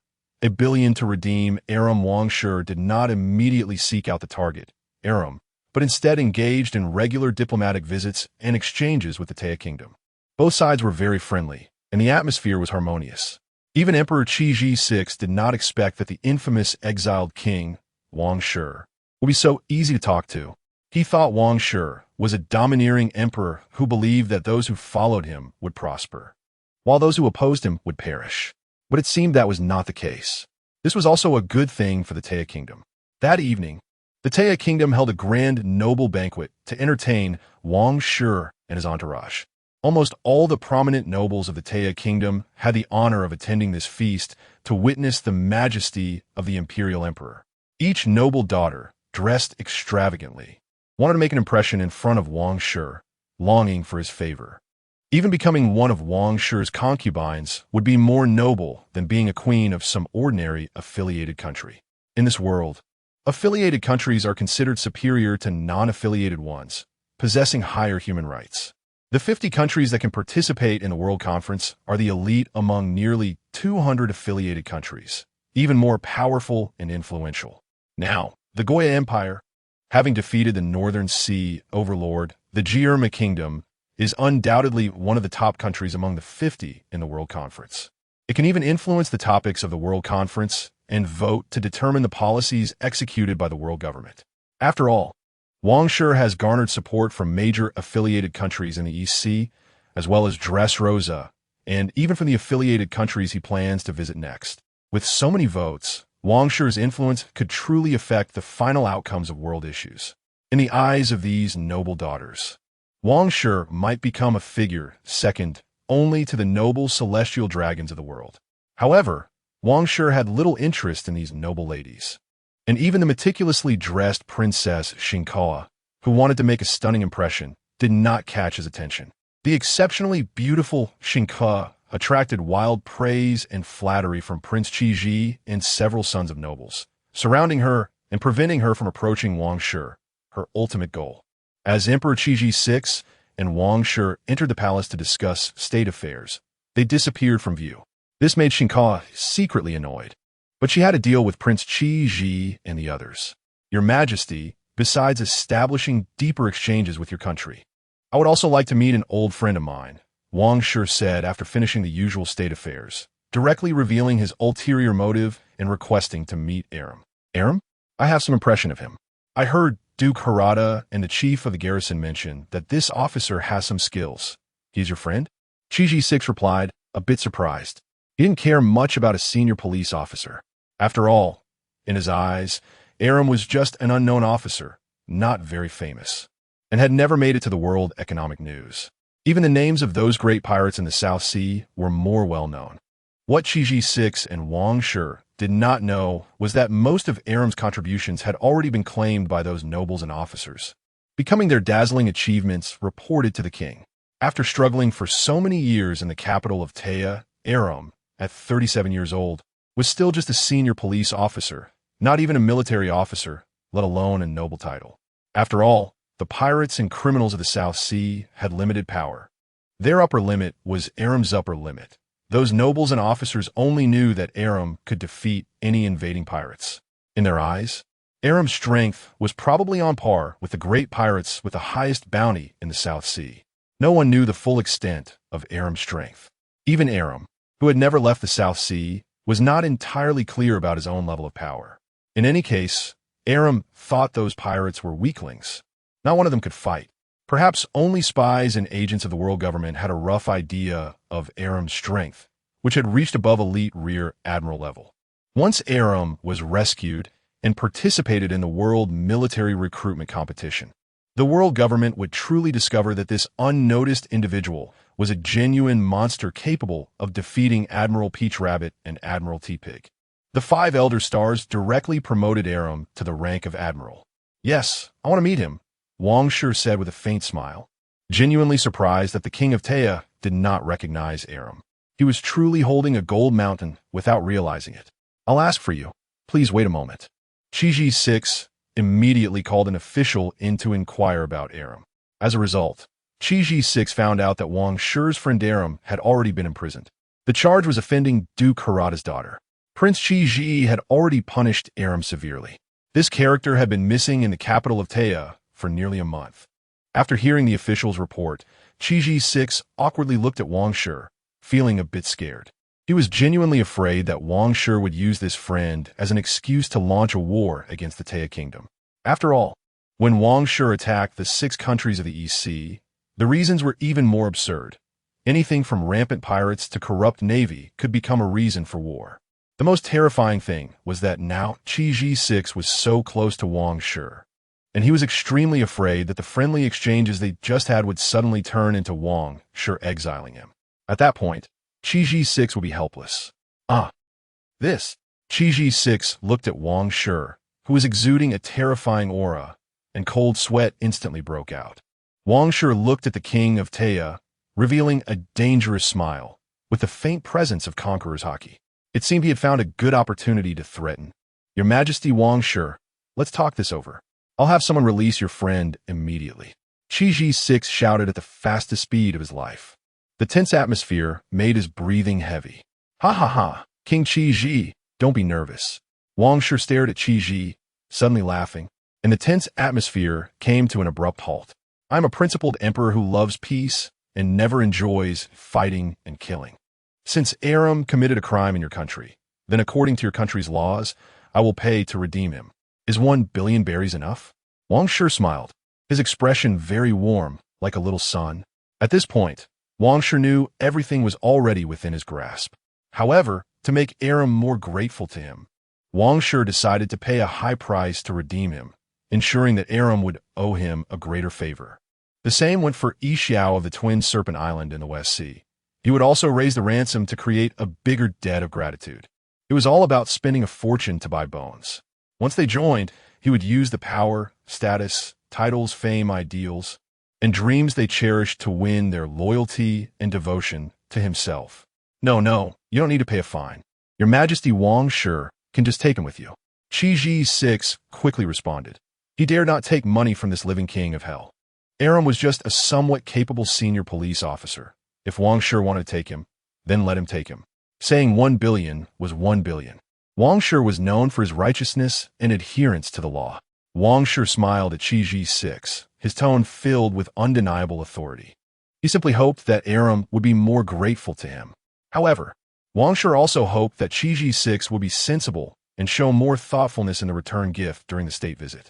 Chapter 65 Welcome to the Goya Empire Supplement. The next day, in the dirty and dim royal prison, another prisoner had turned into a dried corpse, adding a terrifying ghost legend to the entire prison, causing even the prison officials and guards to fear their own territory.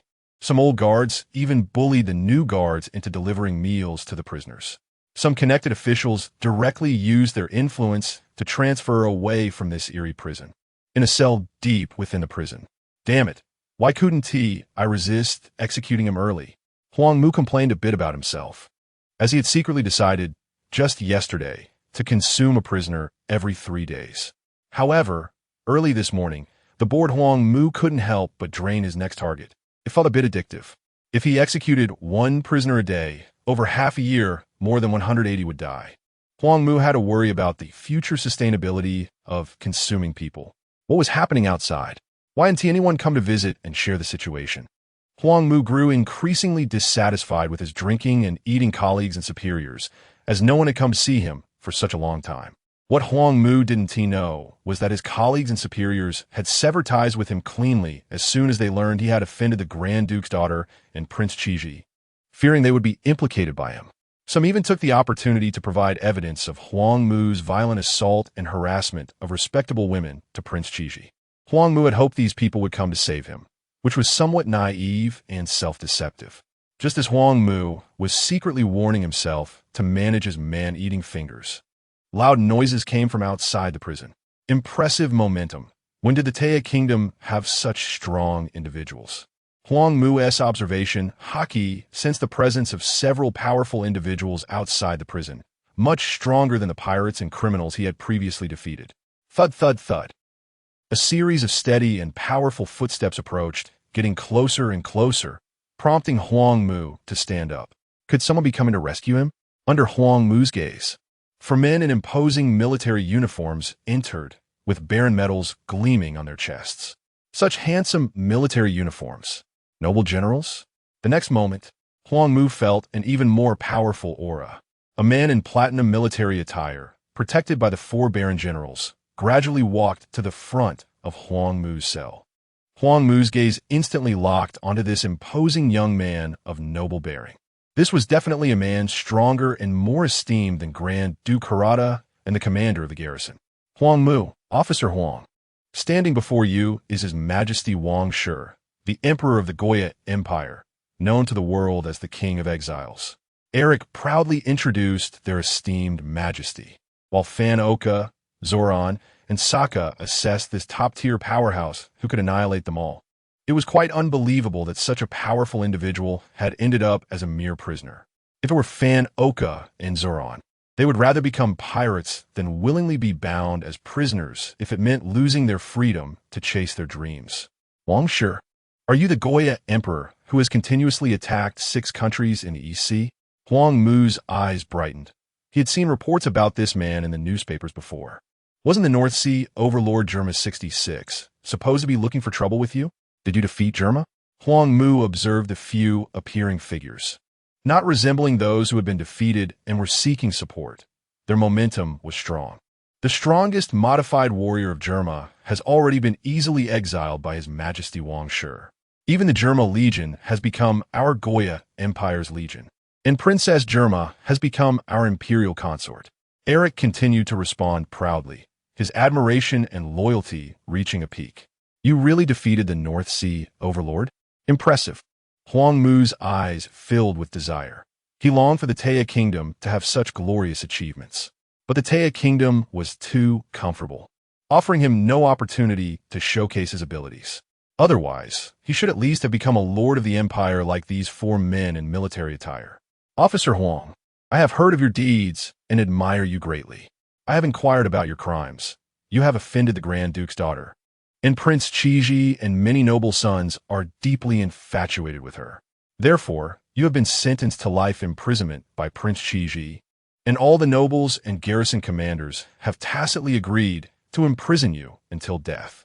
Wang Shi, under Eric's flattery, elevated his status in Huang Mu's heart by a dimension, which greatly pleased Wang Shi. What? I only accidentally embraced her waist to save her. How can Miss Pinchuan treat me this way? Huang Mu exclaimed in exasperation. He had thought that after some time, Miss Pinchuan would forgive him. After all, Grand Duke Harada had praised him before.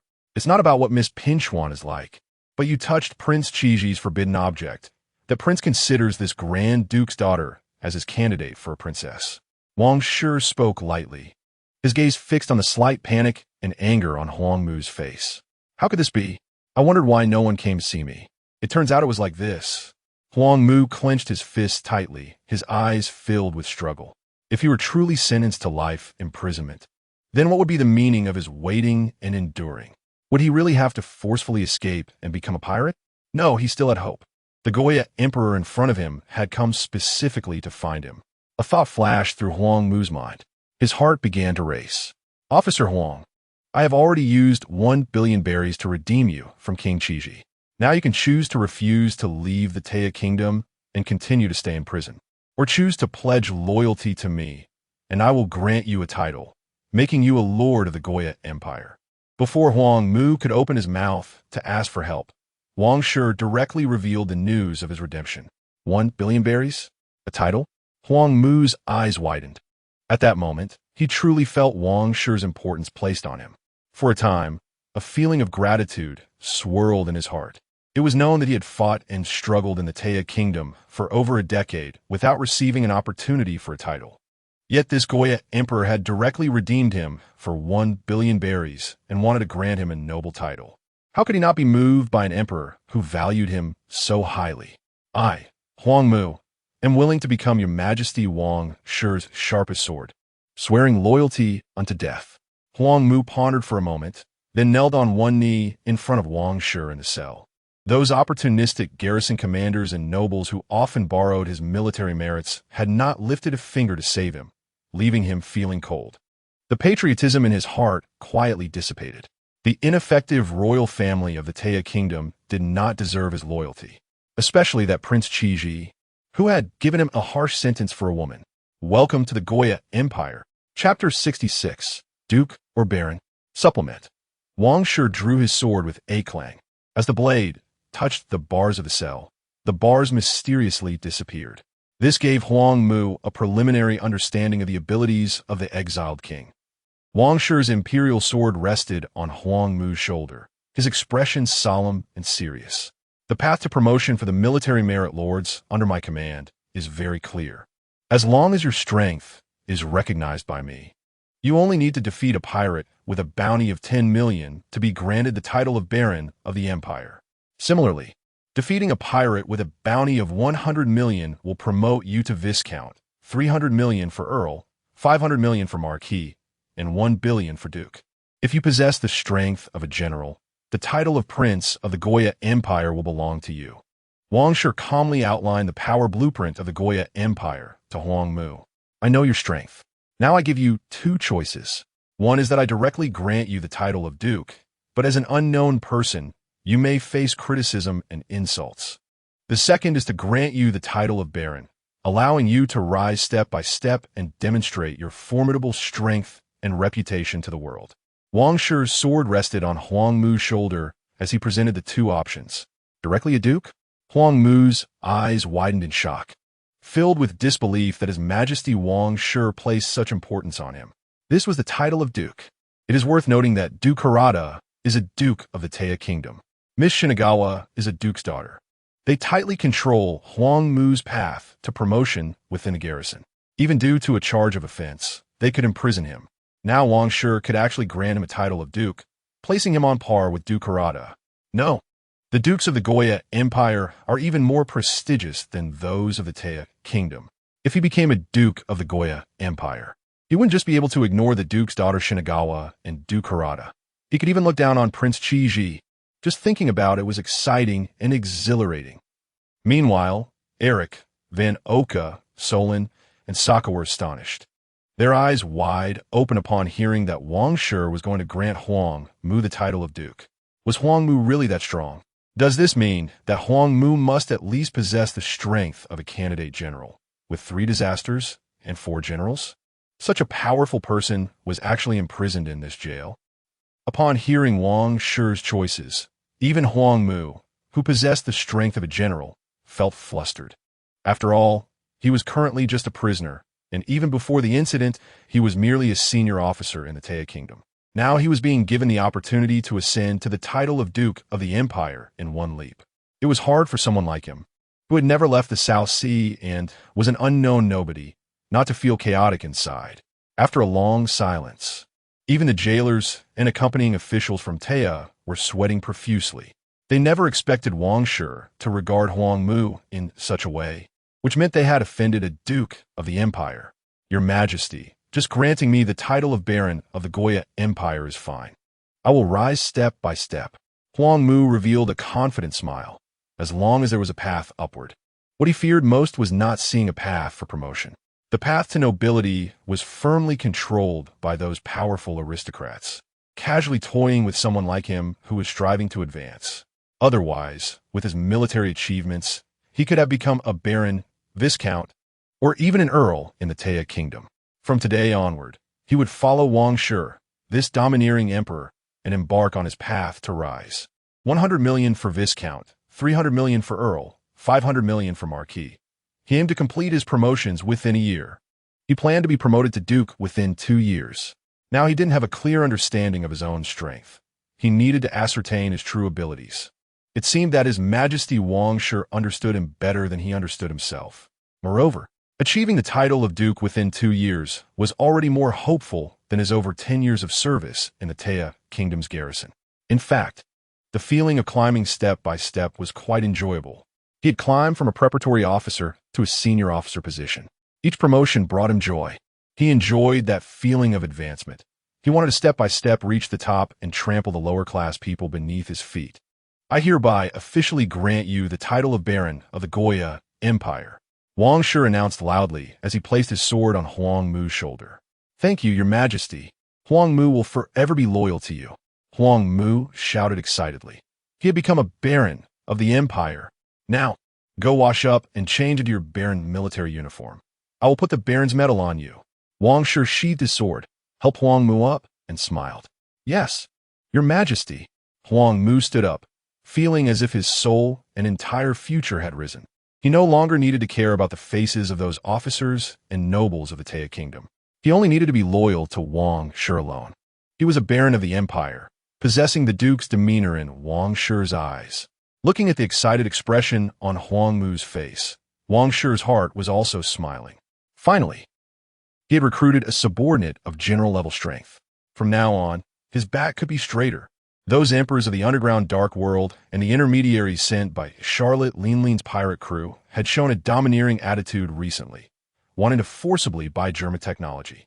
Wang Shi did not respond directly to them, but now he dared to slap them back without fear of their retaliation.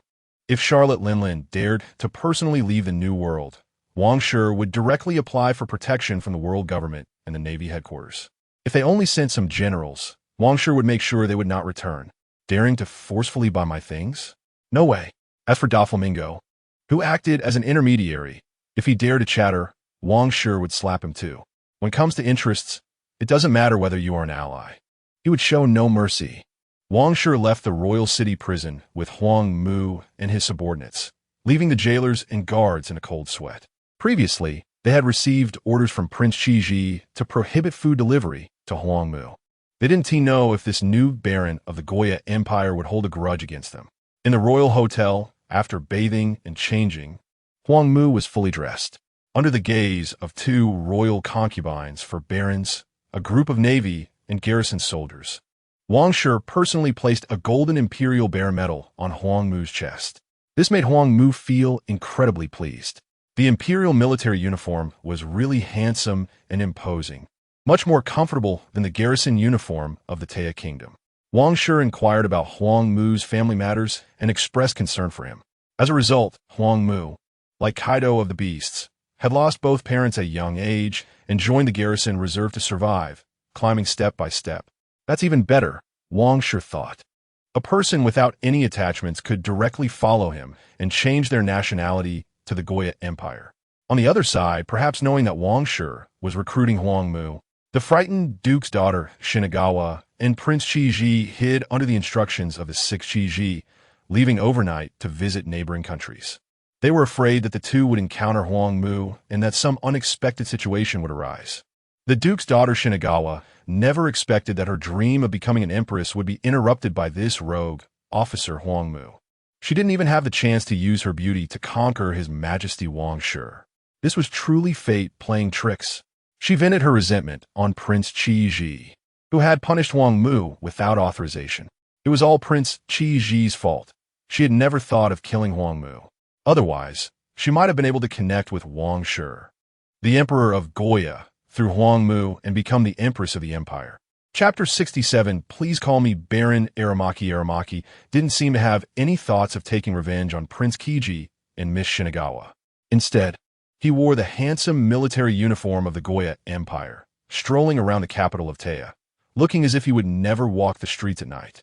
The shining Baron medal of the Empire made even the Viscounts and Earls of the Tea Kingdom retreat in fear.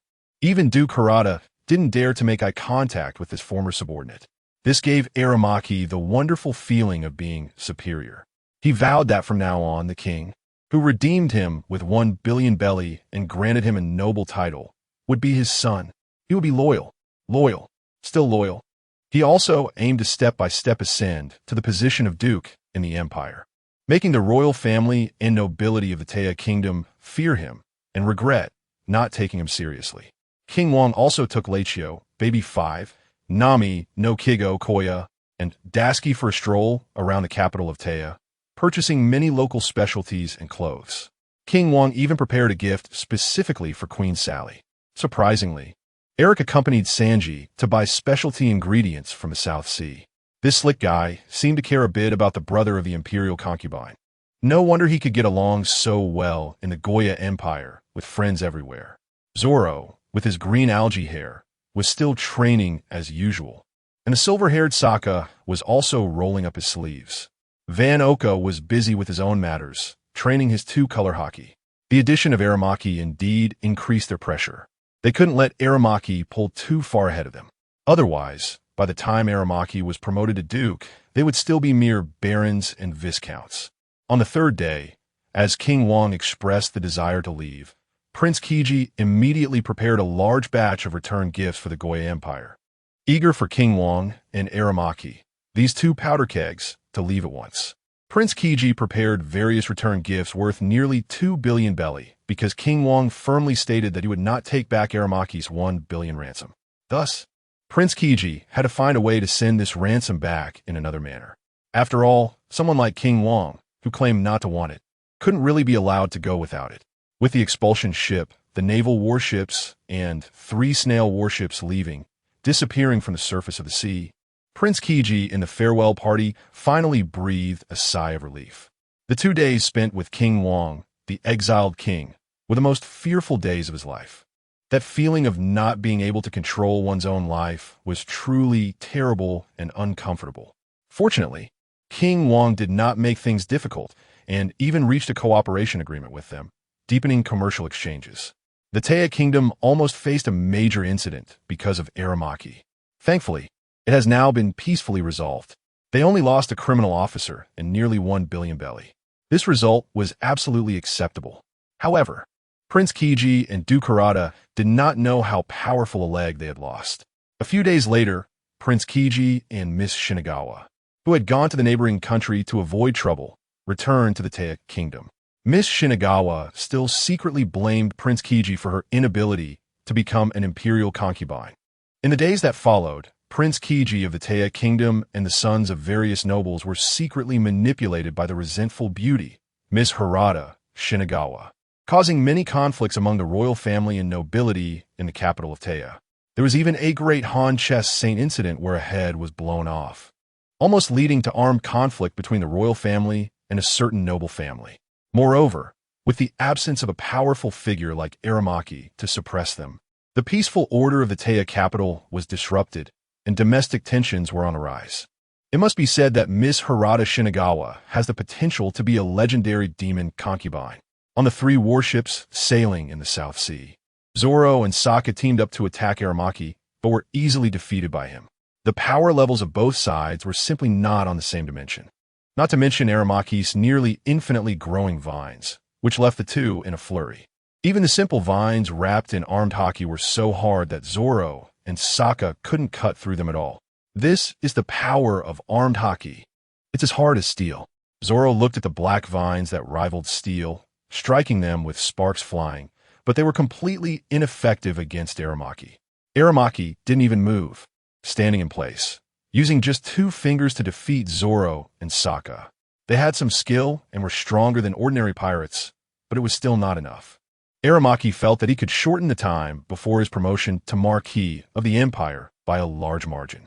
Now, it depended on when he would encounter a pirate with a bounty of over 500 million.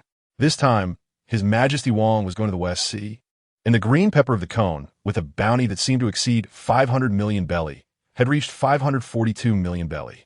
This filled Aramaki's eyes with desire. The 8 pillars of the Flower Kingdom of the West Sea, the 8 treasures water army, and those pirate lords from the Kingdom of Mulberry had several pirates with bounties exceeding 500 million. He had to find a way to have His Majesty Wang stroll around the battlefield of the Flower Kingdom and the Kingdom of Mulberry. Otherwise, he would have to venture into the dangerous new world to find those great pirates. As for Van Oka's bullets and Eric's wind blades, even if Aramaki didn't use armed hockey, he could directly ignore their ranged attacks. He was a natural type ability user. If Aramaki took it seriously, he could directly shatter Eric's wind blades and catch Van Oka's bullets. Zoro and the others were completely crushed by Aramaki. No wonder King Wang said Aramaki could wipe them out. The gap was truly large. Aramaki truly had the strength to become a duke of the empire. Aramaki, help me test my strength. King Wang finally found a perfect experimental subject. All right, let me see your majesty's strength. Aramaki also wanted to witness the true strength of this exiled king. Don't use hockey first. King Wang directly covered Aramaki with the domain of time, wanting to expel him directly. Good. Aramaki did not hesitate and directly agreed to King Wang's request. The next moment, he completely disappeared. Sure enough, those who do not resist can be directly expelled. King Wang felt that expelling a powerhouse like Aramaki still did not consume much physical strength. The superhuman ability was indeed miraculous. A non-resistant powerhouse was just like an ordinary person. Even the three-color hockey user, like the green pepper of the cone, after losing combat effectiveness, was no different from an ordinary person in front of Sugar. The cute Sugar even wanted to directly touch the unguarded full-state Straw Hat Luffy and Law, turning them into toys. If it weren't for Usopp's miraculous operation, Luffy and Law might have fallen prey and turned into powerless toys. Soon, Aramaki was released by King Wang, gradually increasing the defense of armed hockey. King Wang continued to speak. Aramaki was a bit confused. He was still waiting for King Wang to make a move. How did they skip the no-hockey phase directly? Uncle Aramaki, you've already been expelled by His Majesty King Wang for 5 seconds. Sokka explained to Aramaki, who was 17 this year. Calling the 37-year-old Aramaki uncle seemed to be no problem. I disappeared for 5 seconds? What a magical ability. Also, Sokka, please call me Baron Aramaki. Aramaki's eyes narrowed. He actually felt nothing at all, but he still paid more attention to Sokka's address. Chapter 68. How Mu was brought to the next stage. Under Wang Shi's command, How Mu used various intensities of Busashoka Haki for defense against Wang Shi's time travel powers. In addition to the remote banishment within the time domain, there was also the close-range banishment that Wang Shi performed himself. They tested the extreme strength of Wang Shi's remote and close-range banishment, as well as the physical stamina required. Wang Shi even had How Mu cover branches with different intensities of Busashoka Haki to measure the strength of Haki that he could forcibly cut through with his time slash. The banishment power was terrifying. If I'm not careful, I could be banished too. How Mu spoke with a hint of caution. Such a top-tier, superhuman ability indeed made one feel defenseless. In fact, Wang Shi wanted to try banishing part of a natural element into the future. He wondered if the user would die or if they could not return to a whole, resulting in missing limbs. Trafalgar Law could directly cut out Smoker's heart, which filled Wang Shi with a desire to learn. Considering the uncertainty of this attempt, Wang Shi did not use this idea on How Mu. How Mu, please train our two-color hockey well. Without Captain Carp's navy, Wang Shi found a new teacher. But the next moment, isn't this about awakening oneself and becoming stronger? How Mu's words struck a chord with everyone, leaving even Wang Shi momentarily speechless. Natural awakening? Getting stronger? Even Vinocha and Zoro shouted out loud, while Eric and Sokka were left dumbfounded. Aren't you? How Mu flipped his hair with his right hand, striking a pose. And his rhetorical question made Wang Shi and the others understand what monstrous talent meant. Could it be that How Mu's physique is also a special constitution? Or is it that the devouring power of the natural type Mosin fruit can assist the user in enhancing their two-color hockey? No. Zoro and Sokka bared their sharp teeth, veins bulging as they shouted at How Mu. Fine, I'll try my best to teach, but I stated in advance that I won't teach just anyone. How Mu took off his sunglasses to wipe them before putting them back on and smiled lightly. Bastard, is it impressive to be fed by the heavens? Eric's tone was filled with envy, jealousy, and hatred. But he wished he could be such a genius, waking up stronger every day. The offspring of a lion, as long as they grow normally, will be stronger than those little cats and dogs. Some people can become strong through diligent training. Could it be that he is inherently a lion cub? The ugly duckling can become a swan because it is a swan to begin with. Just like Zorro, who is so diligent, growing to the level of a vice admiral in just a few years. He naturally has good bloodlines. It's just that diligence allows him to grow faster and become stronger. And a monster like Haomu only needs to put in the effort and can still grow to this level by the age of 30 or 40. Sanji, the modified human, is even more outrageous. After his bloodline suddenly awakened, he could directly beat down Queen the Plague. Steel skin and iron bones, impossible to cut down. Twisted limbs and necks can be bent back at will. Wang Shi looked at Haomu, who was silently showing off, and slowly clenched his fists. But then he thought, it seems like he is also getting stronger every day. Could it be that this time traveler is also a natural monster or a cheat? Thinking of this, Wang Shi, stimulated by Haomu, felt much better, and his fists relaxed. I'm also a cheat. I don't need to envy or hate. In the following days, Haomu completely became the training partner for Wang Shi and the others, using half-baked teaching methods to instruct everyone on learning two-color hockey. However, this monster's enhancement method is somewhat referential, but not very applicable. After training, Wang Shi also paid attention to the pirates in the South Sea. At this time, he wondered if Bartholomew Kuma and Bonnie had returned from Egghead Island with Vegapunk. After the massive explosion at Punk Hazard this year, the world government's laboratory moved to Egghead Island. Kuma also received news from Dragon this year when to find Vegapunk, and ultimately used himself as a bargaining chip to let Vegapunk treat Bonnie, undergoing more than half a year of cell transplantation. After nearly recovering, Bonnie would be sent back to the Sorbet Kingdom for a year of recovery, while Kuma became the most obedient warlord of the sea for the world government. Now that it's the end of the year, this year is about to pass. Fire Fist Ace set sail a year after turning 17. And at 18, he entered the later stage of the New World, meeting Yamato in Wano. Afterward, Ace first defeated the warlord of the sea Hanazuki, then fought to a draw with the pirate Jinbei, and went to challenge Whitebeard, joining the Whitebeard pirates that same year. Now Fire Fist Ace has already defeated the warlord of the sea Hanazuki, but the world government has not yet announced the new warlords of the sea. Wang Shi looked at the recent news and realized that Kuma was likely to become the new warlord of the sea. If Kuma hadn't become a warlord, that meant he and Bonnie had not returned to the Sorbet Kingdom. After a few months of recovery in the Sorbet Kingdom, Bonnie set sail at just over 9 years old, reaching Sabeti Archipelago at 10 and becoming a supernova. Forget it. As an emperor of subsidiary nation, it's hard to align with Kuma, this revolutionary. Bonnie, this girl, just can't wait. Wang Shi directly gave up on the father-daughter duo. After all, the Gorosei and the Marine headquarters were watching them, and their target was too big. Moreover, he was in a hurry to go to the West Sea to redeem a smile and had no time to wait for these two in the South Sea. The supernova from the South Sea during the worst generation includes Bonnie, Kid, and Killer. Since Bonnie couldn't wait, what about those two troublemakers, Kid and Killer? Wang Shi looked at the pirate bounties in the South Sea and also found no sign of those two.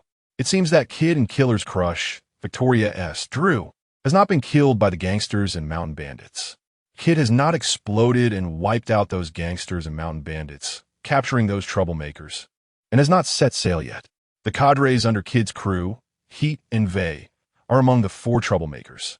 Kid's pirate ship, Victoria Punk, is named after the girl he had a crush on who passed away.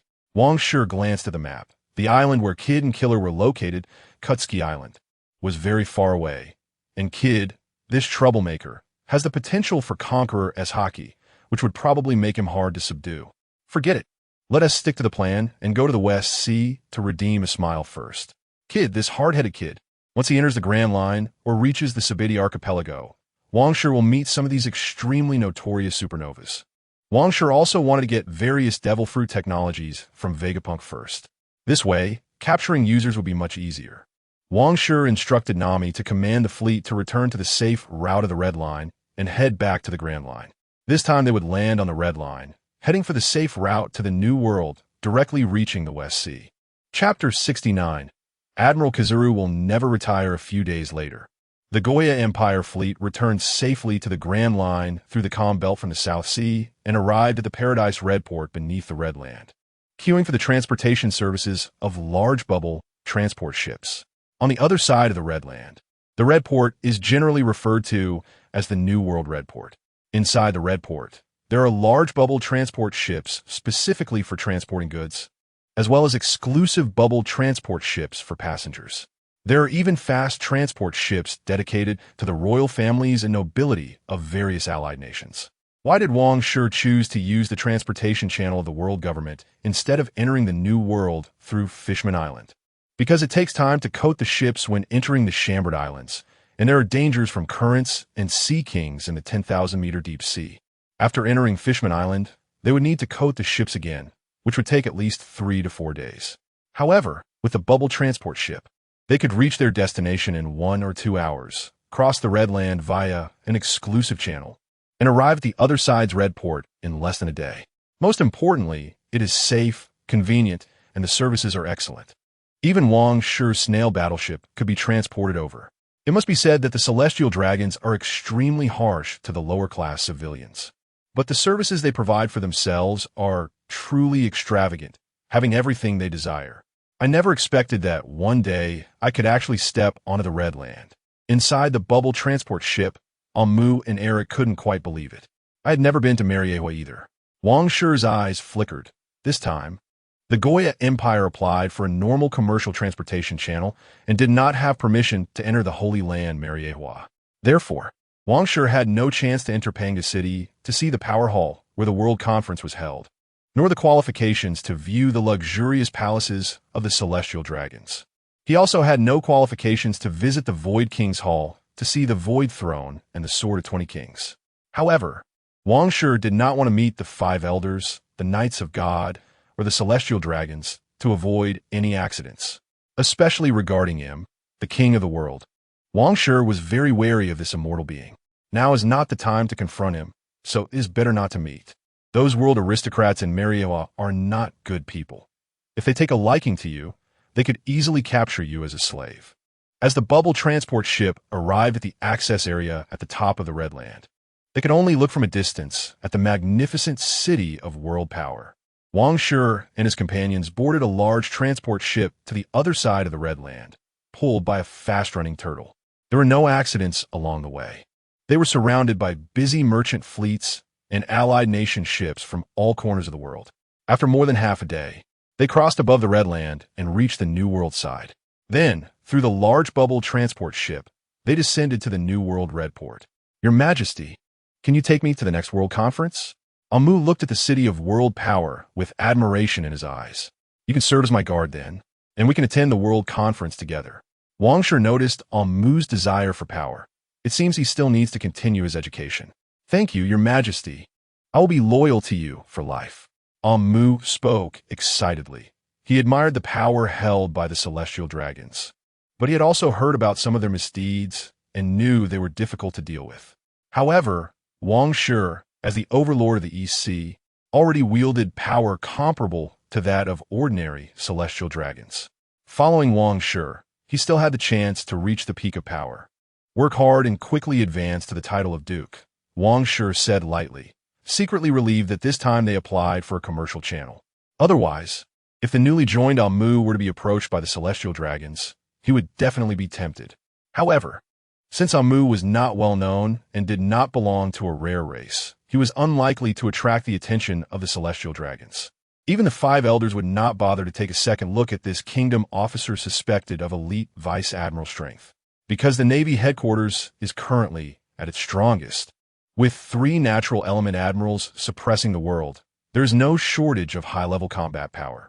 If it weren't for the aftermath of the Marineford War, where the warlord of the sea retreated to the rear, Akainu was promoted to admiral, and Akiji left the Navy, resulting in 2 admiral positions being vacant.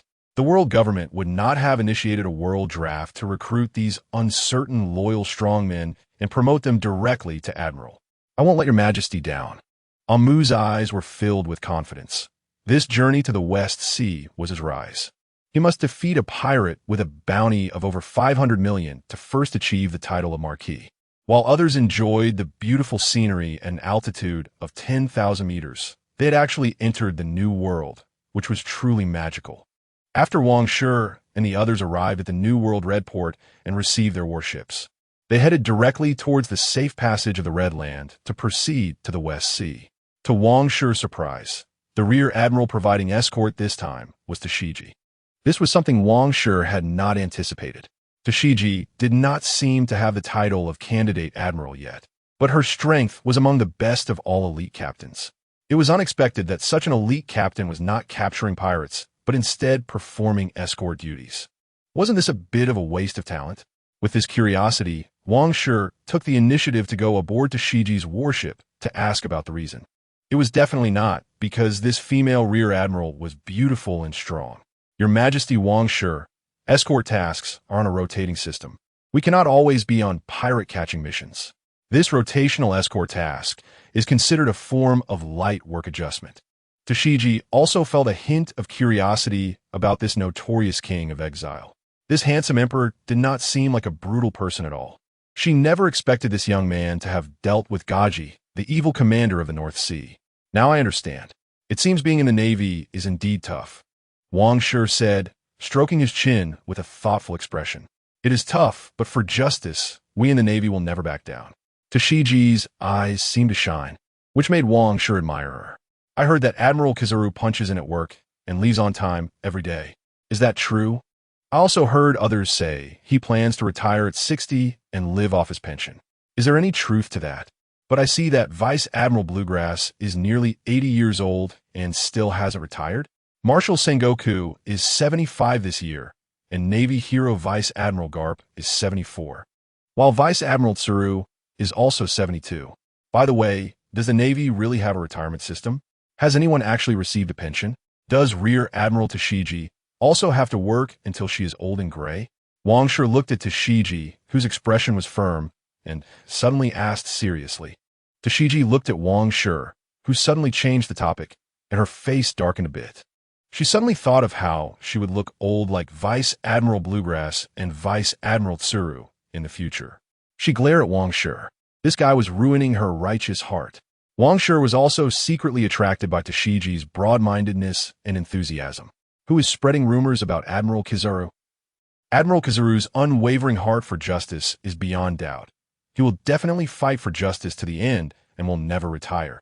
Tashiji dismissed the image of her aging and directly shifted the topic back to Kizaru, questioning Wang Shi. However, she recalled Admiral Kizaru's leisurely appearance while cutting his nails and drinking tea, which indeed seemed a bit like someone preparing for retirement. Chapter 70. How big is Admiral Peach Rabbit? After a random chat with Shiwan, Wang Shi asked this great swordsman to give some guidance on swordsmanship to himself, Zoro, and Sokka. Under the thick-skinned request of this imperial emperor, Shiwan had no choice but to start teaching them.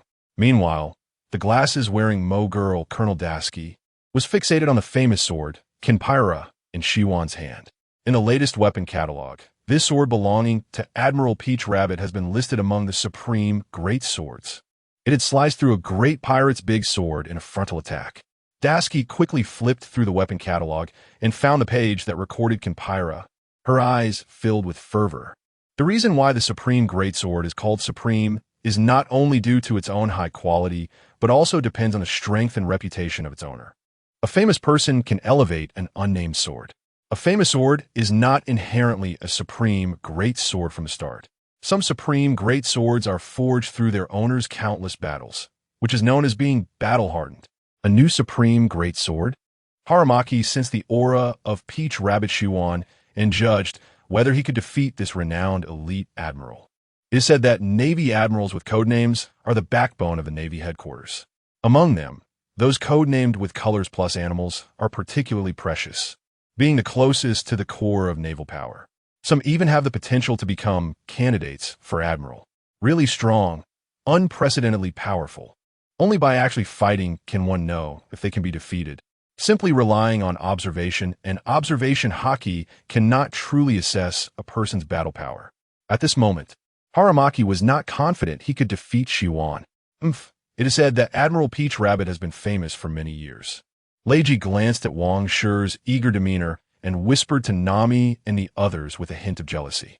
The implication of being famous for many years is that Shiwan is quite old. How old is Admiral Peach Rabbit? The silly and sweet Koya unexpectedly asked. A sharp gaze instantly swept over. Koya's words had triggered Shiwan's keyword response. Age, this is Shiwan's little taboo. Koya suddenly shivered, locking eyes with Shiwan. She quickly covered her mouth, afraid to speak again, as if caught in the act of bad-mouthing someone. What sharp ears! Nami and Nojiko quickly suppressed their gossiping hearts. Appearing indifferent. Is it observation hockey? Leiji also wisely closed her mouth, blaming Wang Shi, the heartbreaker, seeing that he had frightened these little girls and halted their conversation. Shiwan was satisfied to retract his gaze and continue guiding Wang Shi and the others in swordsmanship. Once Shiwan no longer focused on them, Leiji pointed at Koya, held up 3 fingers, then turned it into a thumbs up, indicating Koya's age multiplied by 3. Understanding Leiji's gesture, Nami also covered her mouth, not daring to let Admiral Peach Rabbit find out. She didn't expect this mature admiral to be so old. On the surface, it was completely unnoticeable. Could it be that the Navy has some beauty-preserving methods? Meanwhile, Koya dared not guess and simply focused on her book. In addition to teaching Wang Shi and the others, Shiwan also took the time to guide Dasky, the female navy. She liked self-reliant female navies. Under Peach Rabbit's guidance, time passed quickly.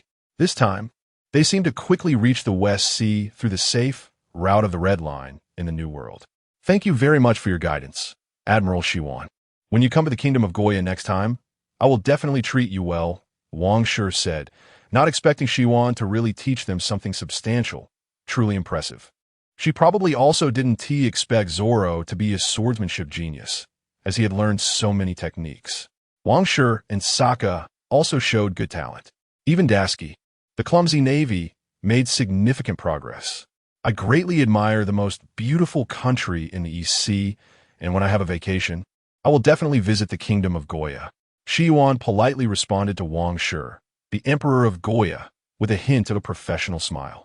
As for whether she would go, that was hard to say. It was all just polite talk. She had escorted the celestial dragons to the golden entertainment city of the Golden Emperor Tesoro on the Giran Tesoro and had visited several times. Ever since she had been to the golden entertainment city, other beautiful countries seemed a bit dull in comparison.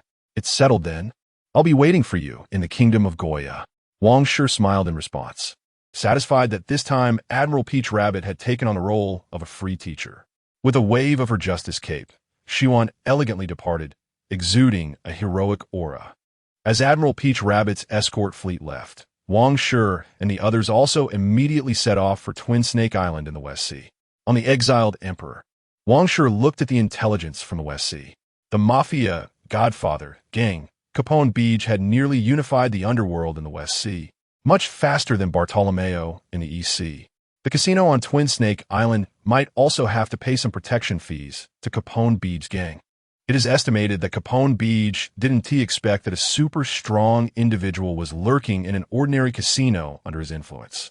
Otherwise, he would surely have tried every means to have Yi Xiao work for him. Unfortunately, Yi Xiao, this war criminal of the kingdom, was terrifyingly low-key and remained nameless. Even the other bodyguards at the casino did not know Yi Xiao's true strength. Meanwhile, Haramaki was paying attention to the war between the Flower Kingdom and the Kingdom of Sang in the West Sea. He had borrowed a map from Nami and had been eyeing these 2 pirate-affiliated countries for a long time. He was prepared to defeat a pirate with a bounty of over 500 million berries. It must be said that the West Sea and North Sea are indeed chaotic regions connected to the New World, far more so than the South Sea and East Sea. For instance, the evil Army Germa 66 from the North Sea can directly cross the Calm Belt and enter the New World for business. The 8 treasure navy and pirate families in the West Sea also have close ties with the underground dark world of the New World and possess enough strength and background to venture into the New World.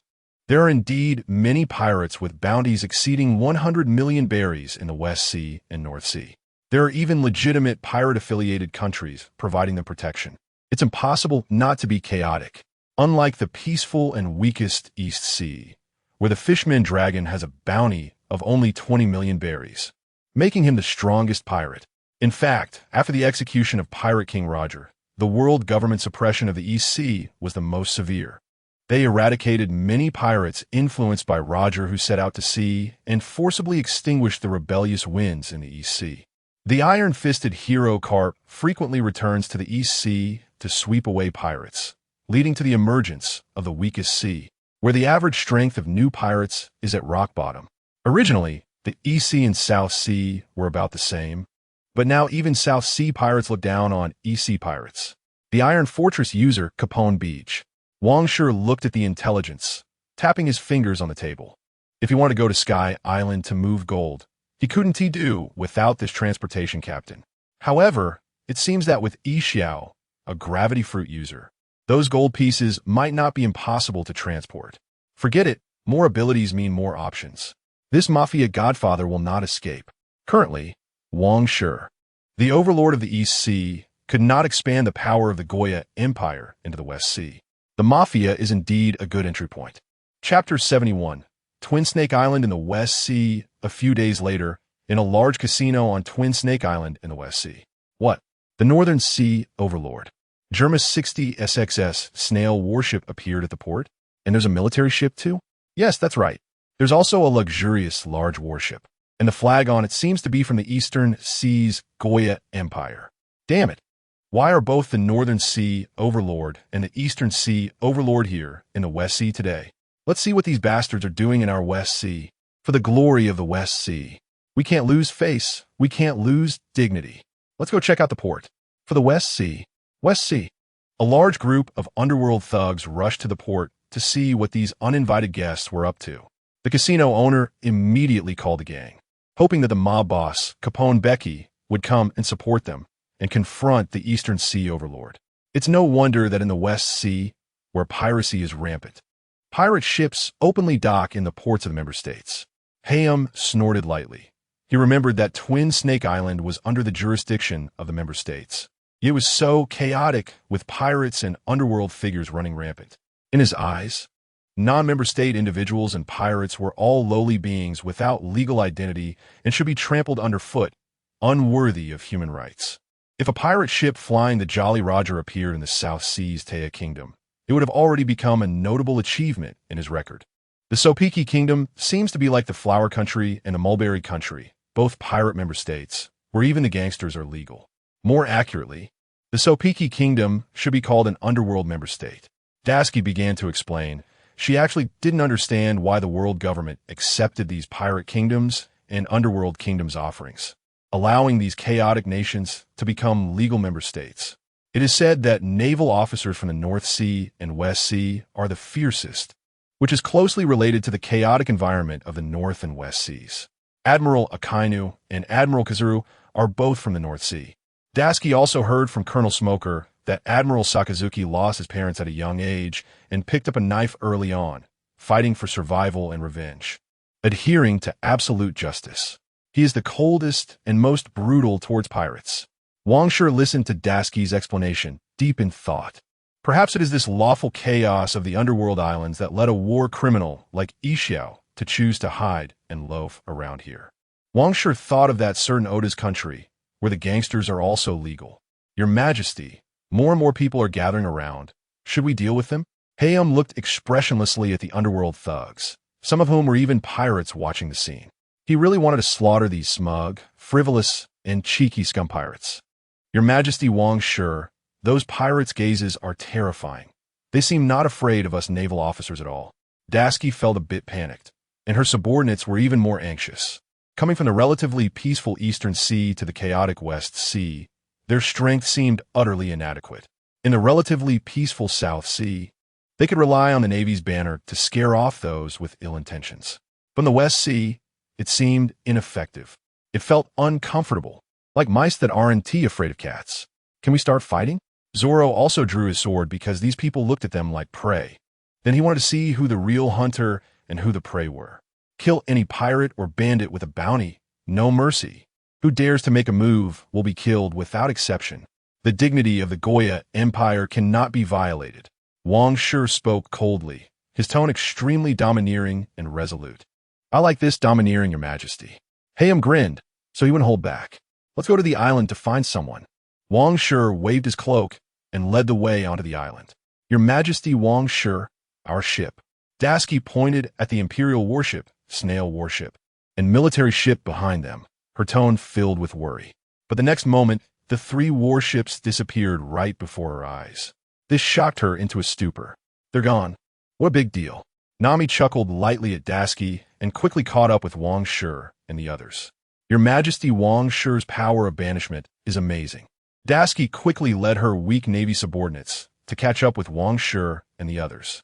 They were supposed to be protecting Your Majesty, Wang Shi, but now they needed the Goya Empire's clone soldiers and strong ones to protect them. Disappeared. My goodness. Is this the power of the banished king? What a loss. I wanted to go up and steal something. Such a luxurious warship must be very wealthy. TCH, steal? I want to directly rob their ship. In the crowd at the port, a fierce commotion erupted, and wild laughter rang out. Suddenly, puff. A pirate who had just been shouting about wanting to rob the ship suddenly felt a sharp root pierce through his back. This pirate looked at the vine root in front of his chest, which extended all the way to the ground. Why did roots suddenly grow out of the ground? Help! This pirate's face turned extremely fearful, blood spilling from his mouth as he tried to call for help from his companions around him. But in the next second, he shriveled up into a withered corpse in front of the terrified eyes of the crowd. Ghost! Run! The noisy crowd erupted, fleeing in all directions. But roots sprung from the ground, as if guided, piercing this group of pirates into the air, turning them into withered corpses. Comforting, these scum without human rights should die. Hayam displayed a satisfied smile on his face. Whether it was slaughtering these pirate scum or absorbing nutrition, it brought him pleasure. You look really evil right now, Hayam. Zoro, who had just wanted to make a move, sheathed his sword and, seeing Hayam's expression, began to complain a bit disdainfully. Zoro, please call me Baron Hayam. And you all too, call me less by one is less by one. Perhaps in a few days, you'll have to call me Marquis Hayam. Hayam shrugged nonchalantly, smiling. Killing these lowly humans and eating them indeed made him feel good. Previously, to get promoted, he had to consider his image as an officer and suppress his eating behavior. But now, his path to promotion was exceedingly clear. Devouring these pirates can be seen as recycling waste. After all, if it can be eaten, why waste it? This is also a way to clean up harmful waste from Mother Nature. And it can help save a portion of food for Your Majesty Wang Shi. Your Majesty no longer has to worry about my eating problems. Hayam's actions instantly frightened the entire crowd at the port away, because these pierced corpses were simply too terrifying and shocking. Meanwhile, a guard at the casino entrance chuckled, listening to the discussions around him. The Northern Sea Overlord and the Eastern Sea Overlord have come? Suddenly, he sharply raised his head, his ears slightly turned towards the outside, his pair of blind white pupils vibrating continuously, seeing powerful figures walking over in the distance. Among them, one or two figures even made him feel a sense of threat. Chapter 72, 1 billion for a smile. Wang Shi led his team, and soon they appeared outside the casino. The bodyguards and gangsters on lookout were all on high alert, sweating nervously as they watched the Navy and clone soldiers. Damn, whether it's the notorious clone soldiers from the North Sea or the Navy soldiers representing world justice, they were not opponents they could provoke.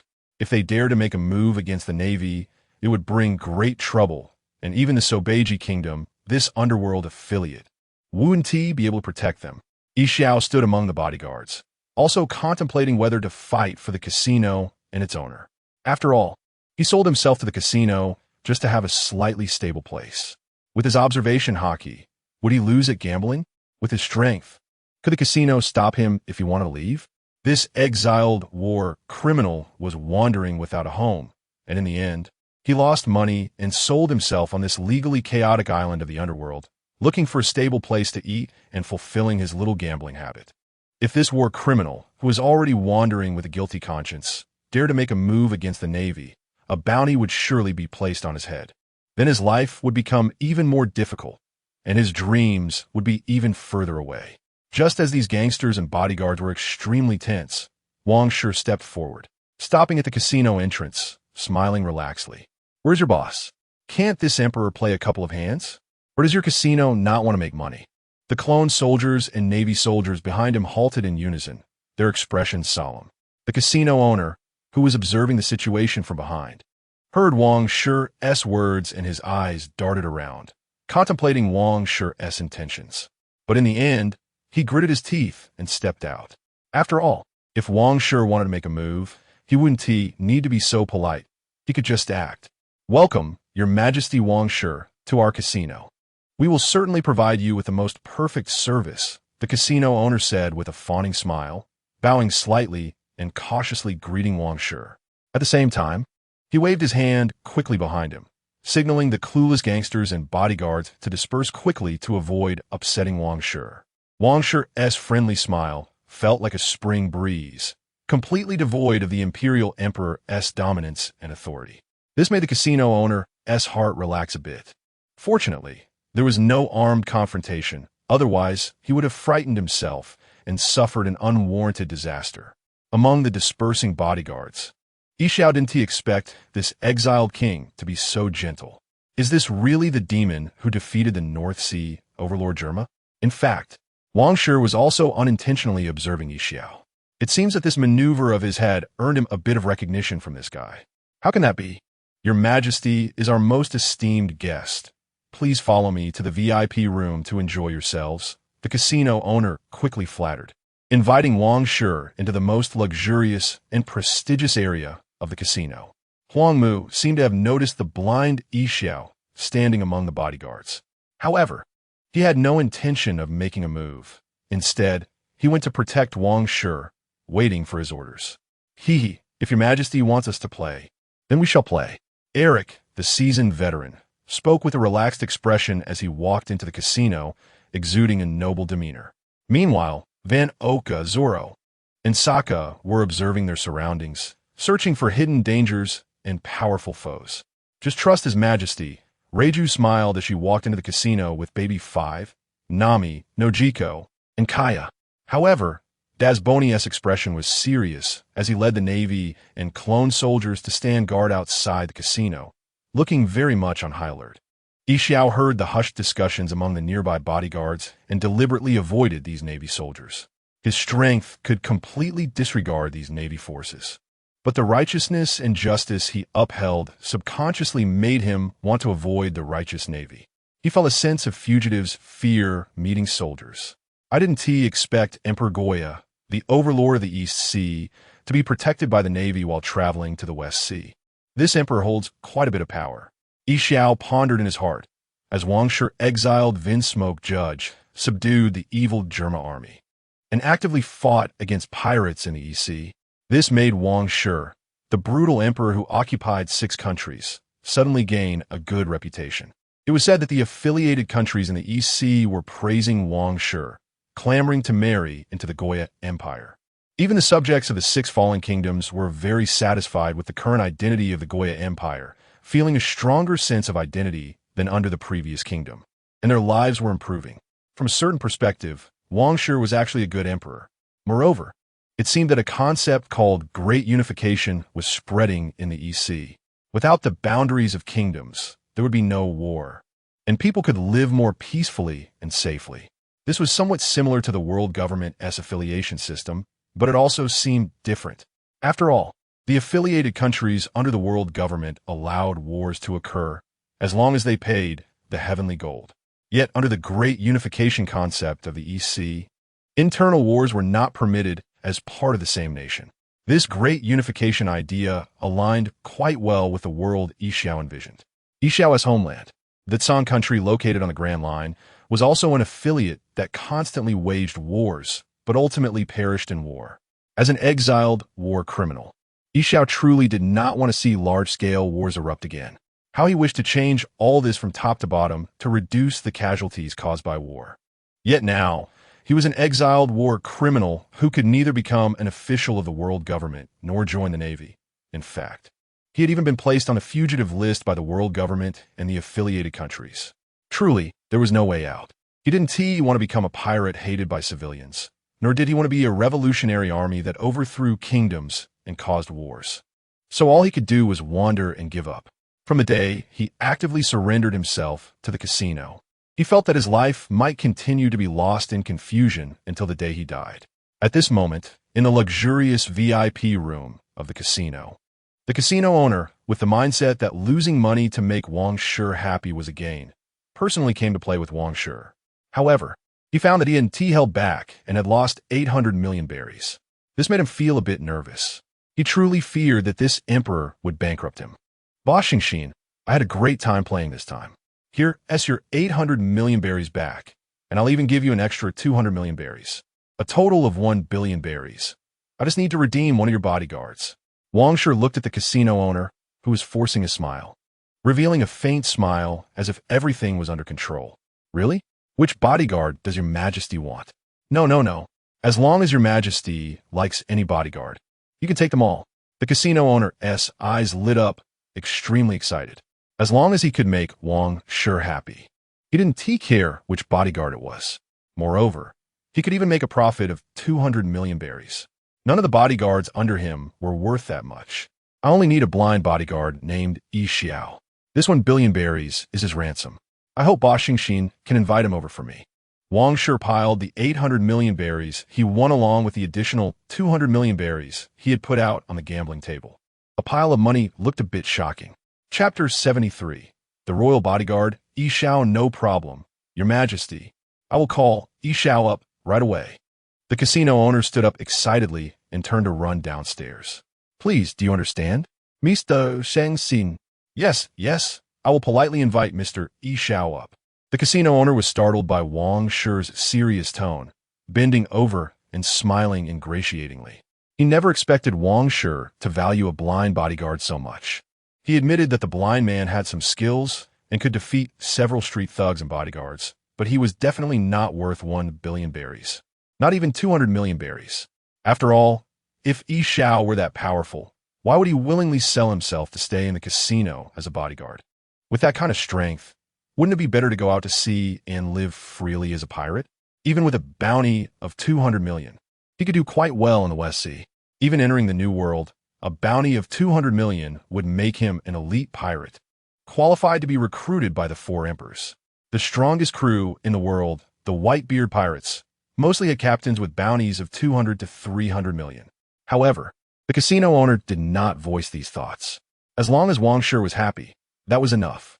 Meanwhile, Yi Xiao, who was acting as a transparent person downstairs in the casino, felt a sense of unease when he heard the boss hurriedly coming down to call for him. What are you standing there for? Hurry up, this is your big opportunity. Yes, His Majesty Wang Shi wants me to invite you up. The casino owner quickly grabbed Yi Xiao's arm, smiling as he led him upstairs to the VIP room. Yi Xiao, holding his knife, hesitated for just a moment. Being accustomed to going with the flow, he could only allow the owner to pull him up. After all, this boss had treated him decently, providing for his basic needs and allowing him to play a few games at the gambling table. He shouted to know why Wang Shi specifically wanted him. Did Wang Shi recognize him? After pondering for a moment, Yi Xiao was certain that he had never encountered Wang Shi in all these years. He didn't even know many people from the East Sea.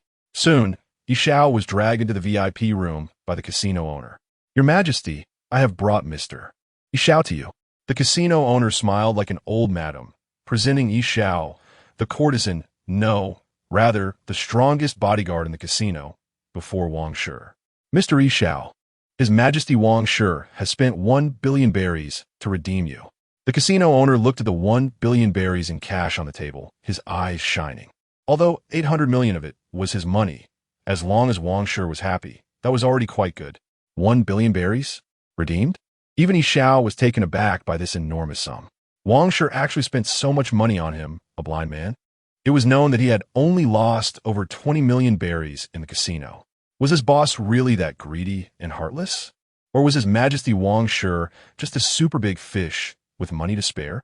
Boss, I'm not worth this ransom. Yi Xiao quickly reminded the casino owner, because taking money that shouldn't be taken could easily lead to death and destruction of his family. He was also looking out for the boss. What if Wang Shi found out about the money he lost? That would be the end for this greedy boss. The casino owner felt a bit anxious hearing Yi Xiao's words. This was all money after all. But suddenly, a chill ran down his back. It seemed he'd been blinded by greed. Wang Shi's offered ransom, and he actually dared to take it all. He was simply asking for trouble. No, Mr. Yi Xiao, you are worth this amount in my eyes. Sheng Xin, no need to say more. This is all Yi Xiao's ransom, not a penny less. Wang Shi stood up from his chair, waving his hand to silence the casino owner, his tone leaving no room for doubt. From now on, Yi Xiao, you are my bodyguard. Please protect me well. Wang Shi slowly walked towards Yi Xiao, smiling gently. Yes, yes, Yi Xiao, you must protect His Majesty Wang Shi well. Even if it costs you your life, you cannot let His Majesty suffer even the slightest harm. The casino owner hurriedly spoke to Yi Xiao, half commanding and half pleading, his face extremely tense. He didn't want to offend Wang Shi, nor did he want to give up those green berries. Yi Xiao sensed Wang Shi's domineering tone and the owner's anxious tone. I am just a fugitive. What merits do I have to make your Majesty spend 1 billion berries to redeem me? Since your Majesty values me so much, I will do my utmost to ensure your safety. After a long silence, Yi Xiao could only accept the deal of redemption between Wang Shi and the owner. Now, he had transformed from a casino bodyguard into Wang Shi's bodyguard. Coincidentally, he also wanted to see the situation in the East Seas Goya Empire. Great! Congratulations, Your Majesty, on acquiring a capable general. Also, congratulations to Mr. Yi Xiao for being recognized by a wise ruler. Please do not forget us friends when you rise to greatness.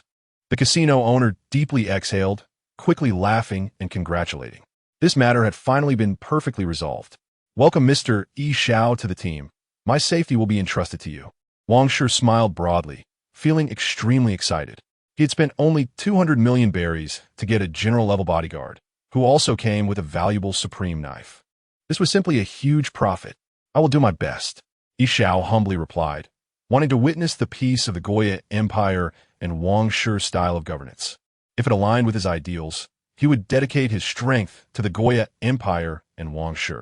If not, he would find a way to earn back the 1 billion berries to return to Wang Shi and continue his wandering life.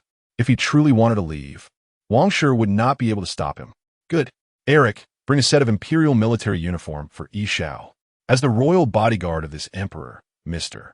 Yi Xiao should no longer carry the identity of a national traitor. From now on, you are a baron of the Goya Empire. Do not refuse, Yi Xiao. This is for your legal status and also for my face. If you achieve merits, you can continue to rise in rank. Wang Shi knew that Yi Xiao was not as obsessed with high positions as Huang Mu, but in order to completely bind and win over Yi Xiao, he had to show a domineering side. Yi Xiao heard Wang Shi's words and initially wanted to refuse, but was directly interrupted by Wang Shi. He did not expect Wang Shi to act so decisively, having just spent money to redeem him and then granting him a title to help him shed his fugitive identity. This would allow him to live in the sunlight again, no longer needing to run and wander. This series of actions truly touched Yi Xiao, who had been lost for years. Thank you, Your Majesty. Yi Xiao did not know how to express himself, only bowing deeply to Wang Shi. With the Emperor of the Goya Empire as his backing, his identity as a national traitor could likely be officially revoked. After all, some powerful allied nations could cancel and modify bounties, wielding power comparable to the 7 warlords of the sea. You are also a baron recognized by His Majesty. You are strong. We should spar sometime. My name is Huang Mu. Just call me Baron Huang Mu. In a few days, you might be able to call me Marquis Huang Mu. As Wang Shi accepted Yi Xiao as his new bodyguard, Huang Mu finally had the chance to communicate with this hidden powerhouse. Baron Huang Mu, you are also quite strong. Sparring is fine, but I must prioritize His Majesty's safety. Yi Xiao replied seriously, sensing a presence from Huang Mu that was on par with his own. Chapter 74. The Supreme Great Sword of Smile Afterward. Yi Xiao changed out of the casino's bodyguard suit and donned the imperial military uniform of the Goya Empire. The casino owner looked at the baron medal on Yi Xiao's chest, personally bestowed by Wang Shi, his eyes filled with envy and desire. This blind bodyguard with dog's hit luck. He actually gained the favor of the Goya Emperor so easily and was granted a title directly. It truly made people green with envy and gnashing their teeth. The casino owner, Xin, also desperately wanted a baron medal from the Goya Empire. With the protection of the East Sea Overlord, he could walk around the Suo-Bike kingdom with ease, and even the royal family would have to give him some face. He wouldn't even need to pay the protection fees to the gangster group Capone Becky. However, Wang Shi didn't even glance at him, not even offering any recruitment words. This left Xin extremely disappointed. After pocketing 1 billion berries, Xin, taking advantage of the ceremony where Wang Shi granted Yi Xiao a title, quickly made a secret phone call to the gang to cancel the emergency support to avoid any conflict between the gang and Wang Shi. But what Xing Xin didn't know was that Capone Becky had no intention of clashing with his East Sea overlord over a casino. It was already a crucial time for him to dominate the West Sea. Becky didn't want to get involved with the forces of the affiliated nations and pirate factions outside of the underworld. Moreover, with the Navy protecting Wang Shi, it was even less advisable to stir up trouble and provoke the Navy. This was entirely against Capone Becky's interests and plans. Now that the casino owner had canceled the support, it was just right for the gang to be lazy about such a risky matter. After Yi Xiao officially joined, Wang Shi and the others had spent less than half a day on Double Snake Island before setting sail. Meanwhile, Reiju and the others had already explored the underworld island of Double Snake Island, and Sanji had bought some West Sea ingredients. The casino owner watched the departing fleet, feeling both regretful and relieved. But at least there was no imminent crisis, and he had managed to earn 200 million berries thanks to a blind bodyguard. This was simply too profitable. As for whether he truly earned it, that would only be revealed when Yi Xiao became famous across the seas. On the ship Exiled Emperor, with the addition of the two powerful figures Huang Mu and Yi Xiao, Wang Shi felt the sky was so blue and the wind so pleasant. His forces were finally taking shape, gaining the strength to challenge the 4 Emperor's pirate crews. Blind Uncle, you're actually a great swordsman?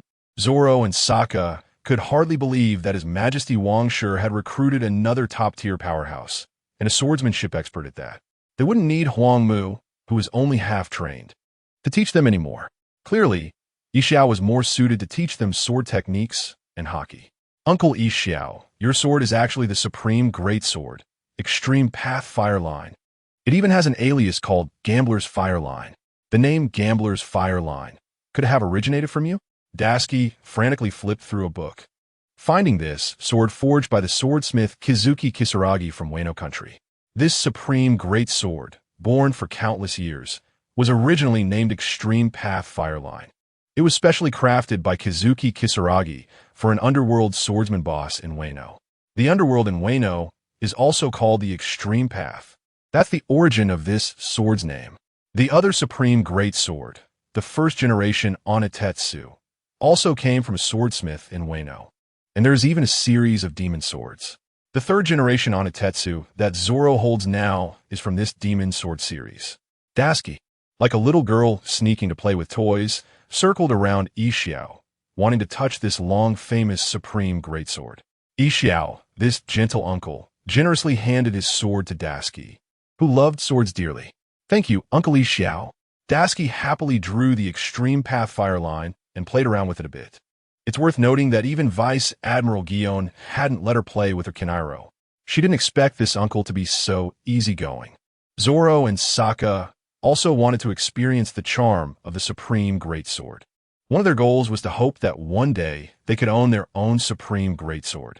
After Dasky played with it for a while, the two took turns to try the Supreme Greatsword to feel it out. However, Zoro felt that this sword didn't suit his style. And since this sword was also the blind uncle's cane, they were even less likely to have any other thoughts about it. Finally, Sokka handed the sword back to Yi Xiao. Baron Huangmu, are you sure that Baron Yi Xiao's strength is not inferior to yours? Fan Oka was filled with shock, not expecting another unfamiliar powerhouse with the strength of a Calamity Star and Candidate Admiral. Could it be that His Majesty Wang Shi, who believes in destiny, really has divine assistance in finding these nameless top-tier powerhouses? This guy is indeed strong. Huangmu felt a stronger sense of threat from Yi Xiao than from the elite Vice Admiral Peach Rabbit Guion. This meant that Yi Xiao was stronger than Peach Rabbit Guion.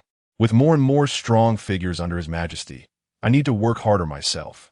Eric felt that Huangmu and Yi Xiao, who were being looked at by Wang Shi, would definitely become significant figures in the future, capable of making a name for themselves comparable to that of the exiled king. As one of the earliest followers of Wang Shi, he couldn't fall behind too much. Yi Xiao, please help guide our swordsmanship and hockey in the future.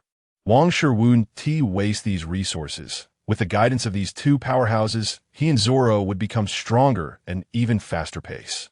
It's known that in the original timeline, Zoro got lost in the East Sea for 2 years, and his strength hardly increased. In the Straw Hat Pirates, he was the only one seriously training, and, without pressure, his speed of improvement was decent. But on Klega Island, Zoro trained alongside those baboons and Mihawk for 2 years, and the speed was like a rocket.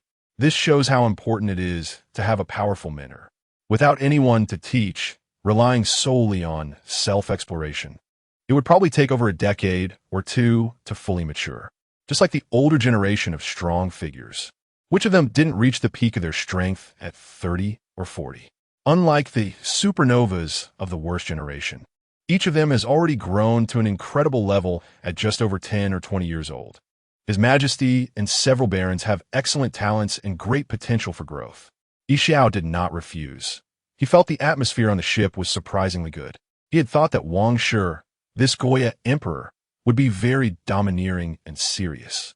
But now, seeing the behaviors exhibited by Zoro and Dasky, it was clear that Wang Shi was quite casual and relaxed in front of his own people.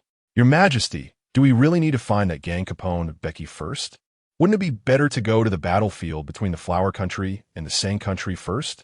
Huangmu could hardly wait to showcase his might before the world, defeating those high-bounty sea pirates and elevating his own title. Did Baron Huangmu want to stop the war between the Flower Country and the Sand Country? Upon hearing this, Yixiao moved slightly. Could it be that Huangmu, like himself, was a man who hated war and yearned for peace? If His Majesty Wang Shi stepped in, along with him and Huangmu taking action, perhaps there would really be a chance to stop the fierce war between these two pirate-affiliated nations. Being in the West Sea, Yixiao had certainly heard about the fierce war between these two powerful countries. Both are among the 50 nations of the World Conference. Both sides want to suppress the other and become the strongest nation in the West Sea, gaining a wider sphere of influence and collecting more protection fees. Chapter 75. If one sea is not cleansed, how can one sweep the world? Stopping the war? Why should I stop a war between two member states? Although these are two pirate member states that I find quite unpleasant, this war is entirely legal under the laws of the world government. I just want to defeat those high-bounty pillars of the 8 Treasures Navy and the pirate clan leaders. Huangmu looked at Yixiao, who was full of anticipation, and spoke with a strange expression. This guy seems to have a kind of messianic feeling. Yixiao's smile stiffened for a moment. Eric, noticing the awkward atmosphere between the two, quickly acted as a lubricant.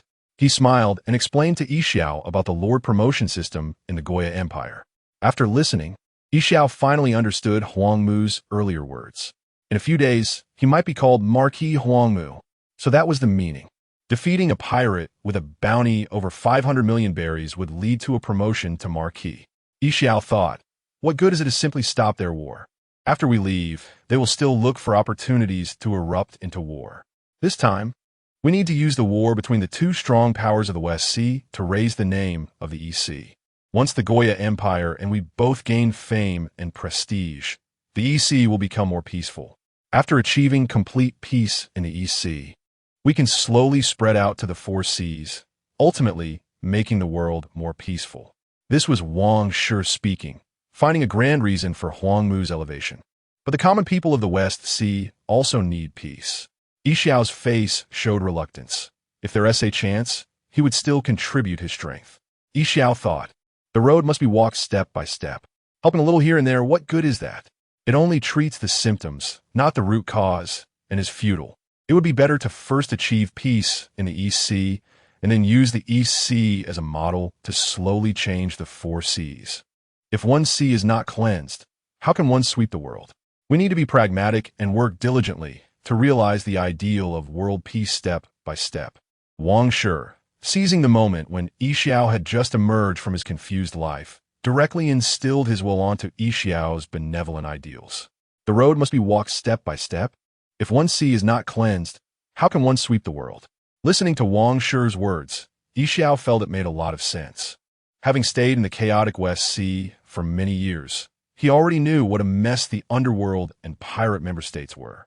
Rather than changing the murky West Sea, it would be better to transform the East Sea into the most peaceful sea area. That way, at least there would be a peaceful sea suitable for the survival of common people.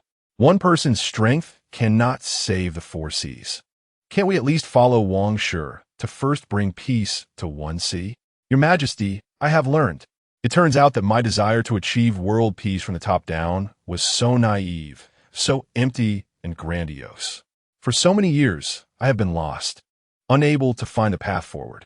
Today, hearing Your Majesty's words, I have had a breakthrough and seen a feasible path. Your Majesty's unification ideology is far more feasible than the chaotic coups of the Revolutionary Army. Yi Xiao's heart became clearer the more he thought about it.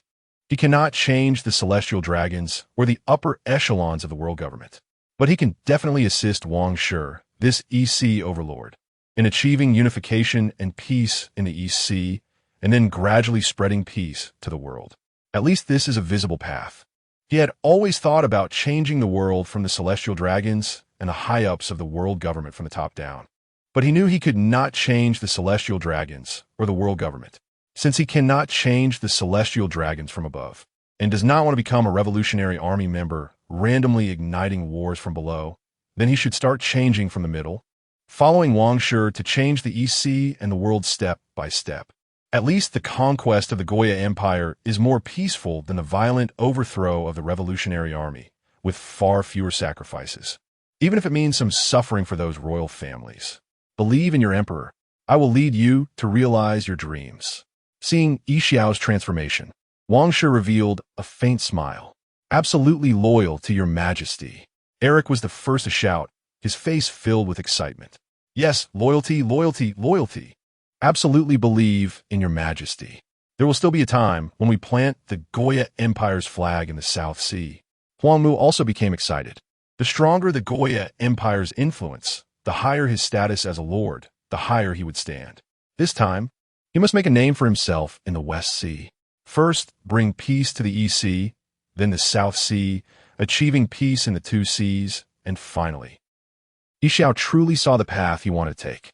After all, the West Sea is not his homeland. Let it remain chaotic for now. It has been in turmoil for so many years, and his homeland, the Tsang Kingdom, is in the Grand Line, which is even more chaotic. For things that cannot be changed, it is better not to think too much about them, as it only adds to one's troubles. Achieve unification in the East Sea and make the East Sea completely peaceful. Nami, that little girl, unexpectedly shouted out. She is the one who wishes for lasting peace in the East Sea the most. Her homeland, the Oikote Kingdom, was destroyed along with Nojiko, and Kokoyashi village was enslaved by the evil dragon. She understands deeply how important peace is for common people like them. Others also began to shout. Although many of them did not understand what was going on, it was enough to follow Wang Shi and be loyal to him. Wang Shi took the opportunity to exert his otherworldly tongue and continue to instill his ideology into these people's minds. He finally managed to align everyone in the same direction. In short, based on the Goya Empire in the EC, following Wang Shi step by step to develop further is the goal. The name of Whitebeard can stabilize the New World quite a bit. Don't you want our name to be able to make the two warring countries cease fire in the future? Therefore, this time, we indeed need to go to the West Seas war between the two strong powers to spread our reputation. If we can force them to cease fire for a while, it might also be a good thing. Most importantly, it can train our strength and make us stronger. Wang Shi spoke again, taking into account everyone's thoughts. In short, reputation, battle, becoming stronger, peace, all can achieve their goals. Everyone found their direction and reasons to fight. I can't wait to head to the battlefield of the Flower Kingdom and the Mulberry Kingdom. Huang Mu's eyes were bright. He was eager to make a name for himself and elevate to the marquee position. Reputation? Yi Xiao's thoughts also became more resolute. A single word could quell a war. And he indeed wanted to become such a prominent figure. This made Yi Xiao, who originally did not care about fame and material things, suddenly very eager to make a name for himself in the world. Not for the sake of fame itself, but for the power to stop wars. A single phrase, "Give me some face," could earn him the tremendous reputation to end conflicts. Under the influence of Wang Shi's thoughts, the core of Wang Shi's imperial lordship was fully established. In the upcoming Flower Mulberry War, the imperial dual lords under Wang Shi are about to announce their entrance to the world. Even Zoro wanted to be promoted to an imperial viscount in this war. To challenge the world's #1 swordsman, he cannot remain stagnant. He wonders if he can defeat a powerful pirate with a bounty of over 100 million now. Chapter 76. unifying the underworld of the West Sea, still just low-level thugs. A few days later, in the waters around Nostril Island in the West Sea. Your Majesty, must we take down the gang leader Capone Beach? On the exiled emperor. Huang Mu felt a bit anxious for not heading to the battlefields of the Flower Kingdom and the Mulberry Kingdom immediately. He really wanted to make a name for himself and quickly rise to the rank of Marquis, becoming a peak Marquis of the Empire. Look, you're anxious again. Look how steady Yi Xiao and Zoro are. At that moment, Wang Shi, who had just finished his training, looked at Zoro, who was still training, and couldn't help but admire this training fanatic. Moreover, Yi Xiao seemed to value Zoro, this green-haired guy, quite a bit. Their tempers seemed to match well. Yi Xiao was genuinely teaching Zoro seriously, treating him like a disciple. It was indeed a classic combination of a blind person asking a clueless person for directions. One dared to ask, and the other dared to answer.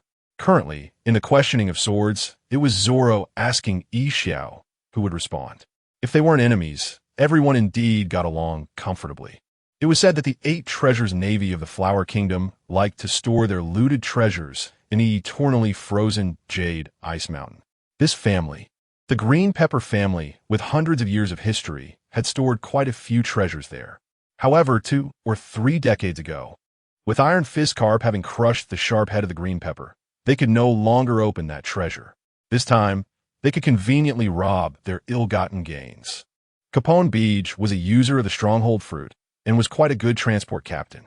Wang Shi slowly spoke, saying that he actually intended to take down Capone Beach to transport the massive amount of gold from Sky Island. But now that they were heading to the Flower Kingdom, they naturally had to seize the treasure of the 8 treasures navy as well, to earn some money for the Goya Empire and ease the pressure of gold in the sky. The 8 treasures navy had passed down through 12 generations of leaders by the time of the Green Pepper, and its foundation was quite solid. After the sharp-headed Green Pepper was defeated and his strength greatly diminished, the status of the 8 treasures navy had been declining. The strong members of the 8 treasures navy were still in their prime, but none of the descendants of the Green Pepper could inherit the position of leader. Not a single one could comprehend the essence of the 8-punch fist. The leaders of the 8 treasures navy had to cultivate the 8-punch fist to a strength capable of shattering the Jade Ice Mountain to inherit the leadership from the previous leader and be granted the ultimate move, the Cone Dragon Spike. Nowadays, the Green Pepper could only pin his hopes on his grandson. He hoped that his talented grandson Kai could comprehend the essence of the 8-punch fist and become the new leader of the 8 treasures navy. Currently, old Kai had already become the deputy leader of the 8 treasures navy and the heir of the 13th generation leader. The Green Pepper, the 12th generation leader, had even preemptively tattooed the number 13 on Kai's waist, hoping that this grandson could quickly comprehend the essence of the 8-punch fist and become the 13th leader. However, in recent years, due to the weakening of the Green Pepper's strength and the inability to open the family treasure, the development of the 8 treasures navy had been quite poor. Even Kai, as the heir and deputy leader, had to pursue a marriage alliance with the 2nd treasures navy for the benefit of the 8 treasures navy. It should be noted that the only daughter of the 2nd treasures navy's leader, Helisa, also translated as Euhalisia and Halissa, had already killed 25 husbands and was a muscular woman with a very ugly appearance. It turns out Your Majesty needs a transport captain. I will definitely catch Capone Beach for you. He's just a godfather of the underworld. Being the transport captain of the Goya Empire is already a blessing for him. Huang Mu, a person from the South Sea, did not know much about Capone Beach, the underworld boss of the West Sea. After all, Capone Beach's reputation only spread in the West Sea, and the bounty was not high. He had hardly appeared in world economic news. Even after Capone Beach unified the underworld of the West Sea to become its godfather and set sail as a pirate, he only had a bounty of 138 million berries, which was almost at the bottom. He was even outdone by the rookie King Kid's subordinate, the killing warrior, Kira. Treasure? Upon hearing the triggering keyword, Nami's eyes instantly lit up, filled with desire for treasure and berries. To specially find a devil fruit user to carry treasure, how much money would that require? Could it be that even their 3 ships couldn't hold it? The more Nami thought about it, the more excited she became, her little face turning rosy. It just so happened that the Green Pepper was a pirate with a bounty over 500 million, which would completely crush the 8 Treasures Navy and seize their treasure. Huang Mu smiled. It turned out that His Majesty was not wasting time, but preparing to defeat the 8 Treasures Navy and seize their treasure. It seemed that His Majesty had already tacitly acknowledged their ability to defeat the pillars of the Flower Kingdom. This trust made Huang Mu very satisfied. He would definitely not let Wang Shi down. He wouldn't let Wang Shi come to this island for nothing and catch Capone Beach, this transport captain. They were sure to seize the treasure of the 8 Treasures Navy. It was said that Capone Beach had become the uncrowned king of the underworld world in the West Sea, almost unifying all the forces of the West Sea underworld. Yi Xiao spoke, saying that even the casino on the Twin Snake Island where he was located was within Beach's sphere of influence. Is this called unification? Isn't it just that he unexpectedly took out other underworld bosses and forced those underworld forces to pay him protection fees? Wang Shi did not believe that someone like Beach could truly dominate the underworld of the West Sea. At most, he was a nominal godfather of the underworld and had not truly subdued that many underworld forces. After all, the West Sea was vast with many factions. Beach probably couldn't even infiltrate the underworlds of powerful countries like the Flower Kingdom and the Mulberry Kingdom. Any random pirate navy from the Flower Kingdom could easily crush Capone Beach and his little minions. Beach subordinates, the strange gunman Vito and the killer Gotti, were just gunmen without devil fruit abilities or body techniques. Capone Beach liked to hide soldiers within his castle and had assassinated many underworld leaders in unexpected ways. His notorious name stemmed from this unexpected and despicable slaughter of overpowering those weaker in numbers. In any case, Wang Shi did not see how strong Capone Beach was. It seemed that His Majesty looked down on this Capone Beach a bit. Yi Xiao was speechless. It was no wonder that he was called the exiled king of the empire. Even looking down on a godfather of the West Sea underworld. He was somewhat clever, but not enough. The title of unifying the West Sea underworld was merely looked down upon by those great pirates. Wang Shi smiled lightly.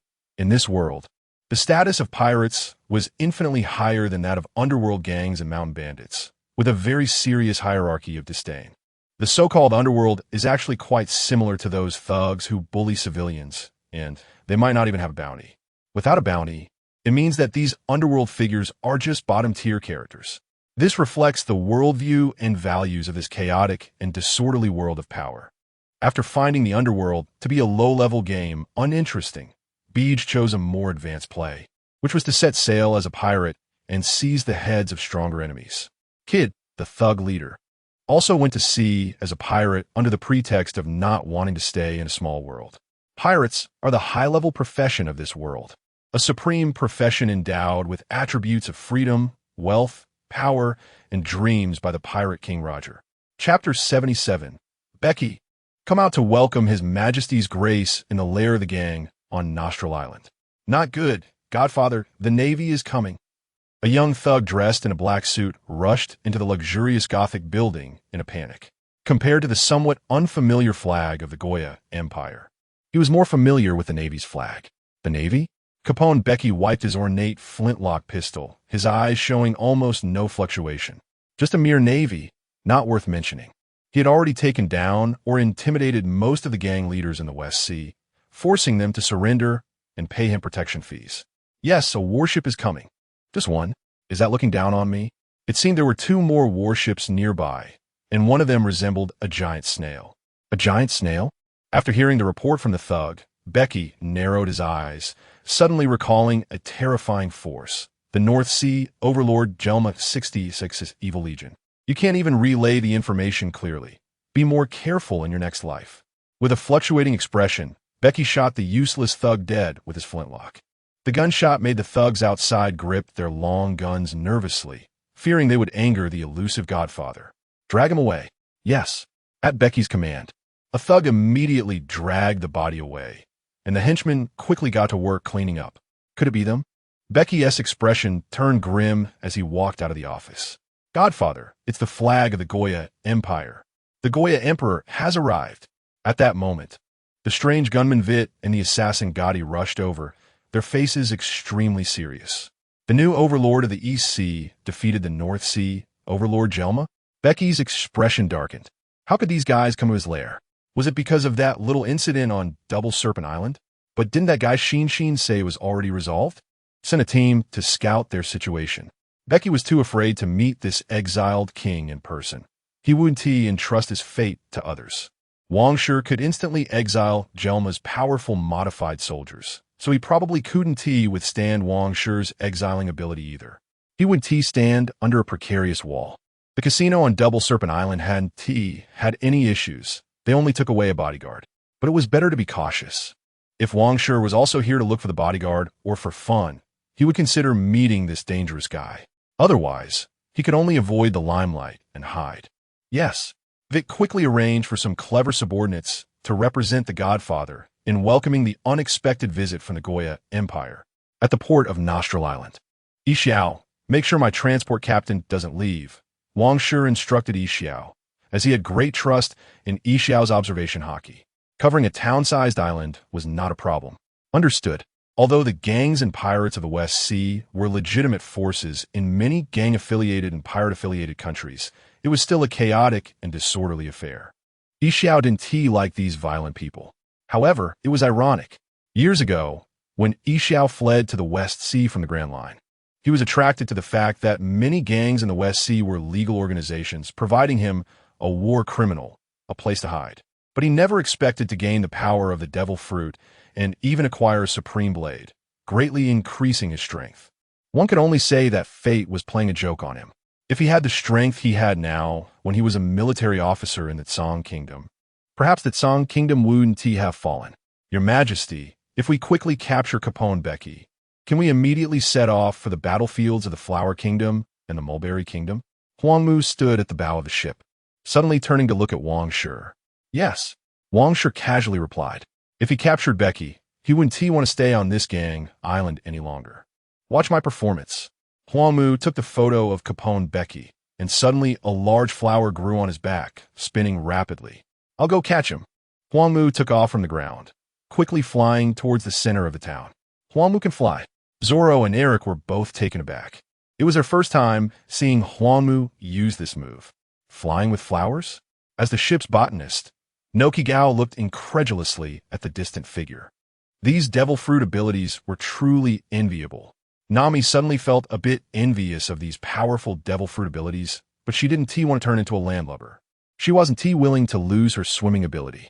She really wanted to be as strong as His Majesty and Mr. Huang Mu and Mr. Yixiao. But he also looked enviously, wanted to help Wang Shi more. Your Majesty, I want to go for a stroll first. Hearing they might leave soon, Sanji wanted to get off the ship quickly to visit the ingredient market, hoping to find some special ingredients. But, upon receiving Wang Shi's response, Sanji jumped off the ship directly. Reiju immediately ordered a team of clone soldiers to protect Sanji, and even Eric followed along. Don't underestimate Sanji, Reiju. His potential is probably higher than yours. He needs to fight too. Wang Shi wrapped his arm around Reiju's slender waist, chuckling softly. His dream is to become a chef, not to fight. Reiju smiled back at Wang Shi. Chefs need to fight too. Do you want Sanji to be unable to even handle ingredients? Wang Shi teased.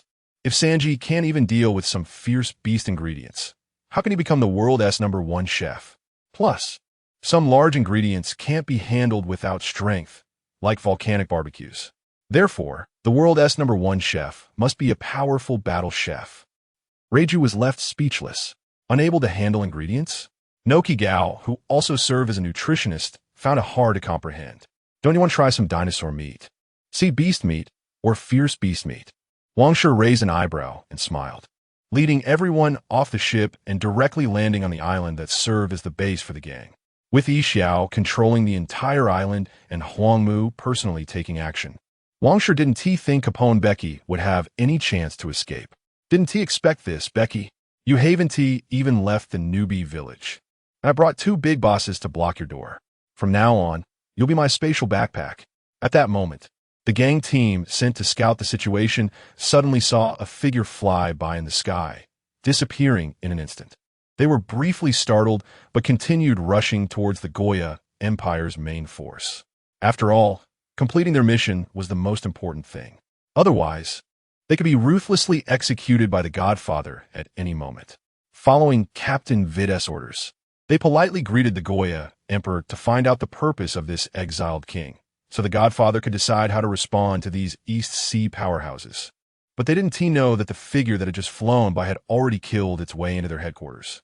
Becky and Vit also didn't expect that before their thugs could return with information, a general-level powerhouse had already arrived at their doorstep.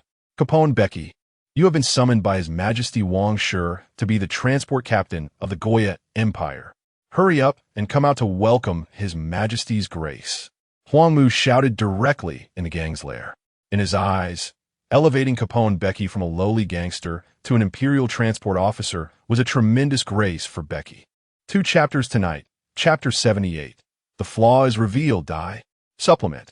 Inside the Gothic castle, Becky was still pondering the purpose of Wang Shi and his group. As soon as those little brothers left, he heard loud shouts from outside. What did he hear? Transportation team leader? Bestowed? Damn it. He, Capone Becky, the self-proclaimed king of the West Sea underworld, had been dominating the West Sea underworld for many years. Now, this so-called emperor from the East Sea actually wanted him to be a transportation team leader. This was absolutely intolerable. On either side, the strange gunman Vito and the assassin Godi, seeing the dark expression on the Godfather's face, nearly bit their cigars in half. They knew Becky was angry. It seemed they had to fight those bastards from the Goya Empire this time. Arm yourselves, kill him. Becky pulled out a new-style machine gun from inside the castle. His eyes filled with rage as he rushed out. He had to take down the person shouting outside. Also, why didn't he, the little brothers guarding the door, stop this bastard? When Becky and the others reached the entrance, they saw the little brothers all raising their guns, sweating profusely as they looked at the arrogant man floating in the sky. Becky looked at the man in sunglasses, his terrifying aura making him feel as if he was facing a ferocious beast. No wonder his subordinates dared not act rashly. Capone Becky, it's you. Huang Mu held up a photo, looking at the old fat man Becky, who was only 166 centimeters tall, feeling a sense of disappointment as the reality didn't match the picture. The photo had clearly made Becky look more imposing. Bastard, what kind of look is that? Becky hated being looked at like that. Was being short a crime? I may be under 7 meters, but I can still dominate the West Sea underworld. Fire. Kill him. Used to being the tyrant of the West Sea, Becky couldn't stand Huang Mu's gaze and angrily shouted. Who cares about the East Sea overlord? He was in a bad mood now, and he wanted to kill. He was even willing to go to war with the Goya Empire. At worst, he could give up Nostra Island. The West Sea is vast. He could seize another island at any time to rebuild his base. He didn't believe the Goya Empire from the East Sea could just roam freely in the West Sea. Boom! Bang! With a command from Becky, all the little brothers immediately opened fire without hesitation, including Vito and Godi, who were shooting rapidly. In an instant, Huang Mu, flying in the air, was completely engulfed in smoke. Is he dead? Is flying really that impressive? He is still being bombarded by my firepower. Firepower is the truth.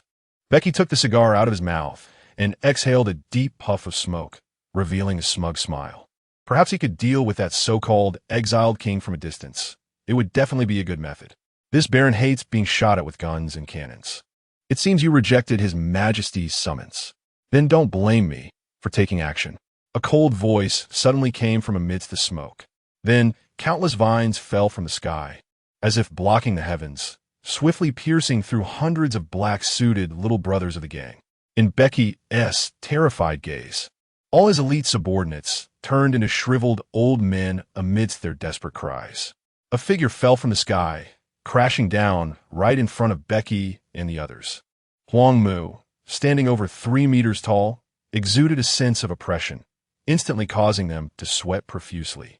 Even the strange gunman Vito and assassin Godi trembled. It was a scene reminiscent of Kaido of the 100 Beasts appearing before Kid, Hawkins, and Apo. You're still alive. Becky's eyes were filled with shock. This enemy was unexpectedly strong, but Becky would never submit. Your Majesty Wang Shi, you've come. The cunning Becky suddenly shouted behind Huang Mu. Huang Mu frowned. As his observation Haki clearly didn't sense Wang Shi's arrival, but out of respect and loyalty to Wang Shi, he still turned to look back. A flaw has been revealed, Dai. Seeing Huang Mu fall for his trick, Becky's eyes turned fierce, and he unleashed a barrage of fire from his new-style machine gun, turning Huang Mu's head into a sieve. Truly, one does not shed tears until one sees the coffin. Huang Mu's head, shot to pieces, still spoke with half a mouth, his tone extremely displeased.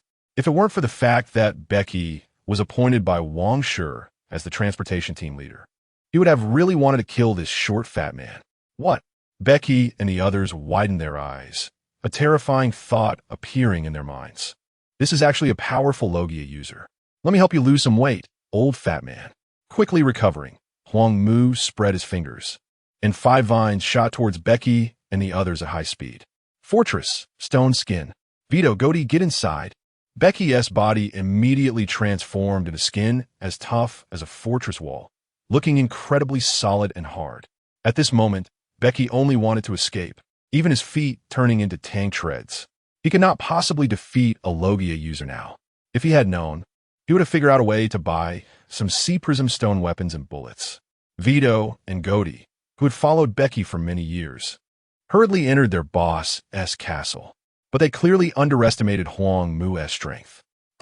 Becky's hard stone skin was pierced as easily as tofu by 3 black vine tips, his short, fat body shrinking, his suit becoming loose and ill-fitting.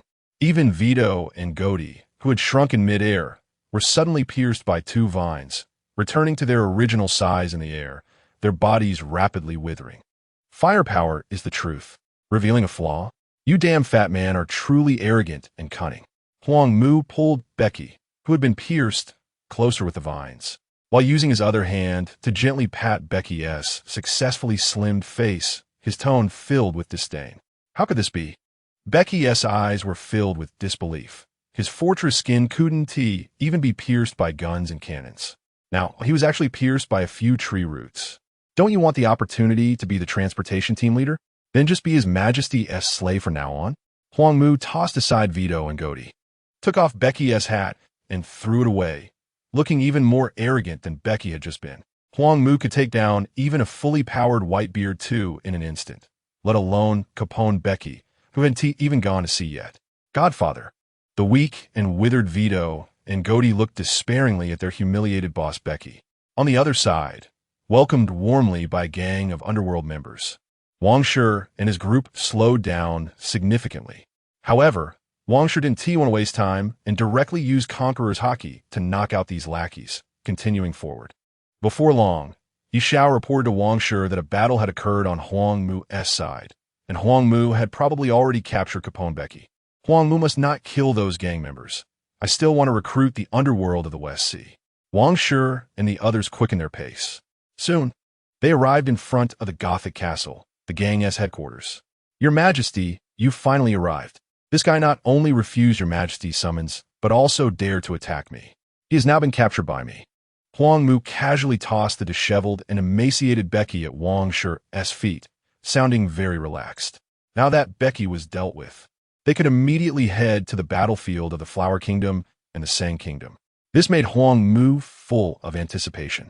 Chapter 79, Becky from the Heart, Supplement. Weak Becky looked up at the handsome young man in platinum military uniform, his eyes filled with unwillingness deep within. This subordinate of the exiled king, who had no reputation, was surprisingly powerful. How strong must the king be? No wonder the king could defeat the formidable Germa evil army and become the overlord of the East Sea. Capone Becky, do you want to be my transport captain? The king looked at the miserable Becky and asked, adding that if he didn't agree, he would directly put on a slave collar. It must be said that this guy, Aramaki, was ruthless. He actually emptied out what had been nurtured for over 10 years in a second. Speaking of which, Becky was a year older than Aramaki, but the gap in their strengths was like a chasm. Both Becky and Ulki were very old supernovas. I am willing, no matter how unwilling he felt inside. Becky chose to become the transport captain, which still had a glimmer of chance for a comeback, over being the king's slave. After all, with freedom, there is opportunity. Otherwise, becoming a slave, who knows what fate would await him? A wise person knows how to read the situation. Becky, you are a smart man. The king tossed the slave collar back to a clone soldier. However, the smarter a person is, the more they consider, and the chance of awakening the Conqueror's Haki becomes lower. Now, Becky's submission meant that he wouldn't take any action against the king until he had enough confidence. However, did the king need to worry about Becky on this ship the exiled emperor? Anyway, once the king finished with the treasures of the 8 treasure water army and the gold from Sky Island, he planned to contact Vegapunk. He wanted to see if this world's #1 scientist could first create a batch of weaker seraphim that could carry the green blood of the Paramecia type. After all, having consumed Germa 66, the king also possessed cloning technology. As for the Lunaria version of the seraphim, the 5 elders were closely watching over it, with command authority even higher than Vegapunk himself, making it difficult for the king to intervene. With a backup plan in place, Becky's life and death was only a thought away for the king. Perhaps after securing the gold from Sky Island, Becky's role would diminish even further. It was the majesty of the king that made people yearn for more. Becky decisively suppressed his mafia godfather mentality and switched to the role of an official of the Goya Empire. After all, he often went undercover and infiltrated enemy forces in his youth, looking for opportunities to assassinate enemy leaders. He would treat this as another undercover mission. Only this time, the boss was a bit strong. He didn't know how many years he would have to lie low to find an opportunity. Heal them. The king ordered Koya and some clone soldiers. Yes, your majesty. In addition to Becky, even the cadres and underlings under Becky received treatment. Fortunately, the king had instructed Aramaki in advance not to let anyone be drained to death. Otherwise, these withered old men would have become corpses. Becky, I have a Baron Bartolomeo under me who is unifying the underworld of the East Sea. You should understand what I mean, right? The king looked at the withered Becky and revealed a meaningful smile. I am willing to unify the underworld of the West Sea for your majesty. Becky's eyes lit up. He could actually continue to stay in the West Sea and pursue his unification plan? No, I need you, a user of the stronghold fruit, to stay on my ship. You can command your 2 subordinates, right? They can become the public controllers of the underworld in the West Sea. The king rejected Becky's eager request and revealed his decision. But with the strength of Vito and Godi, Becky felt a bit unwilling inside. He still wanted to escape the king's control. If he could survive this time, he would directly choose to go out to sea as a pirate. He didn't believe the king could chase him to the Grand Line, the New World. I will leave the Germa clone soldiers to assist them. The king's deep eyes seemed to see through Becky's heart. This made Becky panic and dare not meet the king's gaze. He knew the opportunity to escape was gone. Under the king's orders, Becky's 2 capable subordinates were brought over by Aramaki. Your boss has already joined my ranks. If you don't want to die, then serve me and your boss well in managing the gang and continue unifying the underworld of the West Sea. The king looked at these 2 withered guys and released a wave of conqueror's haki towards the 3. The strange gunman Vito and the assassin Godi glanced at their boss Becky and directly knelt before the king. Yes, your majesty. We will definitely obey your and boss Becky's orders. Vito and Godi pledged allegiance in unison. After all, the godfather had surrendered, so what chance did they have not to? Reiju, leave half of the clone soldiers here. Understood. The king instructed Reiju, who immediately went to arrange it. These Germa clone soldiers will continue to assist you 2 in the battle to unify the underworld of the West Sea. If you encounter tough opponents, I will send more people over. The king ordered Vito and Godi. Yes, your majesty. The 2 quickly complied, not daring to voice any dissent. The king planned to send either Hidalgo or Desire, Gambia, to the West Sea to assist the 2. Your majesty, can we leave now? I can't wait to defeat the pillars of the Flower Country's navy and the clan lords of the Mulberry Country. Aramaki saw that the king had arranged most of the matters concerning Nostril Island and quickly spoke up. Becky, Vito, and Godi were stunned when they heard Aramaki's words. These guys actually dared to go to the battlefields of the Flower Country and the Mulberry Country. It should be noted that these 2 pirate allied nations are the top countries in the West Sea and are among the 50 nations of the World Conference. Capone Becky, the Mafia godfather, wouldn't dare to provoke these pirate nations at all. The pillars of the Flower Country and the clan lords of the Mulberry Country were all notorious pirates with bounties in the hundreds of millions. There are even a batch of pirates with bounties exceeding 500 million berries. The world government can accept such pirate allied nations simply because they are strong and willing to honestly pay the heavenly gold. As long as they pay the heavenly gold, the celestial dragons don't care if these pirate allied nations fight to the death. In the eyes of the 5 elders, the people of the lower world and various races are just livestock, growing and dying in succession, and they want to go extinct. They only need to pay the heavenly gold honestly. Your Majesty, the battlefields of the Flower Country and the Mulberry Country are extremely dangerous. Do we really want to join the fun? Cold sweat broke out on Becky's forehead. These guys wouldn't drag him to his death, would they? He admitted that the Goya Empire that defeated the Germa in the North Sea was a bit strong. But the Flower Country and the Mulberry Country in the West Sea were not any weaker than the Germa Kingdom, whose territory had been wiped out. Could it be that the new overlord of the East Sea, the king, had become arrogant after defeating the North Sea overlord Germa and was about to provoke the two titans of the West Sea? Was the king going to step on the names of the North Sea overlord and the West Sea titans to reach the position of the strongest nation across the four seas? Did he want to go to the new world in the future to take down the giant kingdom, Elbaf, and become the world's strongest nation? Chapter 80. Mafia Machine Guns, not just for show, but to end wars and make a name. I heard that the North Sea and West Sea look down on the East Sea the most. I hope that in the future, all seas can give our East Sea some face.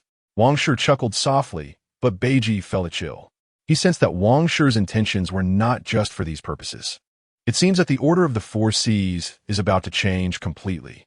Your Majesty, are you really confident in stopping the war between the Flower Kingdom and the Mulberry Kingdom?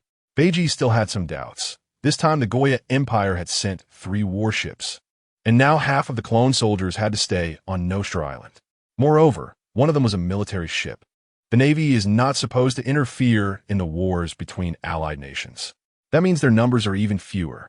Wang Shi can't possibly rely solely on himself and this Baron of the Wasteland to stop the war between the West Sea's twin heroes. Can he? Or else? Do you think I'm the kind of arrogant fool who would travel far just to embarrass myself? Wang Shi glanced at the Mafia's new machine gun. No wonder Beiji could make a name for himself in the West Sea. These new machine guns are 100 times stronger than the Navy's flintlock and muskets. It seems there are talents for manufacturing and improving firearms within the Mafia. Who made this gun? Did you buy it from someone else? Wang Shi raised an eyebrow. He remembered that even the underground arms list from Doflamingo did not include this type of machine gun. The weapons of these gangs have surprisingly surpassed the Navy's conventional arms by a level. This is a machine gun improved by White and one of his subordinates. It is our gang's unique weapon. Beiji hesitated for a moment, but still revealed his gang's secret. Excellent. The Goya Empire will definitely make use of this machine gun in the future. Wang Shi saw a way to strengthen the Goya Empire and immediately felt pleased. Even the weapons of the Germa Corps are inferior in performance to these machine guns. It seems that there are indeed capable people in the civilian sector. Professional scientists have their limitations. Sometimes they can't compare to the flashes of inspiration from frontline users. Perhaps the Mafia's machine gun originated from a moment of inspiration by a certain gunslinger. Although these firearms do not pose fatal harm to high-level powerhouses, they still have great lethality against mid- and low-level powerhouses. No, even Whitebeard, with numerous gunshot wounds recorded, is vulnerable, without the stamina to maintain hockey. Even top experts, most of whom are still flesh and blood, would be worn down by firearms. The Navy's demon-slaying order is essentially firepower coverage. Even a monster like the Devil's Air Barret, with exaggerated stamina and armed hockey, cannot withstand the sustained bombardment of the demon-slaying order. If Germa soldiers were equipped with these machines, their combat power would rise to a new level. Reiju also tried Beiji's new machine gun, and the shooting speed was indeed very fast. The key is that it is lighter than the large Gatling guns on the market, making it suitable for most soldiers. Under Wang Shi's keen observation, he took a batch of firearms talents from the Mafia to specifically produce machine guns and bullets for him. Later, he would return to the Goya Empire to teach this firearm technology, spreading this machine widely. Perhaps the Goya Empire could also become a major weapons power, becoming one of the suppliers for Doflamingo, the underground Dark Emperor. It must be said that the Navy and the world government's conventional weapons and ships are somewhat outdated now. The West Sea Mafia already has machine guns, while the Navy is still using muskets. The Navy's traitorous captain, Gasper, is already using steam iron ships, while the Navy is still using wooden sailing ships. The world government and the Navy headquarters, accustomed to standing at the peak, have many conventional weapons and ships that are outdated versions, but they have not actively sought to learn and improve. Or rather, The procurement and research within the world government and Navy headquarters have become completely solidified, with overlapping interests making it difficult for new weapons to be updated and popularized. The suppliers providing weapons to the world government and Navy headquarters are likely to be insiders of the higher-ups in the world government. After all, Spandam, the useless son of Spandane, could be the chief of CP9. How many such things must be happening within the world government and Navy headquarters? A while later, Wang Shi arranged the task for the clone warriors, White and Goaty. He took Beiji and some firearms talents back to the exiled emperor. Beiji, as the transport captain of the Goya Empire, still had the authority to command White and Goaty remotely to unify the West Seas underworld. Finally, they could set off. The Baron of the Wasteland stood at the bow, his eyes filled with a desire for fame and promotion. Sanji and the others had also returned from procurement with plenty of gains. Soon, the three warships left Nostra Island, heading straight for the battlefield between the Flower Kingdom and the Mulberry Kingdom. On the deck of the exiled Emperor, Your Majesty, I can now transform into a machine gun. After understanding the structure of the Mafia machine gun, Baby 5 surprisingly developed her own new weapon shape in just a few hours. She transformed her right hand into a Mafia machine gun and continuously fired at the sea. This was countless times faster than the musket she transformed into before. The bullets she fired consumed her stamina, and she didn't need to change magazines, resulting in even more intense fire coverage. The musket she used before, even with her stamina, still had to comply with the firing mechanism one shot at a time. Unlike now, where her stamina is inexhaustible and the bullets are endless. Baby 5's ability is indeed powerful. It was another day of envy for Koya, as she saw Baby 5 could even transform into a cannonball flying in the sky. These devil fruit abilities are truly marvelous. The Princess of Dressrosa, the adopted daughter of the warlord Doflamingo, Beiji secretly observed the various powerhouses on Wang Shi's ship. He was very clear about Reiju, the princess of the Germa Kingdom in the North Sea, especially since Morgan serialized a comic about this evil family's background in the World Economic News Agency. A super soldier with enhancements, her strength is even greater than his. Both of Wang Shi's concubines seem to possess considerable strength. Aside from the Baron of the Wasteland, who could explode them, Beiji noticed that the blind man seemed quite strong. Is this the bodyguard who was redeemed by Wang Shi on Snake Island? Even Wang Shi and the Baron of the Wasteland treat this blind man with great respect. Damn, there's actually such a powerful figure hidden within my sphere of influence, and I had no idea. If I had known, I would have recruited this powerhouse long ago. The casino owner from Snake Island is the real blind man. The swordsmen Zoro and Sokka seem quite ordinary, not particularly outstanding. Is this Eric, who can casually perform wind blade slashes? That makes Beiji feel that his strength is quite impressive. As for the sniper Van Oka, who is observing from the top of the mast, Beiji has already overlooked him. Each of them is a baron. It seems I need to mix in a noble rank too, otherwise I won't gain Wang Shi's trust and won't fit into their circle. Beiji quickly figured out his positioning and prepared to work hard to gain Wang Shi's trust, step by step to rise in rank and wealth, and ultimately find a way to break free from Wang Shi's control. As for assassinating Wang Shi and taking his place, that's simply as difficult as climbing to the sky. After all, Wang Shi's ability to exile is too unfathomable. Chapter 81. The Country of Flowers. Punching forward as the small fleet of the Goya Empire headed towards the battlefield between the Country of Flowers and the Country of Sand. The Country of Sand had secretly purchased a large batch of military supplies from the underground Dark Emperor Joker. Among these were weapons produced in the territory of the Four Emperors, Kaido of the Beasts, and even plague shells manufactured by Queen the Plague. This weapon support from the Country of Sand caught the Country of Flowers off guard. The effect of a single plague shell could cause heavy losses for the Country of Flowers, with countless soldiers falling seriously ill.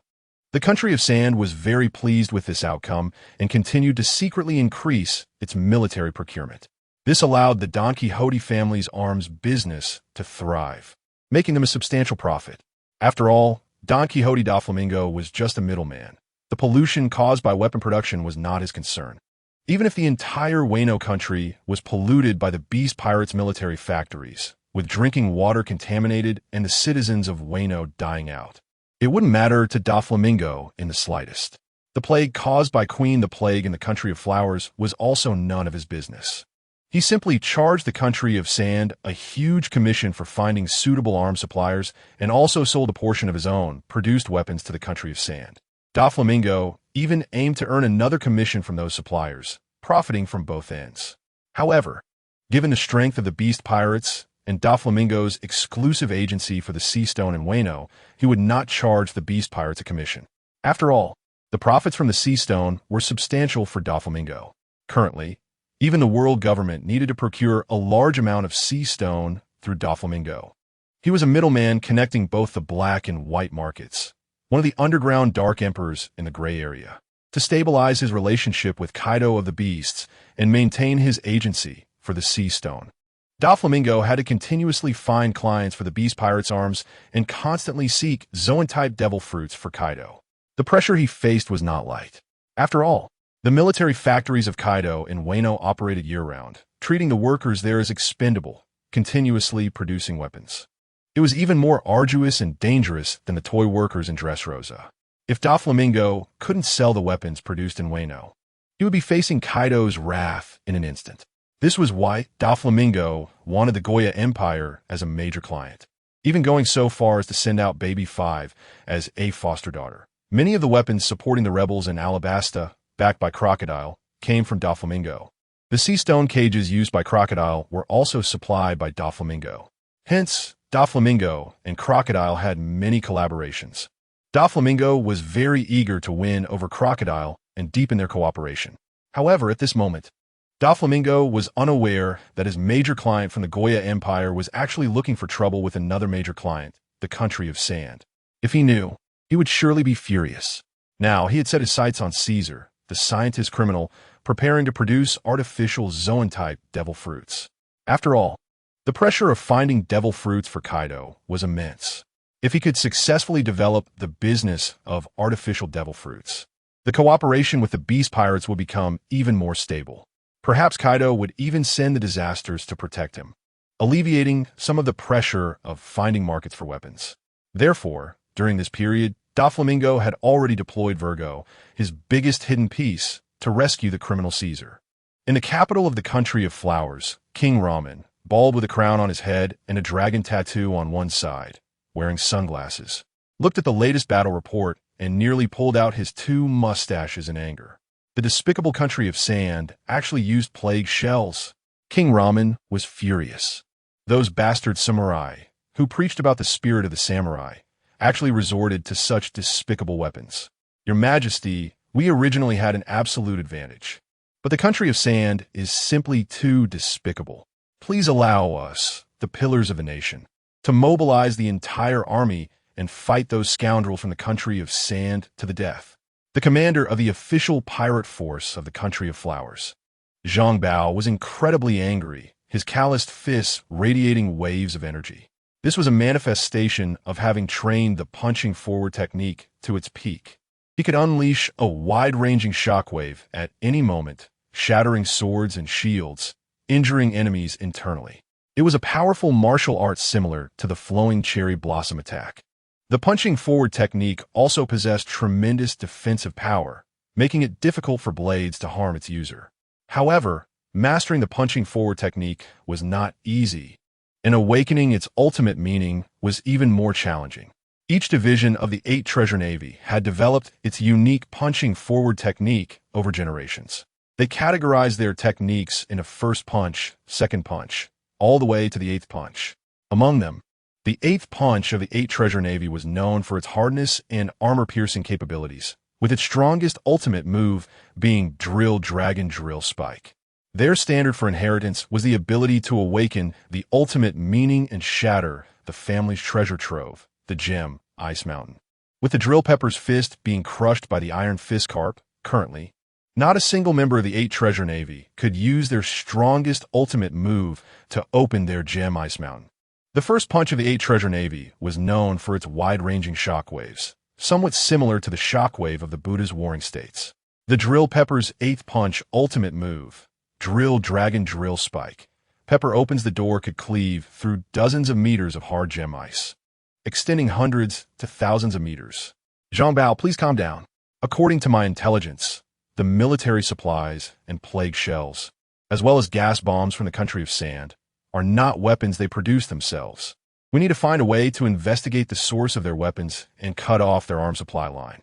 Only then can we reduce casualties and defeat the country of sand. King Ramen looked helplessly at the furious commander of the navy. If they clashed head-on with the country of sand, the losses on both sides would be enormous. It should be noted that the West Sea was not just a stage for their two pirate allied nations. Those jackals were waiting for both sides to suffer heavy losses before swooping in to divide the spoils. They couldn't let the leaders of the West Sea's two strongest factions fight and allow the third and fourth to benefit. Otherwise, this war would lose its original goal, to become the strongest in the West Sea and secure the title of Overlord of the West Sea. The North Sea once had the Germa Kingdom, the king of the entire North Sea, but it has since fallen. Yet, Germa 66 still holds the name of a North Sea overlord. Recently, the weakest sea, the East Sea, has also seen the rise of an empire that defeated the North Sea overlord Germa, becoming the new overlord of the East Sea. The South Sea has not seen any powerful allied nations and remains in balance. As a sea parallel to the North Sea, connected to the New World, the West Sea is teeming with strong individuals. There is no reason it can't produce a West Sea overlord. The country of flowers aims to seize the position of the West Sea overlord.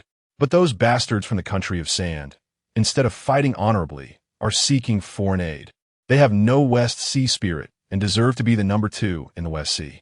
Chapter 82. Those who disrespect me will face consequences. The chief of the 8 Treasure Water Army, Zhang Bao, could only remain silent after hearing the words of the Ramen King, but the fierce determination in his eyes to fight against the kingdom of Sang did not diminish. Kai Yi, your grandfather has been in the background for so many years. It's time for him to show his face, the Ramen King said to old Kai, the deputy chief of the 8 Treasure Water Army, with a tone that was both consultative and somewhat commanding.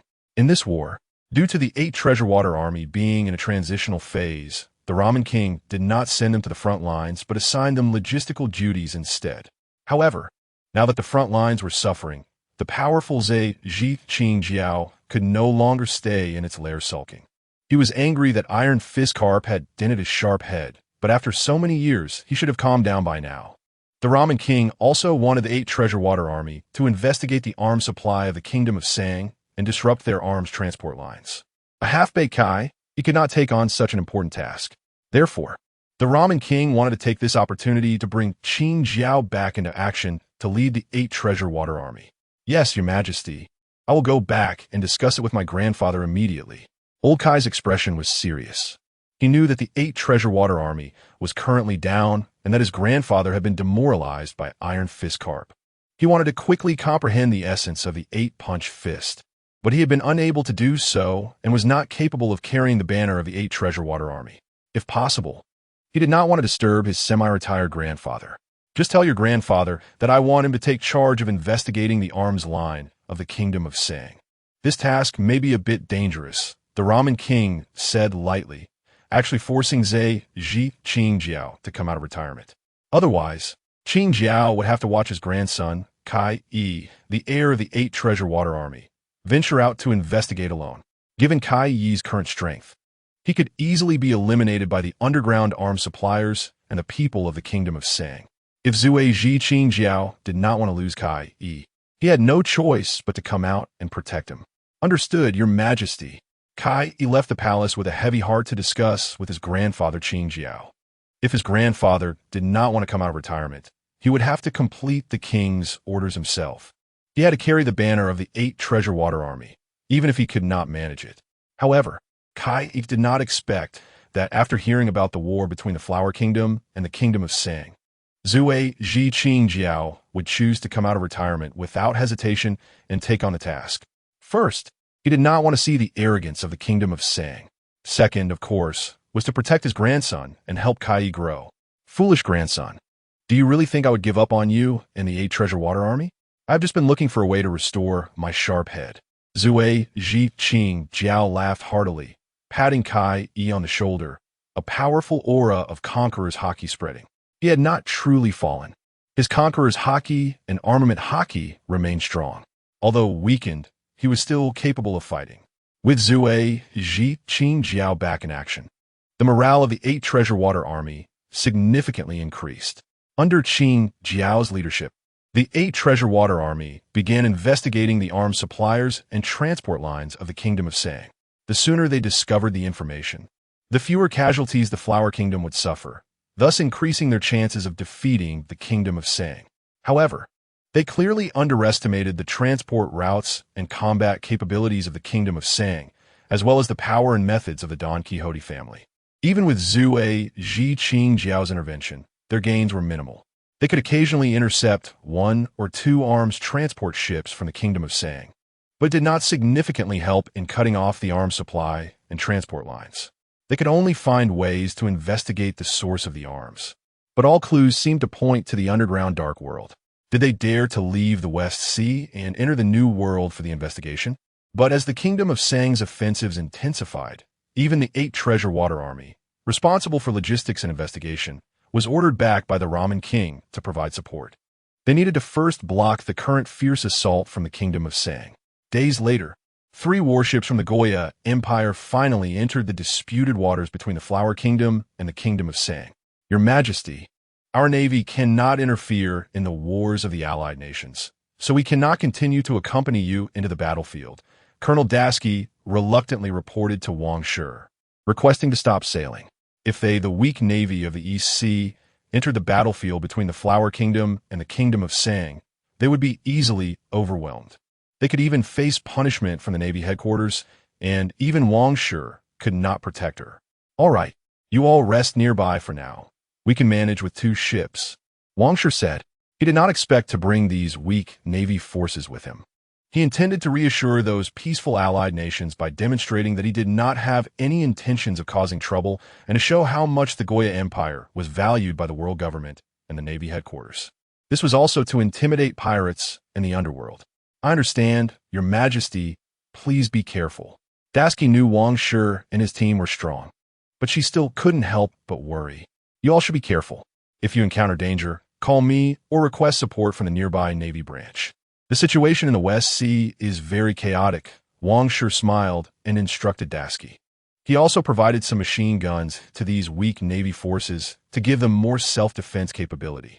However, normally, pirates would not dare to actively attack the Navy, even in the chaotic North Sea and West Sea. After all, the Navy was currently the strongest military force in these waters. Finally, they arrived. Your Majesty, let us charge straight into the battlefield. As long as you command them to cease fire, who would dare to fight? We will suppress whoever dares to. Huang Mu clenched his fists tightly. Today, His Majesty and his name would surely become famous worldwide. If Wang Shi commanded them to cease fire, and they still did not, it would be disrespectful to the Goya Empire of the East Sea, and they shouldn't blame him for taking action. Even the West Sea War, the of the East Sea had to intervene. I will assist Your Majesty in stopping the war between the 2 nations. If they do not understand Your Majesty's words, my blade will strike for Your Majesty. Yi Shao aimed to stop the war while also making a name for himself. Huang Mu sought to gain fame and stop the war at the same time. Let us go see how they're fighting. Wang Shi adjusted his state to its peak. After all, there were many masters in the Flower Kingdom and the Kingdom of Sang, and it was estimated that there were at least 4, if not more, individuals with awakened conqueror's haki. The martial arts and swordsmanship passed down in both nations were also very powerful. It was said that the pirate clans of the Kingdom of Sang possessed many famous swords. This time, he wanted to see if he could obtain a good sword, or even a great sword. Zoro's eyes were also filled with ambition. In addition to his swords, the Wado Ikamanji and the Sandai Kitetsu, he had an ordinary sword and urgently needed a famous sword to unleash his 3-sword style. Damn, I'm a bit nervous. This war is very dangerous. Eric kept loosening and opening his hands, having heard that the Flower Kingdom and the Kingdom of Sang possessed many strong individuals with awakened haki. Besides, wind blade might not be enough. Remember, those who disrespect me will face consequences. Don't go up against everyone from both nations at once. Wang Shi instructed seriously. The enemies should be dealt with one by one, especially since they were currently outnumbered. However, Wang Shi knew that these two pirate allied nations would not lack for arrogant individuals. There would definitely be people who would not take Wang Shi seriously. What Wang Shi needed to do was to take down whoever showed their face, make them wary, make them afraid, establish the reputation of the Goya Empire and the names of himself, Yi Xiao, and Huang Mu. Chapter 83. The War Between the Flower Kingdom and the Mulberry Kingdom. Boom, boom, boom. Bang, bang, bang.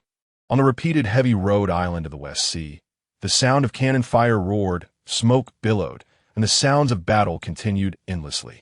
The official pirate forces of the Flower Kingdom, the 8 Treasure Navy, and the official pirate forces of the Mulberry Kingdom, the Clan Army, have sent over half of their strongest warriors to join this struggle for dominance.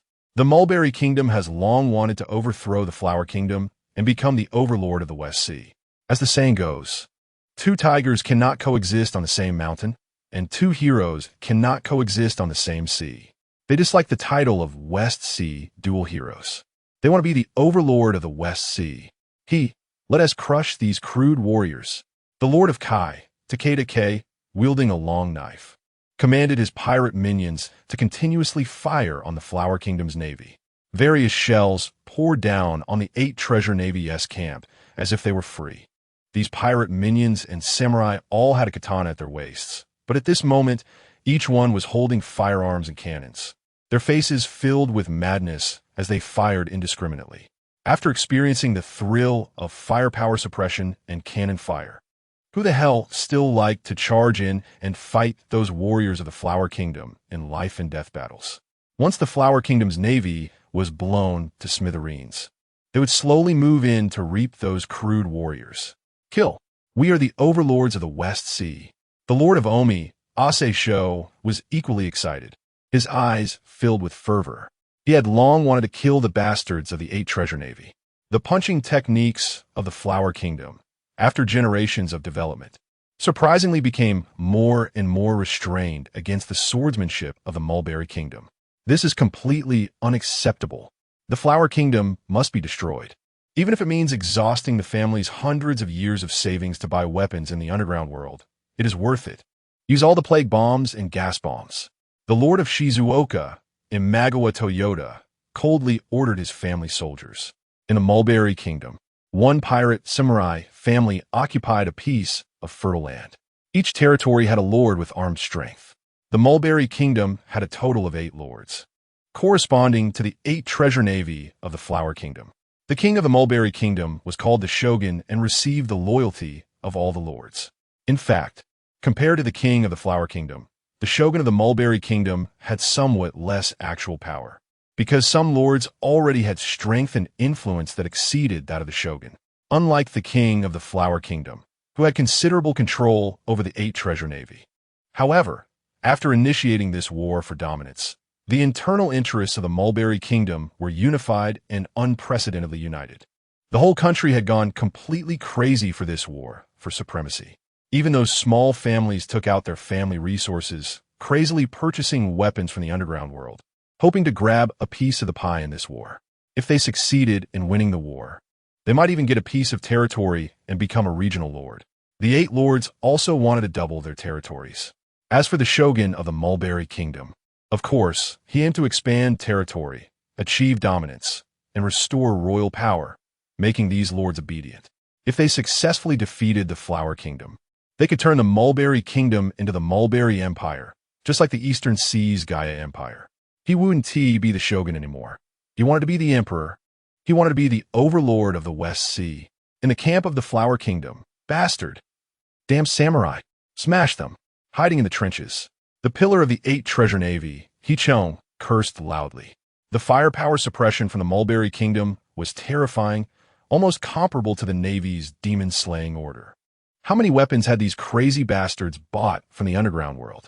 If this continued, if they couldn't cut off the weapon supply from the Mulberry Kingdom, he was even considering going to the underground world to buy weapons himself. After all, being consumed like this by the Mulberry Kingdom was too costly. It's just spending money. Why save money now, only to pay compensations after losing the war, becoming the enemy's spoils? Xingjia, that guy. Better hurry up and find out the source of the underground arms. Hichong's eyes were filled with displeasure.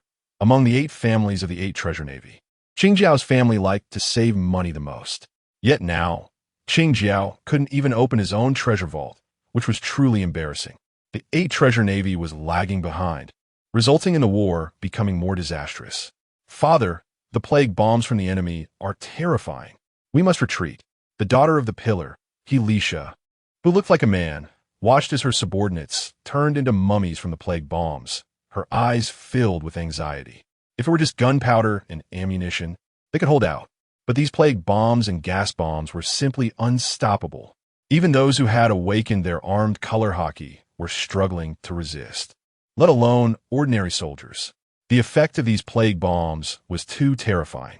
Even Shi, a small master of armed color with a bounty of 200 million berries, dare not come into contact with these viruses and gases.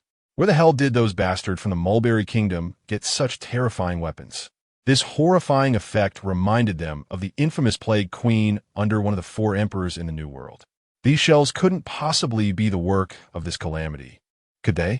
Is the beast pirates of the 4 emperors going to interfere in the War of the West Sea? If the forces of the 4 emperors participated, they would have to report to the world government, letting them punish the Mulberry Kingdom, a trash country colluding with the 4 emperors, and strip them of their affiliated nation status. But now, Qingjiao and the others had not yet found evidence and could not seek help from the world government at all. Of course, as the most powerful pirate-affiliated nation in the West Sea, they also did not want to seek assistance from the world government, as it would be too embarrassing and weak. They wanted to resolve the Mulberry Kingdom themselves. This is the pride of their flower kingdom.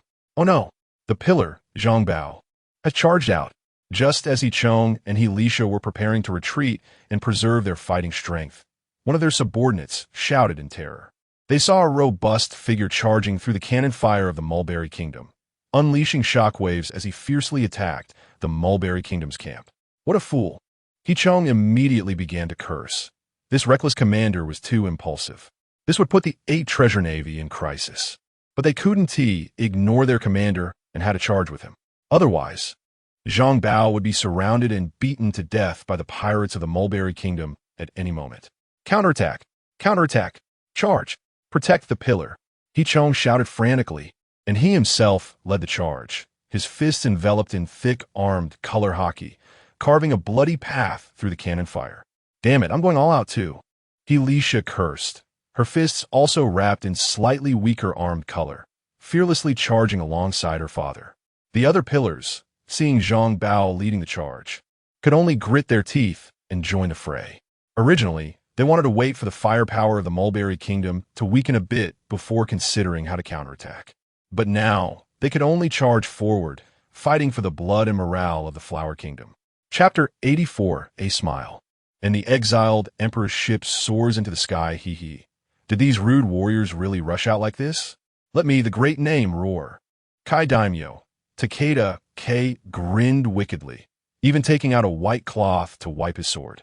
Once their cannon fire has worn down the stamina of these pillars of the flower country, he will personally slay one of them, elevating the name of the Takeda family. In the future, in the West Sea, the Takeda family will be the pinnacle of existence. Zhang Bao, this time I must kill you. Mikawa Daimyo. Tokugawa K.R.'s face was extremely sinister, his single eye fixed intently on the robust figure that had erupted with madness. That I was the one treasure pillar Zhang Bao had burst 2 years ago. I will not rest until this grudge is avenged. Continue firing. I am ready to slay them. Shizuoka Daimyo. Imagawa Toyota was already getting excited. Could the great battle be about to begin? Was the decisive battle for the title of West Sea Overlord finally approaching?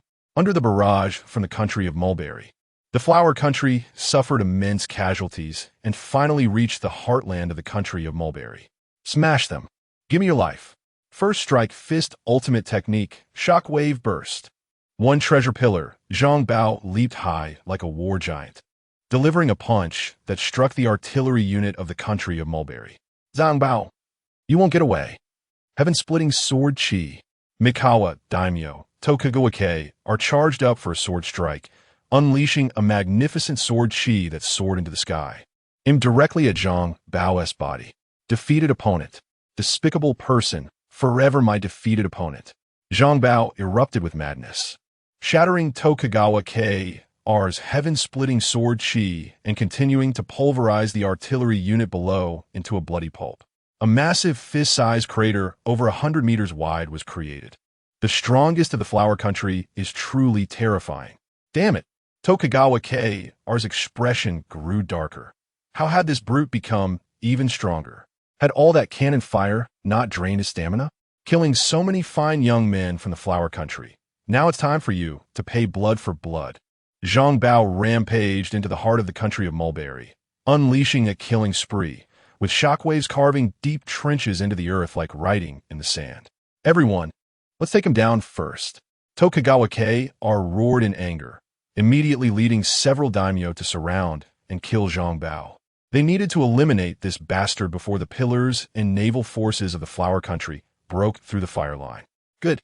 One by one, the daimyo swung their katana, filled with murderous intent as they charged toward Zhang Bao.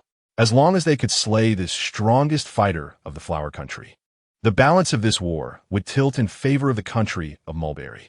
Seeing Zhang Bao surrounded by several daimyo, the pillars of the Flower Country became incredibly enraged. But at the same time, the country of Mulberry was pouring out all their ammunition. Casualties were skyrocketing on both sides. At this moment, not far out at sea, a dragon-headed warship was cutting through the waves, moving steadily forward, followed by a snail-class battleship. Wang Shi and the others stood at the top of the mast, using binoculars to observe the battlefield on the island ahead. The battle was surprisingly intense. Wang Shi focused intently on the battlefield, realizing that the war between the Flower Country and the country of Mulberry was far more brutal than his own battle against Germa 66. Logically, shouldn't these two pirate allied nations still be fighting for another 3 or 4 years? Why were they fighting so fiercely now? How could they sustain this? It only shows that these two nations are indeed the most powerful pirate allied nations in the West Sea, with such deep roots that they could fight for several years. But in terms of hard power, the Flower Country is definitely stronger. After all, the country of Mulberry had the continuous support of Doflamingo's arms. Yet they still couldn't capture the Flower Country. As the Straw Hat crew broke through the Don Quixote family, the Green Pepper naturally severed the arms supply line to the country of Mulberry. The Flower Country surprisingly had the strength to defeat the country of Mulberry within a few weeks, then elegantly attend the World Conference. How terrifying! Eric felt a bit anxious. Could he really participate in such a terrifying battlefield? He feared being overwhelmed by endless firepower. This is the strength of a powerful nation in the West Sea. Capone Beach was sweating profusely. Even if all the firepower from his castle erupted at once, it would not compare to the terrifying artillery of the country of Mulberry. This is the devastating firepower of a pirate nation. How much would this war cost? Your Majesty, can I charge indirectly? Aramaki's Thorn was already itching with impatience. This island had a large number of high-bounty pirates and powerful, delicious ingredients. TSK, look, you're so eager. Do we really lack this little time? Also, don't underestimate it. Many strong individuals from the Flower Country and the country of Mulberry possess hockey, and some even have all 3 types of hockey. You haven't encountered any hockey users in the South Blue. This time, you can adapt well. Wang Shi looked at the eager Aramaki, his expression serious as he reminded him. He didn't think anyone on the battlefield could take down Aramaki, given his terrifying vitality. However, this arrogant guy might struggle a bit with the armed hockey. After all, when this guy became a Marine Admiral, he was beaten badly by Yamato and Wano and was drenched in cold sweat under Shanks Conqueror's hockey. His combat experience and aura of a strong person were indeed worth criticizing. Yet, he could still take down Whitebeard too, handle the Red Scabbards. And ultimately, even Yamato couldn't defeat him. One could only say that Aramaki was a pure numerical monster, a wild talent. In top-tier battles, experience and aura indeed seemed a bit lacking. However, even if Aramaki was the weakest admiral, he could still handle those below the vice admiral level. Your Majesty need not worry. I have already enhanced my observation hockey a bit here with Brother Xiao. Even if they possess hockey, they won't be able to hurt me. Aramaki spoke confidently, and his armed hockey was not weak either. He could forcibly pierce through others' armed hockey defenses. A smile let the exiled Emperor's ship float into the sky. The higher we fly, the clearer the view. Moreover, Our East Sea overlord's first appearance before the dual heroes of the West Sea must be grand, with style, dominance. In shock, Wang Shi suddenly instructed Yi Xiao, noticing the dense news birds. Yi Xiao's float fruit ability is actually not inferior to Shiki the Golden Lion's float fruit ability. It's just that this ability cannot permanently float islands. But floating a small island is completely fine. After all, Yi Xiao was able to lift a town's building in Dressrosa. The float fruit ability also has lateral gravity that can accelerate. Its mobility might even be better than the float fruit ability. Your Majesty seems to understand my abilities well. Yi Xiao smiled gently, as if he had never shown his gravity fruit ability to the crowd, only demonstrating a portion of his swordsmanship. My eyes can see fate and the future. Wang Shi also smiled, and everyone instantly turned to look at Yi Xiao, the blind bodyguard. It makes sense. Wang Shi specifically went to Snake Island, spending 1 billion berries to redeem Yi Xiao. How could he only possess powerful swordsmanship and dual-color hockey? It's worth noting that Wang Shi also spent 1 billion berries to redeem Aramaki from prison. This indicates that in Wang Shi's heart, Yi Xiao is as powerful and important as Aramaki. Fate and the future, huh? Yi Xiao's eyes trembled as he raised his saber in front of him, slowly drawing out a segment. As a purple halo erupted, the exiled emperor's ship, which was moving forward, suddenly soared into the sky, with countless seawater splashing down into the ocean. Chapter 85. Give me Wang Shi some face, and this war it flew up. It really can fly. Uncle Yi Xiao, you actually have this ability. So impressive. Nami no Kigo, Kaya, and Baby 5 exclaimed excitedly on the swaying deck. Uncle, you are hiding so deep. Zoro and Sokka initially thought Yi Xiao was just a master swordsman, but they didn't expect he had such skills. Capone Beej looked at this casino bodyguard with a complicated expression, realizing this guy had actually mixed with his forces. Damn, the more I think about it, the more frustrated I get. Fly. Steady. Eric immediately felt much more relaxed. Even if there were dangers in this war between the Flower Country and the Sango Country, they could safely leave. Yo-ho, brother Yi Xiao, I knew you were not that simple. Huangmu laughed broadly. No wonder he felt a greater sense of threat from Yi Xiao than from that Admiral Peach Rabbit. It turns out he was hiding his strength. You can really see fate in the future? Lei Qiu, taking advantage of the ship's swaying, hugged Wang Shi, her tone filled with disbelief. Judging from Wang Shi's special trips to the South Sea to find Huangmu and to the West Sea to find Yi Xiao, Wang Shi indeed had secrets. If he could really see the future, was their Germa 60 SAXS failure truly destined? Guess. Wang Shi smiled as he patted Lei Qiu's butt, revealing a satisfied smile. Fate. That's the interesting fate. Fan Oka's lips curled up. He knew it was fate that brought him to His Majesty Wang Shi. From their first meeting in the EC, he sensed Wang Shi was different. At that time, Wang Shi's gaze towards him seemed to see through everything about him, filled with familiarity. It turned out His Majesty Wang Shi had already seen his fate and future. Everyone, did you see those newsbirds? Morgans is paying attention to this war. Are you ready for your grand entrance? This time, it will be very cool. Wang Shi hugged Lei Qiu's slim waist and walked to the bow of the ship, looking at the smoky battlefield island ahead, revealing a carefree smile. Very cool? Huangmu's eyes lit up as he took off his sunglasses to wipe them. Even Zoro and Sokka felt a hint of anticipation. Everyone began to silently tidy up their imperial military uniforms and fix their hairstyles. Huangmu even polished his barren metal again and again, shining with a metallic luster. Damn, the battlefield is too dangerous. We can't appear with His Majesty. Nami no Kigo and Kaya, 3 little weaklings, were filled with envy. Even the Empress Lei Qiu and Empress Baby 5 could accompany Wang Shi into battle. Meanwhile, the snail warship on the sea below could only obediently continue forward, losing the chance to show off. At this moment on Zhongtu Island, the 8 treasure navy of the Flower Country suffered huge casualties in their desperate attempt to break through the concentrated artillery fire of the Sango Country. In such a furious outbreak, the elite backbone of the 8 treasure navy engaged in a deadly fight with the pirate samurai of the Sango Country. The earliest to break in, one treasure backbone, Zhang Bao, surprisingly managed to hold out against the siege of 4 Sango Country daimyos. His strength was comparable to that of the desert star Kelly Jia. However, his wounds were exceptionally gruesome. Zhang Bao's punching power had been cultivated to such a level that even without the enhancement of his Zoan-type ability, his defense and recovery were still terrifying. Zhang Bao, die for this daimyo. Today, I will break your flower country's backbone all at once. The West Sea will be dominated by our Sango country. You're all doomed.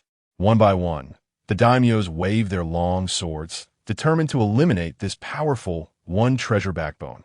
Commander, we are here to assist you. The backline backbones charged forward madly, even abandoning many of their wounded subordinates. They were suffering huge losses in this battle. They had to admit that they might lose this time.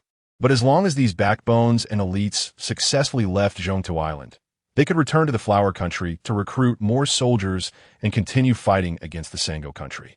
As a major power in the West Sea, a loss or two in battles would not lead to their complete downfall. Ahaha, kill them all. All the islands in this sea area will fall under our Sango country's territory. Juanha Daimyo, Imagawa, Toyota laughed wildly, although they could not yet reach the Flower Country's mainland. They were seizing the resources of this sea area.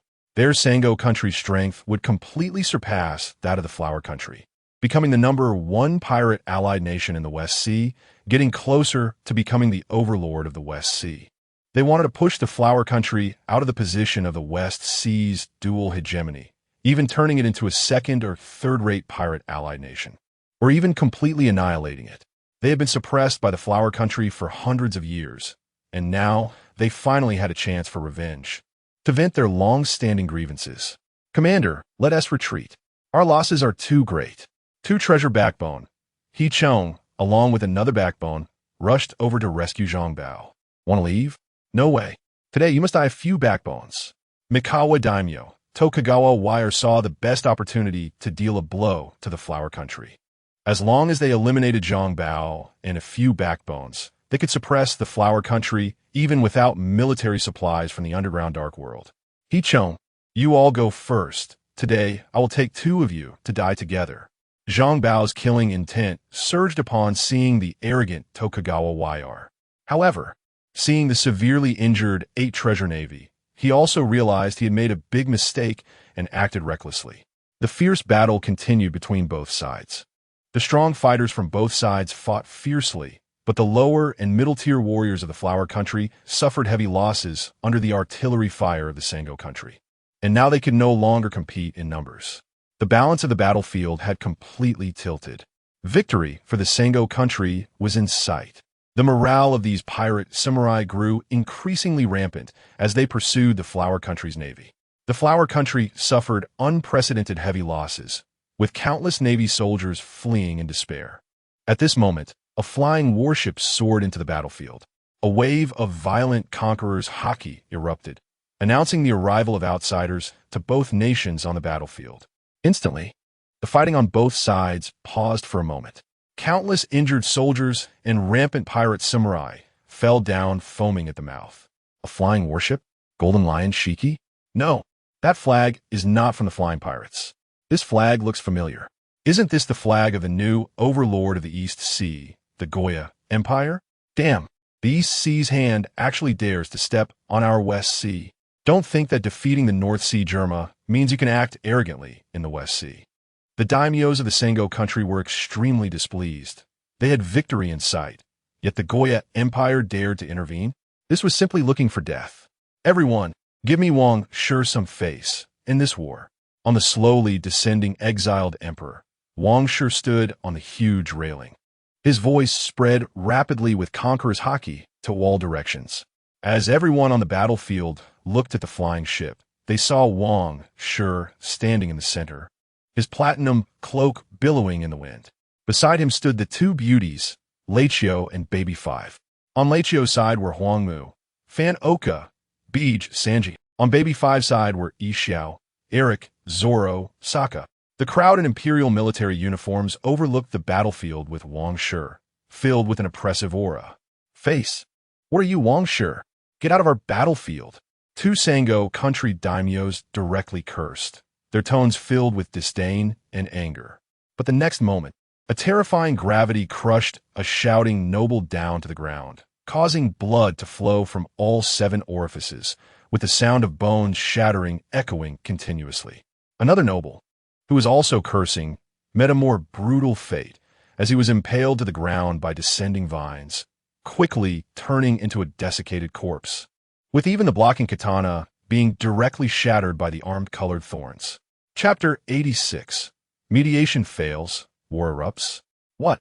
The several daimyos of the kingdom of Sang and numerous pirate warriors stared in horror as two daimyos, each with a bounty of 300 to 400 million, were instantly killed.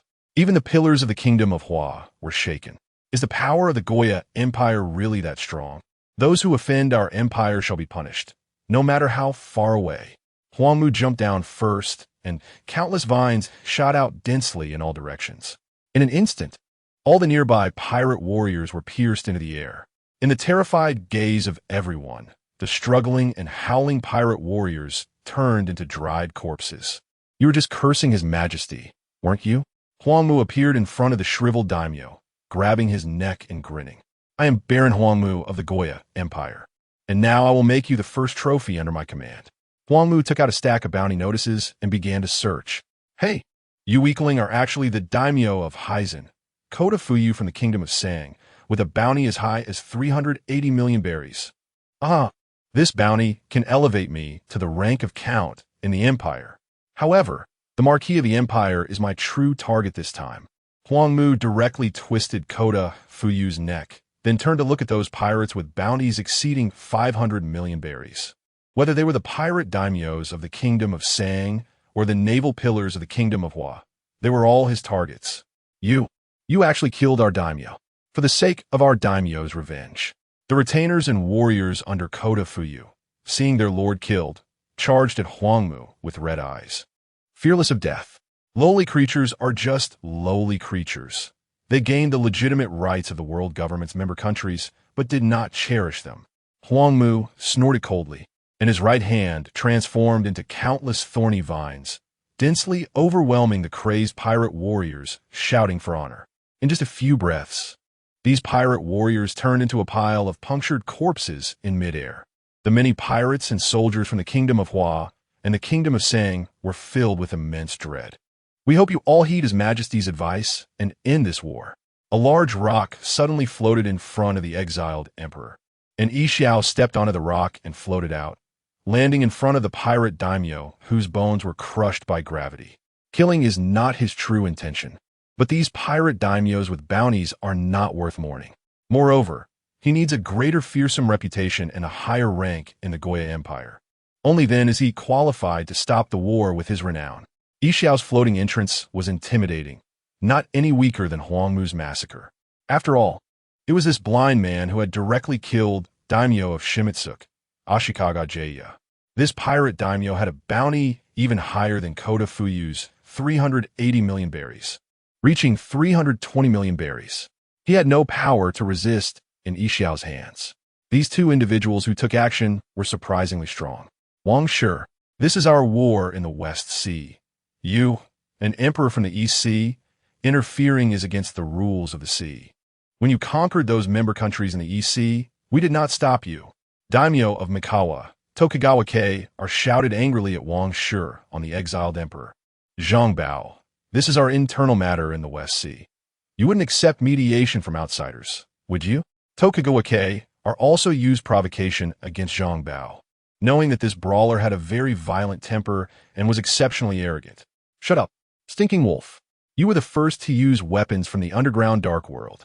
Daimyo of Erbao. Hichong immediately pointed at Tokugawa-kei and cursed. Commander, we have suffered heavy losses. We can strategically retreat using the power of the Goya Empire. Hichong quickly persuaded Zhang Bao, who seemed a bit tempted. This is not the time to save face. We can kill our way out. Zhang Bao waved his hand, interrupting Hichong's persuasion, a domineering aura radiating from him. He knew what tricks Tokugawa-kei was playing, but this stinking wolf was right. Their internal matters in the West Sea did not require an outsider to meddle. Moreover, the East Sea was previously recognized as the weakest sea. What qualifications does this little brat Wang Shi have to stop the war between the two strongest pirate member countries in the West Sea? The kingdom of Sang wants to defeat the kingdom of Hua and become the overlord of the West Sea. The kingdom of Hua equally wants to overthrow this second place and become the true overlord of the West Sea. Their future goal is to become the overlord of the West Sea. How could they allow an East Sea empire to dictate terms?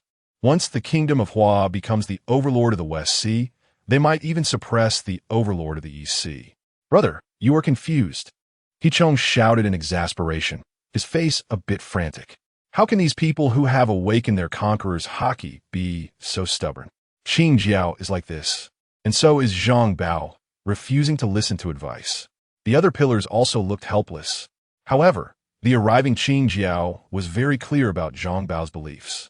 They were all warriors proud of the 8 treasure navy and the kingdom of Hua, and before the honor of the nation, they would never back down. They could not let the kingdom of Hua be lower than the Goya Empire. I can understand that the advantageous kingdom of Sang does not accept mediation. But even your kingdom of Hua does not accept a ceasefire mediation. Is this the pride of the strongest member country in the West Sea? Seeing that the kingdom of Hua was also unwilling to cease hostilities with the kingdom of Sang, Wang Shi smiled. The two nations have a long-standing feud. It is not something an outsider like him can simply call for ceasefire. Wang Shi understood that his face was still a bit insufficient. Since that is the case, then let's fight. Fight to establish the infamous reputation of the East Sea overlord. Fight to establish Wang Shi's renown. He had already dealt with the North Sea overlord Germa. Would he be afraid of the two strongest in the West Sea? Since you refuse to accept mediation, then let the Goya Empire become your opponent. I not only have the heart for peace, but also the blade of force to stop the war.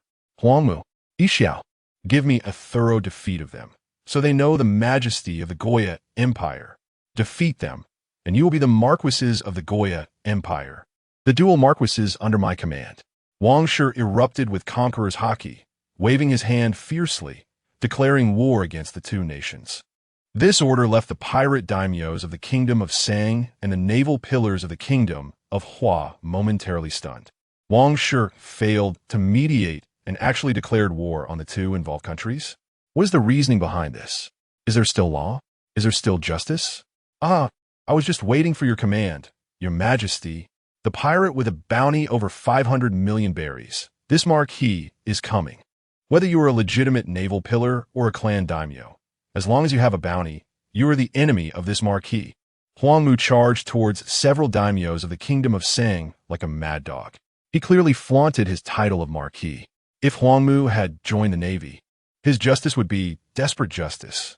Now that he has joined the Goya Empire, he is a man fighting for his title.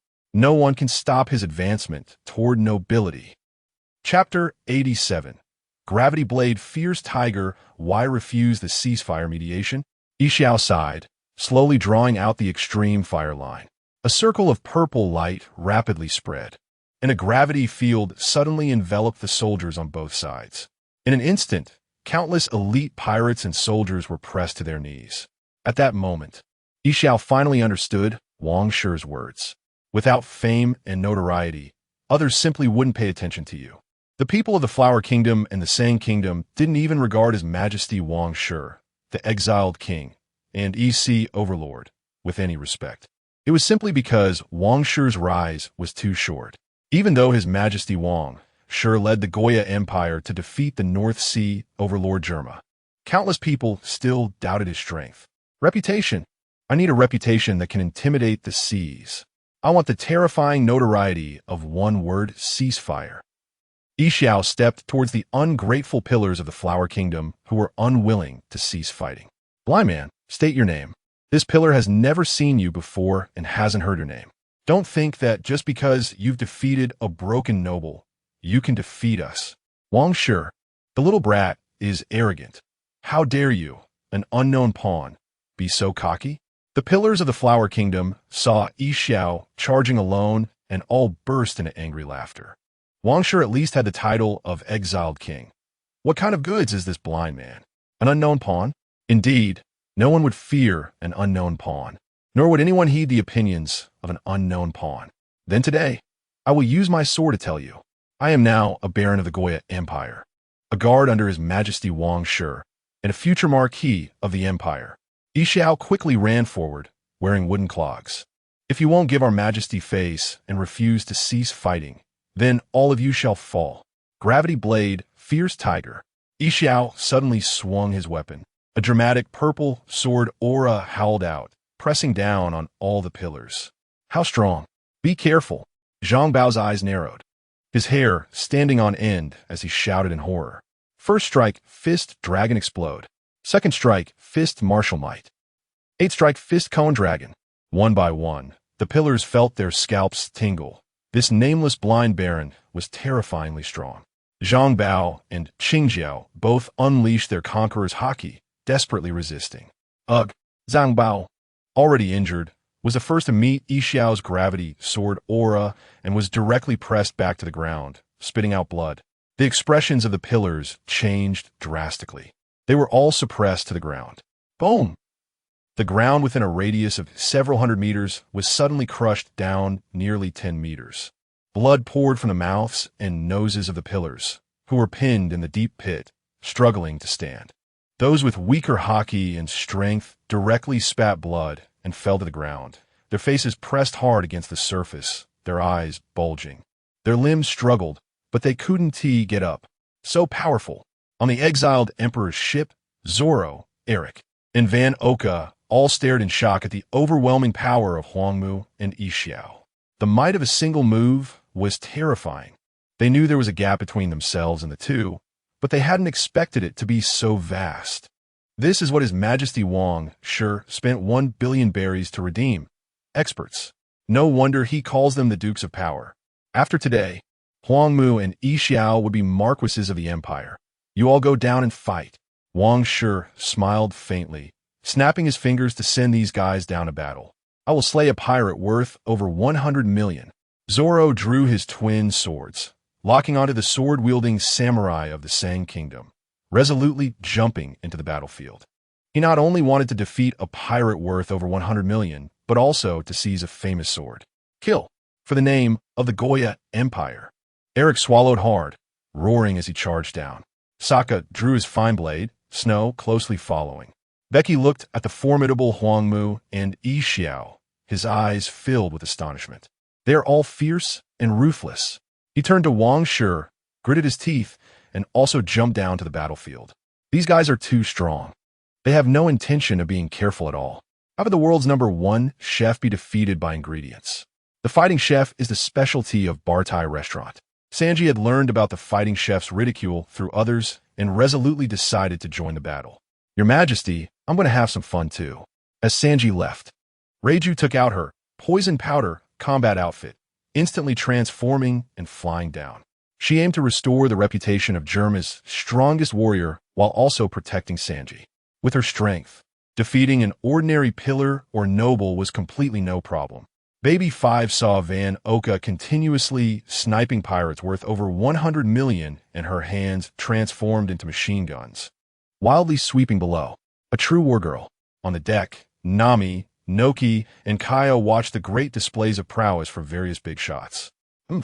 The ungrateful Flower Kingdom actually refuses His Majesty's mediation. They deserve to be flattened by Uncle Yi Xiao. Uncle Yi Xiao is so powerful. Huangmu is so ruthless, so many corpses.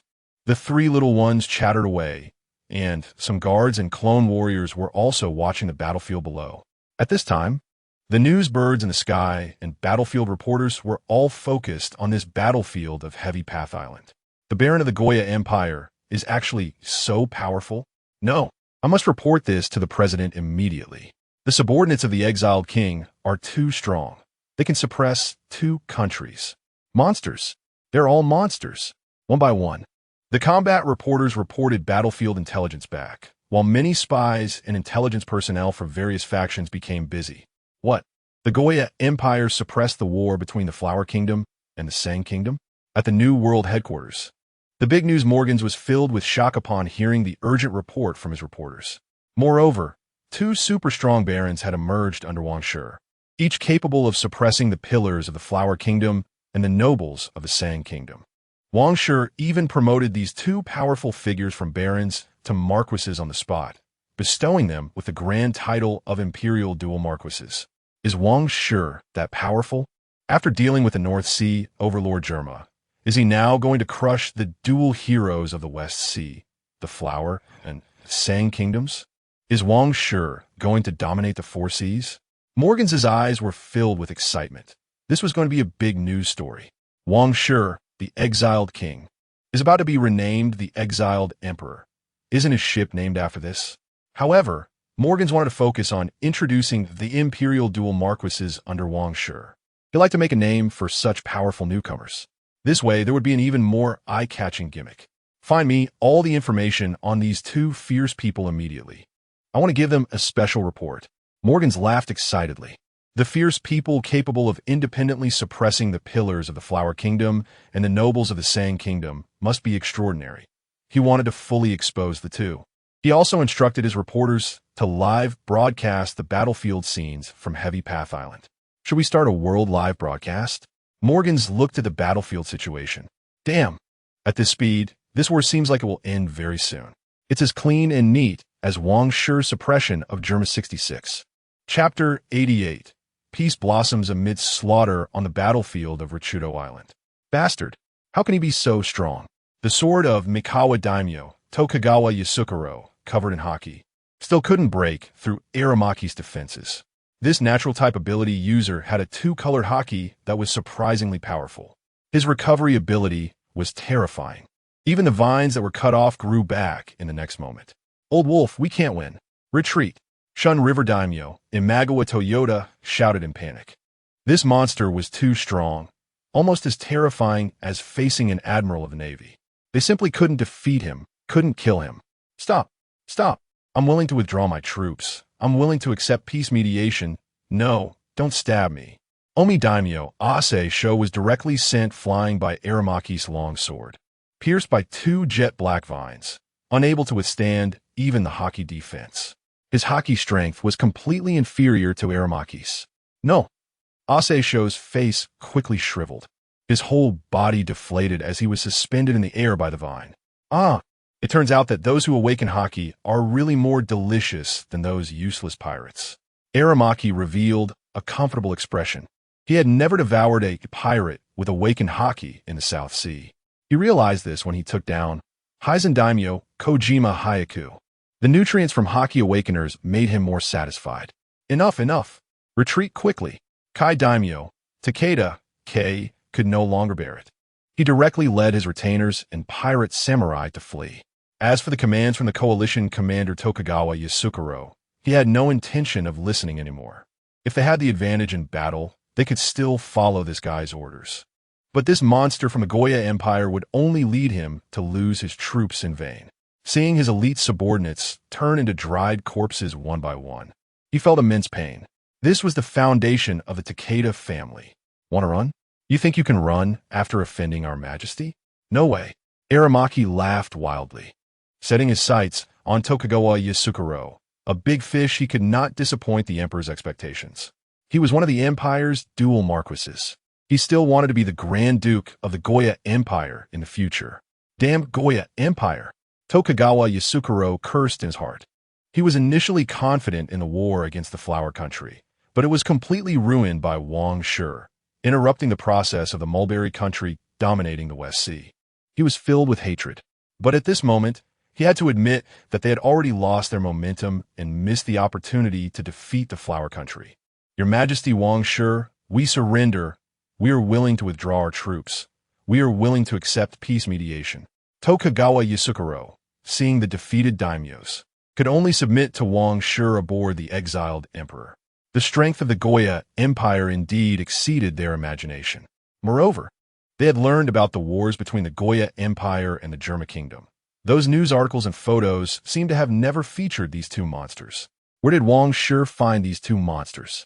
Fight if you want to fight, stop if you want to stop. Do you think I'm just anything? Wang Shi coldly stated. Now, the Goya Empire is also one of the warring countries. There will be no peace truce today, only surrender and reparations. Wang Shi coldly looked at the samurai from the Mulberry Country, who were in disarray due to Aramaki's attack. Surrender? Impossible. The Mulberry Country never surrenders. Tokugawa Yasukaro shouted angrily, filled with fury and murderous intent. Even the pillars and naval forces of the Flower Country, upon hearing Wang Shi's words, tried to suppress their desire to accept mediation. As the strongest pirate allied nation in the West Sea, they could not surrender. This was their pride. Then let us continue fighting. Wang Shi's eyes burned with intensity as he spoke indifferently. You, the East Sea Emperor, want to plant your flag in the West Sea? The celestial dragons will not allow you to do so. Tokugawa Yasukuro gritted his teeth in hatred, unable to fathom what benefits Wang Shi could gain from stirring this trouble. Now he understood. Surrender and reparations. That was what Wang Shi wanted, right? I gave you a chance, but you didn't seize it properly. Since we have acted, reparations cannot be avoided. Wang Shi revealed a mocking smile. Besides gaining fame, he wanted to squeeze these two pirate allied nations dry. These two pirate kingdoms had a legacy spanning hundreds of years, with deep foundations. He had to make a big profit this time. Bang! Just as Wang Shi finished speaking, a bullet rapidly passed through his head. Ah, I got you. I used sea stone bullets. Wang Shi, you're doomed. Even if you're the exiled king, you must die. In a ruined building, a pirate samurai dressed in camouflage jumped up excitedly, laughing maniacally while holding a sniper rifle. Bang, bang, bang. The mad laughter of this pirate samurai abruptly stopped, blood gushing from his forehead, neck, and heart as he collapsed with a thud. Fan Oka's expression was extremely cold. He looked at Wang Shi with concern. Countless people suddenly turned to look at the shot Wang Shi. Tokugawa Yasukuro's eyes were filled with wild joy. But upon seeing that no blood spattered and Wang Shi was unharmed, he could only curse the useless sniper in his heart. At the same time, he felt even more terrified of Wang Shi's strength as the exiled king. How could even sea stone bullets not ambush him? What kind of ridiculous ability was this? Wang Shi scanned the surroundings expressionlessly, revealing a carefree smile. It seems I'm not dead. All you pillars and daimyos, looking a bit unhappy. Wang Shi showed his white teeth. But this smile made countless people on the battlefield feel a chill from their souls. Nami, you all close your eyes obediently. Wang Shi raised his hand, and an invisible domain instantly expanded. Oh no, the exiled king is about to get angry. No, I don't want to disappear. I don't want to be exiled. Run. Countless pirate samurai fled in terror. The farther the better. They had to escape Wang Shi's ability range. They even cursed the sniper who ambushed Wang Shi. If you can't do it well, don't do it at all. One by one, the pillars and daimyos erupted their haki, entering a state of full-body haki blackening. Those who couldn't achieve full-body haki defense could only protect their heads and vital organs, their bodies tensed up immensely. It was impossible to say they weren't afraid. After all, the exiled king's reputation had already been validated by the strongest warriors of Germa. When the emperor is enraged, millions fall, rivers run red with blood. Domain, time break. Wang Shi snapped his fingers expressionlessly. Countless fleeing pirate samurai had their heads vanish in an instant, spraying fountains of blood, continuing to run several steps before collapsing with a thud. Even the legs of a pirate daimyo without haki defense vanished in an instant, and screams echoed through the sky. This horrifying scene was 100 times more terrifying than direct exile. In an instant, the entire battlefield froze, fear spreading rapidly. Peace blossoms amid slaughter. The fountain of blood like flowers before dawn. Wang Shi looked at the spraying blood and the fearful soldiers of the two countries, softly murmuring. In this world, slaughter and fists could quickly quiet these fools and make them listen to him properly. Chapter 89. Capturing the pillars of two nations and renowned figures. Damn. Tokugawa Yasuke watched as his family subordinates turned into headless corpses, filled with anger and fear. Wang Shi actually dared to conduct such a brutal massacre. This uncontrollable ability to exile was terrifying. What was most infuriating was that Wang Shi was specifically targeting the samurai of the Kingdom of Sanga. While the death toll of the maritime forces of the Kingdom of Han was so low, the wrath of His Majesty is indeed terrifying. Even Aramaki was taken aback. This shocking slaughter was even more intimidating than his piercing of the dead body. Sigh. Yishao felt the disappearance of so many life forces and sighed as he sheathed his sword. He knew that Wang Shi's move was enough to scare both nations. The effect of halting the war was immediate. However, the death toll was a bit too high, which made Yishao feel somewhat reluctant. Nevertheless, Those pirates from the kingdom of Sanga dared to target His Majesty Wang Shi. Their deaths were not to be regretted. His Majesty Wang Shi had already attempted peaceful mediation, but both nations refused. On the quiet battlefield, a sudden clear sound of clicking cameras rang out. Some reckless war correspondents were crazily taking photos, whether of the imposing Wang Shi or the headless corpses scattered everywhere. Big news. Absolutely big news. No one expected the strength of Wang Shi, the king of exile, to reach such a level. It was initially thought that the two newly emerging imperial dual marquises would dominate the headlines. But this His Majesty Wang Shi seemed even more ferocious. The war was not over. Capture them. Wang Shi ignored the war correspondents and directly ordered everyone, even the garrison troops aboard the exile emperor's flagship, and the clone soldiers landed on Zhongtu Island to join this brutal battle. Ahaha! At your command, my majesty. Wang Shi's strength and ruthlessness elevated Aramaki's admiration to its peak. He loved this decisive and domineering lord. Wasn't this 1,000 times stronger than King Taya? Joining the Goya Empire and following His Majesty Wang Shi was the luckiest thing in his life. Aramaki's offensive became more ferocious, quickly taking down the frightened pirate lords. The unfortunate lord who had his legs exiled by Wang Shi was directly drained into a dry corpse by Aramaki. I hope everyone will no longer resist. Yishao slammed his sword on the ground, and as the purple halo spread, a gravity field once again crushed the pillars of the kingdom of Han. The casualties of this war had already been substantial. If these pillars still looked down on the situation, they wouldn't even need His Majesty Wang Shi to take action. Yishao would have to teach these oblivious pillars of the kingdom of Han a harsh lesson. The Goya Empire was indeed so strong. No wonder it was the overlord of the East Sea. Zhang Bao's nose and mouth bled continuously, and his tense fists reluctantly loosened. Yishao and Aramaki, these two fierce individuals, had already made it impossible for them to eat. Now, there was also a ruthless Goya emperor. They had no chance left. So strong. The green pepper of the spear did not want to surrender at this moment. After all, he was a man who dared to fight Iron Fist Carp. However, seeing his terrified maritime forces, he had to give up resistance for the sake of his subordinates' lives. After all, no one knew if Wang Shi's next massacre would target the maritime forces of the Kingdom of Han. Thankfully, that fool from the Kingdom of Sanga had ambushed Wang Shi. Otherwise, they would not know how many soldiers would die at Wang Shi's hands. The second pillar, He Chong, was greatly shocked by Wang Shi's decapitation massacre. If it weren't for the pirates of the Kingdom of Sanga angering Wang Shi, this move might have fallen upon them as well. Commander, for the sake of our sons, we cannot resist any longer. Green Pepper, put away your bad temper. If my soldiers are slaughtered, my 6 treasure maritime forces and your 8 treasure maritime forces will not rest until one side is dead. One by one, the pillars had completely lost their temper. The terrifying strength of the Goya Empire's dual marquises was too frightening. If they continued to resist, their subordinates would definitely be wiped out. And even these pillars might not be able to escape. I understand.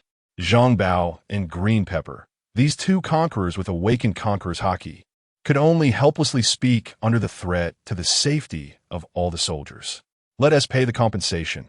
Our sons' lives are more important. He Chong sighed, not expecting their war with the Kingdom of Sanga to turn out like this. Everyone, this doesn't seem to be all bad. The Kingdom of Sanga has suffered heavy losses this time, and we can recover our losses at the hands of the Kingdom of Sanga.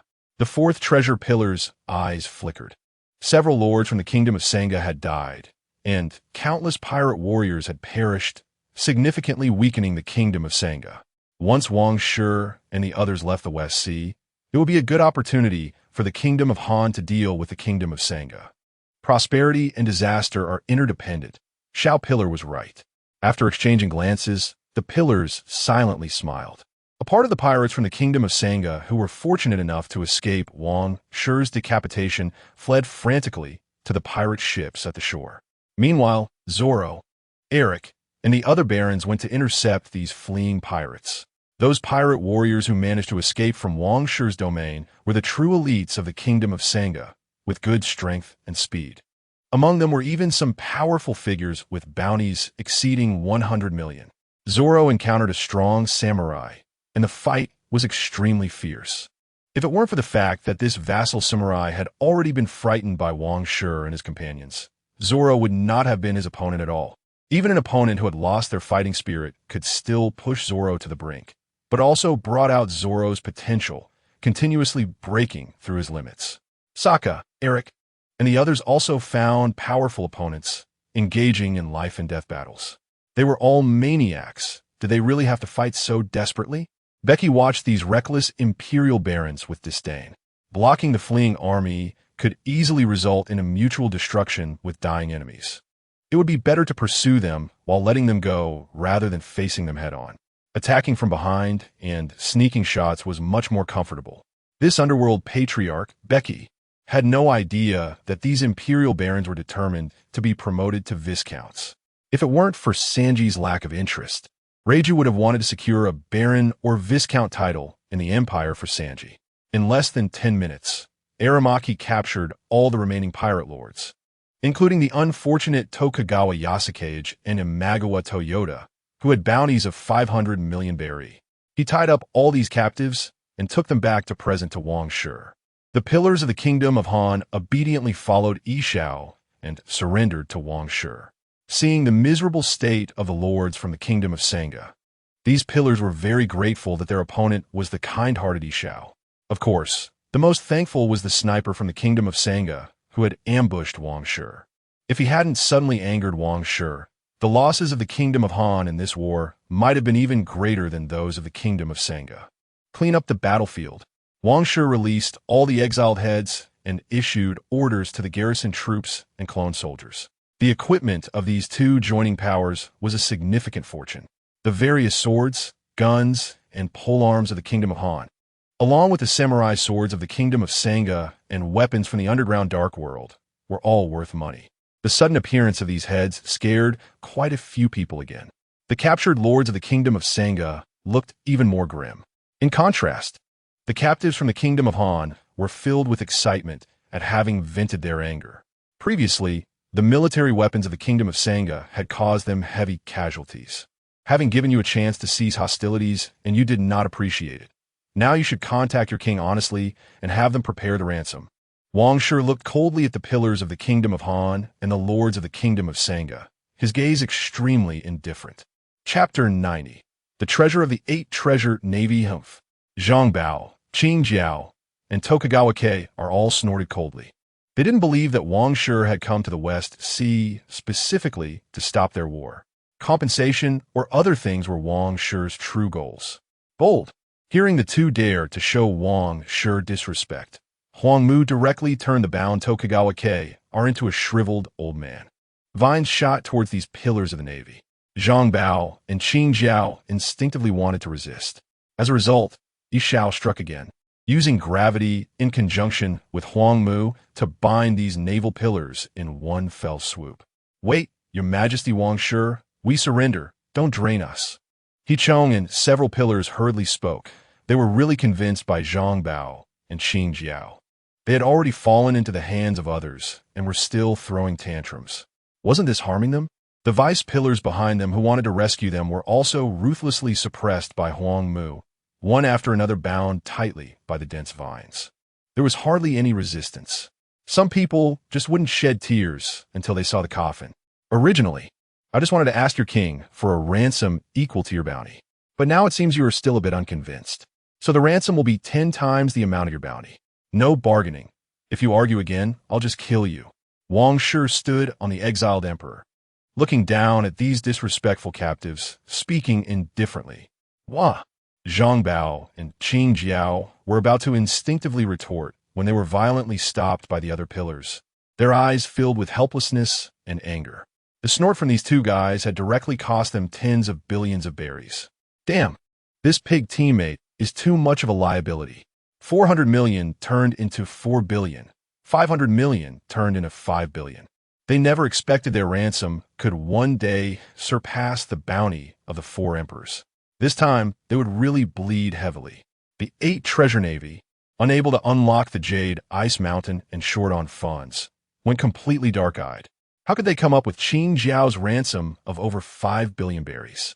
No money. Just a life. You can kill me. Just spare my 8 treasure navies, man. Qin Jiao couldn't help but shout. He knew that his grandson Kai, he definitely couldn't come up with this ransom. This old man was no longer worth that price. It would be better to let Kai, he save some money and develop the 8 treasure navy. Shut up. Qin Jiao. The king will help you gather this money. We will help you. Zhang Bao also spoke, shouting in anger. Commander. Qin Jiao's eyes were filled with helplessness. He never expected that this great pirate would one day be troubled by money issues. It seems you really aren't afraid of death. But I will make you wish you were dead. I heard that your 8 treasure navy has a treasure in the ice mountain. We want that treasure. Wang Shi revealed an evil smile. The jade ice mountain and the pointed head were Qin Jiao's lifelong obsession. After Carp dented Qin Jiao's pointed head, Wang Shi took away Qin Jiao's treasure. Who knows if this guy would collapse? Impossible. The jade ice mountain is a treasure passed down through our family for generations. You can't take it. Qin Jiao was suddenly anxious. The jade ice mountain was crucial for the rise of the 8 treasure navy and absolutely could not be lost. Whether you can open it or not is none of your concern. Bring a member of the 8 treasure navy to take us to your treasure site. You, if you don't want Qin Jiao to die, obediently take us there. Wang Shi chuckled lightly, directly pointing out old Kai, the vice pillar of the 8 treasure navy. No, Kai E. That treasure is the money our family has saved for hundreds of years. It is the hope of the 8 treasure navy's return to glory. If you dare take them, I will die in front of you. Qin Jiao panicked.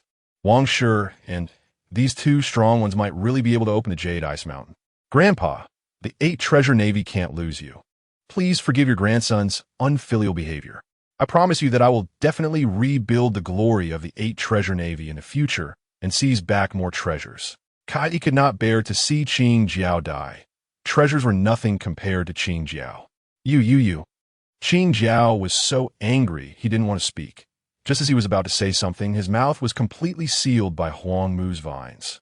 Huang Mu, you keep an eye on them here and have their country bring the ransom over. Yishao, come with me to dig for treasures. Wang Shi immediately began arranging tasks and called back Becky and some clone soldiers. Understood. I will definitely keep an eye on them, for your majesty. Huang Mu grinned, directly starting to drain these pillars one round to thoroughly weaken their combat power to prevent them from causing trouble after Wang Shi and Yishao left. Wang Shi did not comment on Huang Mu's actions. Instead, he gave a thumbs up in approval. Yishao took Kai E onto the exiled emperor, and Becky and some clone soldiers also returned to the ship. See, die Fatreso. Wang Shi led a portion of people directly away from Chengtu Island, quickly heading to the treasure site of the 8 treasure navy. Even the Empress Lei Jio and the money-loving Baron Eric did not board the ship. On the ship, Van Oka, Baby 5, and the 3 little girls, Nami, instead left with the ship. Watching the departing airship, Qin Jiao could only wail. But soon, this old fat man was drained into a thin person by the joyful Huang Mu, losing the strength to speak. Huang Mu picked a vice pillar, had him call the king of the flower country, and had a shriveled daimyo call the general of the mulberry country, demanding that these 2 kings send the ransom over immediately. Otherwise, he would eat all the pillars and daimyos, ending it all. Zoro and the others were still engaged in fierce battles. And with the modified warrior Lei Jio watching, no one faced a death crisis. Seeing Wang Shi leave, a reckless war correspondent, trembling, walked up to Huang Mu and began filming and interviewing. A marquis of an empire shouldn't make things difficult for a journalist, right? And Huang Mu's eyes lit up at the prospect of such a publicity opportunity.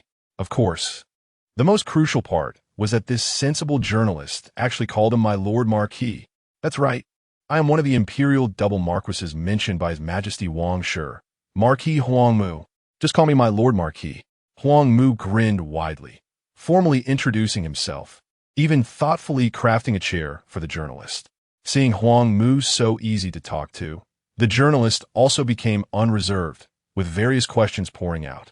Huang Mu actively answered, describing his encounter with Wang Shi as a touching meeting of sovereign and minister. Finally, under the journalist's probing, Huang Mu casually introduced Yishao, another of the imperial double marquises. Huang Mu also talked about the path to nobility in the Goya Empire. welcoming powerful individuals from all over the world to come to the Goya Empire and follow His Majesty Wang Shi. Now it was likely that even Wang Shi had not expected that Huang Mu's big mouth would inadvertently, through the journalist, kickstart a world recruitment for the Goya Empire. When the journalist news was released the next day, who knows how many nameless strong individuals, unwilling to become pirates and dissatisfied with the slow promotions in the Navy, would flock to the East Sea Goya Empire seeking a lordship. Many wandering strong individuals and bounty hunters also longed to become lords of a nation, seeking a stable, noble path for their descendants. 2 chapters for tonight. Chapter 91, call out Lord Marquis. To hear it, this fearless reporter, satisfied with his interview materials, left the brutal battlefield of Heavy Route Island. This big news is sure to make tomorrow's newspapers sell like hotcakes. The terrifying exile king, the powerful imperial twin marquises. The Eastern Sea Empire continuously suppressing the North Sea overlord and West Sea duo. The Goya Empire, the strongest nation of the 4 seas, is rising like a blazing sun across the sky, dominating the 4 seas. After safely sending off the reporter with a polite demeanor, Huang Mu felt extremely pleased, just waiting for tomorrow's fame to spread throughout the world. With nowhere to vent his energetic spirit, Huang Mu directly joined the battlefield to clean up, forcefully eliminating Zoro, Eric, Sokka, and Sanji, who were still engaged in fierce battles for the ship. The entire Heavy Route Island War officially declared an end. A large number of pirate ships and naval warships were seized. Countless Flower Country naval forces and the remaining pirate samurai from the Sang Country were captured. Eric led the remaining clone soldiers and the garrison, frantically collecting treasures and supplies from these warships. After the snail ship arrived at Heavy Route Island, the clone soldiers on board also joined the cleanup work of seizing weapons. Whether it was the dead samurai from Sang Country or the surrendering naval forces from Flower Country, all weapons and money were seized clean. There was also a portion of unused underground world arms. Now, everything on Heavy Route Island is the spoils of the Goya Empire. Aha! Zoro, not bad. You took down a pirate warrior with a bounty of over 100 million. Congratulations on becoming a Viscount of the Empire. But I'm already a Marquis of the Empire. Hurry, hurry, call out Lord Marquis to hear it. Huang Mu looked at Zoro, who was wrapped in bandages, and laughed proudly. After Wang Shi and Yi Xiao left, apart from Lei Jiao, the imperial concubine, he was the highest-ranking official as a Marquis. Yesterday, everyone was barons, and he didn't add honorifics. Huang Mu couldn't care less. But today, he is already a Marquis of the Empire, suppressing these barons and viscounts by 2 or 3 ranks. Shouldn't they come and call him Lord Marquis? If I were your age, cutting down these pirates with bounties of 500 million or 1 billion would be a piece of cake. Just give me a few years, and I'll catch up with you. Looking at the proud Huang Mu, Zoro snorted lightly. It was indeed very difficult for him to defeat a pirate with a bounty of over 100 million. Besides his recent significant progress, it was also because this enemy had lost morale and was eager to escape, which gave Zoro the opportunity to defeat him. Under normal circumstances, Zoro would probably have to risk half his life and might not even defeat the opponent. As a fledgling swordsman, his experience and foundation were still a bit weak. Fortunately, he had received guidance and teaching from powerful swordsmen like Diamante, Bogart, and Yi Xiao, allowing his strength to grow quickly. Congratulations, Marquis Huang Mu. From now on, Lord Huang Mu will be one of the twin marquises of our Goya Empire. Congratulations, congratulations. Eric, the old hand, was very understanding, happily congratulating Huang Mu and giving him plenty of face, satisfying Huang Mu's vanity. You really understand, Baron Eric? I will protect you in the future. It doesn't matter that you didn't get promoted this time. I will personally guide your hockey training, and next time I guarantee you will succeed in your promotion. Huang Mu patted Eric's shoulder with satisfaction. As for Zoro, that young green-haired guy, let him follow Yi Xiao, that good person, to mix in. Zoro, I still fell behind a step after all. Sokka, also covered in bandages, had almost been killed defeating a pirate with a bounty of 50 million. Zoro actually managed to take down a pirate with a bounty of over 100 million and even comprehended the iron-cutting realm, which made him feel a bit uncomfortable. My training intensity is 5 times yours. Zoro, despite his injuries, started drinking, casually responding, but there was indeed a hint of a smile at the corner of his mouth. He had indeed become stronger. As expected, the choice to follow Wang Shi to sea was not wrong. He quickly encountered strong figures like Diamante, Bogart, and Ishao. If he were still mixed up in the one-heart dojo and the EC, he would probably still be a frog at the bottom of a well, completely unable to see the huge gap between himself and the world's greatest swordsman. But now he found his own path. Kuina, wait for me. I will carry your and my dreams, step by step, to reach the position of the world's greatest swordsman. I will catch up with you. The silver-haired Sokka's eyes held a firm determination. Logically, his growth was significant too, but compared to these monsters, he was really far behind. However, when he followed His Majesty Wang Shi, he never expected he could take down a great pirate with a bounty of 50 million so quickly. This was 2.5 times the highest bounty of 20 million in the EC. It's just absurd to think about. If teacher Gung Shiro and the other junior brothers and sisters knew, they would definitely be shocked. But compared to Zoro, Uncle Ishao, and Uncle Huangmu, a 50 million bounty pirate was simply a small fry. Sanji, if you're not used to it, don't force yourself next time. After all, your dream is to be a chef, not to fight. Leiju looked to her pale-faced brother with a hint of pity. Her war machine did not feel much about the brutal battlefield. After all, having followed the evil Germa army in their conquests, she had experienced many such large-scale wars. She had even seen Judge and her 3 brothers slaughter small countries and islands, with casualties more terrifying than this battlefield. No need to say more, Leiju. I will overcome it. In the future, I will be stronger than all ingredients. Sanji trembled slightly as he lit a cigarette, taking a deep puff, his gaze gradually firming up. Moreover, this time they were fighting against 2 pirate kingdoms, not ordinary civilians. Be more spirited, and make sure to complete the tasks assigned by the Emperor perfectly. Huangmu looked at those withered beams and lords, even thinking of draining the life out of those deputy beams and vassals. People could be spared to be used for ransom exchange, but they must be left with the deepest lesson, and his infamous reputation must be engraved in their minds. Thinking of this, Huangmu unleashed countless vines, sucking these people in, making them even less inclined to resist. After learning about the situation on Heavy Route Island, everyone in the Flower Country and Sang Country was shocked. The king of the Flower Country and the general of the Sang Country could only urgently gather ransom and assemble the remaining pillars and lords left in the country to rescue their people. No one expected that their war would be suppressed by the Goya Empire from the EC. Even their people were captured all at once. Has the strength of the Goya Empire already become so strong? Strong enough to defeat 2 countries with 1 nation, while the 2 countries were in chaos. A warship sailed towards the territory of the 8 Treasure Navy. The warship floating in the air landed back on the water, sailing obediently. Because the distance was a bit far, Ishao's gravity fruit ability was not as overpowered as the floating fruit ability of Gold Lion Shiki. It required continuous physical strength consumption to maintain the weightless state, unlike the floating fruit's rule power, which could float permanently. Chapter 92. The Treasure of the Iceberg, a day later. The Kingdom of Flowers and the Kingdom of Mulberry were still busy raising funds for the exorbitant ransom among various naval families and feudal lords. After all, hundreds of billions in ransom could not be covered by the king and general alone. The various families and factions wrangled for a long time before gradually gathering that much money. It wasn't until the morning news bird arrived that they saw the detailed reports, realizing the might of the Goya Empire, which sped up the process of raising the funds completely. They completely extinguished the thought of rescuing people without paying. This news also prompted major forces around the world to reassess the strength of the Goya Empire. The exiled king, Wang Shi, was given a new title by Morgans, the exiled emperor, whose power could instantly behead thousands of pirate warriors.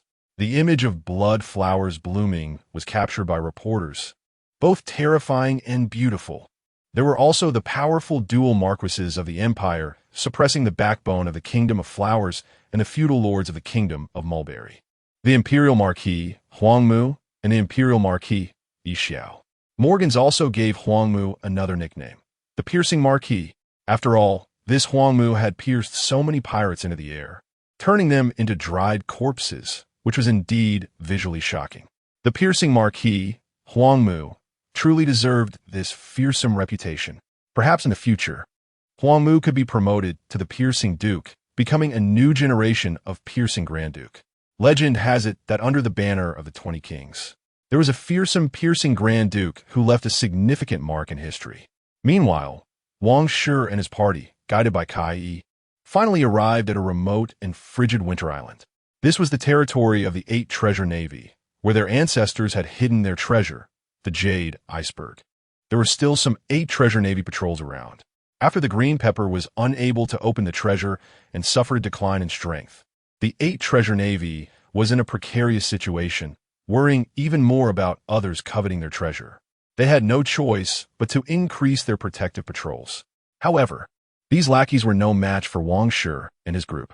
With a single display of Conqueror's hockey, he easily dispatched almost all of the patrol navy, and the remaining elite warriors were exiled by Wang Shi. He didn't even have time to plead for mercy. "Don't worry, once we take the treasure, I will release them all." Seeing the flustered Wang Shi spoke lightly and directly led the group onto the island. Kai could only grit his teeth and continue leading the way. They only came with one ship, even if it's filled to the brim. They can't take all the treasure. It's that guy who can float ships. Damn it, I wonder how much he can float. If only they can't open the Jade Iceberg. Leading the way, Kai felt a bit reluctant to part with his family's treasure. After all, the 8 Treasure Navy needed this money to develop. But his grandfather Green Pepper's life was more important. Now, Kai could only hope that these guys wouldn't be able to take all the treasure, leaving some funds for the 8 Treasure Navy. Treasure. Treasure. How exciting. Nami, dressed in thick winter clothes, exhaled white mist, her eyes gleaming with the shape of belly coins. Her expression incredibly excited. She couldn't help but wonder how much money a treasure that the emperor was concerned about would contain. After all, even the 10 billion belly to ransom Huang Mu and Yi Xiao seemed very casual, as if they didn't care about such small change. Yet she had been out at sea for many years and still hadn't managed to gather even 1 billion belly. The several hundred years of foundation of the 8 Treasure Navy probably held treasures worth several trillion belly. Capone Beej's eyes flickered. Such a vast amount of money made even him very tempted. So that's why Wang Shi made him the captain of this transport fleet. Several trillion?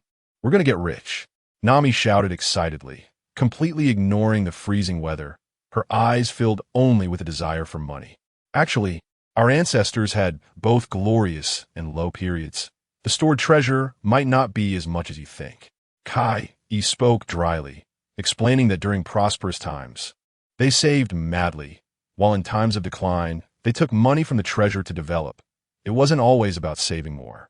If they had several trillion in treasure, then they would be rich. Even the world's richest, the Golden Emperor Tesoro, had only 500 billion belly in the treasury of the Gurin Tesoro. Many royal families and treasuries of allied nations couldn't even come up with 100 billion belly without mobilizing the entire country to collect and raise funds. Even several hundred billion would be good. Nami licked her lips. Even if there were only 100 billion, that would still be a huge fortune. A pirate family had plundered so much treasure. How much treasure had the world nobles, the celestial dragons, plundered from the entire world? Yi Xiao's face was filled with pity for the commoners. Just thinking about how his country had waged wars for the sake of the heavenly gold, ultimately leading to its downfall, made him feel even more repulsed and disgusted with those parasitic celestial dragons. The celestial dragons were demons sucking blood from the world's people. Wang Shi remained silent, merely urging Kai to lead the way faster. Before long, they arrived at a piece of ground that looked like a mirror of solid ice. "Your Majesty Wang Shi, below is our treasure site. The jade ice in this extreme weather is difficult to break even with normal armament hockey. Only our 8 Treasure Navy's ancestral 8-chong fist secret technique can open it." Kai cautiously addressed Wang Shi. Wondering if Wang Shi and his companions couldn't break the jade ice, would they eliminate him, the guide? If normal armament hockey can't break it, then we can use a stronger armament hockey. "Yi Xiao, cleave it for me." Wang Shi spoke lightly, combining Yi Xiao's supreme great knife with his thick armament hockey. If this couldn't be opened, wouldn't that mean Yi Xiao, a general-level powerhouse, was weaker than Green Pepper's armament hockey spike? Was Green Pepper's spike harder than the supreme great knife? Or was green pepper's armament Haki stronger than Yixiao's? Yes, your majesty. Yixiao slowly drew out the extreme Dao fire line, and the thick armament Haki instantly enveloped it, turning it into a pitch-black saber. One sword style, extreme tiger. Yixiao suddenly swung the knife down, and with a violent tremor, a sword scar hundreds of meters long cleaved a pit dozens of meters deep in Kai Yi's astonished eyes. The golden light radiated from the pit of ice. It's gold. So much gold. Nami shouted excitedly. If it weren't for the pit being too deep, she would have jumped down to embrace the captivating gold. Even baby 5. Noki Gao and Kaya were excitedly shouting. Beej and Van Auger's breaths quickened significantly. With just one strike?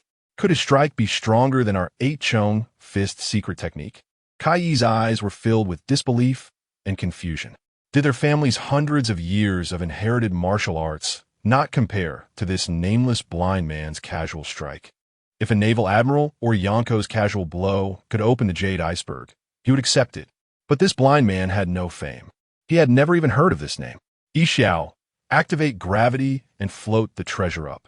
Wang Shi, seeing the mountain of golden treasures, narrowed his eyes and smiled. With Yixiao and Beej around, they could directly float and transport into storage without wasting time making their subordinates work hard to load and carry.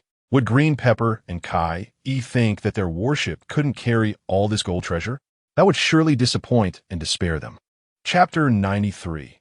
No one as handsome as me. Supplement. As a circle of purple light spread from the one-smile knife, the stacked treasures in the giant ice pit trembled. In the next moment, an endless stream of golden treasures surged out rapidly, like an inverted ocean current from the upside-down mountain. So much gold. We're rich. Nami's eyes turned into red hearts, completely captivated by the floating gold. Becky, open your brain door and start collecting. Wang Shi casually commanded, reaching out to grab a gleaming ancient gold coin from the floating mountain of treasures. Yes, your majesty. Becky took off his hat and directly opened a large skylight on top of his head. Under One Smile's control, the floating mountain of gold poured into Becky's brain door like a funnel. This. Kai Yi was left in despair, slumped on the ice surface by the actions of Wang Shi's subordinates. They actually had a space-type devil fruit user. It's over. Not only did they cut open the gem ice mountain with one strike, but they were also about to wipe out the Baibao Water Army's family treasures. Just a moment ago, he foolishly thought that a battleship couldn't possibly hold all their family treasures. But now he was left in tears,